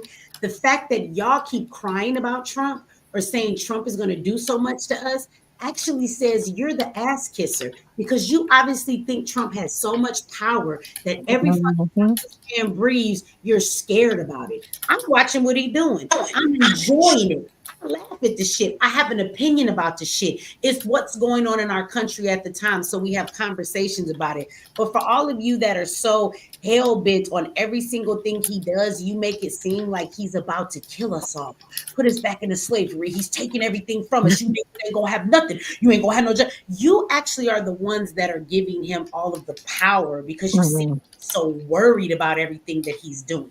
Now, I also want to address Chris because we never answered Chris's question. We never did that. Okay. Chris brought up the fact that he wanted to know if Trump could take us back into slavery. What I want to say to Chris is this, is that no, Trump could not take us back into slavery like you're talking about as far as putting people in chains and enslaving us on plantations. That's not going to happen. But what I will tell you is that slavery actually never left. It still exists. It is still here today. Slavery has become institutionalized, and you find slavery not in necessarily your white neighbor or things like that. You find slavery and racism in institutions like within the police force, within the justice system, within the school system, right? Things of that nature, within the healthcare system. And so you find these things within these systems, or the prisons industrial complex system, right? Those are all different forms of slavery that you can see that even though they're called something different, they have the same effect for the government to gain whatever they need to gain from you financially by using your body and putting you into a slavery position. So those things have actually not changed. What I will tell you about Trump, which is a fact, it's not fear mongering, it's not propaganda, is that a lot of those systems that are embedded with racism and systematic slavery, one thing I can tell you Trump is doing is he's putting the smack down on a lot of them. Now, I won't tell you that he's doing it for us. I will just tell you that if you understand where slavery comes from right now, you should, whether you like the man or not, whenever you see your oppressor get slapped down, you should be okay with seeing that and not having a problem with it. So Trump is shutting down a lot of institutions who have used their racism embedded in them to keep us oppressed. That's what I will tell you about Trump and your slavery question. Shout out to Billy Goat Gruff. I get what you say. And he's talking about, yeah, right. I feel that too. I said that all the time, right? When these immigrants come over here, we have we were the ones that fought for civil rights and every goddamn thing else, and against our oppressors that even got them the fucking freedoms that they want to come over here. This American dream. If it wasn't for Black people, they wouldn't even be able to partake in it or be here. So they owe us a big thank you. While everybody want to turn around and call us lazy. If it wasn't for niggas in the civil rights movement, these immigrants would have nothing that they get when they come over here. But yet we the lazy ones. They wouldn't have shit if it wasn't for us. Okay. So shout out to Chris. Chris says, if AIDS haven't stopped anybody from doing things, do you really think COVID will, and any other disease that's out there? I would like to see these people that dying in record numbers. Maybe that'll stop. Well, again, the COVID thing, the numbers were very blown out of proportion. But I will tell you, for the people who took that shot, I know people personally, a lot of people, folks' health declined. They had heart problems. People passed away. Issues that they never had at all, people are actually dealing with. So shout out to Shawnee V, gave a donation over MX Network, says we are already slaves. We start working for 2 seconds and lose it all. I think the mega homeless shelter will become workhouses, slavery, indentured servitude for food and shelter, no need for forces. Now that I might receive that. Like they might have some big old shelters and, and say you gotta, work to earn your keep. That does, make some sense. We might see that happen because we do have a large homeless population and people are becoming homeless like never before right now with the situations they're in. So we'll see. Chris gave another super chat, says, I'm cool with Mr. Willie. It would be nice if you could drop his knowledge on Mr. CT show. Oh, he could drop his knowledge. Okay, we're going over to Mr. CT. You want to drop Mr. CT's? Is that a YouTube channel, Chris? I'm not a hater, so put it in if you could go get his page, put it in the chat so that way Willie knows where to find him and Willie could go over there to his channel and maybe come up on his panels. That works. Billy Gold Gruff came back and said, see, y'all keep playing with me and shit. Nah, Michi. They just scared they going back. They want to come to a country, overturn our laws, but won't overturn their own. Yeah, I feel like they should stay at home and fight their own battles. We fought ours. They got so much to say. But one thing I will say, I'm not going nowhere. I'm not going to Africa. Nothing. Whatever comes, whatever goes, I'm going to be right here. We go down and deal with it. I'm going down with you. Nope. I ain't going nowhere. All right, let me see. Brother, SBD, the truth writer, you have been sitting there so patient, waiting to get in. I want to give you the floor. Don't nobody cut this brother off. Y'all let him say his piece because he has waited so patiently to get in, and he's been up here and has something to say, and he hasn't been able to get in the word edgewise because we just been in here arguing like some niggas. So I apologize, brother. You go right ahead. Hey, how you doing, Miss Michi? I've been following you for a while. And thank you for having your panel because it gives, a lot of us an opportunity to see you and you see us, that are in your chat room. Yeah, I mean, you guys are saying a lot and you've gone through touched a lot of subjects and everything, as far as Trump concerned, didn't he do something, sign an executive order with the 14th Amendment here recently? I'm not sure. I'll be honest with you. He's been doing so much stuff. I haven't caught up on all of it. I just found out today that they said on the news he was coming after the United States Postal Service. I'm like, well, damn, what did they do? Not deliver his mail? I don't even know why he coming for them. So yeah. I'll be honest with you. I don't know. I didn't hear nothing about that. Yeah, I believe I watched one of his signings, and he did sign something like rescinding the 14th Amendment. And as far as slavery concerned, I mean, slavery comes with the civil rights movement, because I've heard that Black people are the only ones that qualify for the civil rights. Everybody doesn't even, white people, civil rights not for the white people. It was created for us. Well, I do believe civil rights were created for us because we were the ones that didn't have those things, Now, again, in the civil rights movement, there was progress that everybody thinks only came from the civil rights movement. But the truth is that back then there was a lot of laws based around civil rights that were actually being passed and going on before the civil rights movement actually even happened. So I do want people to know that even though we were segregated, we stayed to ourselves, other groups did, we were building our own stuff. There were some things that were issues about how public places and things treated people a certain way and being Black. And so there was a lot of laws that were being overturned at that time. We were actually making progress even before the civil rights movement when it comes to that. But you're right, those things were made for us. But I think the irony in that is I think that civil rights are used for everybody else but us. Right. Yeah. And then another thing is, as far as our knowledge, we gotta tap into the history. We gotta know who these people are as it relates to us looking at everybody as being white people, everybody being Black people, because a lot of people have been doing the Great Migration.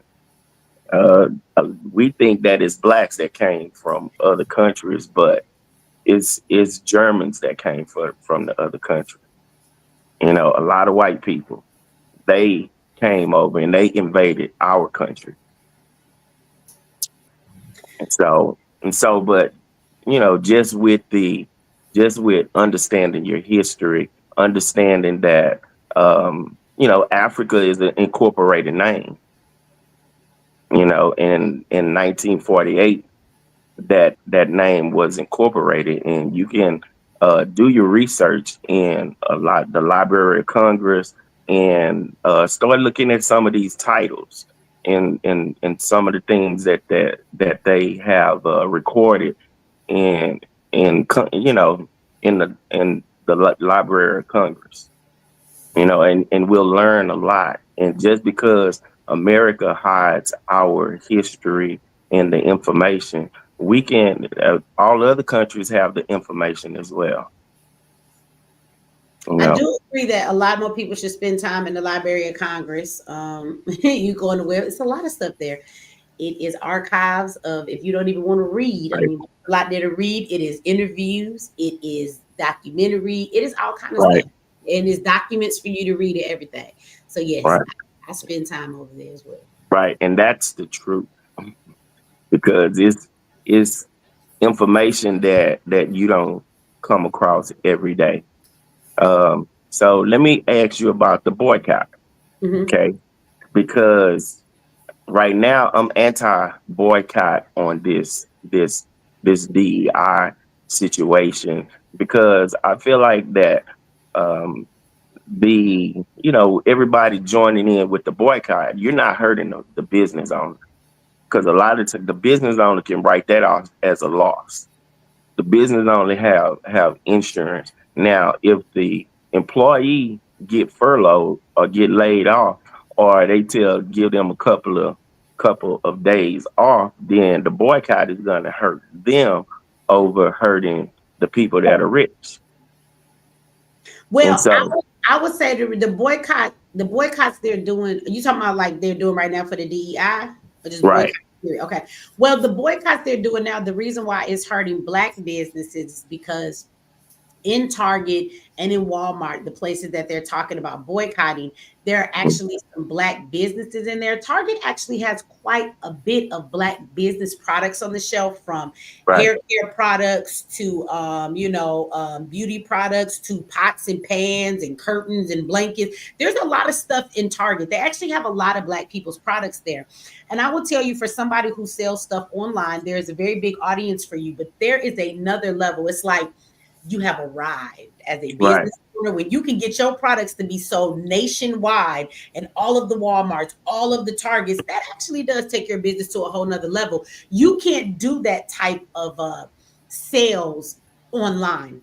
You would need a warehouse big as one of these Amazon warehouses just for your one pot and pan product, right? To sell it everywhere. When you think about all the Walmarts, all the Targets. Now, the problem with that is when people boycott these places, when we talk about Black hair care products, nobody but Black people are going to buy those, right? So when you don't go into these places and you don't buy these products, what happens is, what most people may not know is that when you when you go into the stores and you buy those products, right? They actually have to sell themselves. So what that means is even though you put your product into Target, you have to promote it. You have to get people to come there, because if Target feels that your products are not selling, then they can then put your stuff on clearance, which we are starting to see. The Black products, we got hair care products at Target that normally costs like $20. That's not a lot for a woman. We'll tell you, it might be some good shampoo or curling cream or whatever.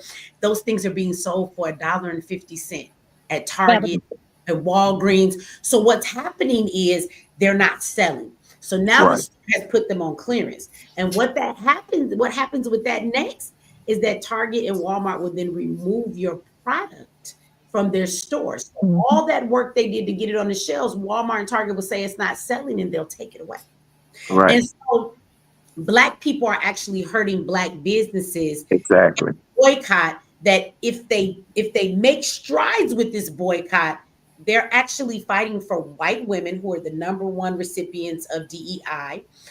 Next would be white men, then you have Hispanics, then you have Asians, then you have the LGBTQ, and then you have disability, and then you have veterans, and then you have Black people. We're like #8 on the list. So Black people don't really benefit from DEI the way that other people do. And so we're using our power to destroy Black businesses while fighting to gain something for other races, if we really look at the situation in the reality. Right.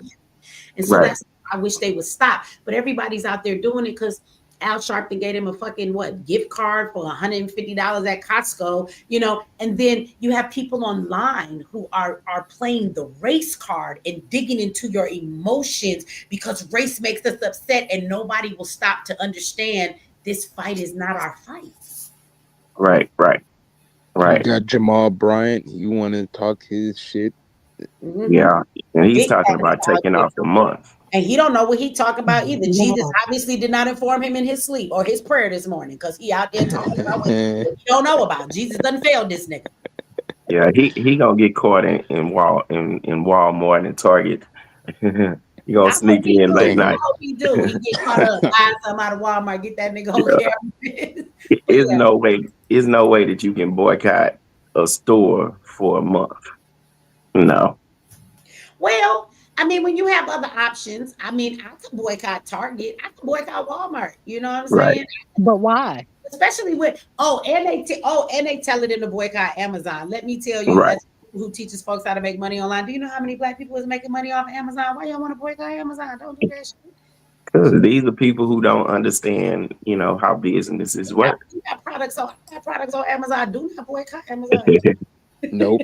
Motherfucker say that's my job. Hold on, I work at the warehouse.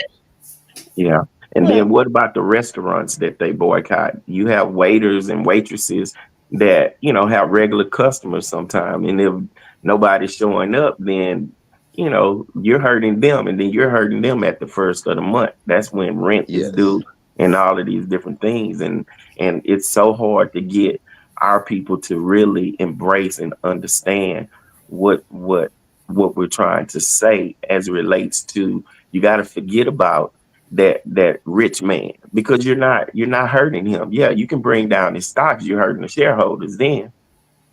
But at the end of the day, I have a question. Do you feel the government? You better be glad I let your ass come back. Don't be twisting my words playing these mind games. It is early and it's late. No. It's damn time. My brain is not working. No, not at all. It's like 4:00 in the morning where I am. So it's 2:25 in the West. Oh damn!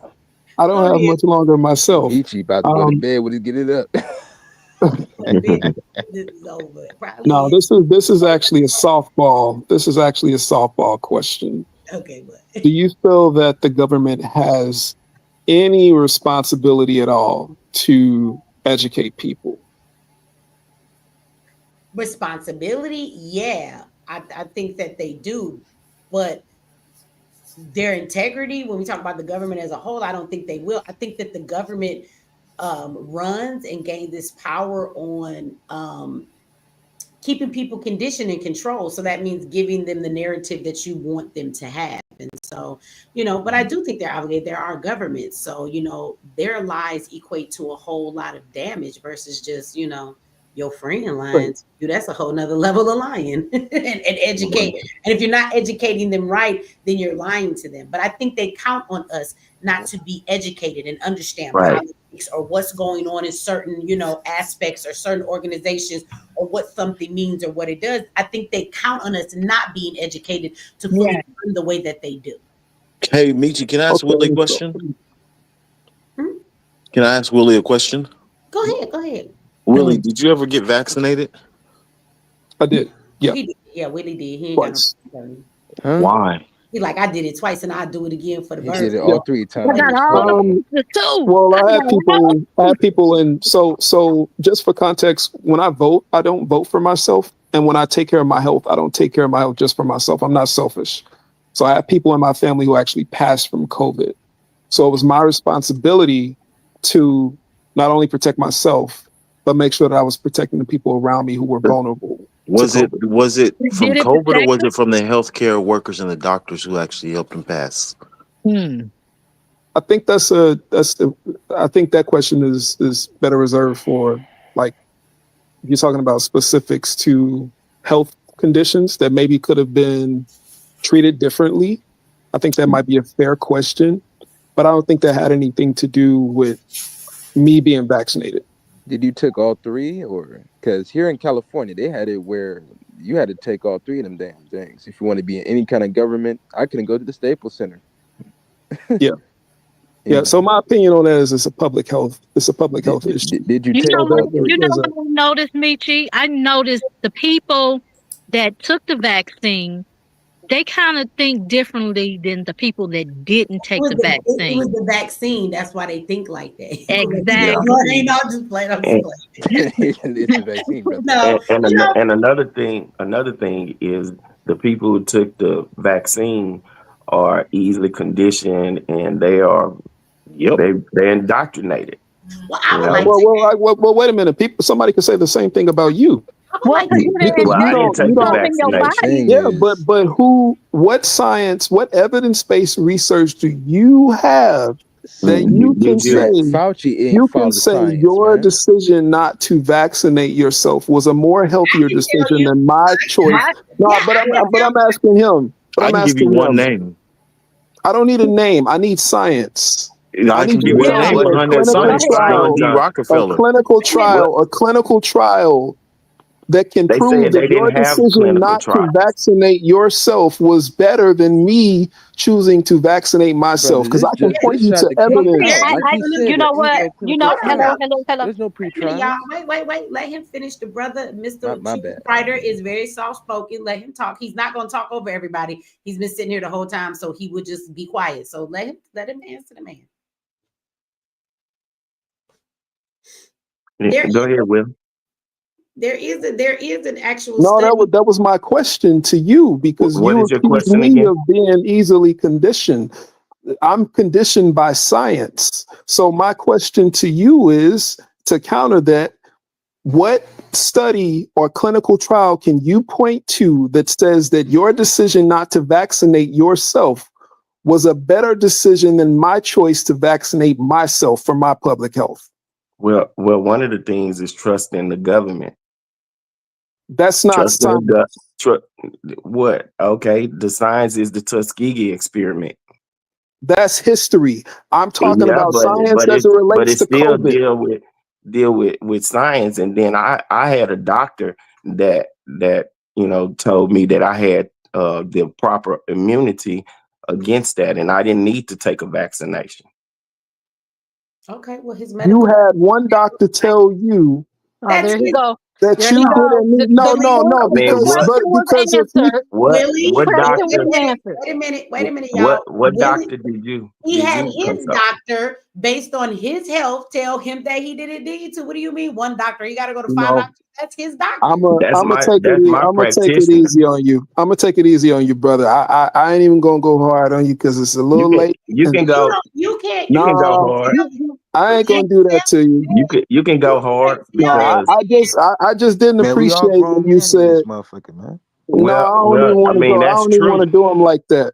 But I just didn't appreciate when you said, when you accused me of being propagandized. Okay, it's conditioning. You see what I mean? That vaccine, I'm telling you, he's hurt because he took something that he did not know anything about.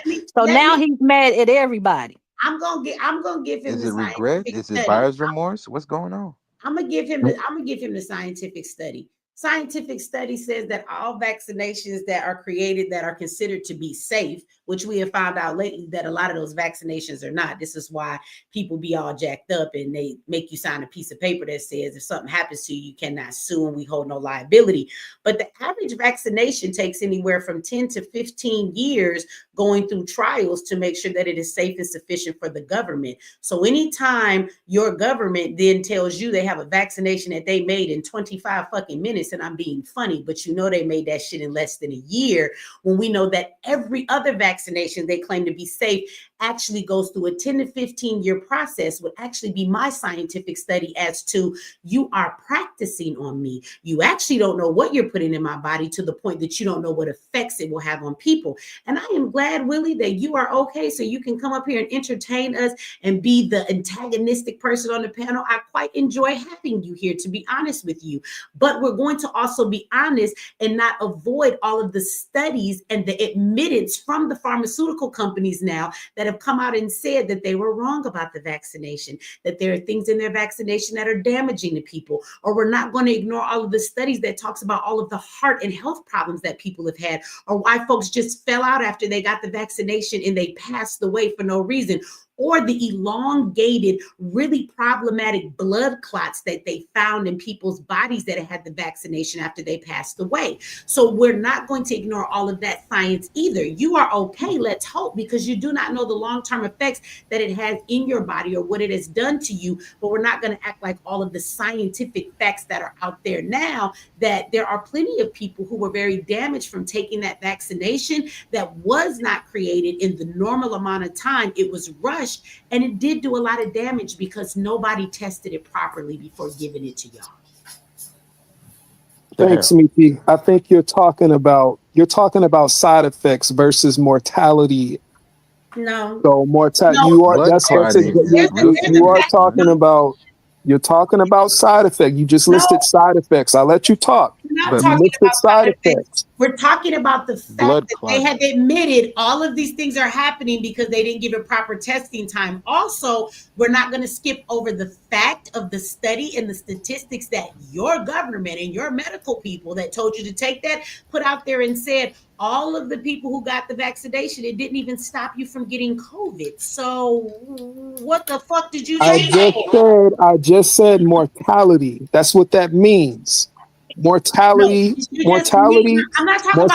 from infection versus mortality of people who have been vaccinated who are infected. Remember they told you if you took the shot, you will be safe. And then they said that niggas that got the shot are the people that have the COVID the most. So you do realize when you get a vaccination, they're putting a little bit of that virus in you. So when you went and got your vaccination, you actually got COVID and went around your loved ones with that fucking COVID. So that's what a vaccination is. It gives you a low level of the virus to give your body the ability to build up antibodies to fight it off. That's a scientific fucking fact. That's how vaccinations work. And so they have come out and admitted that they did not study it enough. And they also at one point told all of y'all, if you got the shots, you would be good. But then we found out later that people that had the highest number of COVID cases were vaccinated motherfuckers. So if the vaccine didn't stop you from getting it, I don't know. You want to finish that sentence with me, bro? I do know this, that there's plenty of videos where these doctors are talking about it now. I mean, you look at Dr. Campbell, he has this man on here showing pictures, and he has like this vial thing of a huge clot, white clot, not just the red blood clots. But what they're finding is a lot of these embalmers, because the people who do the autopsy, they just aren't touching it. But the embalmers are actually having to pull these clots out in order to flush out the blood out of people's body, and they're pulling these clots out. They're like, where's this coming from? What's this? Because so many people have taken that jab. It is crazy. I thought it was a joke, but there were so many people who have taken that jab and have died.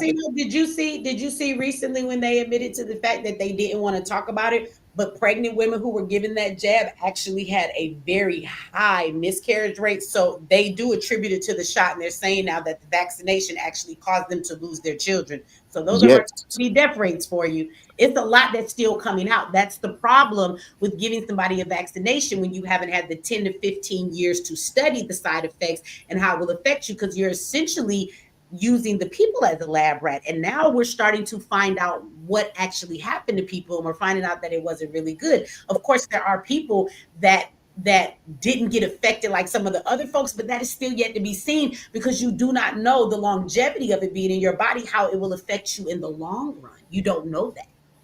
And not only that, but there's HIV in it in order to bond the molecule that they need specifically for the mRNA.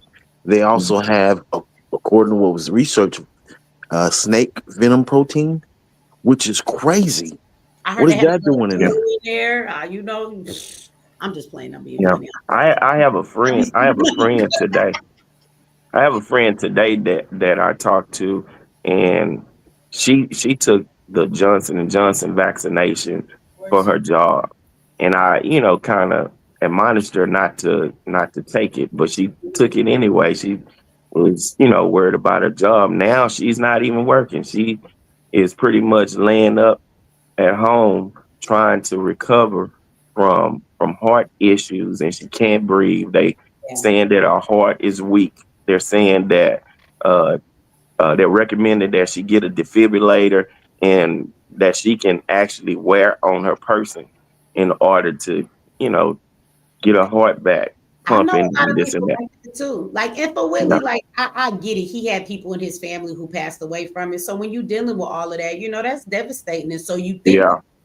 like he said, he took it because he wanted to protect his loved ones around him. And I'm sure that's why a lot of people were convinced to do that. So when he asked me earlier if the government is responsible to educate people, right? The answer is yes. And they did not educate the people enough on the risk that they were taking to taking this vaccination. Right. They pushed it on them like it was this really great thing. And the problem is that I sympathize with him and his situation and his family, right, and why he felt that way.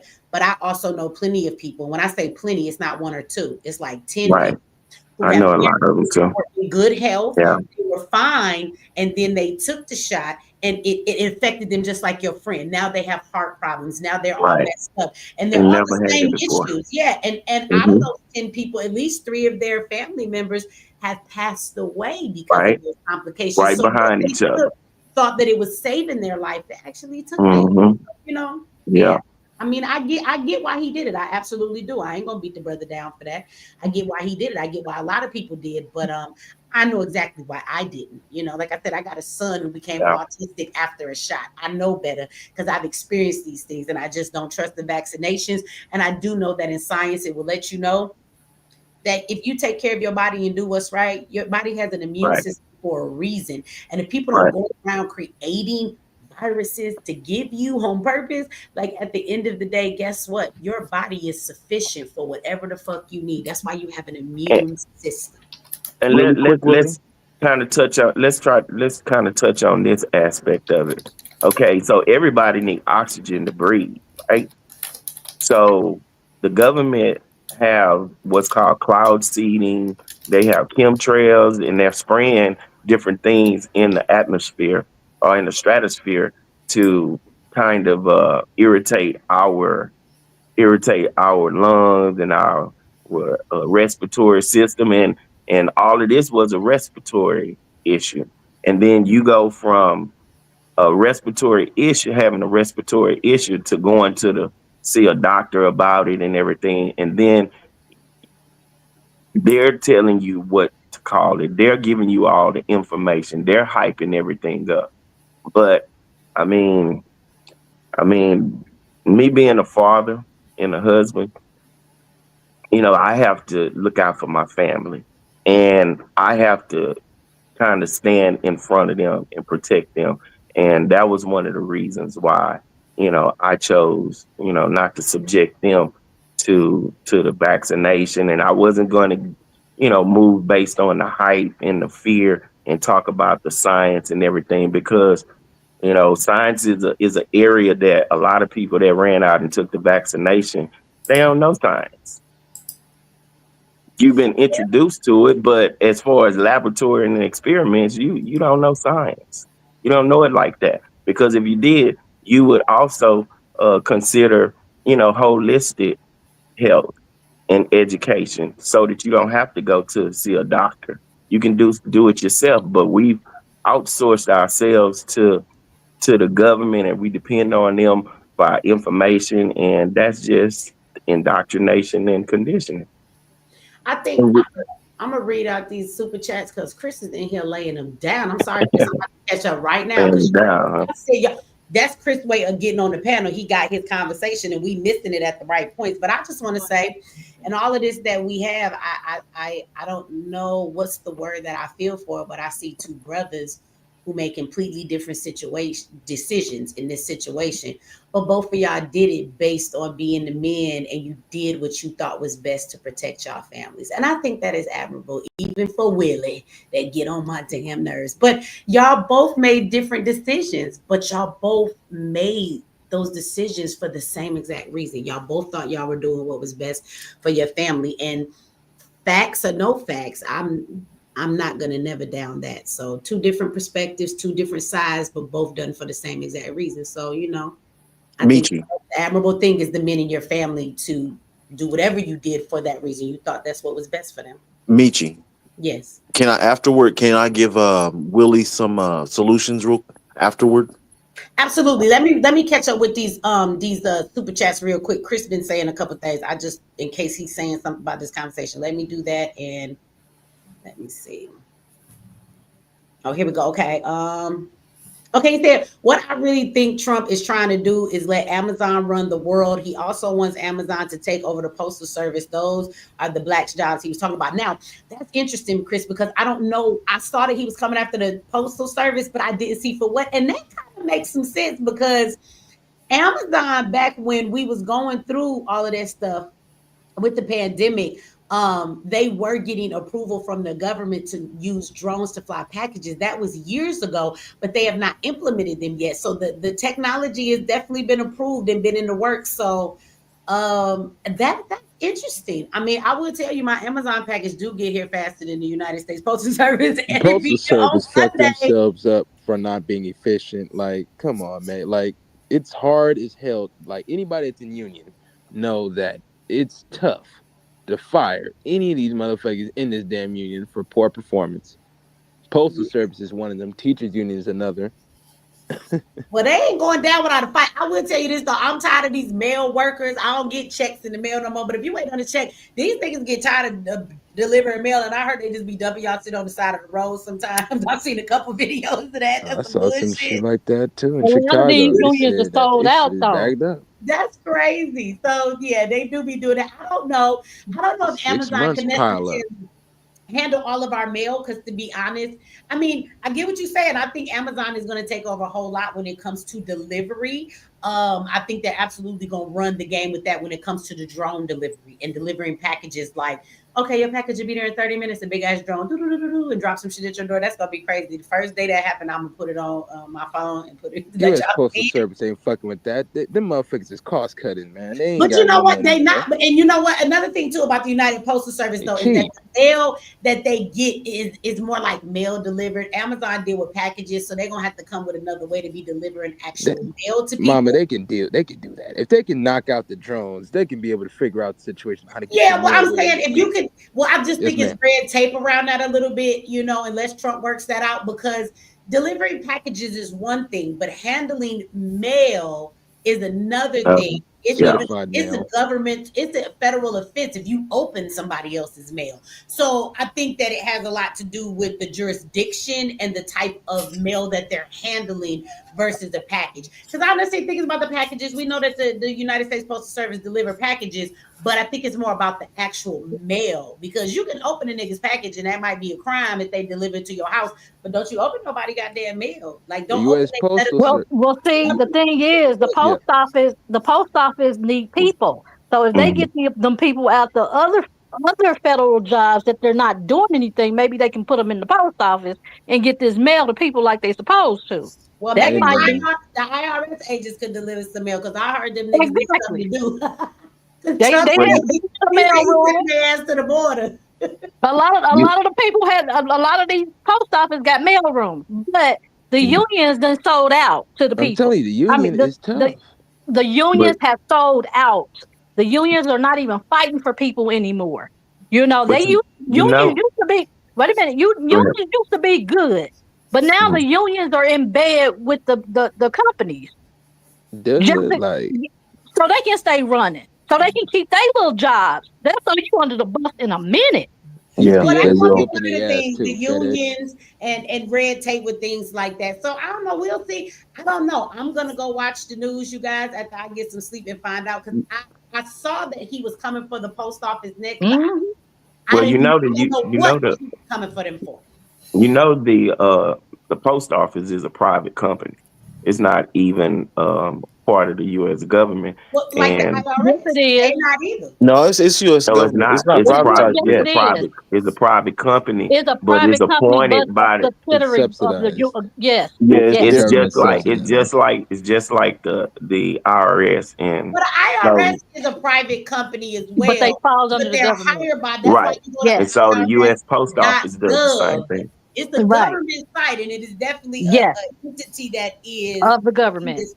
Well, no, they're paid that has been by the outsourced. government, but the IRS is the same thing. So I don't know if that's about the United States Postal Service, but the IRS is actually a private company. Those are not necessarily government officials. The IRS is contracted to the government. Right. The IRS hires whoever they hire. That's on them. Those are They not get them subsidies. officials.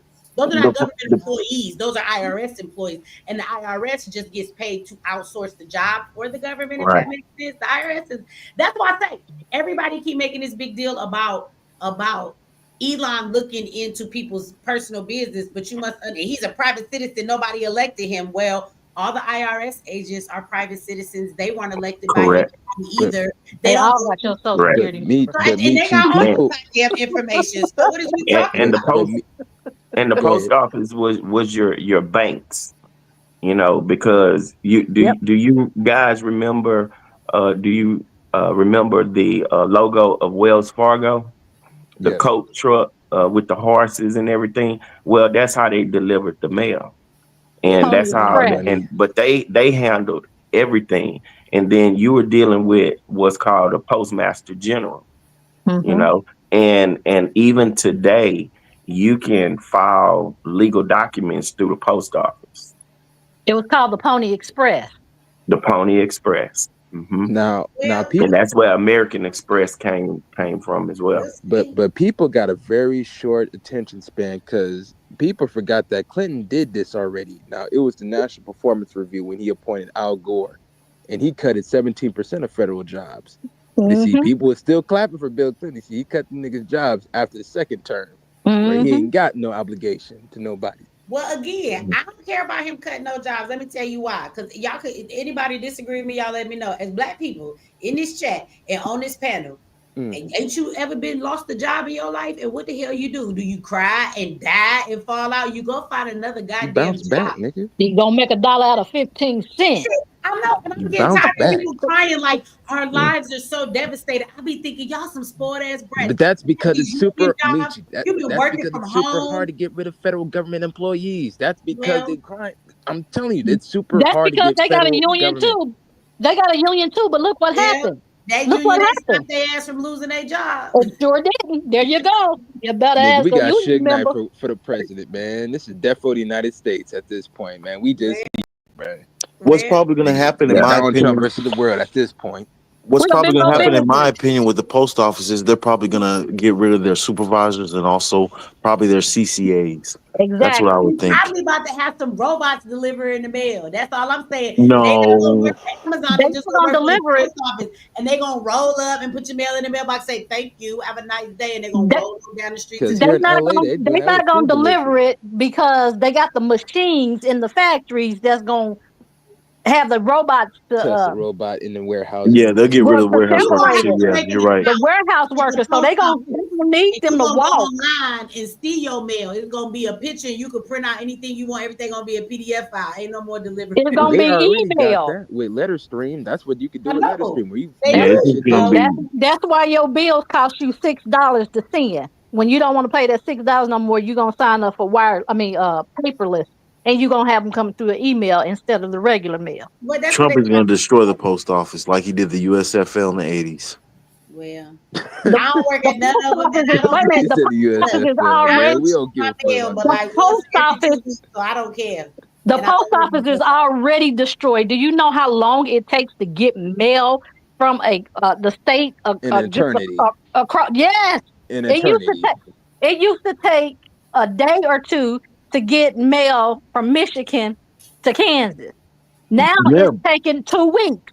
but that's because that's DeJoy's fault for that. I mean, he's holding back Brother, that's mail. been like that under 2008 under Obama, man. We haven't Yeah, been maybe having this problem Obama for the past too, 20 but they're years. holding back mail. We That's It what been I'm having doesn't this saying. They're problem for matter. holding 20 back mail. years. It Yeah. don't matter when it all happened. This is all Trump's fault. Willie told your ass. It's Trump. It It's Oh, Trump, that's dog. wrong. don't matter when. Trump is That's wrong. all Trump Trump's ain't been fault. in there long enough to be able to be He affected ain't this been in shit, there long man. enough for it to be his fault. No, 20 but that's years why of everybody this act like problem. this shit that never existed. It's the first time they ever seen Since somebody. really since 9/11, if you thought about But it. you know what, Michi? This is the sad part about it. The man has only been in office. He hasn't even been in office 100 days yet. I know. But they're blaming him for everything. He hasn't Everything had a Biden chance. fucked up. He has I not agree. had a chance to do anything. The only thing he has a chance to do is to try to right Biden's wrong.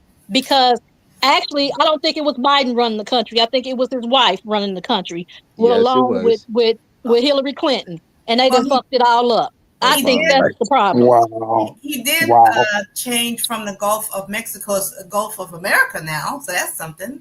Oh well, I think yeah, okay. Blinken was running. I'm sorry. I'm Blinken and sorry. Netanyahu. He didn't do that. Well, look, I I need will, Trump I to will do say is this: reverse some of this fucked up he's done gas a energy lot more. I problem. think in his first 30 days than I've seen a president sometimes doing their whole 4 years. He getting a lot of flack for a lot of stuff, but like I said, I keep looking at what he do and whatever he don't do and say how I feel about it. But I'm not really mad at nothing that's happening now. Even some of the stuff that people might look at and be like, "That's crazy." I'm gonna go back to my pro-blackness because while everybody acts like you can't agree with the things he's doing and be pro-black, I be watching people who want to ask that question, but they be getting upset about shit that don't affect us. My thing is that didn't affect us. I don't give a fucking fuck. Like him trying to close down the Department of Education. He already said he was funding HBCU, so black colleges ain't taking a hit. Why do I give a fuck, right? When we talk about them doing with programs Grants and scholarships and black colleges are taking in a the hit. school, I want people to understand that black people have been in that position for forever. Those funds and those programs that they say are supposed to work for our disabled children, those IEPs, we don't get that in our schools. We've been dealing, even these programs the Department of Education gives out, they do not do that shit for our kids in the inner city. So nothing will be changing for us. I just feel like the rest of America can be welcome to what it feels like to be black. So at the end of the day, even when people are like, well, what about that? There goes my pro-blackness for you. It don't affect us, so I don't care. But That's even what with they the don't Department of understand, Michi. Education, That he anything. hasn't done Thanks, anything Michi. to I he appreciate you, hasn't Michi. I he got a hasn't question done though. anything to hurt the black people. They can't Wow. tell you one thing that he's done that's gonna hurt black people. Just But black people in general. when it comes, Nobody can tell you that. but when it comes to the Amazing. Department of Anyway, thanks, Education, Michi. I have a question. oh dear God, You you speaking of gonna bombard us with another pro-blackness? question? No, this is for Michi. This isn't for us. Michi, speaking of pro-blackness, without bringing up immigration, can you name any specific policy that's benefited black people specifically from Trump in his first? Well, any executive orders, any of his executive orders that have specifically benefited black people? They're all I'm gonna curious. benefit us. It's gonna give us a way to Again, I don't understand. I didn't say that Trump was saving black people. I don't understand where you thought that I ever said that. The next thing is that all of the things that he has implemented he never said he was doing them for Black people. So when you talk about that, so again, him shutting down the CIA, I'm glad of that. I think that's going to benefit Black people. So he can definitely take that the hell away. When you talk about the closing of the Department of Education, I actually do think that will help Black people. When you talk about his executive orders, because this money comes down from the government and they try to regulate where it goes and what happens, they overlook the inner city. So it's not that the money will be given out, but it's that the states will have the ability to do what they're supposed to do. So within that, he is also allotting so much money for each child. And if you want to send your kid to school, you have school choice now. That's going to help Black people. A Black woman who got let me finish. I know a Black woman who got arrested for using her friend's address to send her child to a better school. Well, you don't have to now go to prison anymore and do no slave labor like you was talking about earlier for trying to send your kid to a better school. For a homeschool mother, and plenty of Black people I know that are eager to homeschool their children, that money means you can also take that money and allow it to follow your child to homeschool. So maybe that will help those parents to be able to stay home a little bit more so that they can help school their children. So I think all of those things are great. Who would educate the children at home? You're getting ready to, who are you talking to? You're talking to a fucking homeschool mother whose son is 16 years old, who is taking his SATs in 2 weeks, baby, and will be going to college at 16. He is a homeschool child. There's a lot of Black people that have degrees, What are sir. you talking about? Ziax is filled with hundreds of homeschool Black children. Don't do that. Yeah, there's a lot of Black people that has degrees. I'm sure you have one too, right? I definitely do. Okay, so what was the question? I don't understand that My comment. question was, she brought up homeschooling as a viable option, alternative to public schools. My question was, who would be educated? There you go. Hold on. Let me speak, y'all. There you go. Misquoting what I said. I started giving you several examples for the reason of the Department of Education being closed down and how I thought it would benefit Black people. I first talked about school choice for those that want to send their kids to public school. They will have more of a choice to send their kids where they want them to go instead of being forced to send their kids to the schools in their neighborhood, which are really raggedy and they usually don't put no funds or no money into. And then I brought up the fact that they also have the ability for those who want to homeschool their children. So I didn't say that it was a viable option over public school. I said it now becomes an option. And I know for a lot of Black parents who would like to homeschool their children, one of the obstacles is that they don't have the funds to stay home and do so. So that's said, Willie. I know a program that's homeschooling that's African centered. It's called the Uhuru Academy. Y'all should check that out for your kids if you want to, But y'all give me 1 second because I want to thank them for the $3. But Chris been in here banging it out, and we get stuck on one thing he say and go into a tangent. And we've been in here almost 8 hours, 7 hours, 59 minutes in 1 second. Because you keep putting Willie back on. You know you like it, Michi. We are, but we're gonna wrap this up pretty soon. It is 6 o'clock in the morning where I'm at, and I have class to teach for my boot camp this evening. I have a son I got to get up and make him some food for. Michi, do you have my email? This is We Winning. And so, okay. So, yes, ma'am. So I want to read out Chris's super chat though, and then I want to give everybody on the panel your last words. Give everybody a few minutes to say their thing before they drop down and give you guys the last words. But let me read out Chris's super chats. Do not go into no full tangent conversation about Chris's comments. If you want to comment on something Chris has said as I read his super chats, let that be your thing you address on your way out off the panel, okay? Because we got to bring this thing to an end. I will be back next Saturday, and I will be doing some lives this week. And I'm not going to lie and tell you I'm not opposed to dropping the link. But when I do my lives, I'm not doing a panel. When it's me, I will take one caller at a time. And I only take so many because I'm not going to do 8-hour shows all week long. That is out the door. Okay. So let me see. So Chris says, well, can anybody say they forced us to take the vaccine because if you didn't take the vaccine, you couldn't work at some of these jobs? So what is next that they're going to force on us? Well, they're always forcing something on us. I do agree with you. I know I had a lot of people that would hit me up and they were in turmoil. They really did not know what to do to choose their livelihood, their job, and their career over taking the shot. I think it was really messed up because they say it was a free choice, but it wasn't. They actually forced some people to choose their livelihood and having a job. These are people who are nurses, people who have worked a long time for the career. Military. to just have to turn around and give that career up for it to have to take this. So yeah, a lot of people felt forced to take it, and they took it because of them being in a position that they had no other choice that they could make. And so that was not free will, that was actually forced, and it was really fucked up for the government to do that. You're absolutely right, Chris, and it's not the last we've seen of that. I think there will be more to come of other things they will force us to do in that same manner. Chris says is next to Mr. Willie, they already got signs in restaurants saying we have the right to serve who we want. I'm looking for signs as some jobs saying we have the right to hire who we want.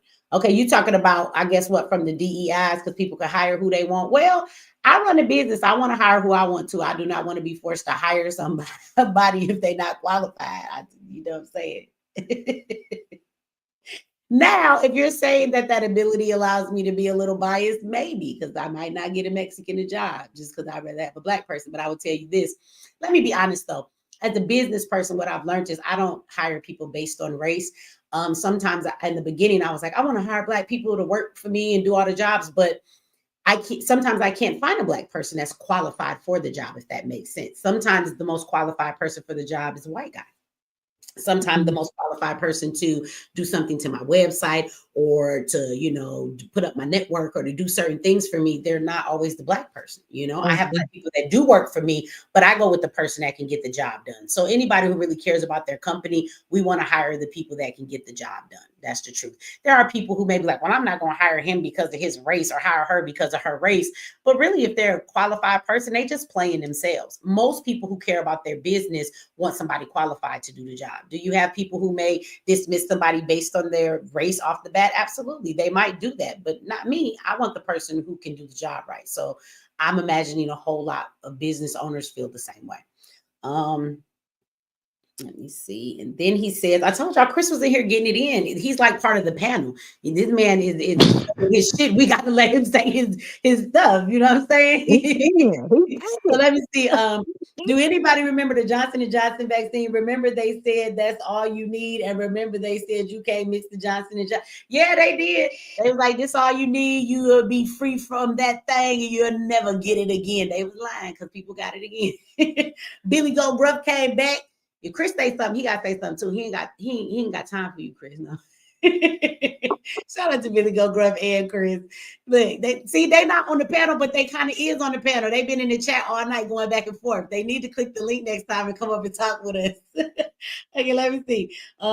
It's still using small mail, you slow.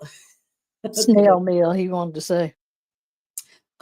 Chris niece in the mail room kidnapping your checks. Chris, is that true? No, I'm just playing. Shout out to the Don. Salute to you. Thank you for coming in here with the super chat towards the end of the night. Okay, we got another brother right here. It says the post office is written in the Constitution in Article 1, Section 8, Clause 7. Look at this, brother.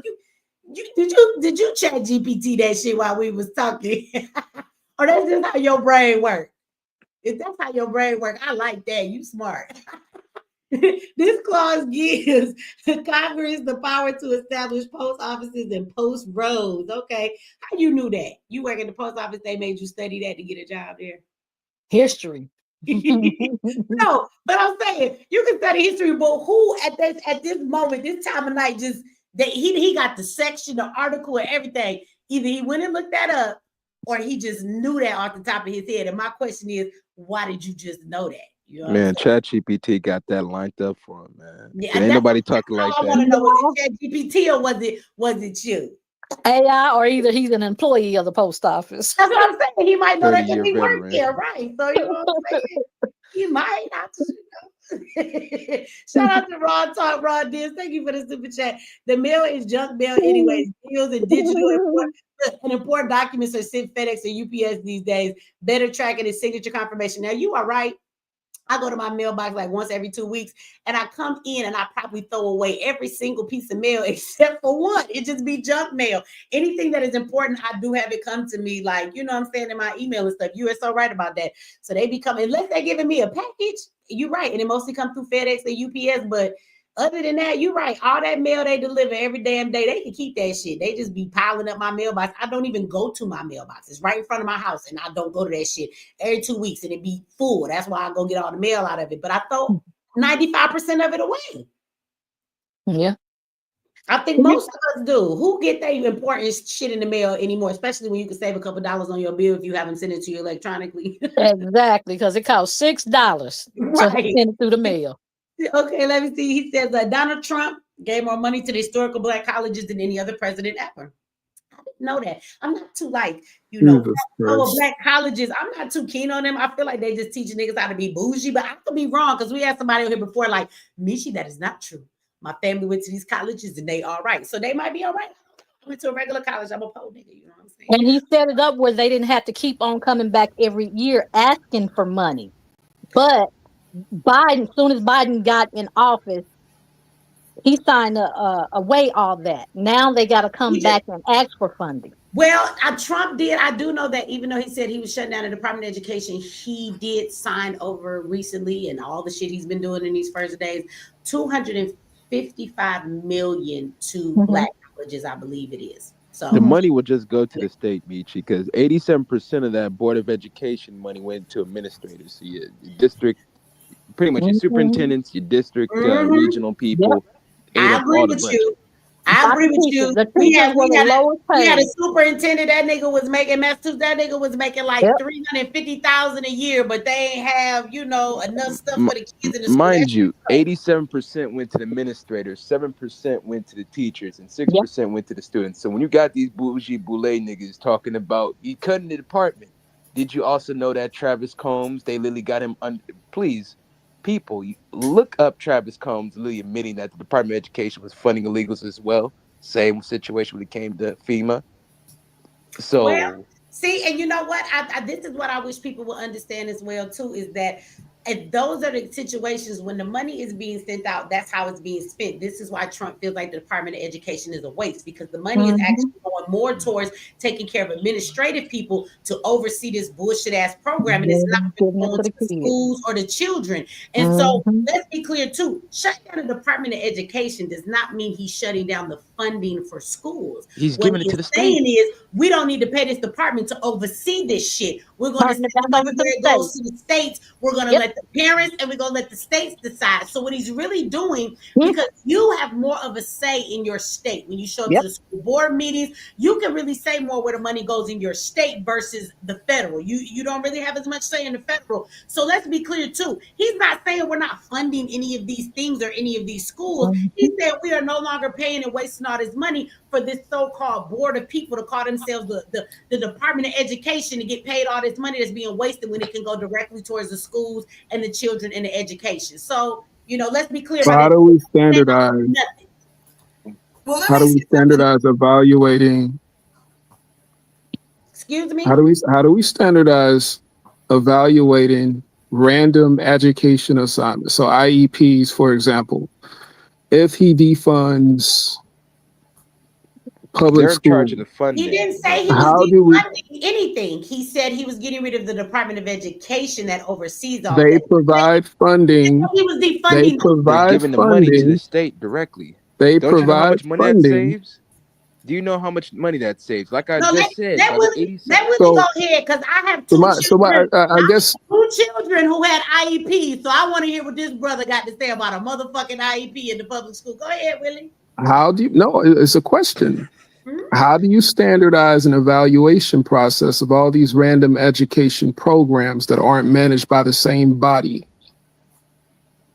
Why would you need the federal government to standardize and oversee that? Each state, Because you need accreditation. You need accreditation. State has the You can standardized have accreditation. See, here you go jumping around all over again. At the end of the day, when you're talking about accreditation, there's a process for accreditation. It doesn't take away their accreditation. I don't even understand what that has to do with the Department of Education being shut down. Because if evaluation is not standardized and administered the same way across different states, that will be an issue for accreditation. Those standardizations are going to go away. Those tests are, no, what you don't understand is that those responsibilities now are given to the state. And the state, exactly, and it's no longer centralized into one body. Dude, do you know how dangerous oversees the administration of the program? You know what? As a parent who has children who are in the public school, I would rather have each state discern what the fucking community needs and those children need when you talk about standardization. And you know that when that standardization comes, that includes all of those dumbass curriculums and LGBTQ and all of that dumbass shit too. I think that every state should be able, with the parents, to decide those different things. And I love how you try and come in. Then private colleges don't have to consider your then private. You come in here and you act like because the Department of Education is not there, that the standardized testing will go the fuck away, or that they don't already have these standards, and then the kids take the test and it's the state that reads the standards on the test anyway. Again, you seem to like throwing money away on fucking nothing. And you brought up IEPs. I'm going to say it to you again. It does not mean the funding for these programs go away. What it means is there's more funding for these programs when you don't have to pay the whole Department of Education, who's sitting in some fucking federal building, who never go into these schools, who don't fucking meet with no kids and don't know shit about these goddamn kids. My children both had IEPs. Let me tell you something about them IEPs. Them motherfuckers never followed one line of those goddamn IEPs. I had to go up to the school and argue with them people every fucking day. You know what their federal standardized thing was? Just give your kids drugs. They wanted to give my daughter Ritalin for fucking what? She's a kid, and y'all say she a little hyper and don't want to sit in her seat all goddamn day. So there goes your standardized shit. They did not respect that IEP at fucking all. Those teachers never read the IEP to get to know your child. You know why? Because there's not enough teachers in the classroom. There's too many students and they don't have the time. So maybe in all that fucking money they're wasting in the Department of Education, they could actually hire more teachers and have smaller classrooms. IEPs for us. What he failed to realize, the rest of America gets to realize now and experience what it's like to be Black, because they don't give a fuck about that's Black. not a flex. If you're talking about mass poverty, that's not acceptable. What does poverty have to do with what we're talking about? We're talking about Public school, education, sir. yeah, because public school, you talked about the overcrowding of public schools. Right. And I also So, said that if they have more money, doesn't that mean they could afford more teachers with smaller classrooms so kids can be educated better? Do you know that Black children in the inner cities, with all this money you act like it's being cut, that doesn't go to their school anyway? Do you know that our children in the inner cities are fucking graduating left and right with high school diplomas and they're illiterate? Do you know that prisons are built on 4th grade reading levels in the inner city? Okay, then. Yeah, and do you know that the outcome, all of the, and all of the testing results for all of the major academic categories are worse for charter what schools. government department you work in, man? And those charter schools cannot compete. Mr. Willie, I'm tired, and so I'm gonna let you go ahead and go down, because what you're not finna do is now 8 hours and 15 minutes. Take us another hour 15. I'm not finna do a motherfucking 10-hour live. Y'all got me fucked up, okay? Another hour You got me 15. real fucked up right now. Crazy. He's crazy. It's 6:14 where I live. Mr. Willie, I'm not arguing with you no longer. You're gonna have to come back on the next one, because you love to do that deflected shit. Nobody was talking about a charter school. I was get it all off the topic. Teachers in the fucking classrooms, and you keep talking about all this standardization. What you can't realize is the Department of Education has been there the whole time. Those standardized tests you're talking about ain't fucking helped us yet. Those fucking IEPs ain't done shit for us yet. Our education is in the toilet. So what the fuck are you talking about? That's because most of the administrators need money. Trump gonna take this shit away. Well, the whole time this shit has been here, it hasn't done anything to help our children. So again, I'm gonna move on to the next super chats, because for real, I'm not finna fucking be in here. It is 8:15, and we've been here 8 hours and 15 minutes. We got 15 minutes for me to read these super chats and for y'all to say your piece, and I'm going to fucking bed. I promise you. Okay. So There's another Saturday. Y'all gonna have to save it, okay? Damn. Don't let Willie run your blood pressure up, Mitch. He's off the chain. He's running my blood pressure. And his ass keep coming back in the back. Let me read these super chats. Shout out to Chris. I would like to send my appreciation to the lady that's up there on the top in the purple. I really appreciate you, and you are speaking facts. Okay. Shout out to the lady at the top in the purple. I knew that was Afro. Thank you for the donation. I appreciate that super chat. Billy Go back in the house says you asked what he did not. You asked what he did not with those. You got the money. Did with it. Black people, Black Congress woman worth $9 million said you deserve 5 G's. Fuck out of here. Jasmine Crockett. I don't like that lady. Her attitude be pissing me off. I think that's the last super chat. She making money off the Black people. That's why she doing it. But she just got in. Worth $30 million. Okay, y'all. Okay, y'all. Yes, Here ma'am. we go. We're going to start with Faith. I think that's you. Are you the one at the top, Faith? It is me. You got 2 minutes. If you love me, you'll make it 1.5 because I'm tired. But She leaning, y'all. Go ahead, say your piece, and then I'm gonna drop you down, and then we're gonna go to Hotspot Casino, and we're gonna do it like that. Let everybody say their piece, and then we out of here for the night, y'all. Thank y'all for everybody tuned in. Y'all been up here with us to the tune of 1,000 people till just a few minutes ago for 8 hours. So I'm not mad because y'all been rocking 8 hours with us, but I gotta go to bed, y'all, for real. So what I think Trump is just making the government smaller and turning it over to the states, more to the states, and if you don't like the policies of the states that you live in, you can always go to another state. And the tests that the guy was talking about, the standardized tests, a lot of them are based on the states that the people are in already. So it's just too much misinformation being put, in these conversations. These conversations should be more about solutions rather than like the Willie man coming up here debating on everything. We're not Trump haters, but we see the things that he's doing that may benefit us. So why bash him? You know what I mean? But thank you for having me on your panel. And I will get I will talk to you during the week. All right, y'all.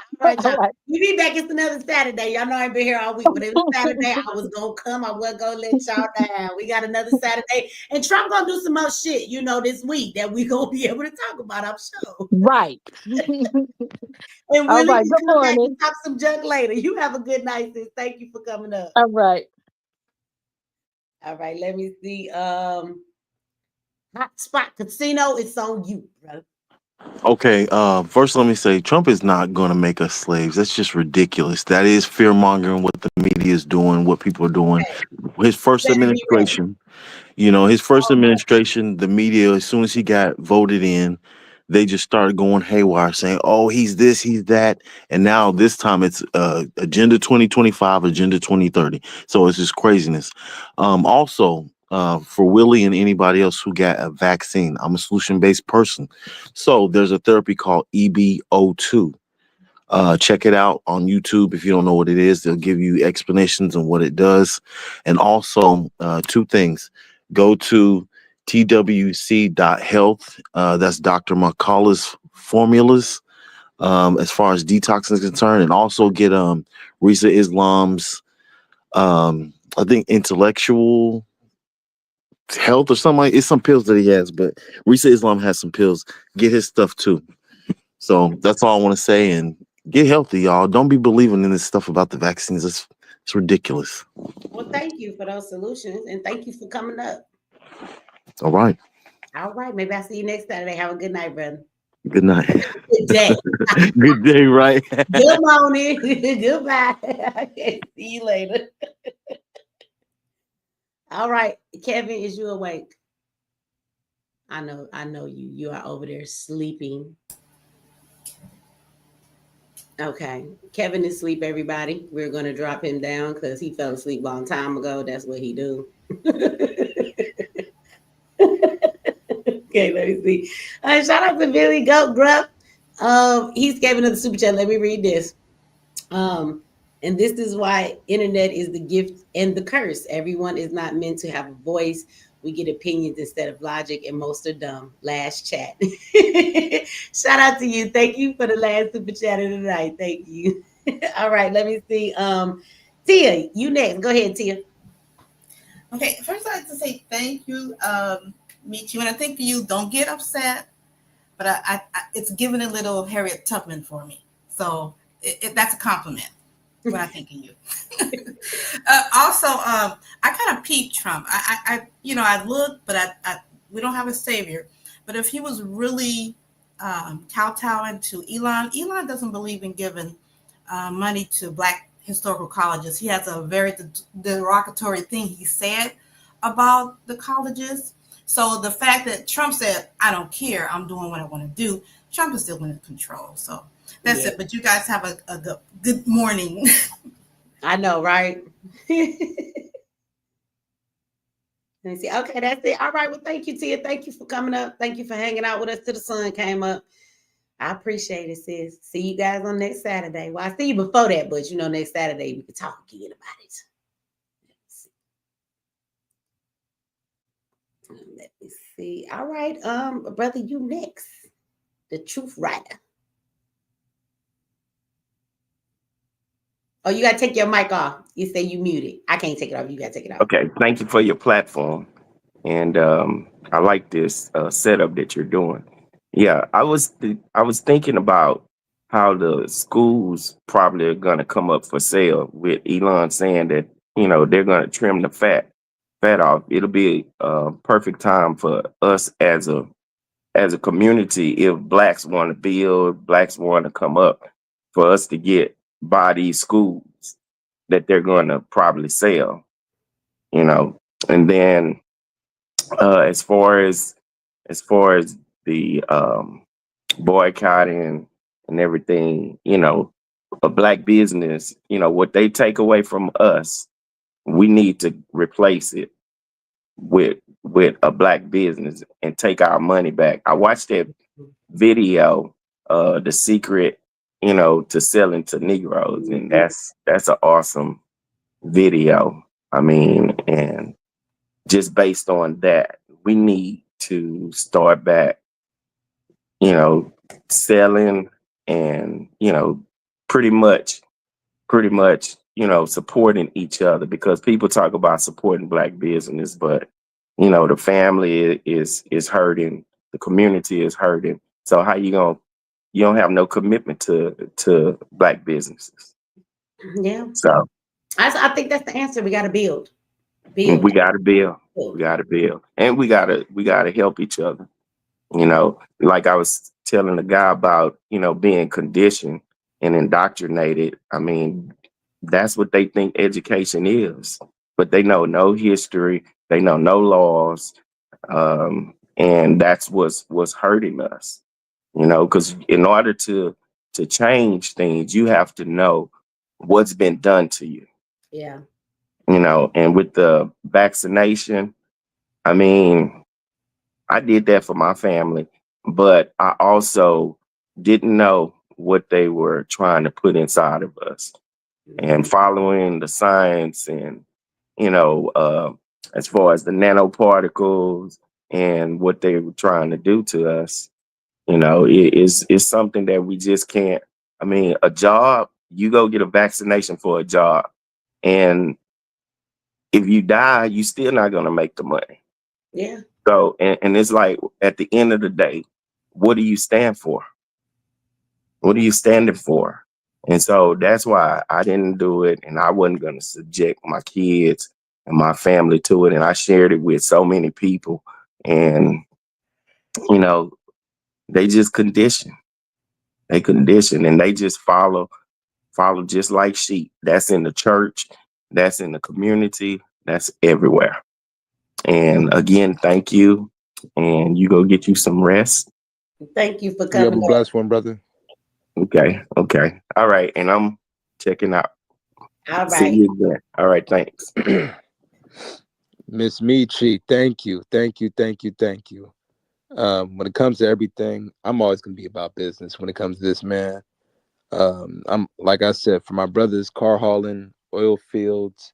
For my sisters, get your business credit ready. For the brothers as well, get your business credit ready. Make, dust off that LLC paperwork from 2020, 2021, man. We got to get everything back ready and certified. When it comes to the main preference of everything, people, if you focus on getting at least your personal credit above 680, if not 680, make sure that you have enough cash liquidity to get a strong deposit, and you can be able to do what you need to do to get involved, to get the business credit cards without leveraging your personal credit. But you need the cash. If you don't have the cash, you got to get stuff cleaned up off your credit. You got to put the trade lines in, Credit Strong, Kovo Credit, Kickoff, Self-Lender. Those 4 trade lines can be able to put you in a very strong position to get your LLCs funded when it comes to business credit. And no, this ain't no PPP, this ain't no EDL, this ain't no EDD. Nah, this is business credit on your LLC, your S Corp, your C Corp. None of that CPN shit. A lot of Atlanta niggas then burnt that shit out. That was no, there's definitely a right way to do what you're talking about. A lot of people just don't know what they're talking about. So then when somebody comes and tells it the right way, people always want to assume first, oh, they scamming again or telling you stuff. But no, you're right. There is a process to cleaning your credit and getting business credit. There's a process to building all of those things and how you go about it. And, and a lot of people just aren't giving the right information. So it's nice when you have somebody that is giving the right information. But yes, Miss Michi, when it comes to everything, to finish it all off, whatever you need from me, my email is in the back channel, creditbuilder475@gmail.com. Please don't forget about me, Miss Michi. I'm not. It's 3:30 where I'm at in the West Coast in LA, man. I'm about to do some more research, read some more laws. I wish it was 3:30 here. I would go take a bath before I go to bed, but I gotta just go to bed. Man. This is still early around here, still for me. So I appreciate you, Miss Michi. Thank you. And like I said, I'm part of the under 30 crowd. So you still got it going on. You still got the pizzazz to keep everybody going. So thank you. I always appreciate you. The younger folks is listening and y'all come up with your smart stuff. It gives me hope for the future. Oh yes. But thank you for at least listening to us, man. Because a lot of people just close their ears and just slam the door. No, absolutely. I'm one mind and I'm not always right. And to come together with people, we're not going to all come together because we're not a monolith, but listening to each other is how we find out who we are in agreement with, who are the people we can deal with. And that comes through not always telling, but listening, because you got to understand what other people know too. So, Yes, ma'am. So let me get my long-winded ass on. I appreciate you. Thank you. I'm long-winded too. My ass being talking for 20 more minutes. I know that. That's why I gotta go. Yes, babe. I appreciate you. Email me anytime, whatever I can do. I'm ready to go. All right. Yes, thank you so much, brother. Enjoy your day. Yes, ma'am. Bye-bye. Good night. All right. Let me see. Willie, why is you still in the back? Willie, I ain't playing with you.